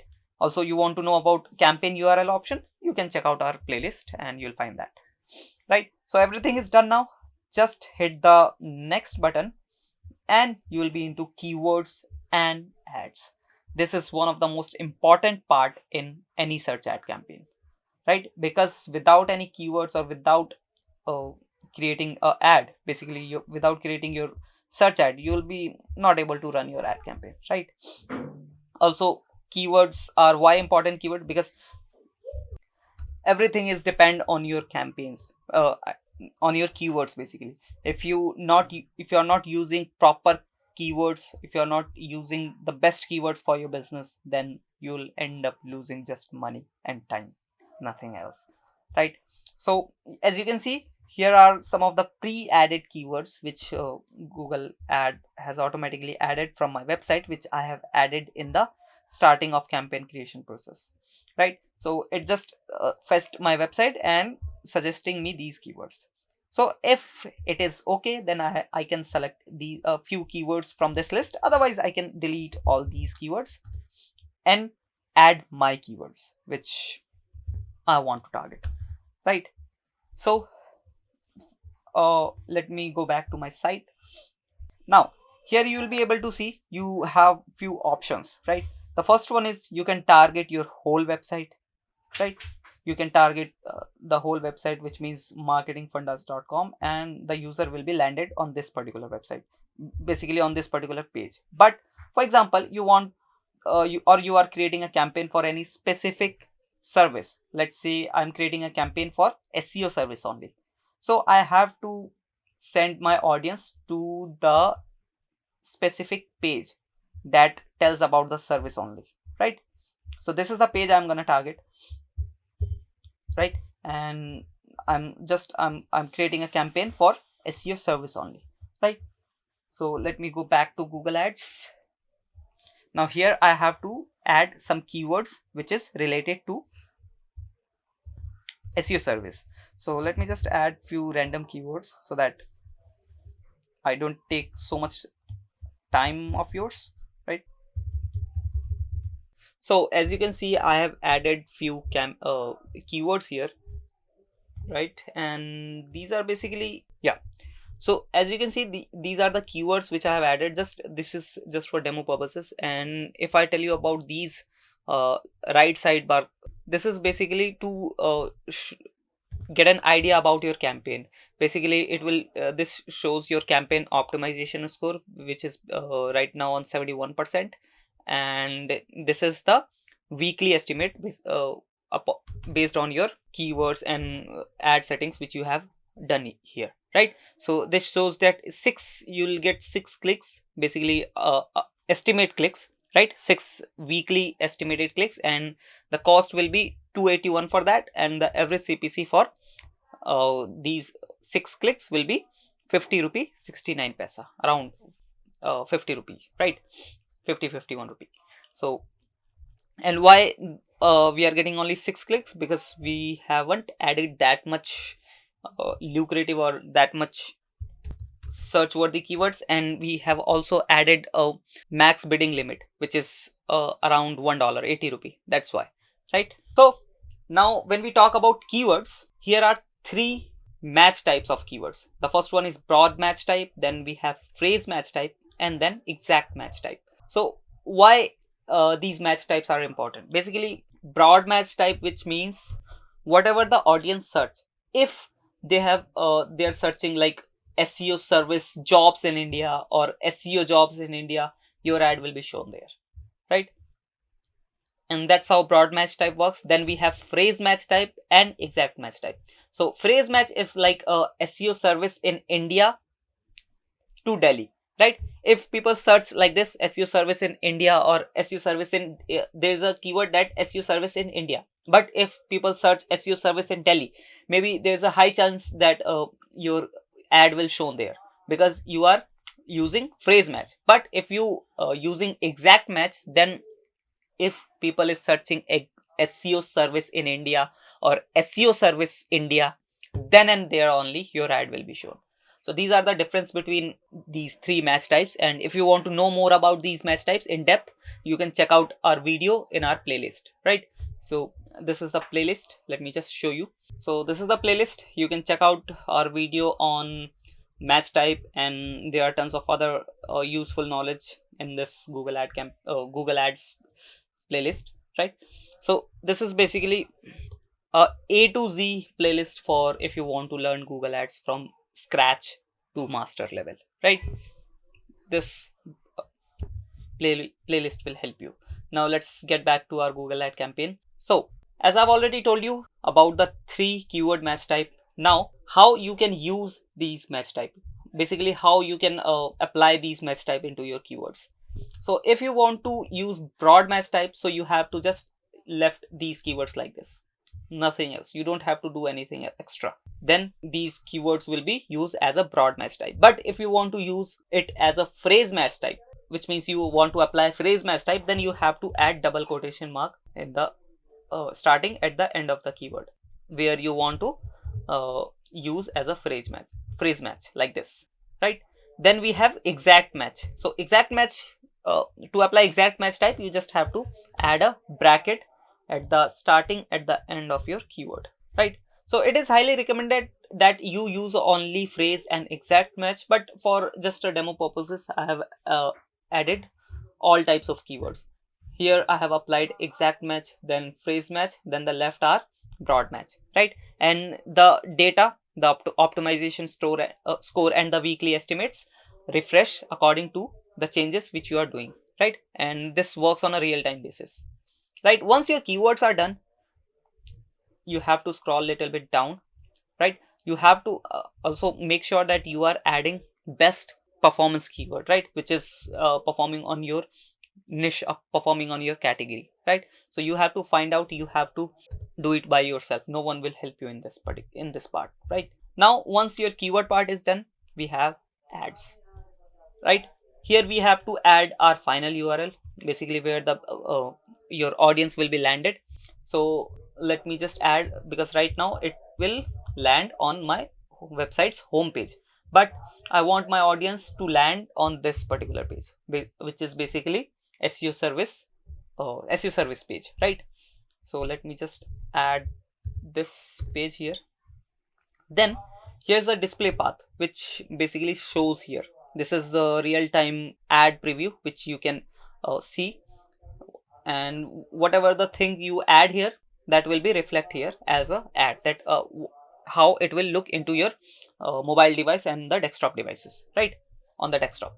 Now in display path, let's write not digital marketing, SEO service, right? So this is the display path I have given, and this display path will be shown here, as you can see, right? SEO and service, right? SEO / services. Otherwise, if you want, you can add that SEO service in here as well, but make sure you are not exceeding the limit of 15 characters, right? Now what is the use of this display path? This is basically just to confirm the audience that where you are going to land, right? Where the audience is going to land. This is just for display, this is just for show that where the audience will go once they click on this particular ad, right? Then if we scroll a little bit down, here we have to apply headlines, right? The max you can go is around 15, and in the description you can add around 4, and these are the you can say pre-added or pre-fetched from your website. The link you have added, Google just fetch your page and find out some of the useful headlines and the descriptions for your ad campaign, right? But you can customize it according to yourself, according to your idea, because this is the thing, this is the main ingredient which will attract your audience, which will grab your audience, right? Hook your audience. So you have to write it very carefully. Let's say I'm writing SEO number 1, SEO service in India, right? So I'm gonna write like this, around 10 to 12 headlines, and the description I'll be adding. Just see how am I doing, right? Also I have added few headlines here as well to save the time, so that you don't have to waste, or you don't have to add extra time, right?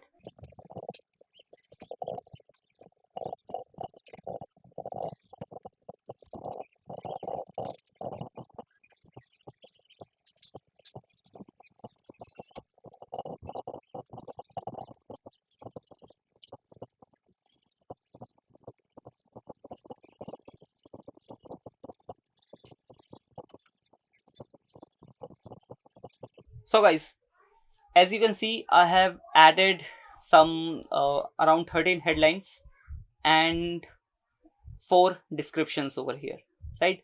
So I have using these headlines and descriptions. These are not proper, but yeah, just to show you how you can add these headlines and descriptions. And as you can see, the ad strength is now average, right? But when you are creating, you have to make it to good, at least good, right? After average, it will go to good and then best, right? And here's the optimization score. It should be at least 80 plus. Right now it is 77.9, but that's because we are not using the proper keywords, right? This is just to show you, because creating an ad campaign is not just an half an hour work. You have to spend time around 1 hour it takes time to create an ad campaign, and before that you have to do lots of research on keywords and copywriting about these headlines and descriptions, right? So it takes time. If you are just creating your ad campaign within half an hour, then your campaign and ad quality will be like this, like that only, right? Now after adding headline and description, you have to add some extra extensions that can help you to increase your visibility, right? Sitelink is one of the most useful extension. Also you can use some extra other extensions as well, such as Callout, and if you click on this more asset type, you'll see more, able to see more extensions like promotion, price, calls. So this basically depends on your business. Like let's say you are creating a promotional offer, right? You are offering something which not anyone other is offering, so you can add a promotional extension, right? Promotion ad extension. Then if you have pretty competitive pricing in the market, you can show your prices through price extension. Then we have call extension. If you want to directly provide your number to your audience so that they can call directly, you can add a call extension as well. Like I have clicked on call extension, now it is getting loaded. I have already added a number here. If you want to add, you can just click on this new call, and here you can add the select the country and the number, and just hit the save button, and then you will see the option. It is getting loaded. Let me just close it. Yeah, it was there. Yeah, so you will see the option like this. You just have to check this button and apply, so that the phone number can apply into your ad, right? So as you can see, call extension is added here. Now let me show you how you can add some Sitelink extension. Other than this, you can add by yourself as well. So I have just already created some Sitelinks, but if you want to create a new Sitelink, you just have to create on this, but click on this button, create new Sitelink. Then you have to name a Sitelink. Then here you have to write a description under 35 characters. You can add 2 line of description. Then you can add the final URL, right? Now what is the use of final Sitelink extension? Basically, if you have multiple services, let's say if I go to Marketing Funda's site, here are multiple services. As you can see, we have social media marketing, then pay-per-click services, website designing, content marketing, app marketing, digital marketing. So these are different kind of services, and it has different landing pages as well, right? They have different pages so that you can learn more about these services, right? So you just have to go to these Sitelink extension, and you can create different kind of services, and you can add a URL, basically the landing page URL of that particular landing page, right? Of that particular service page, basically, because you can't just send your audience to only one service, right? So this helps you to showcase your another services and products as well. So this is the use of Sitelink extension. So I have already created Sitelink. Let me just show you. So I'm gonna select all these. I have already created 4 Sitelinks. So I'm just selecting these Sitelinks and apply to my campaign. Basically ad, right?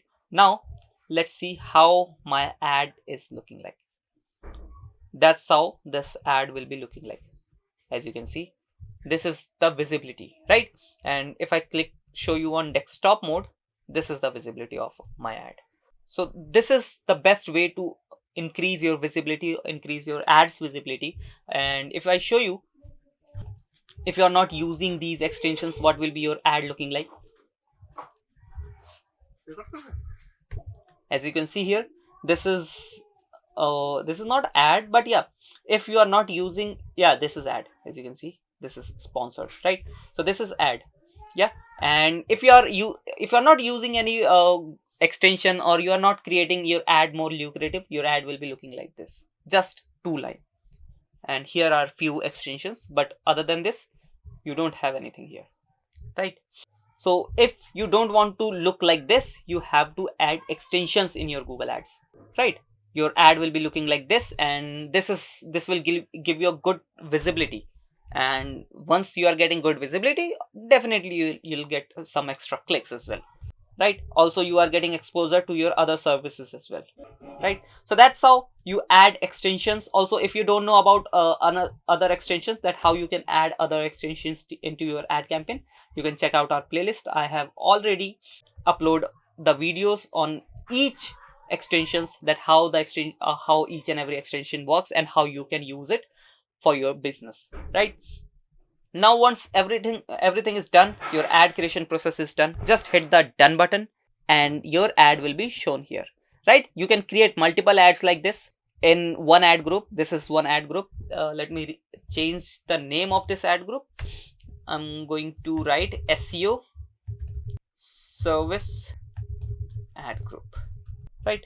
So this is the name I have given to this ad group, and here in this particular ad group I have added these keywords and this ad, right? If you want, you can create multiple ads, and it is totally recommended to use multiple ads because Google will test all these ads and optimize your ad campaign according to the best performance or best performing ad which is working for you, right? Now once everything is done, hit the next button. Now here you have to set the budget because you are going with the paid marketing, so obviously you have to set the paid budget as well. Let me skip this for now. So Google is recommending me to spend at least 1126 rupee every day, right? So it is the recommended budget, but if you want, you can set your custom budget as well. Let's say you have a more budget than this, you want to spend 5,000 every day, or maybe you want to less every day, so maybe you want to spend just 500 rupees every day, right? So this is totally up to you, but you have to keep in mind that you will get the results, you will get the conversions or the clicks what you want will be according to your budget only, right? If you spend 5,000 rupee per day, then you will get the results according to 500 rupee or 5,000 rupee. If you are spending 1100 rupee per day, then you'll get the results according to 1100 rupee per day, right? So once, let's take the recommended budget right now. Now once you have selected the recommended budget, hit the next button. Now here, this is the review tab. Here you have to check everything, that everything is done. You just have to review all the things. Also Google is also checking some if you have any error in your campaign, but no, this is the review option. You can check all the settings, all the options which you have added. I have added 9 keywords, so I've created one ad. It is recommended to create 2 or 3 ad, but just don't want to show waste your time, right? I have shown you how you can create a ad, and the creation of and the process of multiple ad creation is same, right? I have set the budget as well. Now you just have to hit the publish button and it will go under review. Once the review is done, your ads will be live, right? So it is getting published, and if I go back to all campaigns, and here is our campaign, right? Website traffic demo campaign, right?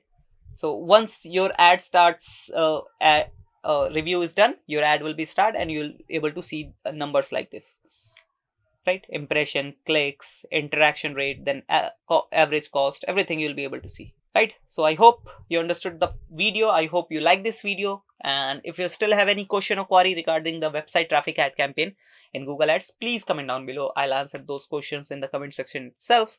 Also, I'll be coming with more dedicated videos in every type of ad campaign, so stay tuned for that. Also, don't forget to like and subscribe the channel and the video. We'll meet you in the next video. Till then, bye bye. So guys, if you have a business that needs call on a regular basis, then Google's call only ad would be the perfect option for you. And in this video, we are going to show you how you can create call only ads in Google Ads.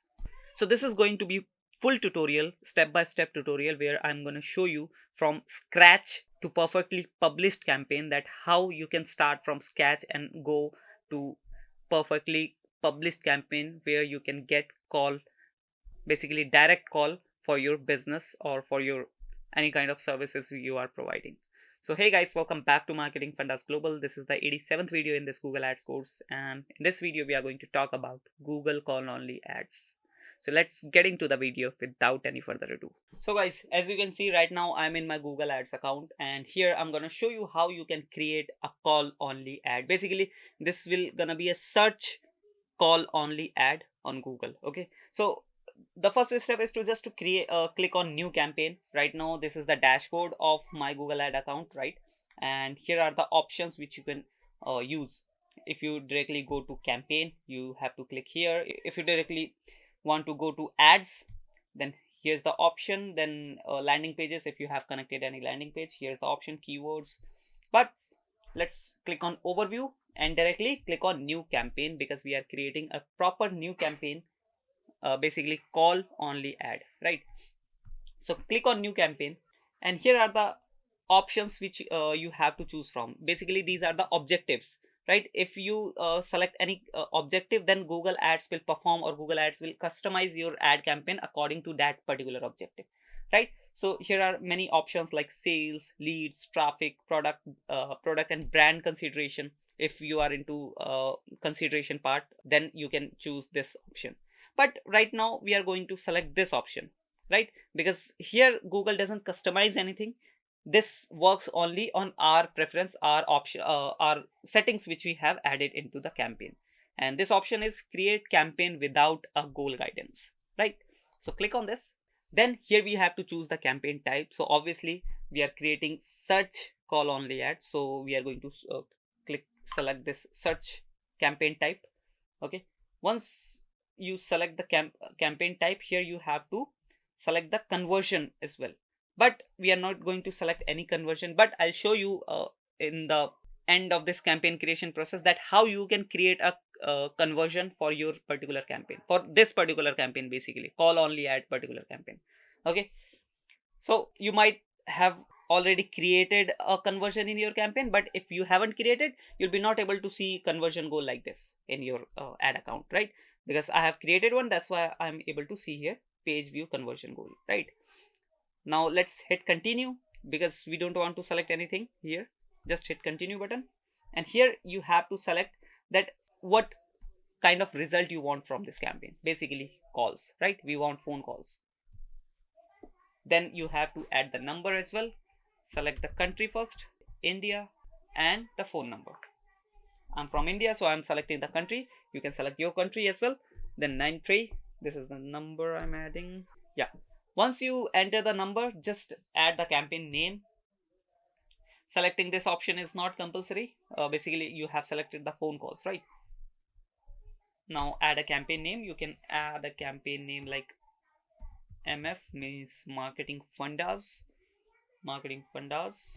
call only demo campaign, right? So this is the campaign name I have given. Now hit continue, and once you hit the continue button, this is the option I'm getting. You will not get this kind of option, because why I'm getting this option, because I've created many draft campaigns here, and there are many draft campaigns in my account. That's why it is asking to select any draft campaign and work on that campaign. But I don't want to do that. I just want to start with a new campaign, right? Now this is the whole campaign making process. The first one is bidding option, then campaign settings, keyword and ads, budget, then review. So these are basically 5 steps through which we have to go through and create a proper campaign which can bring you results, right? So in bidding option, you have to select that what you are focusing on, right? So if you are focusing on conversion or conversion value, basically let's say you are selling a product which costs around $100, okay, and you are focusing on conversion value, which means you are focusing on the value of that product, right, which is $100, right? And if you are focusing on just conversions, then you can select this. But in order to create a proper call only ad, you should go with clicks, because we want clicks, right? Once we get click, definitely we will talk with the prospect, we will talk with the person who have called us, then we will convert them, right? So from Google, from this campaign, basically we want only clicks, so we are going to select clicks only. Then once you select the clicks, we have another option here that says set a maximum cost per click bid limit. So if you have a maximum cost per cost per bid limit in your mind, let's say you just want to spend maximum as much as 100, or not 100, as much as you just want to spend $2 per click, right? You don't want to spend more than that, so you can set that maximum limit here. But I'm into rupees, so I can add 200 rupee, because $1 is around 80 rupee, right? So it is around $2.4 maybe, right? But if you don't know about anything, if you don't know that what will be the traffic or what will be the cost for my audience, because in on an initial basis we don't know that what will be the cost that I have to pay, right? As you know, search ad works only on keywords, and keywords have their own CPC, cost per click rate, right? So some keywords might have a higher CPC like $3, $4, $5, but we don't know that what is the cost of those keywords, right? So on an initial basis it is okay to uncheck this box and go like this only, because we don't know what will be the costing we have to bear in future, right? So just go with this, don't select this option. But if you have very limited budget, like you can't just spend $5 on one click, so you should select this option. Then once you determine that you have to select this option or not, go to next step, just click on next. Now here we have to select the network. So here, as we know that we are creating a search campaign, right? So we don't want to show our ads on display network, so uncheck this box, because if you check this box your ad will be shown in display networks as well. So you have to uncheck this box.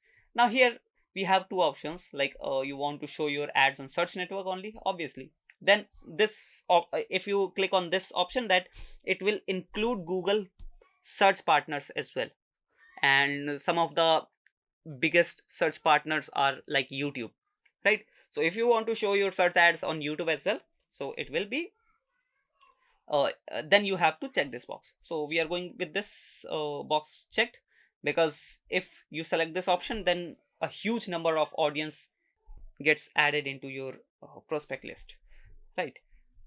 Now once you select the network, you have to go to location option. Now here you have to select the location, like what is the location you want to target, right? If you want, you can select the whole country, and if you want, you can select any another location or any specific location, right? For example, I click on this option and click on advanced search. And once I click on advanced search, here are two options. The first one is location wise and the second one is radius wise, right? So let's say I want to target only Delhi, which is the capital of India, right? So I'm just targeting Delhi. Otherwise I can do one more thing, I can select the radius option and I can target radius wise as well. Like for example, I want to target Delhi's let me just, yeah, once I click on Delhi, then the 20 miles area nearby 20 mile of area will be target, because I have selected 20 miles, right? If you want, you can change this distance parameter into kilometer as well, and if you want, you can you can change the distance as well, like 10. Maybe I want to just target 10 kilometer or 10 mile maybe, right? And here you have to select the location, like from where you want to select the target Delhi. So I want to target Delhi and the nearby 10 miles of the area. So if you want to target radius wise, you can do that as well. If you want to target location wise, you can do that as well. That is totally up to you, right? But if you want if you go with the location wise, then you will be able to see the reach, that what will be the traffic size, right? So in location wise we are getting the traffic size, but in radiation wise we are not getting, sorry, radius wise we are not getting any traffic size, right? So let's say we are going just with this option only location wise and hit the save button. So we are targeting Delhi only right now.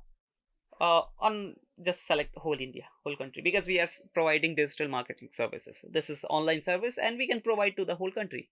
What's the matter, right? So it is totally up to you. It depends on your business, that what kind of service or product you are providing, or you can deliver this product or service to your location target audience or not, right? Now once the location is set, now you have to select the languages. Obviously English is selected automatically. If you are in a country that doesn't support English language, you can change the language, right?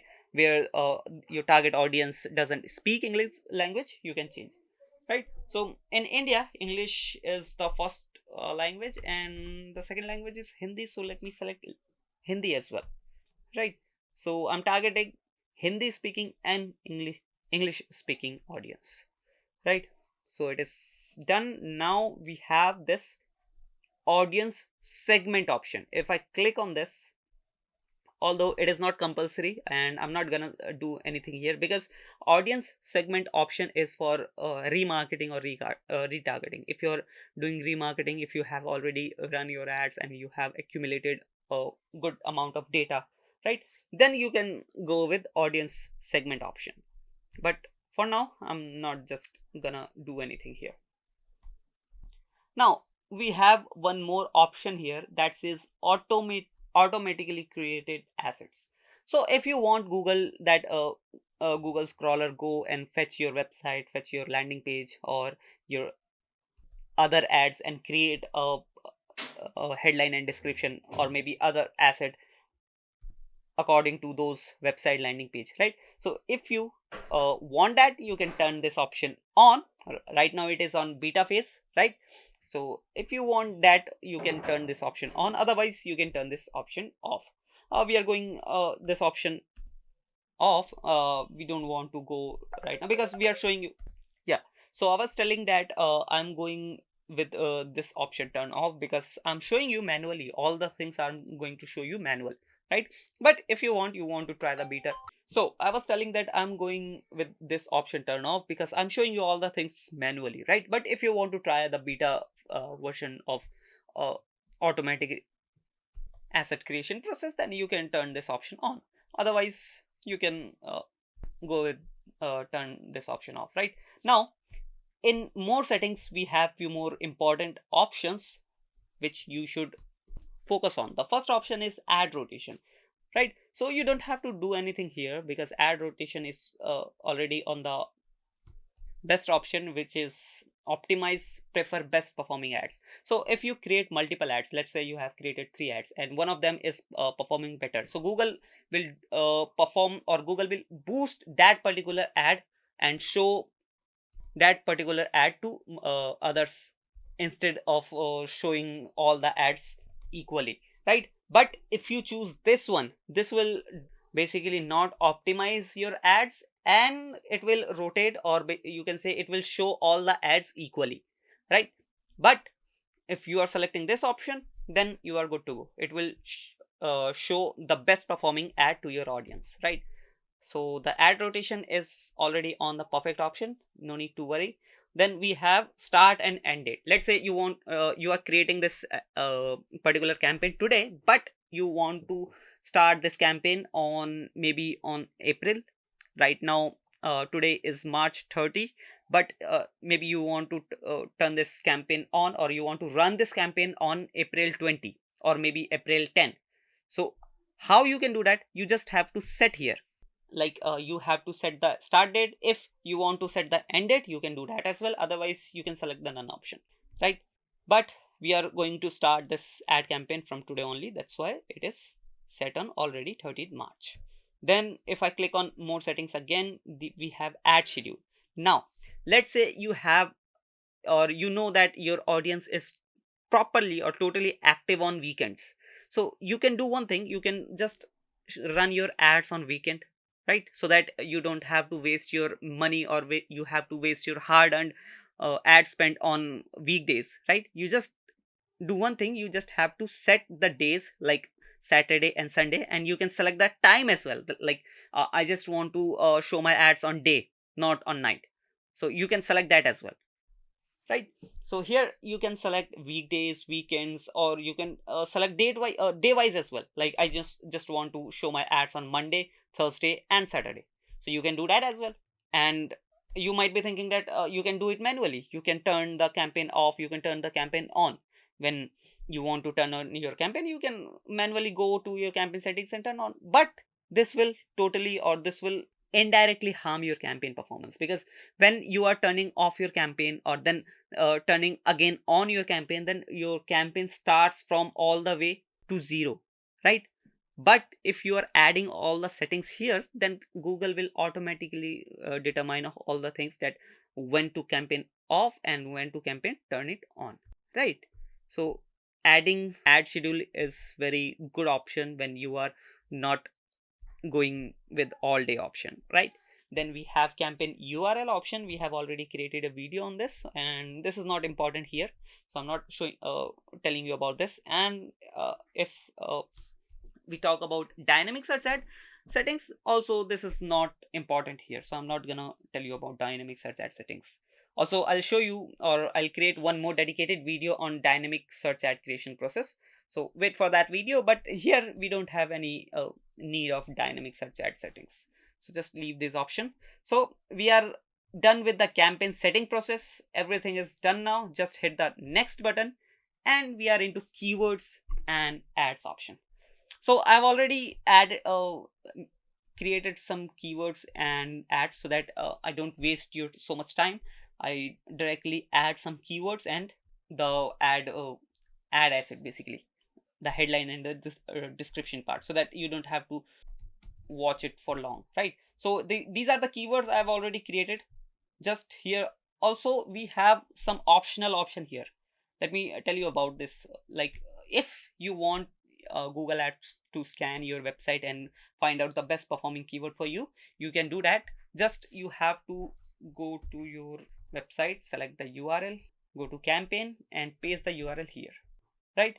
And click on get keyword suggestion. And once you click here, Google will automatically fetch your website's top pages and find out the best performing keywords for you. But as you know, this is totally AI generated process. So if your idea, or if your keyword research is something about else, so you can totally delete these keywords and add your keywords, add all your keywords which you have researched, right? Let's say I'm using my keywords which I have researched, and I'm not going with the optional option, right? I'm going totally manual thing. So these are the keywords I'm using in this particular campaign, and once you add the keywords, you'll start getting the campaign optimization process score here, right? You'll start seeing the optimization score.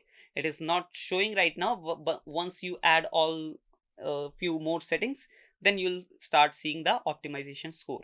Although you can see the weekly estimate as well. Once you add the keywords, you'll see the weekly estimate that weekly you'll get around 1850 clicks. Then the cost will go to around 7,978 rupee, and the average CPC, cost per click, you will get is around 4.31 rupee, right? And this analysis is on the based of these keywords only, right? And this is weekly data, not monthly, right? Now, so these keywords are totally set on broad match. So what is these broad match or keyword match type? Let me just scroll a little bit down and show you these options. So basically there are three keyword match types. The first one is broad match, then phrase match, and then the exact match. What is the difference between these matches? So if you want to deeply know about these options, you can go to our Google Ads playlist where we are uploading these videos.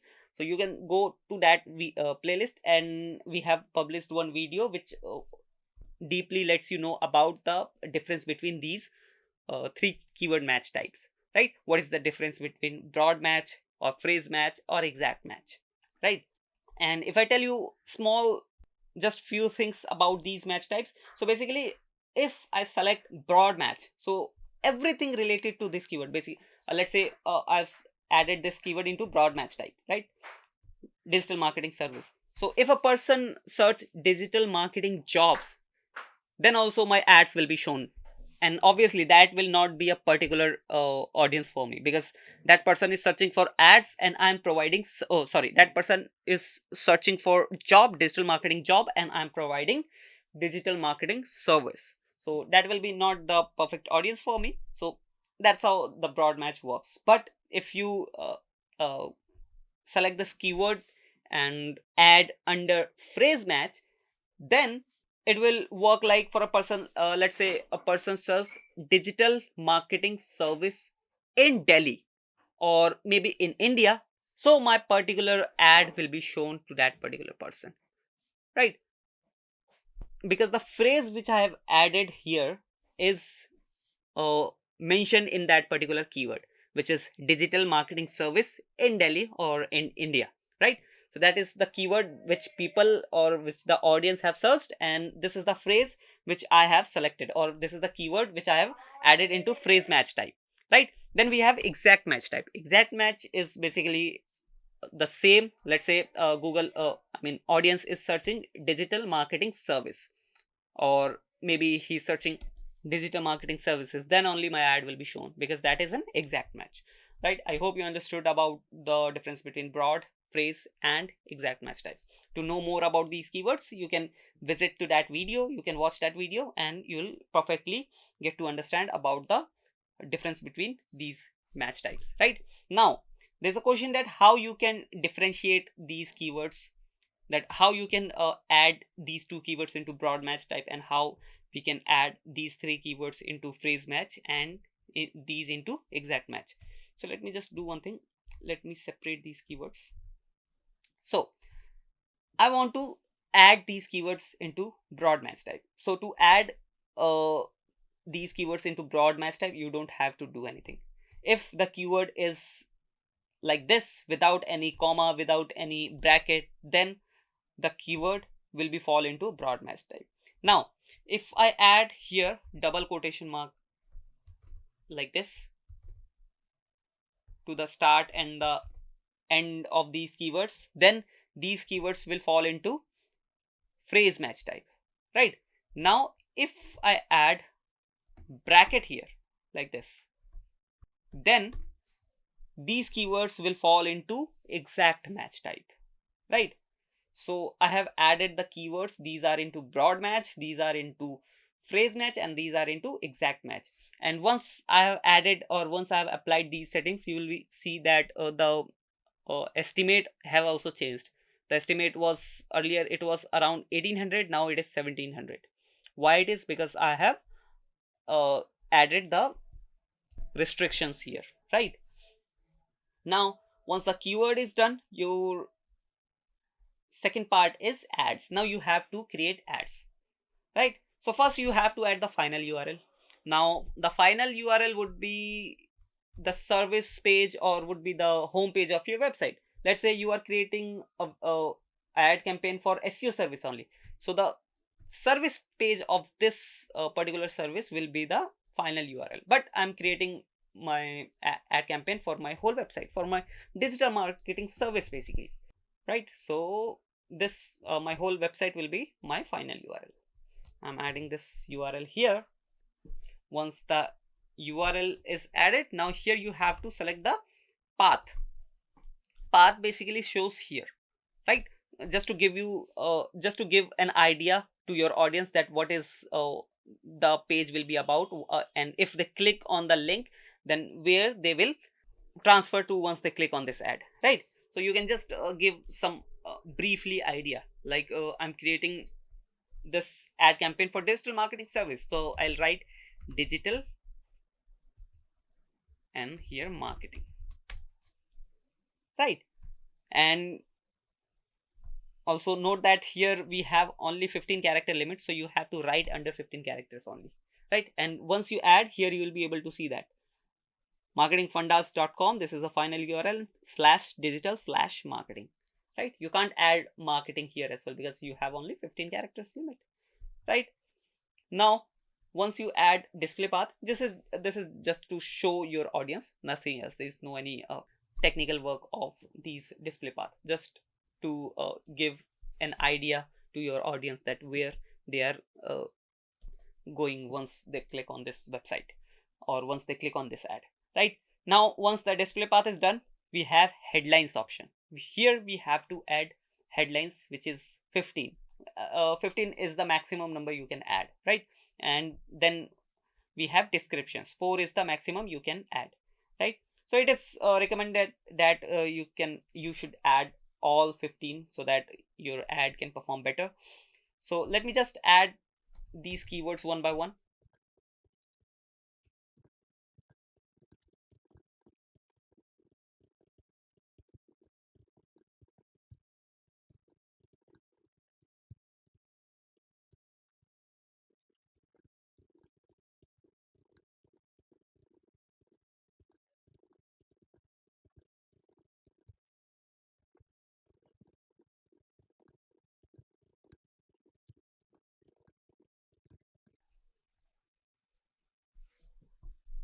So guys, as you can see, I have added all the headlines. I haven't added 15. Yeah, I have added 11 headlines and added 4 descriptions, and my optimization score is already on 82.6, right? So this is how you can create your campaign. I've just added the demo headline and description, and I've already into 82.6% optimization score, right? And my ad strength is also good. So your goal is also to add at least or go at least to good, right? Because if you are below good, you'll be into average, and that shouldn't be acceptable for you, right? So you have to go at least good at good. Then headline and the description part is done. Now it is time to add some extensions. So in order to create call only ads, we can add Sitelink extensions. So let me just add some Sitelinks. Yeah, we can add for all the 4, and this would be looking like this, right? Apply. Also you can add callout extensions as well. Let me just show you like this. Basically, callout extensions are the keywords or the attractive headlines that inbuilt into your description part, like this: India's #1 marketer, or like get results instantly, or like 100% guarantee of results. So like this. So I've applied 3 callouts. Now once you click on more asset types, you will get few more options here, like promotion, price. Then this is the call only ad extension. Now if you have any kind of promotion which you are running, you can add promotion extension as well, or you can add price extension as well if you have very competitive pricing in compare to your competitors, right? So you can add pricing, you can show pricing as well. But we have already added 2 extensions, and our ad started looking like this. This will be on phone. You can see how much area we are getting, or how much area we are grabbing in our audience's mobile phone, right? And once, let me just show you the desktop version as well. And this is the desktop version, right? It is literally looking huge, and it should look huge, because once when your ad is looking huge, then the chances of getting clicked is gets higher, right? So now it's time to add our call only ad extension, which is here. So click this plus icon, and here you have to add the number, which is added already here. Click on this, apply, and your call extension has been added here. Let me show you here. But call only ads mostly work on mobile phones, so this is how your call only ad will look in mobile phone. If you want, you just want like you want your audience to get click on your mobile number only, and you don't want to show any services, then you can remove these site link options. You just and you can go with your call only extension only, like we have added here, right?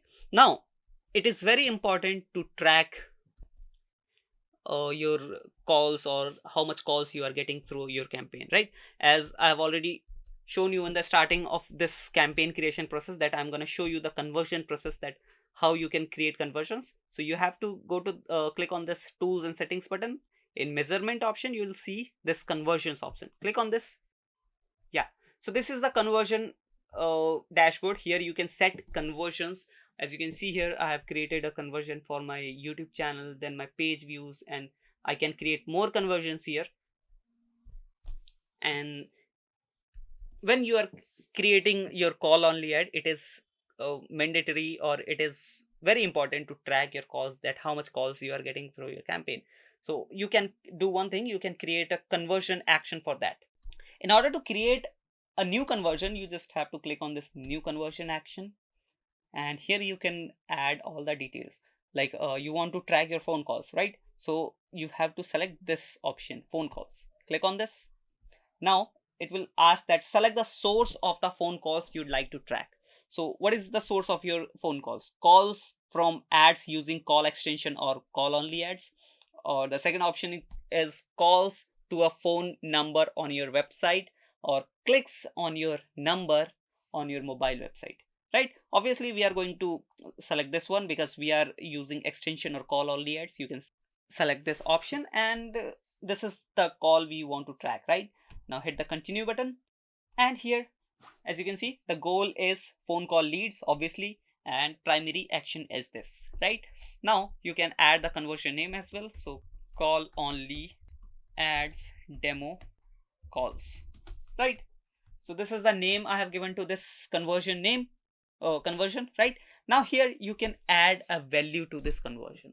Obviously, if you are using, or if you're running any e-commerce website, or you create a conversion there, then you can give a conversion value to every product or to every conversion, right? Let's say you have a product of $500, so you can give a conversion value of $500, right? And once you get one conversion, your conversion value will be $500, right? Like this. But here you can't add any like 100 rupee, 200 rupee, or 500 rupee, because you don't know what will be the conversion from that particular, or from that one call, right? And you don't even know whether the call will be convert or not, because you are just getting call. That call is not converted yet. The call will be converted when you pick up the call and talk with him or her and convince them to buy your service or buy your product, right? Then the conversion will be considered. But here you have to give one conversion value. That what could be the conversion value you can give to one call? So you can just give a number, right? Like you can give one conversion value as it, so that you can track. Or let's say you get 10 calls, so you'll see 10 conversion value. Basically you'll get idea that you got 10 calls, right?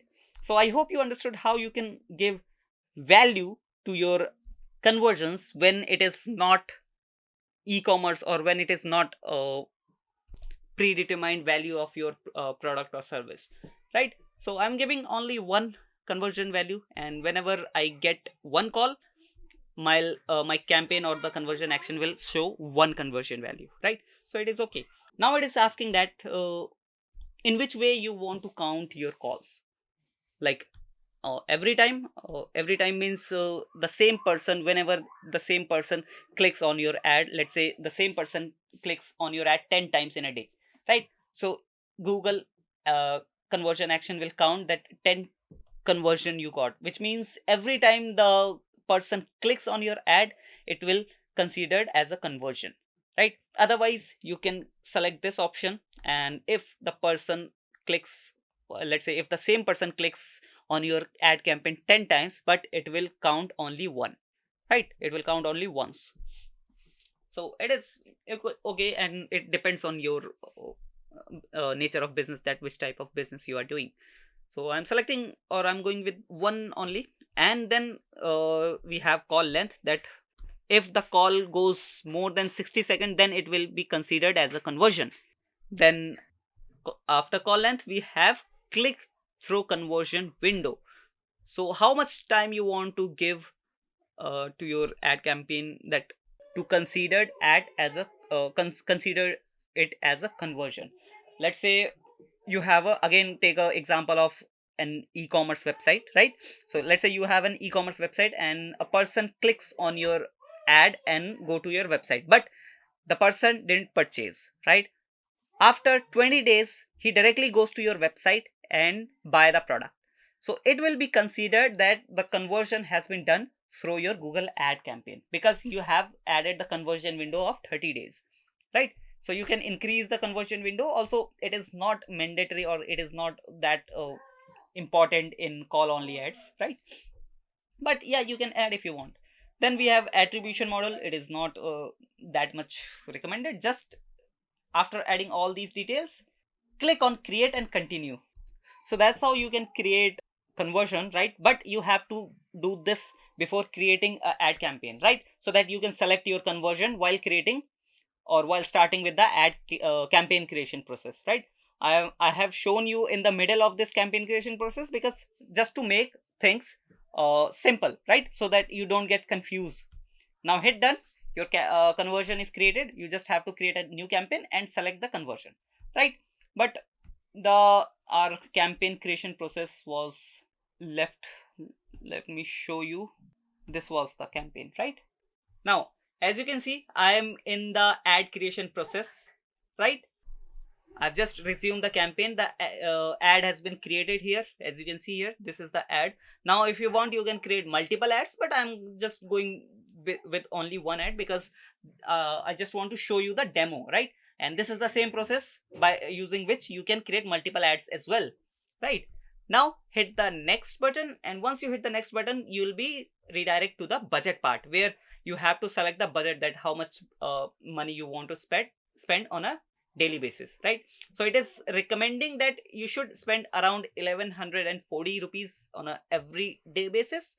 But if you want, you can increase your budget. If you want, you can decrease your budget. Otherwise, you can add your custom budget as well. Let's say I am adding 2000 rupee on a daily basis, right? So once I add the budget, I'll get the results according to that. I'll get the estimated results according to that as well, right? Now, once the custom budget is set, next click on the next button and you will be redirected to the review option where you get the option to review all the settings, right? So this is all the review settings. If you want, you can make any changes. That is totally up to you. This is the ad. Then wait, just let me go back to review option. Yeah, and once everything is done, you have checked that everything is done. Now click on publish button and it will publish your campaign, right? Now immediately your ads will not gonna start. It will take around half an hour or maybe few minutes to start the campaign because it takes a bit time. As you can see here, let me go back to campaign and here's the campaign. You can see, yeah, as you can see here, right now it is showing that bid strategy learning. When the ads get started, it will show active and you'll see start getting see the numbers, right? That you are getting click, you are getting charged. That's how. So this is how you create call only ads, and when your campaign will start getting clicks, you'll start getting calls as well. So that's how you can create call only ads. I hope you learned the process properly. I hope you understood the process properly. If you still have any question or query, please comment down below. I'll answer those questions in the comment section itself. Also, don't forget to hit that subscribe and like button. We'll meet you in the next video. Till then, bye-bye. Hello and welcome back to this amazing course of Google Ads course from Marketing Fundas Global. As you know, we are teaching you different campaign creation process in this particular Google Ads course, and in this video we are going to show you how you can increase your footfall and visibility through store visit ad campaign in Google Ads. So guys, if you have your online store and you want to increase your footfall and visibility, then store visit, or you can say shop visit campaign, would be the perfect option to start with. So let's just understand how we can do this. Let me directly take you in our Google Ad platform. So guys, as you can see, I am in my Google Ads account right now. Now in order to create your store visit campaign, first you have to click on new campaign, as obvious, right? Once you click here, plus again click on this plus icon, and here you'll see your objective options. Now here you have to select the objective according to your goal basically, right? So right now we want store visit, so this one would be the perfect option for us, which is local store visits and promotions. So click on this. Now here you have only one campaign type, which is performance max, and this campaign basically lets you run every type of ad, whether it is search, whether it is display, whether it is on YouTube, whether it is on partnered sites, everywhere. That is why it is called performance max. Now once you select the campaign type, obviously you have only one campaign type, so you have to select this only. Then we have few more options here which you can't see because we don't have created any conversion action for our store visit ad campaign, right? So you have to add two more steps here. The first one is to select the objective, then you have to select the campaign type. Then so below we haven't any set any conversion action in this account, that's why we are not able to select any conversion, but it is pretty important to set a conversion action. Also we have created a dedicated video that how you can create a conversion action in this Google Ads course playlist. So visit that video, watch that video and create your conversion action, then come into this video again, right? So the third step would be, the first one is to select your objective, then campaign type, second step, and the third step would be you select your conversion action. Let's say you have created multiple conversion action, so you have to select the conversion action which you have created for your store visit campaign only, right? Store visit campaign doesn't need a conversion action, but because you can't determine or you can't get a proper result that the person has visit your store or not, right? But the conversion action is not for that. The conversion action is for to understand that how many people have clicked on your ads, how many people have checked out your website. Because if you have store visit campaign, if you have created your store visit campaign, then you might want to show your let's say Google My Business. You have created your Google My Business and you want to show your Google My Business profile to your target audience, right? So conversion action will help you determine that how many person have clicked on your ad and how many of them have checked out your Google My Business profile, right? So the third step would be to set conversion action. Then we have the fourth step, which is create your GMB page and connect with this account, right? You have to do it manually. There is no any automation for that. Now you might be confused that what is GMB. So let me show you first. Let's say I have searched marketing fundas like this. Okay, now when I search marketing fundas, let's let it complete first. As you can see, this is our Google. Oops, it is directly getting redirect to website. Let me just search again, marketing fundas agency, right? So when I scroll a little bit down, I'll be able to see this GMB profile, right? This is a GMB profile, Google My Business profile, as you can see here, right? So here we have created our Google My Business profile, and how it has been created, you just have to go to Google and search GMB, and here you'll be able to create Google My Business profile. So first you have to create your Google My Business profile, approve your business that you are or your store is in the perfect location, so that Google can understand that your business is legit, you are redirecting or you are showing your proper details to your audience, right? So first you have to create your account here, verify your business, then you have to connect this account with this Google Ads account, right? So that you can run your store visit campaign. Otherwise you'll be not able to properly run your store visit campaign, right? So the fourth step would be here to add your GMB Google My Business account. Otherwise you can create a Google My Business account with the same email address which you have been using for your Google Ads, right? So that it can be pretty easier to add your Google My Business here. So in this particular page, 4 steps are quite important, which is first select objective, then select campaign type, then set conversion action and set Google My Business, right? Once it's done, basically these are the details which you have to provide. This is not the actual campaign creation process. Now when I hit continue, now from here you have to create the campaign creation process. Sorry, you have to add all the details regarding the campaign creation, right?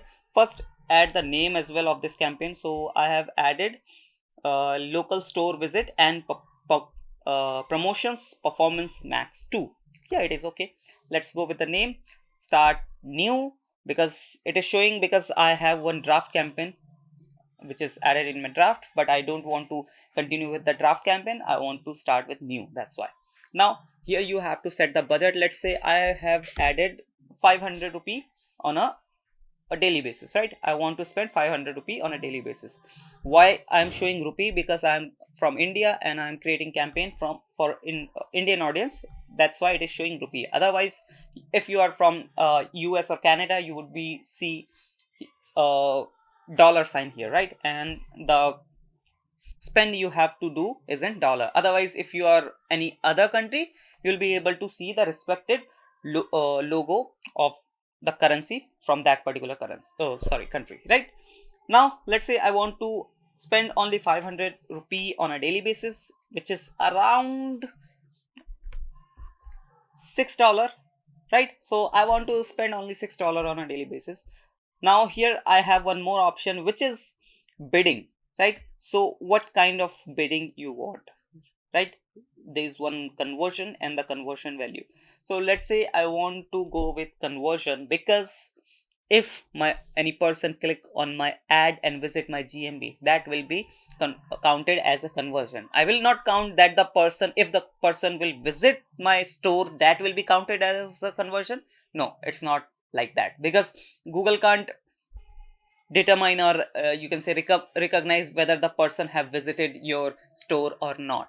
So the conversion would be only that the person has clicked on your ad and redirect to your Google My Business profile and check out the profile properly, right? So that will be known as a conversion. Here we have one more option, that set a target cost for per action. If you want to set CPA, right, basically the target cost per action, then you can set, but it is, as you can see, optional. And if you are on a initial level of your campaign, right, if you haven't run any store visit campaign before that, so I recommend you to uncheck this box, because you don't know that how much would be the cost of per action, right? How much cost you have to bear for per action. So it is okay to turn it off right now. And once you get the idea that this is the max I have to spend, or this is the max I can be charged to get a cost per action, so you can set. Now hit that next button. Now you have to select the country. So I want to run my ads all over India, but my budget is not suitable for the country, because I'm just spending 500 rupee on a daily basis, and India is pretty big country, so my budget would not allow me to run ad on India. So but if you want, you can. There's no problem in that. Google won't stop you to do that, but you have to understand that you are running store visit campaign, right? So store visit campaign is for your particular area. You want your audience to visit your to visit your store, right? So it is not logically possible that the person will come to your store from the another state, right? So it is important to understand that you can't run your ad by targeting the whole country. You have to select the specific location. But if you have connected your GMB page, then this type of problem will not be appear. You don't have to do this manual location targeting. When you connect your GMB account with your Google Ads account, then it already recognizes that this is the store location, and this much area would be the perfect for advertising.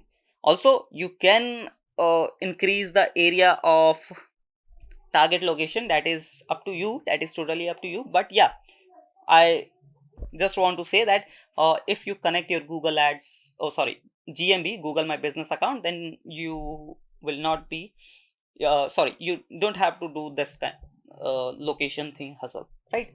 Now select the language. You have to select the language properly.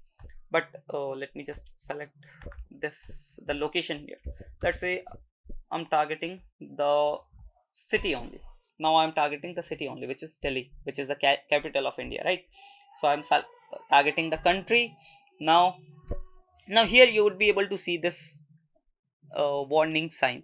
This says typically an account's conversion history influences estimates, but there's not much recently activity on your account. This estimate is based on your advertiser's history and provides a reference for how your campaign may perform. So I hope you understood. This is basically the estimate of a weekly estimate that how your campaign may perform. You can get at least 13 conversions, and the cost would be around 270 rupee per conversion. Now the language which I have to select, English is already selected. I want to add one more language, which is Hindi, because in India more people uses Hindi language as well. Now you have to add final URL, but you have one option here that send traffic to the most relevant URL on our site. So it is already selected. Yeah, it is okay for me right now. We have few more settings. If you want, you can change ad schedule, start and end date, and campaign URL, but not very important. So next. So I hope you understood the campaign setting up process. If the issue is about location, then please connect your GMB Google My Business account. All the issue will be short out if you connect your Google My Business account. You don't have to add any URL, you don't have to add anything extra, because the goal of this store visit campaign is to increase your footfall, increase your visibility in your local area, right? So it is very important to connect your Google My Business account with your Google Ads account, right? I'm not able to show you because our our GMB account is already connected with another account, and I don't have the access for that right now because this is my another laptop. So try to understand, that's why I'm showing you this process, but I'm explaining you how this works, right? And if you are liking the effort, please don't forget to hit the like button. Now here you have to write the asset group name, right? So this is performance max campaign. So basically a performance max campaign helps you run your ad in all the Google's properties, which is YouTube, Gmail, Google search, display will be shown to all the Google networks, whether it is partnered sites, whether it is partnered applications or anything else, right? Then we have discover. If you are using Google Discover, then your ad would be shown there as well. Now let's start with our Google store visit campaign creation process. First we have to add the final URL here, but you know that I have selected the option before that says the final URL would be changed according to the best preference. Google will automatically do that, but I can here add the final URL as well. Let me just go to marketingfundas.com. So yeah, I'm directly targeting this URL, which is my website's URL. So let me just go here and paste it. Oops, my internet got disconnected. Let me just connect it.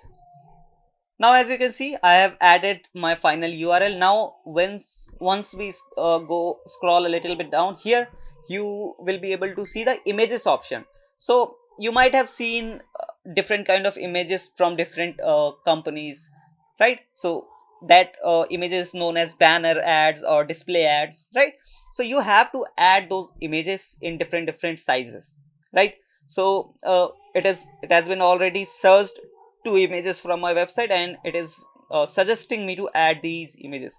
If I click on review button and if I select these images, it will be added into the campaign. Let's say I am selecting this.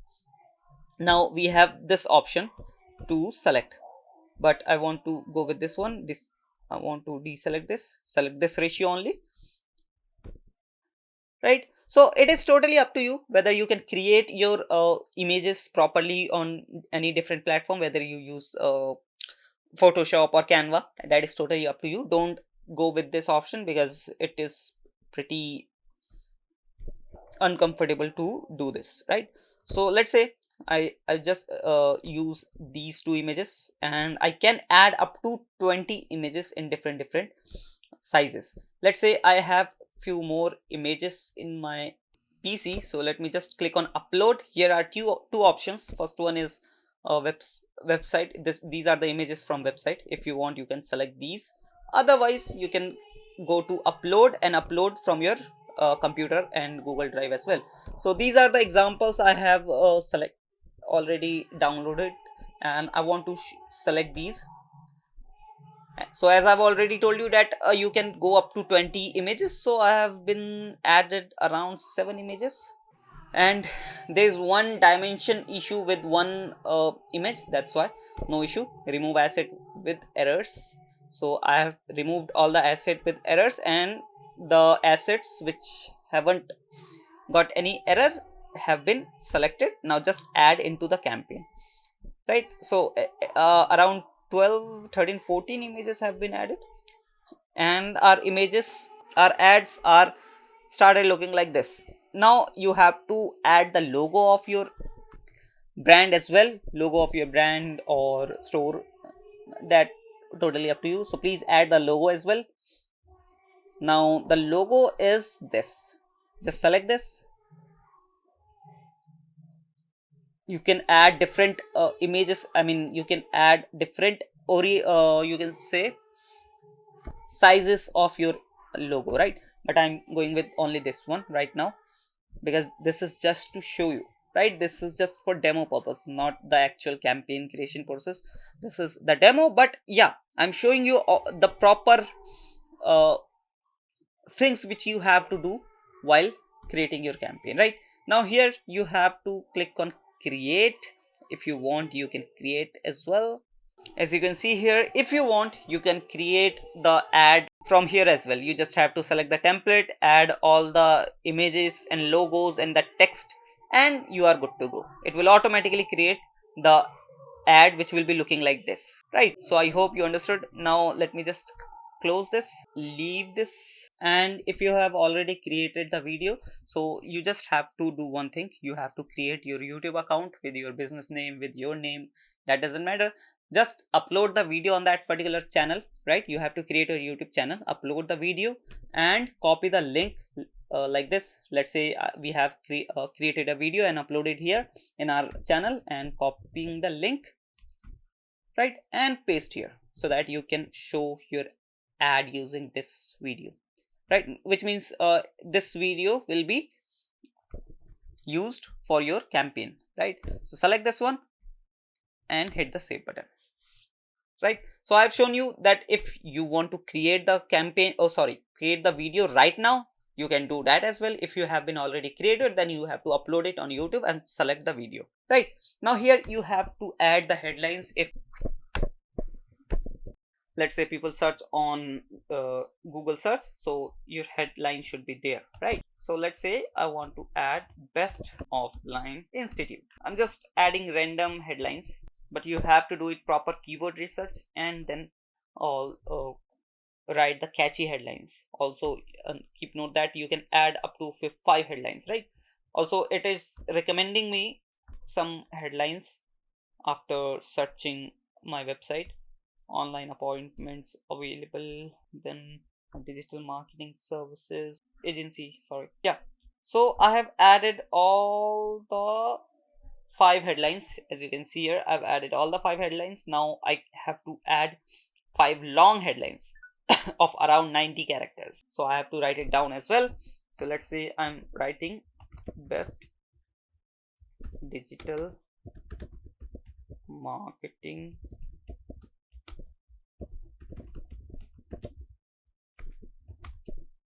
agency. Let me just stop the video so that I can write all the things. So guys, as you can see, I have added long headlines. I have added 2 headlines, but you can add up to 5 headlines, and it is recommended to add all the headlines because see, if you are adding the content, if you are adding the asset as much as possible, your chances of getting results increases, right? So it is recommended, it is my personal recommendation to add all the headlines by doing proper keyword research and add proper catchy and creative headlines, right?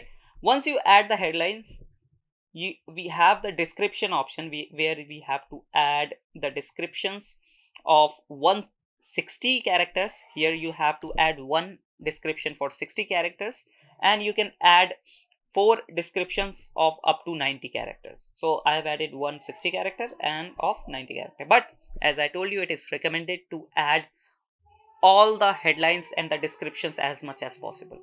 Right now I have just added 2 headlines, few descriptions, and my ad strength is already on average, but you have to go above that. You have to go at least on good, and if I fill all the headlines and description, definitely I'll be go up to good.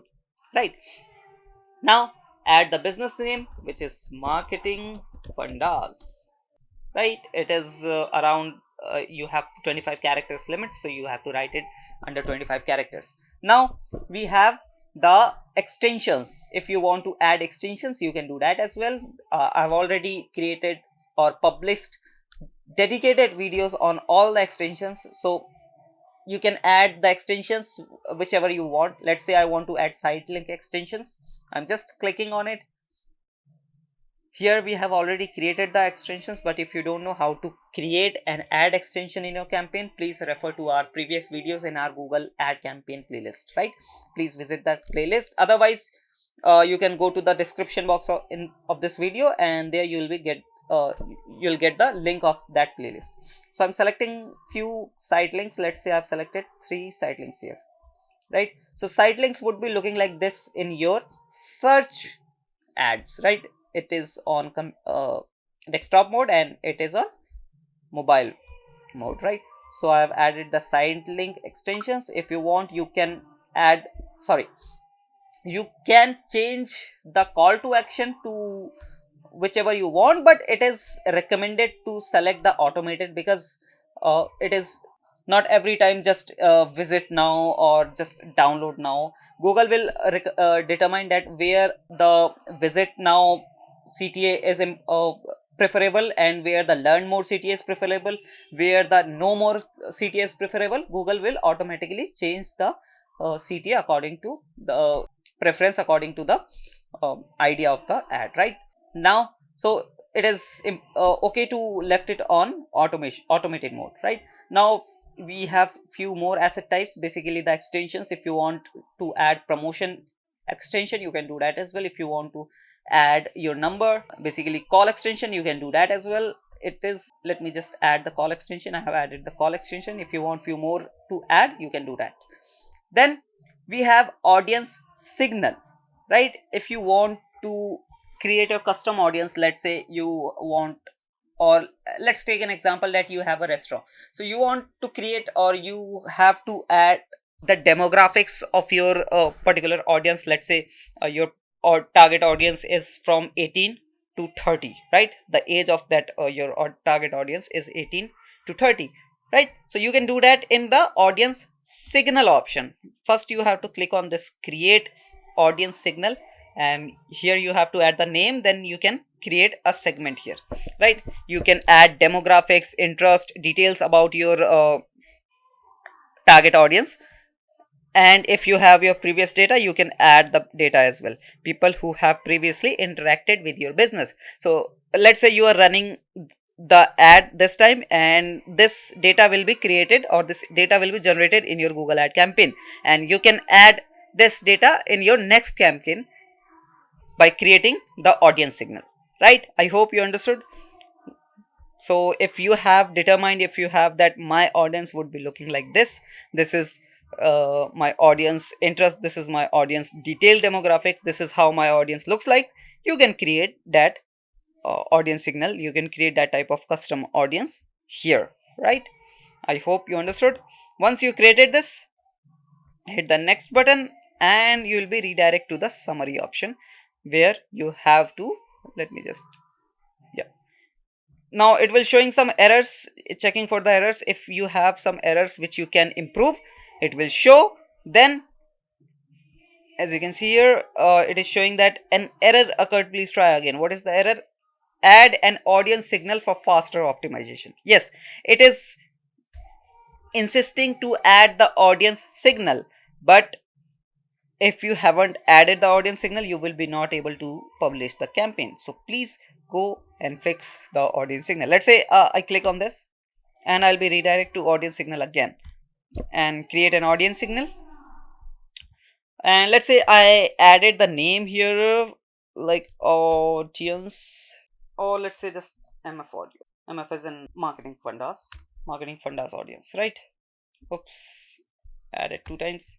Yeah, it is okay. Now custom segment, let me add few custom segment name. I don't want to give the name. Oh yeah, let's add the name as well. Food audience. Now here you have 2 options. The first one is people with any of these interest or purchase intentions, right? So let's say you want to add the search terms best Chinese food or best Italian food or best food, any kind of term you want to add, any kind of keyword you want to add. And here are few 2 options. That first one is people with any of these interest or purchase intentions, and the second option is people who searched for any of these terms. Let's say I've selected this one and searched here Indian food restaurant. So these are the keywords ideas which I am going to select. Let's say I am selecting Indian food near me delivery, right? I've selected this, I've selected this, I've selected this, right? So these are the terms which I have selected, and people who searched for these terms will be able to see my ads, right? This is the main idea behind this. Otherwise, if you want to select this, you can do that as well. It will change the targeting slightly. It will show the ads who have shows interest and purchase intention using these keywords and search terms, right? And here are the weekly data, basically weekly impressions you will get. Then the gender 54 percentage of male, then rest of 46 female, then age 25 to 34, then parental status non-parents. So yeah, this will be your audience. Basically save this, right? So this is my food audience because I am running my campaign for a restaurant. Obviously previously I have added all the details regarding digital marketing agency, but yeah, I have created a new thing here as in food restaurant, right? So it is just to demo, it is just to show you. I hope you are getting my point and you are not getting confused. Right now, your data, you have to add your data. Obviously if you have the previous data, you can add that as well. Then we have interest details. You want to add, you can add do that as well. Then demographics, if you want to add demographics, let's say my target audience is male only, then the age of this audience would be from 18 to 44 only. Don't click on unknown and hit the save, right? So my audience has been created. Now just hit the save button. Now it is again checking for errors. Now guys, as you can see, the campaign creation process is done, but yet I am unavailable to publish the campaign. That's because I have done many things wrong in my asset group, because I have taken the logo of my company and then the display images of anything else. That's why I'm getting this error. Otherwise everything is perfect. And as you can see, the ad strength is also on average, because that's because I have added the things properly. It's just that the assets I have added is not proper. That's why I'm getting this issue. And the audience which I have also created, that also not relevant. That's why. Otherwise everything is perfect, and my aim is to show you just that what is the campaign creation process, not to run this campaign. That's why I haven't added any proper things. Right now I want you to run your campaign, run your store visit campaign. And if you are following this Google Ads course, this playlist, then you might know that how to do the things, right? This video is just to show you the simple way, the simple roadmap to create the store visit campaign, that how you have to select the campaign, how you have to select the objective, then you have to select the conversion actions, then GMB, Google My Business, and then go on. So I hope you understood how you can create your store visit, your campaign, or you can say footfall increase campaign. I hope you like this video. If you do so, please hit that subscribe and like button. We'll meet you in the next video. Till then, bye bye. Hey guys, welcome back to Marketing Fundas Global. In this video, we are going to show you how to create Google ad campaign for app installations. So basically, if you have an app or you have a business where you are offering your application which you want your audience to get installed on their devices, so this video is totally for you. This is just 15-minute task where you can create a proper campaign and get thousands of millions of downloads for your application. Also, please note that this particular video is just for Android apps. We are working on the iOS app install campaign as well. So probably after 3 or 4 videos, that iOS app install campaign video will also be published. So if you have an Android app, so this video is for you. let's get into the video without any further ado. So guys, as you can see right now, I am in my Google Ads account. Right now, in order to create a new campaign, as you know, first you have to click on this new campaign button and then click on this plus icon which says new campaign. And here we have to select our objective first. Obviously, we are promoting our app, so the objective will be app promotion. Click on this and hit the continue button, and it will take you to the next step where you have to select the campaign type. Obviously, we have only one campaign type, which is app, and that says drive downloads to grow engagement for your app. Obviously, we want this campaign type.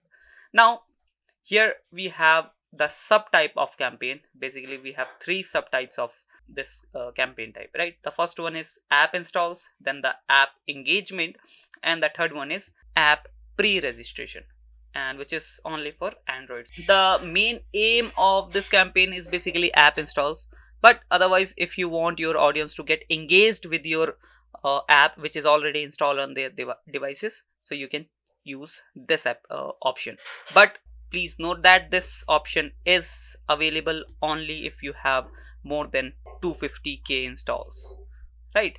Now, and the third one is app pre-registration. If you are going to launch your app in few days or a few months maybe, so if you want your audience to get pre-register for that application, so this particular campaign subtype is for you. But we are going with the popular one, which is app installs. Obviously, we want only app installs right now. So let's click on this, and here we have to select the platform, on which platform our application is. So right now, as I've told you, this video is for Android. So just selected the Android, and here we have to search the application which is available on Play Store. Right, you can search the name, you can enter the URL of the Play Store, or just search the name, which is Marketing Fundas. We have application, our app on Play Store available. So just selected the app. As you can see, the app has been selected. Now here you have to write the name of this campaign. So app promotion app 1 demo would be perfect. The campaign name is set. Now hit the continue button.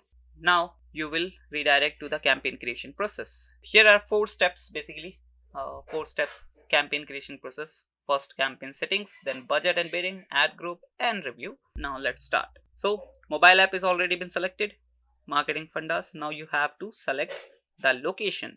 Now location is pretty important, and you have to be predetermined at on which location you want to run your ads, right? So let's say I just want to run my ads in the city of India, which is Delhi, right? So I've just selected this. Otherwise, you can click on advanced search, and you can target the location by location wise as well as radius wise. Like if you want to just target the 20 miles or under the 20 miles of the location, you can do that as well. But I'm just going with the location wise. So Delhi Union Territory, yeah, this one. So this is basically the capital of India. So I've selected this. Delhi is selected now. Now here we have few location options, although it is recommended, but if you want, you can select these two as well. So basically it says that people who are in the location, who are living in that location, will be targeted only, and this option says people who are searching or just showing interest for that location which you have selected, right? And in this option, both the people like who are living in that location or who are searching or showing interest for that location will be targeted. So it is totally up to you that which type of audience you want to target. And same goes with the exclusion, if you add any exclusion, right? So I'm leaving this on recommended. Now English language is already been selected, but I'm running ads in India, so Hindi is also a popular language here, right? My audience also knows English, but I want to target 2 languages who speaks Hindi and English both. Now we have few more settings, which is basically if you want to add your start and end date, you can do that as well. This is not so important, data feed. Now hit the next button. Campaign settings are now set. Now we have to done budgeting and bidding. So let's say I just want to spend 1000 rupee on a daily basis, right? 1000 is basically around $11 or $12, right? Now once the budget is set, now you have to select the bidding. Now this says what do you want to focus on, so basically on which thing or on which type of conversion you want to focus on, right? So we have app installs, in-app action, or in-app action value. So basically is there any action in your application, you can select that, but our main focus is on app installs basically, right? So install volume will be perfect option for us right now. Now we have second option which says how do you want to track install volume, basically on Play Store. Obviously we want to track this on Play Store, so it is recommended. And yeah, now what kind of users do you want to target? We have all users and users likely to perform in-app action. So here it is totally up to you that which type of action you want to choose, but right now we are going with all users. And once you get the data of this campaign, then you can go forward and choose other type of audience, right? Because let's say you have installed the campaign, basically your audience have installed the campaign and they are not using it, so it is not that much worth it. Yeah, so in that case you can use this option. Otherwise we are going with all users so that we can get the best amount of app installations we can get from this campaign. Right now here this option says set a target cost per installation, right? So this is optional, but yeah, I think my budget, or you can say the spend I can the amount which I can spend on per installation would be around maybe 9 or 10. Let's add 10, and the suggested amount is 7.50, so I can spend max of 10 rupee per installation, right? So this is the settings, bidding and budgeting I have done. Now hit the next button, and here you have to create your ad. First you have the headlines. I'm just adding these headlines. Basically I'll add demo headlines so that I can just show you. Also I'm gonna fast forward this video. Let me just write it all 5 headlines and descriptions.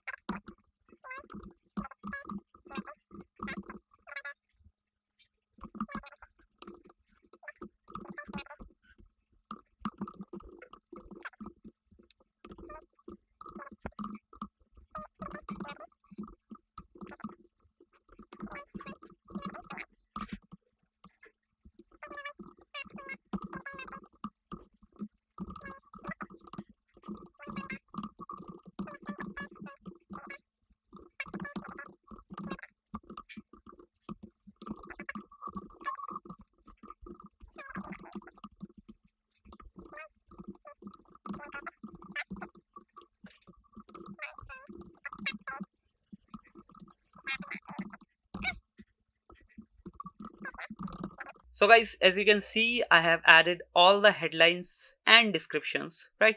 These are dummy headlines and descriptions, and you can just see this ads trend. It is showing poor because I haven't added images and videos. Let me add images and videos as well. Click on this plus icon, and here you'll be able to add the images which you have already in your campaign. Otherwise you want to upload, you can upload it from your computer or from Google Drive as well. Let me just upload few images so that I can show you how to upload and how to use those images. Also make sure that you are using these kind of sizes. It is 600 by 314, then 160 by 600, 250 by 250, 300 by 600. So these are the optimal size for Google Ads, so you have to select these sizes. Otherwise you can Google search that what are the perfect or optimal size for Google Ads, right? So I have selected these images and open, and it will get uploaded here. Now once it's get uploaded, you just have to select these images, right? As you can see, already images are selected. It is not selected. Okay, 160 by 600 is not applicable for this campaign, right? So we have selected around 5 or 6 images maybe. So just hit the save button and it will be added into your campaign. Now you will be able to see the images in your campaign as well. Now let's add few videos as well. I have this video asset from. If you want to show or if you want to add your video in your Google ad campaign, you have to upload that video in YouTube, then you have to add the link here so that Google Ads can fetch that link and find out the video, right? So let's just select this video. So video is also selected. Now we have HTML5 option. Basically it is for the person who want to show the UI of your application, right? Let's say you want to show your UI of your application, so you can upload those HTML5 codes here so that Google Ads can show the proper UI of your application, right? But we don't want to show that UI. We just want to go with these three options: headline, description, images and videos, right? Also the ad strength is on average now. Now let's hit the next button, and if you want you can see the preview as well. And it is asking to add a bidding amount. Oops, bidding amount was not saved. Okay, now it is showing that the typical cost is around 19 rupees. No issue, let's add 20 rupee per installation, right? Now hit the next button because everything is set here. Again it is saying value is required. Let me just click on that. Okay, here the value is not set. So I want to spend around 1000 rupee on a daily basis, right? Now it is set. Now hit the next button. Everything is set here. Again hit the next button. Now it is checking for any errors if there is. Now you haven't getting any error in this particular campaign. You can review all the settings, all the things you have done here, right? Once you are done with the review process, just hit the publish campaign and your campaign will go into the review. Basically this review is from Google Ads team side, right? Now they will review the campaign, and if everything is perfect, the ad set or basically the ad creatives or the images or the videos you are using is perfect for according to their ad policies, so your campaign will be started getting results, right? As you can see here, this is the ad group which we have which we are using. This is eligible. Our CPA is 20 rupee and the campaign is not running. That's why we are not able to see the numbers here, right? Now if I go to overview, you'll be able to see the numbers here as well if your campaign starts getting results, right? Now let me just pause this campaign because I don't want to run this campaign. I just wanted to show you. That's why I've created this campaign, right? So I hope you understood how you can create app installation campaign for your app, for your business, and get millions of app downloads for your business or for your application, right? I hope everything is clear now. If you still have any question or query, please comment down below. I'll answer those questions in the comment section itself. Also, if you like the video, please hit that subscribe and like button. We'll meet you in the next video. Till then, bye bye. High quality or high intent leads are one of the best resource to grow your business, and in this video we are going to show you how you can generate or how to generate high quality and high intent leads using Google Ads. This is basically a proper step-by-step tutorial on how to create a campaign to generate leads on Google Ads. So let's get into the video without any further ado. So guys, as you can see right now, I'm in my Google Ads account and I'm gonna show you how you can create or how to create a step-by-step process of lead generation campaign in Google Ads, right? So sit back and be relaxed and watch this video till the end, and by the end of this video you'll be able to run your lead generation campaign in Google Ads, right? And the best part of using Google is that you get high intent, high quality leads. Instead using any other platform, you should use Google Ads to run your lead gen campaign. So let's start. First we have to create a campaign, right? So click on new campaign and click on this plus icon, and once you click here you have to select your objective first. So we are seeking for leads, so our objective is leads, right? Click on this. Now here are the conversion actions which you can basically set on every campaign, and it is recommended to set your conversion actions so that you can check out or you can analyze your campaign's performance, right? And if you don't know how to create conversion actions, we have already created multiple videos in this Google Ads playlist. You can check out our previous videos. You can check out the playlist of this Google Ads course, and there you'll be able to find the dedicated video on how to create conversion actions, right? So once you select your objective and then conversion actions, you have to click the continue button, right? We are not using any conversion action right now because we haven't created in this account a conversion action for lead gen campaign, right? Because you have to create different type of conversion actions for different type of objective and campaign type, right? Now hit the continue button, and here you have to select the campaign type. Now campaign type, obviously we are going to run search ad, search lead gen ad. So click on search, and once your campaign type is determined, now you have to select that how would you like to reach your goal. Basically these are the ways you through you can reach your goal, through you can grab the lead, right? So the best practice which we can do is through website visit and lead form submission, right? We have two things. You have to select these two both, otherwise you can select these options as well, but it is totally up to you. I'm showing you the best proven method, or you can say the universal method, which is website visit and the lead form submission combination, right? Now here we have to add our website as well. So let's just search our website's URL and grab the URL and paste it in our campaign here, right? Now we have selected website visit and lead form submission. Now here you have to name your campaign. So it is lead search 16 demo, right? Hit the continue button. Now it is asking that you have many campaigns pending in draft. If you want, you can use your draft campaign, but no, I don't want to use my draft campaign. I don't want to start with a new campaign, right? Now first you have to select the bidding, what you want to focus on. So there are a few options like conversion, then conversion value, clicks. So if you have set your conversion, which is the lead form submission, right? Yeah, if you have created your conversion action as I have told you in the previous step. So if you have created the conversion action properly and set the conversion action, then you can select the conversions, right? Because once the person or once your audience submit their lead, so that will be counted as a conversion, right? So why don't you focusing on conversion? Why you are focusing on clicks here, right? So first set the conversion action, then set that, sorry, first you have to create the conversion action, then set that conversion action in the campaign, and then select conversion, right? Now here we have you one more option, which is you can add your target CPA, which is cost per acquisition, right?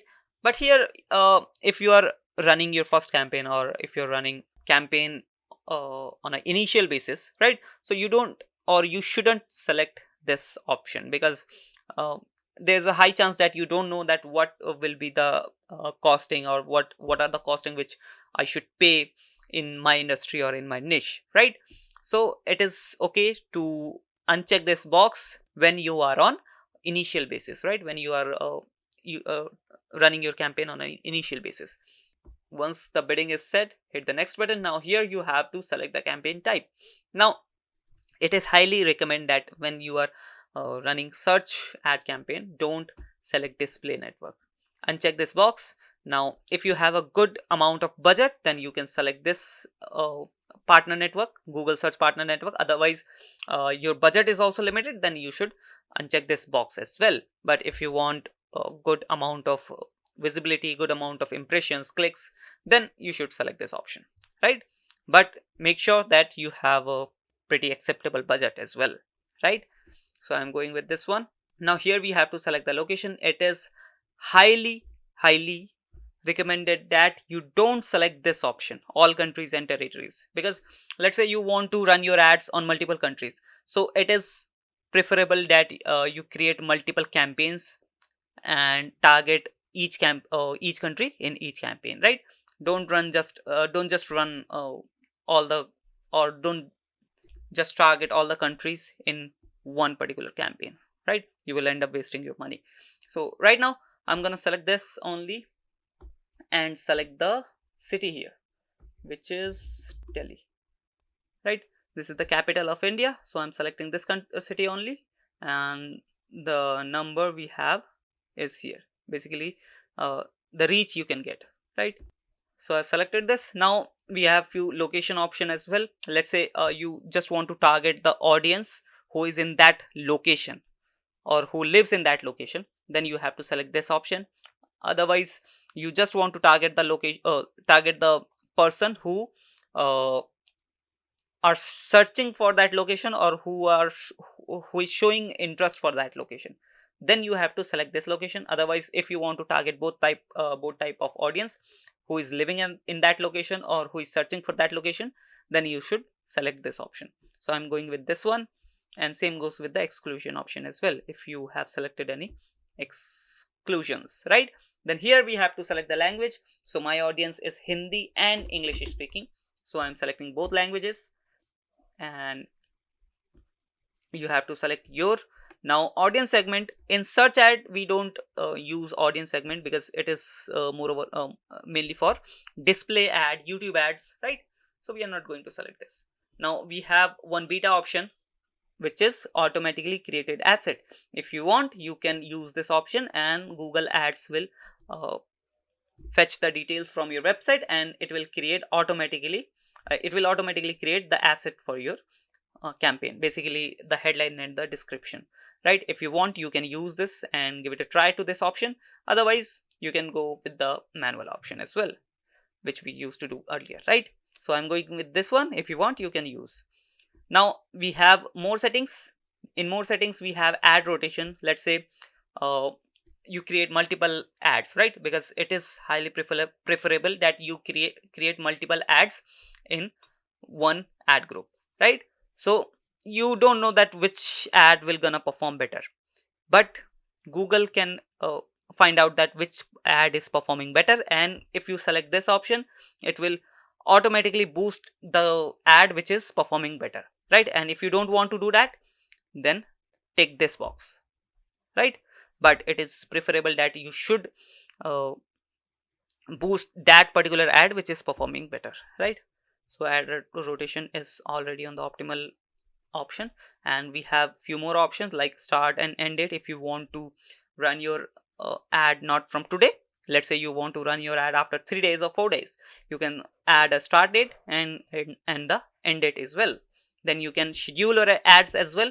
Let's say your target audience target audience is active only on weekends, so you can select weekend. Otherwise, for example, your target audience is active on Monday, Wednesday and Friday, so you can select those days as well, and you can select the time as well.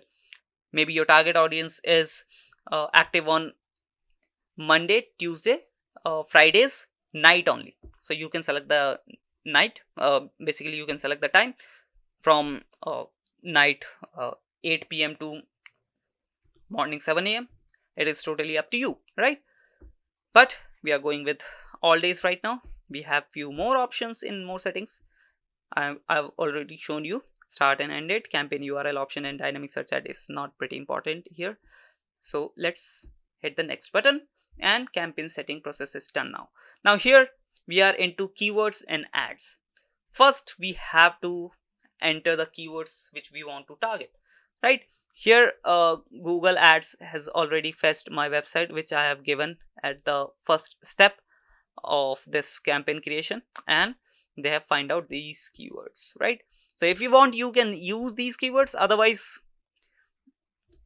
it is recommended that you do your research and find out the best and profitable keywords which you can add here. Basically the best performing keywords which you can add here, right? So I have done my research. Let me just bring out my keywords. Use the notepad, and these are the keywords which I want to target right now, right? Just copy these keywords and paste it here. If you want, you can choose a few keywords from this. Otherwise, delete all the keywords and add your keywords only, right? Now once you enter the keyword, you have to select the match type. Now what is match type? Match type is basically how you would like to target your keywords, right? we have three types of match type here. The first one is broad match, then phrase match, then exact match, right? Exact match is the most targeted and highly intent keywords, basically the match type. And but the problem is that your results which you get will be pretty low because you are using uh, exact match. And whenever whenever your audience entered that exact match of that keyword which you have added into your campaign, then only your ads will be shown. Then we have phrase match, where the audience enter the similar keywords or similar looking keyword uh, of the keyword which you have entered or added into your campaign, then your ad will be shown, right? And the last we have broad match, where the people just search nearby keywords of the keywords which you have added into your campaign, then the ads will be shown, right? So it is recommended that you don't use broad match because it will waste your money. Because let's say you have added digital marketing services in your Google ad campaign. This is a keyword, but let's say the audience search digital marketing jobs, right?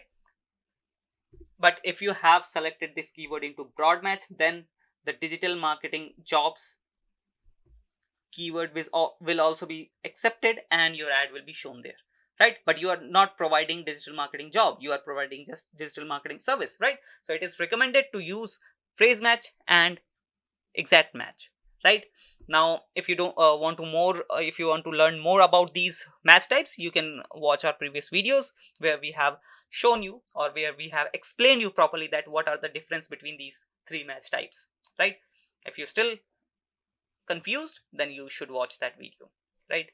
This is in our Google Ads course playlist, which is running which is ongoing right now, right? Now how you differentiate these keywords in order to apply those match types, right?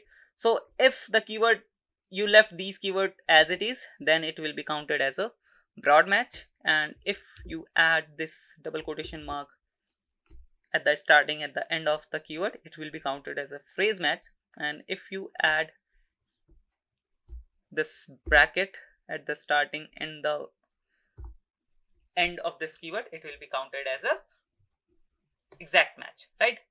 So that's how you apply the match types. I hope you understood.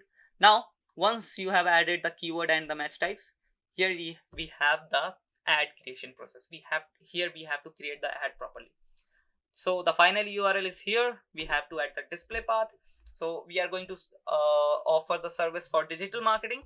So here I'm gonna write digital, and I'll be writing marketing in the next box here, because we have only 15 characters limit, right? And it will be looking like this here: digital marketingfundas.com/digital/marketing. So this is just to show, there is no any backend task of this display path. This is just to show that people can understand that where I'm gonna land once I click here, once I click on this ad, right? Now as you can see, few of headlines are already here, which Google Ads fetched our website and added these headlines, right? If you want, you can customize, you should customize. It is recommended to customize your headlines according to your business, according to your service, right? And it is pretty important to understand that you should create some clickable, some click worthy headlines, some catchy headlines, so that people can click on your ad, right? Now let me add few more headlines. Here I have the headlines. Just let me copy and paste here so that I don't waste your time while doing these.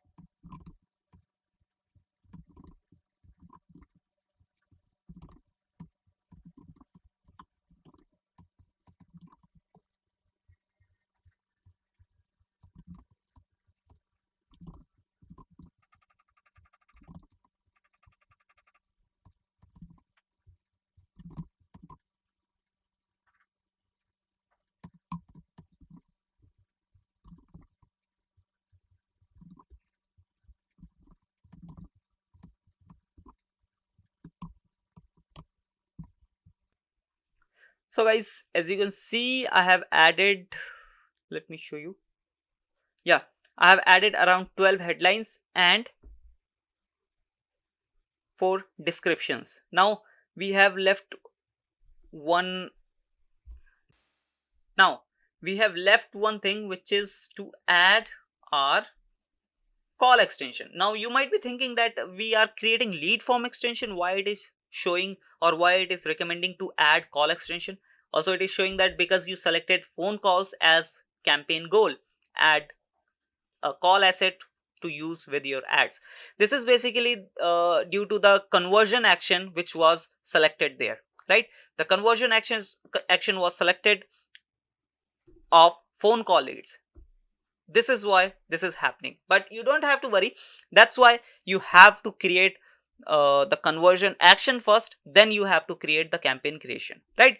That's why I haven't changed that thing, because people generally do this mistake that they don't create the conversion action, and they just start with the campaign creation process, and they find this error, or they find that I'm creating the lead gen campaign and why it is showing to add a call, right? But you don't have to worry, you can add here. Let me just add a phone number here, hit the apply button. The phone number has been added, and now you can add the lead form as well, because it is a lead gen campaign, right? This is just because you have selected the wrong conversion action, that's why it is asking for phone number, right? But you can select your lead form here so that the campaign can work properly, right? So I hope you are getting my point. First you have to create the conversion action, then set that conversion action in this particular campaign, then go further. Right now I'm showing you the lead form creation, then you have to add this lead form into your campaign. Right, first you have to create the lead form, right? So it is asking that to create a new lead form extension, accept the terms and service. So click on this, accept it, so that you can create the lead form. Right now here we have to add the headline. So let's add digital marketing service, because we are creating a campaign for digital marketing service only, right? Let's say you have multiple service on your website or multiple service you provide, then you have to create multiple ad groups, or you can create multiple campaigns as well, target all the multiple niches or the multiple services or the multiple products of your website. Right now, once you add the headline, write the business name, which is marketing fundas. Right, once you write the business name, here you have to add the description as well. Let's say I'm writing hashtag number 1 digital marketing agency in India, providing to all over the world. Right, so you have 200 characters limit, so you can create a good description. I'm just creating this description for demo. Right, so I've added headline, business name, and the description, and the lead form will be started looking like this. Right now we're gonna add few more things so that you can customize, or you can optimize your lead form according to your preference. Right now, what are the questions you want to ask? Right, so I want to ask name, then phone number, then email. So it is recommended that ask the minimum information you can, because people don't want to provide their personal information anywhere. Right, so ask minimum as you can, but it is important for your business to understand that from which country your audience belongs to, then you should ask. Right, you should add this.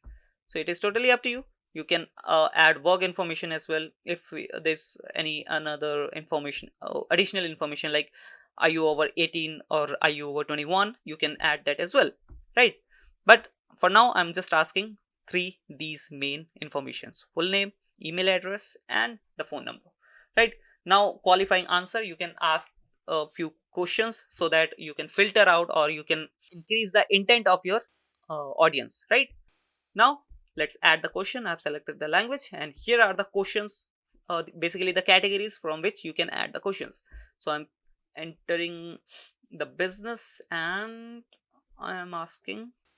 So we are providing our service as a digital marketing service, right? So this question would be perfect for us, that what is your purposed website URL, so that we can check their website's URL, right? Now here's the option that you can add multiple choice answers, basically, right? You can provide multiple choice to your audience, otherwise you can give them the simple box to write the answer, right? So I'm giving the simple box to write the answer so that they can add the URL here. Now as you are taking your customers or audience's information, personal information, so it is highly, or it is not highly, you can say it is important to add privacy policy, right? So for that, if you have a website and this you have created the privacy policy for your website, you can use that privacy policy there as well. Let me just go to the footer of this website, and here let me see where's the privacy policy. Here it is, right? Click on this, just select this and go to the Google ad campaign and paste the privacy policy here, right? Now let's add a background image so that our lead form look more appealing and engaging. Let me just add this one for now, save this, and that's how our lead form is started looking, right? So this is the lead form. Once the audience, or once your target audience submit the lead, the interface will be looking like this, and this will be the ad. This is the ad, right? And here will be the lead, and once they click here, it will get open, right? Now let me customize the submission message as well. So it is okay to, if you want you can change, otherwise the default version of this submission message would be thank you, will contact you soon. If you want you can change it, and that is totally up to you. Now after submitting the lead, you can redirect them to your website, where you can add a call to action like visit now, download. If you have any brochure regarding your business, you can provide that. If you want to provide any other information, you can show a learn more button. If you have products, then you can directly land your audience who have submitted the lead to your store by adding shop now button. So I'm just adding visit now, and here I'll be adding my website's link, which is marketingfundas.com, so that they can check out my website after submitting the lead, right? Now here we have one more option, select a call to action for your ad. This is basically for your ad. Here as you can see, there is a learn more button. If you want you can change it to contact us, and here you can provide your number, right? Let's say 95555388, right? Now everything is done. Now if you want you can select the delivery type as well, that which how you want to download your leads. If you want to download your leads, right? But you don't have to do this on a initial level, because these leads can be seen in the Google Ads dashboard. You don't have to worry, right? Then we have lead form type. So what type of result you want from your lead form, more volume or more qualified? So I want more qualified, right? So everything is done. Now it's just hit the save button, and your lead form has been saved. This is the lead form, right? Now select this lead form and apply, and the lead form has been applied to your ad, right? So that's how your ad will started looking like, right? This is on mobile devices, and this is on desktop, right? There's one more thing which you can add, which is Sitelink extension. This helps your ad to look more visible, right? You can add 4 site links which I have already created. If you don't know how to create site link, you can check out our previous videos, right? Now check out this bulky and totally visible ad, right? This is how your ad will be started looking, right? I hope you understood. Now once everything is done, just hit the done button. Your ad has been created. It is recommended to create multiple ads in one ad group, right? Now hit the save button. I have shown you just by creating one ad because it is there's the same process to create multiple ads as well, right? You don't have to do anything extra, right? Just follow the same process. Now we are into budgeting section where we have to set the budget. It is recommended that you should, or I should, pay at least 1093 on a daily basis to get optimal result, but it is totally up to me that how much I want to spend, right? Let's say I want to spend only 500, so I'll get results according to that, right? But in this case I want to spend 1500, let's say, right? So this is the budget I want to spend. Select the budget. This is the custom budget I have set, and I am into the review section where everything will be get checked. You can also review your settings. All the settings are here. Now just hit the publish button, and once you hit the publish button, you will see this, basically the campaign you have created. Now this is the policy, or basically the reviewing process. Once the review process is done, you will start seeing impressions and conversions through your Google Ads, right? I hope you understood, and I hope you liked this video. If you still have any question or query, please comment down below. I'll answer those questions in the comment section itself. Also, don't forget to like and subscribe this channel and video. And now you know how to create a lead form and how to create a lead generation campaign in Google Ads. So go and create your own campaign. We'll meet you in the next video. Till then, bye-bye. Hey guys, welcome back to this amazing course of Google Ads, and in this video we are going to show you how to create search ads for product selling. Let's say you have a product based website, or you have a product company, and you want your products to be sold through Google Ads, Google search ads, and you're not getting any idea that how you can proceed further. So this video is gonna be your one-stop solution. Here I'm gonna show you how to create search ads for product selling, right? So let's get into the video without any further ado. So guys, before proceeding further, I just wanted to show you how a product selling search ad looks like. As you can see here, here's a Amazon's product selling search ad. This is the product selling search ad. I've just searched here 1 kg protein powder, 1 kilogram protein powder, and here's the ad which I got from Google. This is Amazon's ad, and they are showing me the products which I wanted to buy, right? Now these are also product purchase ads, but this is called shopping ads, right? I'm gonna create dedicated videos on shopping ads as well, so stay tuned with this Google ad course playlist. I'm gonna publish shopping ads videos as well, right? So you don't have to worry if you want to create these type of ads. These are shopping ads, okay? So if you want to create this type of ads, I'm gonna show you those as well, right? But now we are talking about these search ads. Let me show you one more example. I just searched here leather bags, okay, and I again got the search result from Amazon. Then we have one more website who are selling leather bags directly, right? So they are selling vegan leather bags, as you can see here. So they have landed me to the product page from where I can buy. So yeah, that's how you can also run product selling Google search ad for your products as well. Also, here are shopping ads which I was talking about. So if you want to create these type of shopping ads, you don't have to worry. I'll create a video on this topic as well and publish it as soon as possible.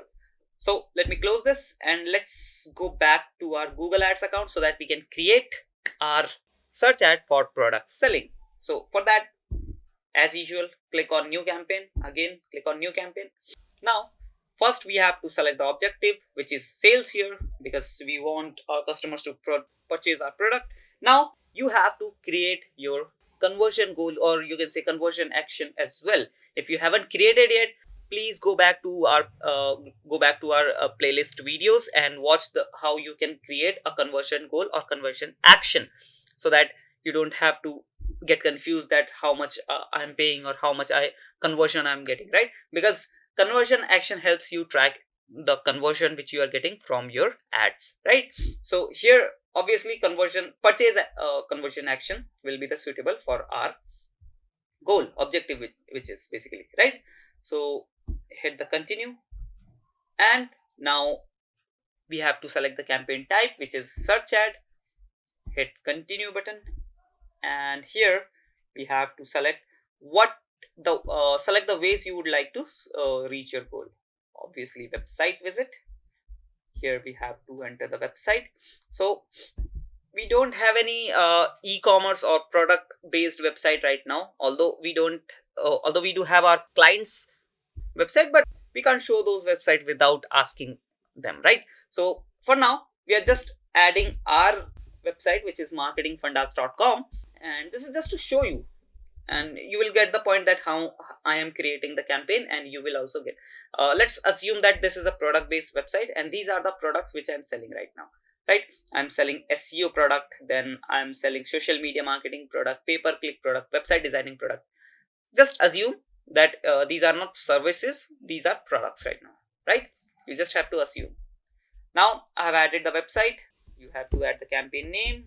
I'm adding demo product purchase.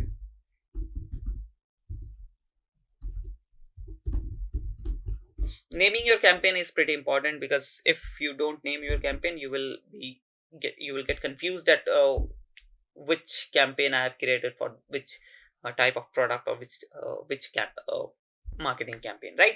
Now here we have in the bidding section, and here we have to select the conversion bidding, because, or you can select conversion value bidding, because obviously we are running this campaign for sales, right? And sales can be counted as a conversion, and we don't want to get clicks in our website, and this is for moreover like website visit or for branding, right? But here we want to do conversion. Here we want sales.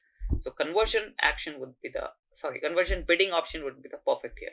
Now we have one optional thing. If you want, you can add your target CPA, cost per acquisition. But if you are a total newbie, if you are creating your first campaign, or few of your initial campaign, if you are on your initial basis and you don't know that what can be the cost on per acquisition, per sales, then don't select this. Otherwise, if you, let's say if you select 100 rupees, right? 100 rupees around 1.2 or $3 maybe, right? So if you add 1.2 or $3 for per acquisition, and your competitors are paying more, maybe they are paying $2 per acquisition, then you will not gonna show any result, you will not gonna get any conversion, right? So it is good to uncheck this box if you are a newbie or you don't know about your conversion rate in the industry, right? Now we do have networks. We have to select the network. Obviously we are creating search ads, so I'm gonna be deselect this box so that our ads doesn't show on display network. Now we do have two options. Obviously search ad is selected. If you want, you can include Google search partners as well.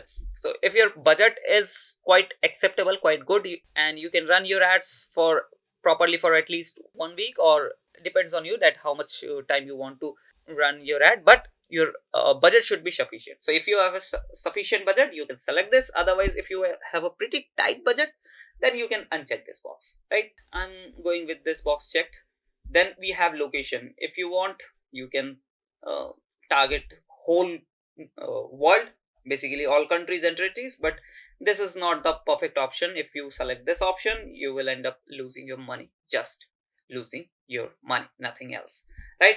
So let's say I want to target whole country, which is India. Otherwise, you can select some specific locations. Let's say I want to select Delhi. So I've selected Delhi and hit the save button. So my ad will be shown in Delhi, which is the capital of India. If you want, you can exclude some of the locations as well. Let's say in Delhi, I don't want to show my ads in South Delhi area, right? So you can select that location and add those location into the exclusion. Let me show you one. Let's say I don't want to show my ads on Janak. This is basically an area in Delhi. This is the postal code of that area of Janakpuri. Oops, it is been selected. Let me click on exclude and it will be excluded. This area will be excluded now, as you can see here in the map. So I have added this area into the exclusion. If you want, you can add more exclusions that is totally up to you. Then we have few location options. Basically, if you want to target the people who are living in your targeted location and who are searching for your targeted location, then you have to select this option. If you just want to target the people who are living in your targeted location, if you want to show your ads to the people who are living in your targeted location, that then you have to select this option.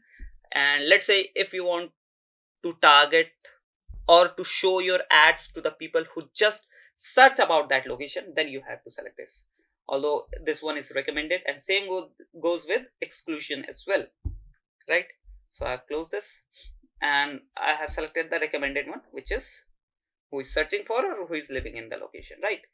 Then here I can select one more language. Here you can add multiple languages because my audience is English speaking as well as Hindi speaking as well, right? Then in audience segment, we do have option, but this is for remarketing or mainly for display ads. So I'm not gonna do anything here. Here you have a few option, which is basically a beta option. Like if you want Google to analyze your website and find out the relevant keywords and assets, basically headline and description, then you can turn this option on. Otherwise you can turn this option off, right? I'm totally going manually, so I have turned this option off, right? If you want to check this beta option, basically the beta version of this setting, you can turn this option on, right? Then we have ad rotation. Ad rotation is totally in the perfect state, which is the optimize, prefer, best performing ads. It is basically that, let's say you have created multiple ads, 2 or 3 ads, and you want Google to show the best performing ad, right? Then you have to select this option. And if you don't want to show your best performing ads, you just want to show your ads or rotate your ads indefinitely, then you have to select this option. But obviously you should show your best performing ad, right? Then we do have few more options. If you want to add start and end date into your campaign, you can do that as well. Let's say you are creating this campaign on 10th of July and 10th of April, and you want to start this campaign from 15th of April. So you can add your campaign start date, and you can add a end date as well. Then we have ad schedule. Ad schedule is basically if you want to run your ads on a specific days. Let's say you want to run your ads on Monday, Tuesday and Friday, so you can do this with this ad schedule option. Because if you turn on and turn off your campaign, like on Monday you turn on and then on Tuesday you turn off your campaign, then this will harm your campaign's data, and that will be not perfect for you. So it is good to add a schedule into your campaign, right? Then hit the next button, and here already our website is submitted because we have added this URL in the starting of this campaign creation process, and they have already fetched our website and find out few keywords, right? But we don't want to take these keywords. If you find these keywords useful, you can use these. Otherwise you can delete these keywords, right, and add your keyword. So as I have already told you, we are taking our website as an e-commerce website, and these are the products which we want to sell, right? Now I'm adding SEO product, right? SEO, but here if I add product, then Google will not find it useful because SEO is not a product. So here I have to add the service, but assume this as a product. You have to assume, right? SEO services. Then we do have social media marketing services and social media marketing service. Then website designing. So it is good to add at least 10 to 12 or maximum of 15 keywords in one ad group, because this is the healthy number of keywords to perform your campaign, right? But for now I'm just adding few more keywords. I'm gonna add 5 or 6 keywords maybe just to show you that how these thing works, right? Now few digital marketing services, paid marketing. Yeah, 5 keywords are fine. This much is fine. Now here you have to add the match type. If you don't know about match type, I have already created a video based on match type, that how you can apply the match type into your keywords. Although if you totally don't know about, let me tell you or give you a brief of match type. Basically there are three type of match type. The first one is broad match, then phrase match, then exact match, right? Let's say you want to apply broad match to in this keyword. So broad match, if you want to apply broad match type to this keyword, you don't have to do anything. If you leave this keyword as it is, that means broad match will be applied to this keyword, right? If you want to apply phrase match, then you have to add double quotation mark here like this, right? And if you want to apply exact match, then you have to apply brackets here like this, right? So broad match is not recommended at all, because if you use broad match, then you will end up losing your money. If you don't know that what I'm talking about, please go to the video, go to playlist and check out the match type, keyword match type video, and you will get to know that what are the difference between these three match types, right? Now then we have to create our ad here. Now I have already written all these assets, headline and description. Some are already added here by fetching my website, right? Google have already fetched my website and find out few relevant headline and descriptions, right? I can add few more headline like this, and this is done. Let me add few headlines as well. A digital marketing agency, then a reliable agency, online service available, like this, right? So I have added around 8 headlines. Yeah, it is enough for now. But when you are creating your proper campaign, it is highly recommended to add at least total of 15 headlines, because 15 headlines are allowed and 4 descriptions are allowed. So it is highly recommended to create all, right? Then here we left the display path. Display path is nothing, just to show your audience that where they are going to redirect when they click on this ad, right? So you can write marketing products, right? Because we are creating our campaign for marketing products, and this display path will be shown here, as you can see here, right? So I've applied dash here, that's why. Now as you can see here, now it is perfectly fine, right? Now it is highly recommended to add these extensions. You can add image extensions, as I've already shown you in the search results, because if you add images to your campaign, then it will look more click worthy and engaging, right? So you don't have to do anything, just select the image from your gallery and you can add to your campaign like this. Save, right? And hit the save button, hit apply. Now Sitelink extension is also very important. Click on this. I've already created the Sitelink. If you don't know how to create Sitelink extension, please check out the video, dedicated video of Sitelink in this Google Ads playlist. I've given the playlist link into the description box as well. Please check out that. So I've added the sitelinks, 4 sitelinks as well. Now my ad is looking something like this, with the image, with the sitelink extensions, right?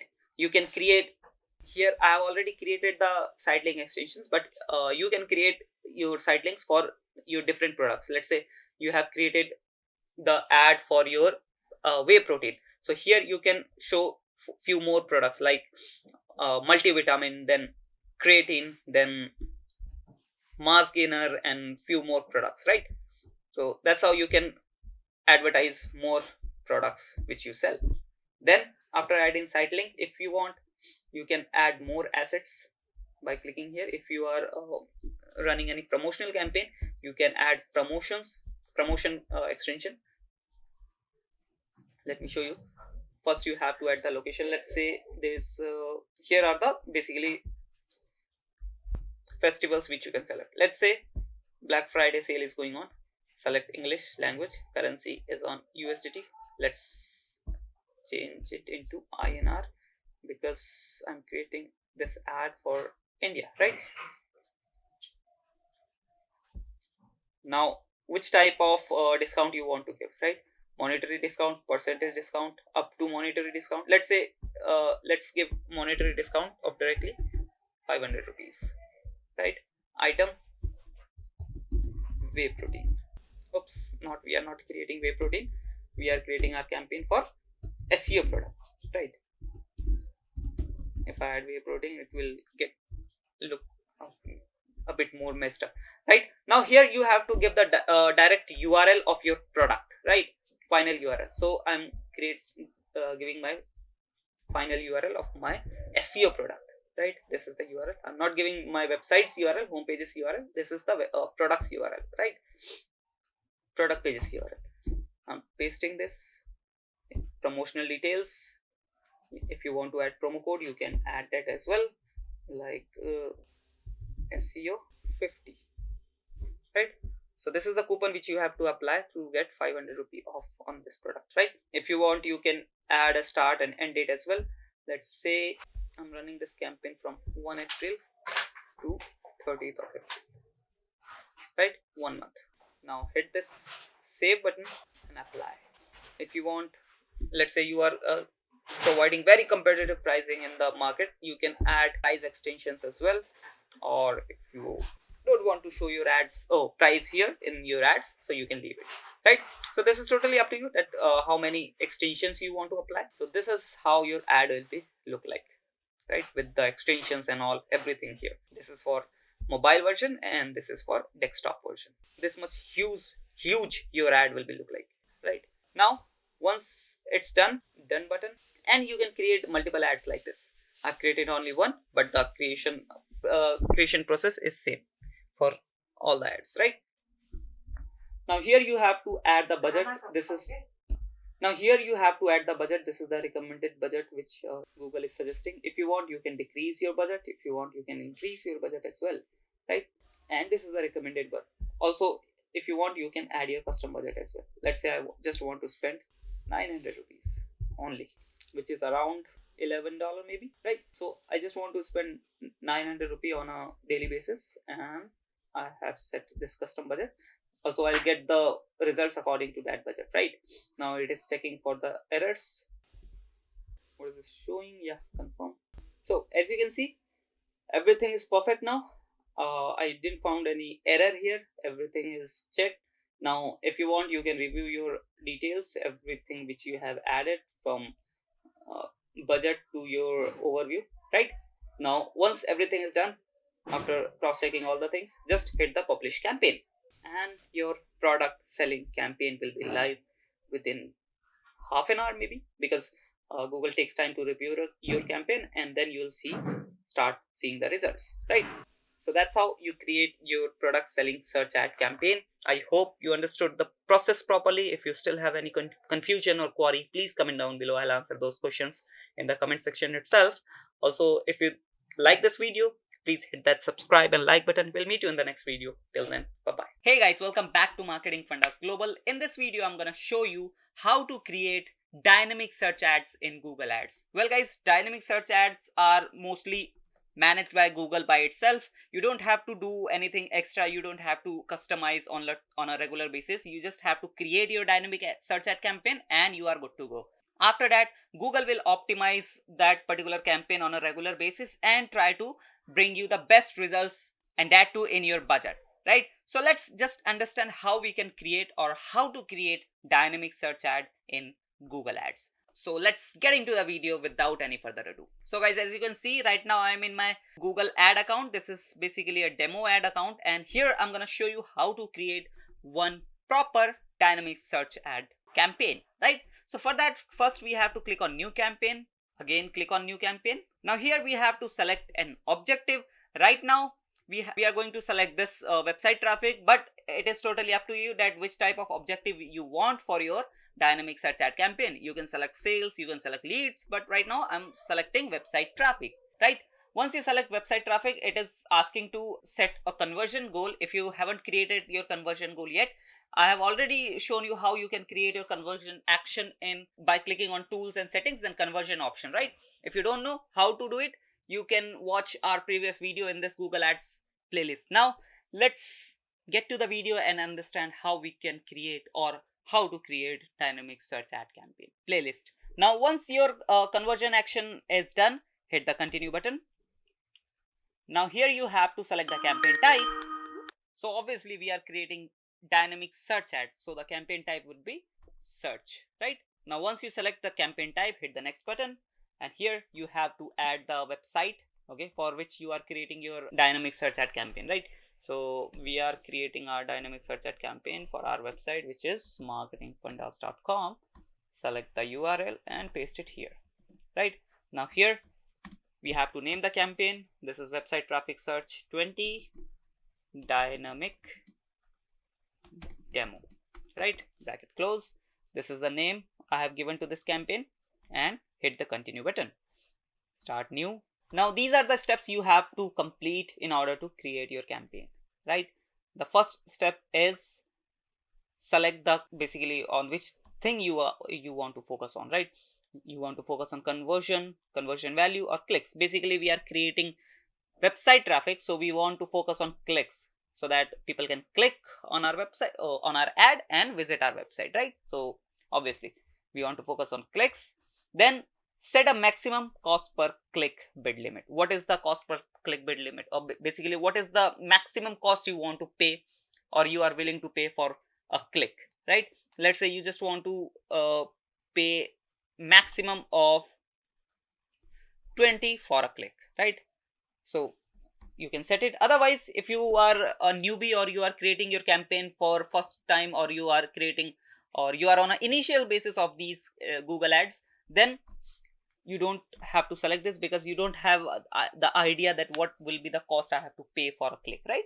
So I'm proceeding without selecting this box, right? Hit the next button. Now we are into campaign settings. Now here you can see that both the search networks, both the networks are turned on, the search partner network and display network. So obviously we are creating Google search ads, so we don't want to show our ads on display network. So let me click on view settings, network settings, and we have to remove this display network. Uncheck this box, and if you want, you can check this box if you have a good budget, acceptable budget. And if you have a minimal budget, then you shouldn't select this box as well. This is basically Google partners, right? This is not the search engine. Search engine is already selected. This is Google partner search, Google search partners basically, right? So I'm going with this one so that we can get good traffic, because when you select Google search partners, your traffic gets totally double, right? So hit the apply button, and as you can see, display network is off now. Now we have location. In location, we want to target, let's say I want to target a specific location. Let's say I want to target Delhi, which is the capital of India, right? I don't want to target all countries. This is obviously a waste of money. This option is, right? Then you can select country wise if you want to target whole country. Otherwise you can enter any specific location. Let's say I want to target Delhi, right? Delhi, click on target, right? So I'm targeting Delhi. Otherwise you can click on advanced search, and you can target here location wise and radius wise as well, right? But I've already selected, so I don't want to do it. Now we have two options here, location options. Basically this is basically for whom you want to target, the person who is living in that particular location, or the person who is searching for that location. Or if you want to target both type of people, then this option would be fine. But if you want to target the people who is living in that location, then this option you have to select. And if you just want to target the people who are searching for that particular location, who are showing interest for that location, then you have to select this option, right? And same goes with the exclusion, if you have excluded any location into your targeting, right? Let me close this. Then we have to select the language. Already English has been selected, and my audience is English speaking as well as Hindi speaking, so I'm gonna select two languages. But if you want, you can select one or two, or more than two. That is totally up to you, right? Then we have audience segment. I'm not gonna do anything in audience segment. This is basically for remarketing and display ad campaigns, so I'm not gonna do anything here. Now here we do have one more beta option, which is basically automatically created assets. So I'm not gonna do anything, because obviously we are going to create dynamic search ad, and in dynamic search ad, Google automatically create the assets. You don't have to do anything, right? This is beta option, as you can see here, right? So I'm not gonna do anything here, because from here the dynamic search ad will get open, right? Now here we do have ad rotation option. In ad rotation, this is basically for, right now it is on optimize, And if you are selecting this option, this basically scale the particular ad which is performing. Let's say you have created multiple 2 or 3 not ad campaigns, you have created multiple ads, right? And the particular ad which is performing will be preferred, and that particular ad will be scaled if you select this option. And if you don't want to do it, if you don't want to prefer the performing ad, then you have to select this option, right? So obviously we want to prefer to the best performing ad, right? So ad rotation option is on the best option already selected. Then we have start and end date. If you want to add your campaign starting and campaign end date, you can add here, right? Right now it is showing that 14 April. Let's say I don't want to start this campaign from today onwards. Let's say I want to start this campaign from after 2 days. So I have to add the start date, and if I want, I can add the end date as well, right? But I don't want to do anything here. Then we have ad schedule. Ad schedule is pretty important option. If you know that my target audience is active on 3 particular days in a week, or let's say my target audience is active on weekends only, so I can add the weekends here so that my ad can perform, or my ad can run only on weekends or any specific day or any specific time, right? So this is the access, or this is the possibility I have in Google Ads, right? Because every time we don't have to do or have to turn our campaign off and on, because it is very harmful for our campaign's performance, and it is not logically possible, right? So if you know that what is your target audience best preferred timing, then you can add here, right? Then click on more settings, and then we have this dynamic search ad settings. If I click on this, here it is asking for choose the website and language to use all dynamic ad group in the campaign, right? Language is automatically set in English. Now here we have to add the website, right? So we have to add the website URL. If you select, or if I would have selected sales or any lead type of objective, then I have to add a feed URL here. But right now I have selected website traffic, that's why I have to add website URL, right? Let me copy the website here. This is our website, and go back and add it here, right? So I've added the website URL and the language, and it is done. Once it's done, hit the next button, and you will be redirect to dynamic ad target option. Now here you don't have to search your keywords, you don't have to prepare your headlines and descriptions. Dynamic search ad will automatically create your headlines and descriptions using your website's data, right? Now here are three options of targeting. How you want to target. The first one is categories recommended for your website. These are the categories which you can select. Then any specific web pages or whole website. Let's say I want to target, these are basically the categories which picked up by from my website, right? Let's say digital marketing is a category. If I click on this, I'll be able to see more options over here. As you can see here, let's say I've selected digital marketing social media, then digital marketing Facebook marketing, right? And these are the search volume. As you can see here, in millions we have digital marketing strategies, digital marketing Google shopping, right? So these are the things you can select. Otherwise, let's say, let me go back, and here we do have few more options over here, right? If I click on this SEO, then I'll be getting services related to SEO, like e-commerce SEO, enterprise SEO, right? So I have selected these options. Then we have specific web page option. Let's say if I go to my website and I want to target this SEO service website, so I have to open this service page and copy the URL and paste it in specific web page, right? I just have to paste it here and it will target, right? Just hit the add button. It is added now here, as you can see here. Now if you want to target whole website, then you have to click on all pages, right? This is how it's done. So your targeting is done, dynamic targeting. Now it is, you have to create multiple ads, because one ads is already created. This is the dynamic ad, and the description is already created by Google itself, right? And this is the ad which is created. And if you hit the done button, these are totally dynamic, as you can see here, dynamically generated headlines. So we are not able to see here, but when the Google ad campaign gets launched, these things will be created dynamically by Google Ads, right? Now if I click on dynamic search ad plus icon, there's one more ad which you can create here. So this time headlines will be dynamically generated. Now you have to write the description only, right? Let's say I write here hashtag number 1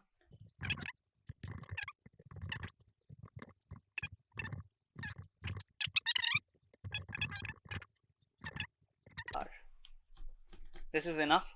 This is just to show the example, right? Once I hit done, as you can see, multiple ads has been created, 2 ads has been created. Now if you want, you can create more, right? Now once I hit the next button, now it's time to add the extensions. We have 4 types of extensions here. I have already shown you how to create Sitelink extension. If you don't know, first go and check out that video, how to create Sitelink extension. And once you create your Sitelink extension, you can directly add these extensions into your Google Ads, right? I've just selected all 4 sitelinks because I have created 4 sitelinks in this Google Ad account, and I have just selected all these sitelinks into my Google Ads, right? Now if you want, you can add your callout extension, call extension, and image extension as well. This is totally up to you that which type of extension you want to add into your dynamic search ad campaign. So I've just selected Sitelink extension. Now if you click on more settings, more extensions, you will get few more options over here, right? Hit the next button. Now it is time to set the budget. How much money you want to spend on a daily basis. Let's say I want to spend 1600 rupees, which is around $20. So I want to spend $1620 per day. I just have to click next. Now it will check all the things, looking for errors if there's any, and once it's done, you'll be able to publish. Otherwise, if there's any error, you have to fix that error before publishing it, right? Now as you can see, the review process has been done, and we got one issue, but that's because we haven't done the things properly, because this was a demo campaign creation process, right? But when you create your campaign properly, you do all the things properly, then you will not find any kind of these issue, right? And then we have this recommendation. Recommendation is basically the site link which you should add, right? It is saying that draw more attention to your ads by adding at least 4 site links. Already we have added. Then we have few more recommendations like draw more attention to your ads by adding images. We haven't added that, but yeah, you can add if you want, right? And what it helps you draw more attention to your ads, right? Then these are the things we have done. If you want to cross check, you can do it, right? Then we have this publish button. Otherwise, if you find any kind of error, you can go and fix it again. It is showing that to make sure your ads show Google search, add dynamic ad target to your campaign. We have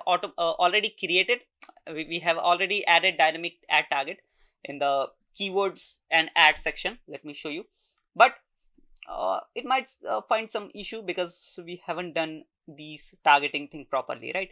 You have to do these targeting thing properly. Let me select all these, right? Then hit the next button.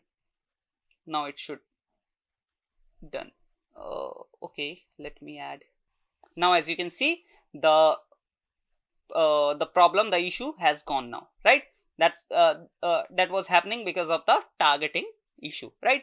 Now everything is done. You just have to click on publish campaign and your campaign will be published. And that's how you can create your dynamic search ad campaign. And the best part of dynamic search ad campaign is you don't have to be expert in Google Ads to create dynamic search ad, because most of the thing gets done by Google Ads itself. You don't have to do keyword researching. You don't have to write attractive headlines and descriptions. You don't have to research about your competitor and all. It will just check out your website and find out the competitor according to that, right? And will perform according to that. Now you don't have to do even regular changes, regular customization into your campaign. Google will automatically do that, right? So I hope you understood the campaign creation process. Now it is getting published, and it will go under the review as you can see here. Once the review process is done, you will start seeing impressions and clicks into your ad, right? And you will start getting traffic into your website as well. I hope everything is clear now. If you still have any question or query, please comment down below. I'll answer those questions in the comment section itself. I'll meet you in the next video. Till then, bye bye.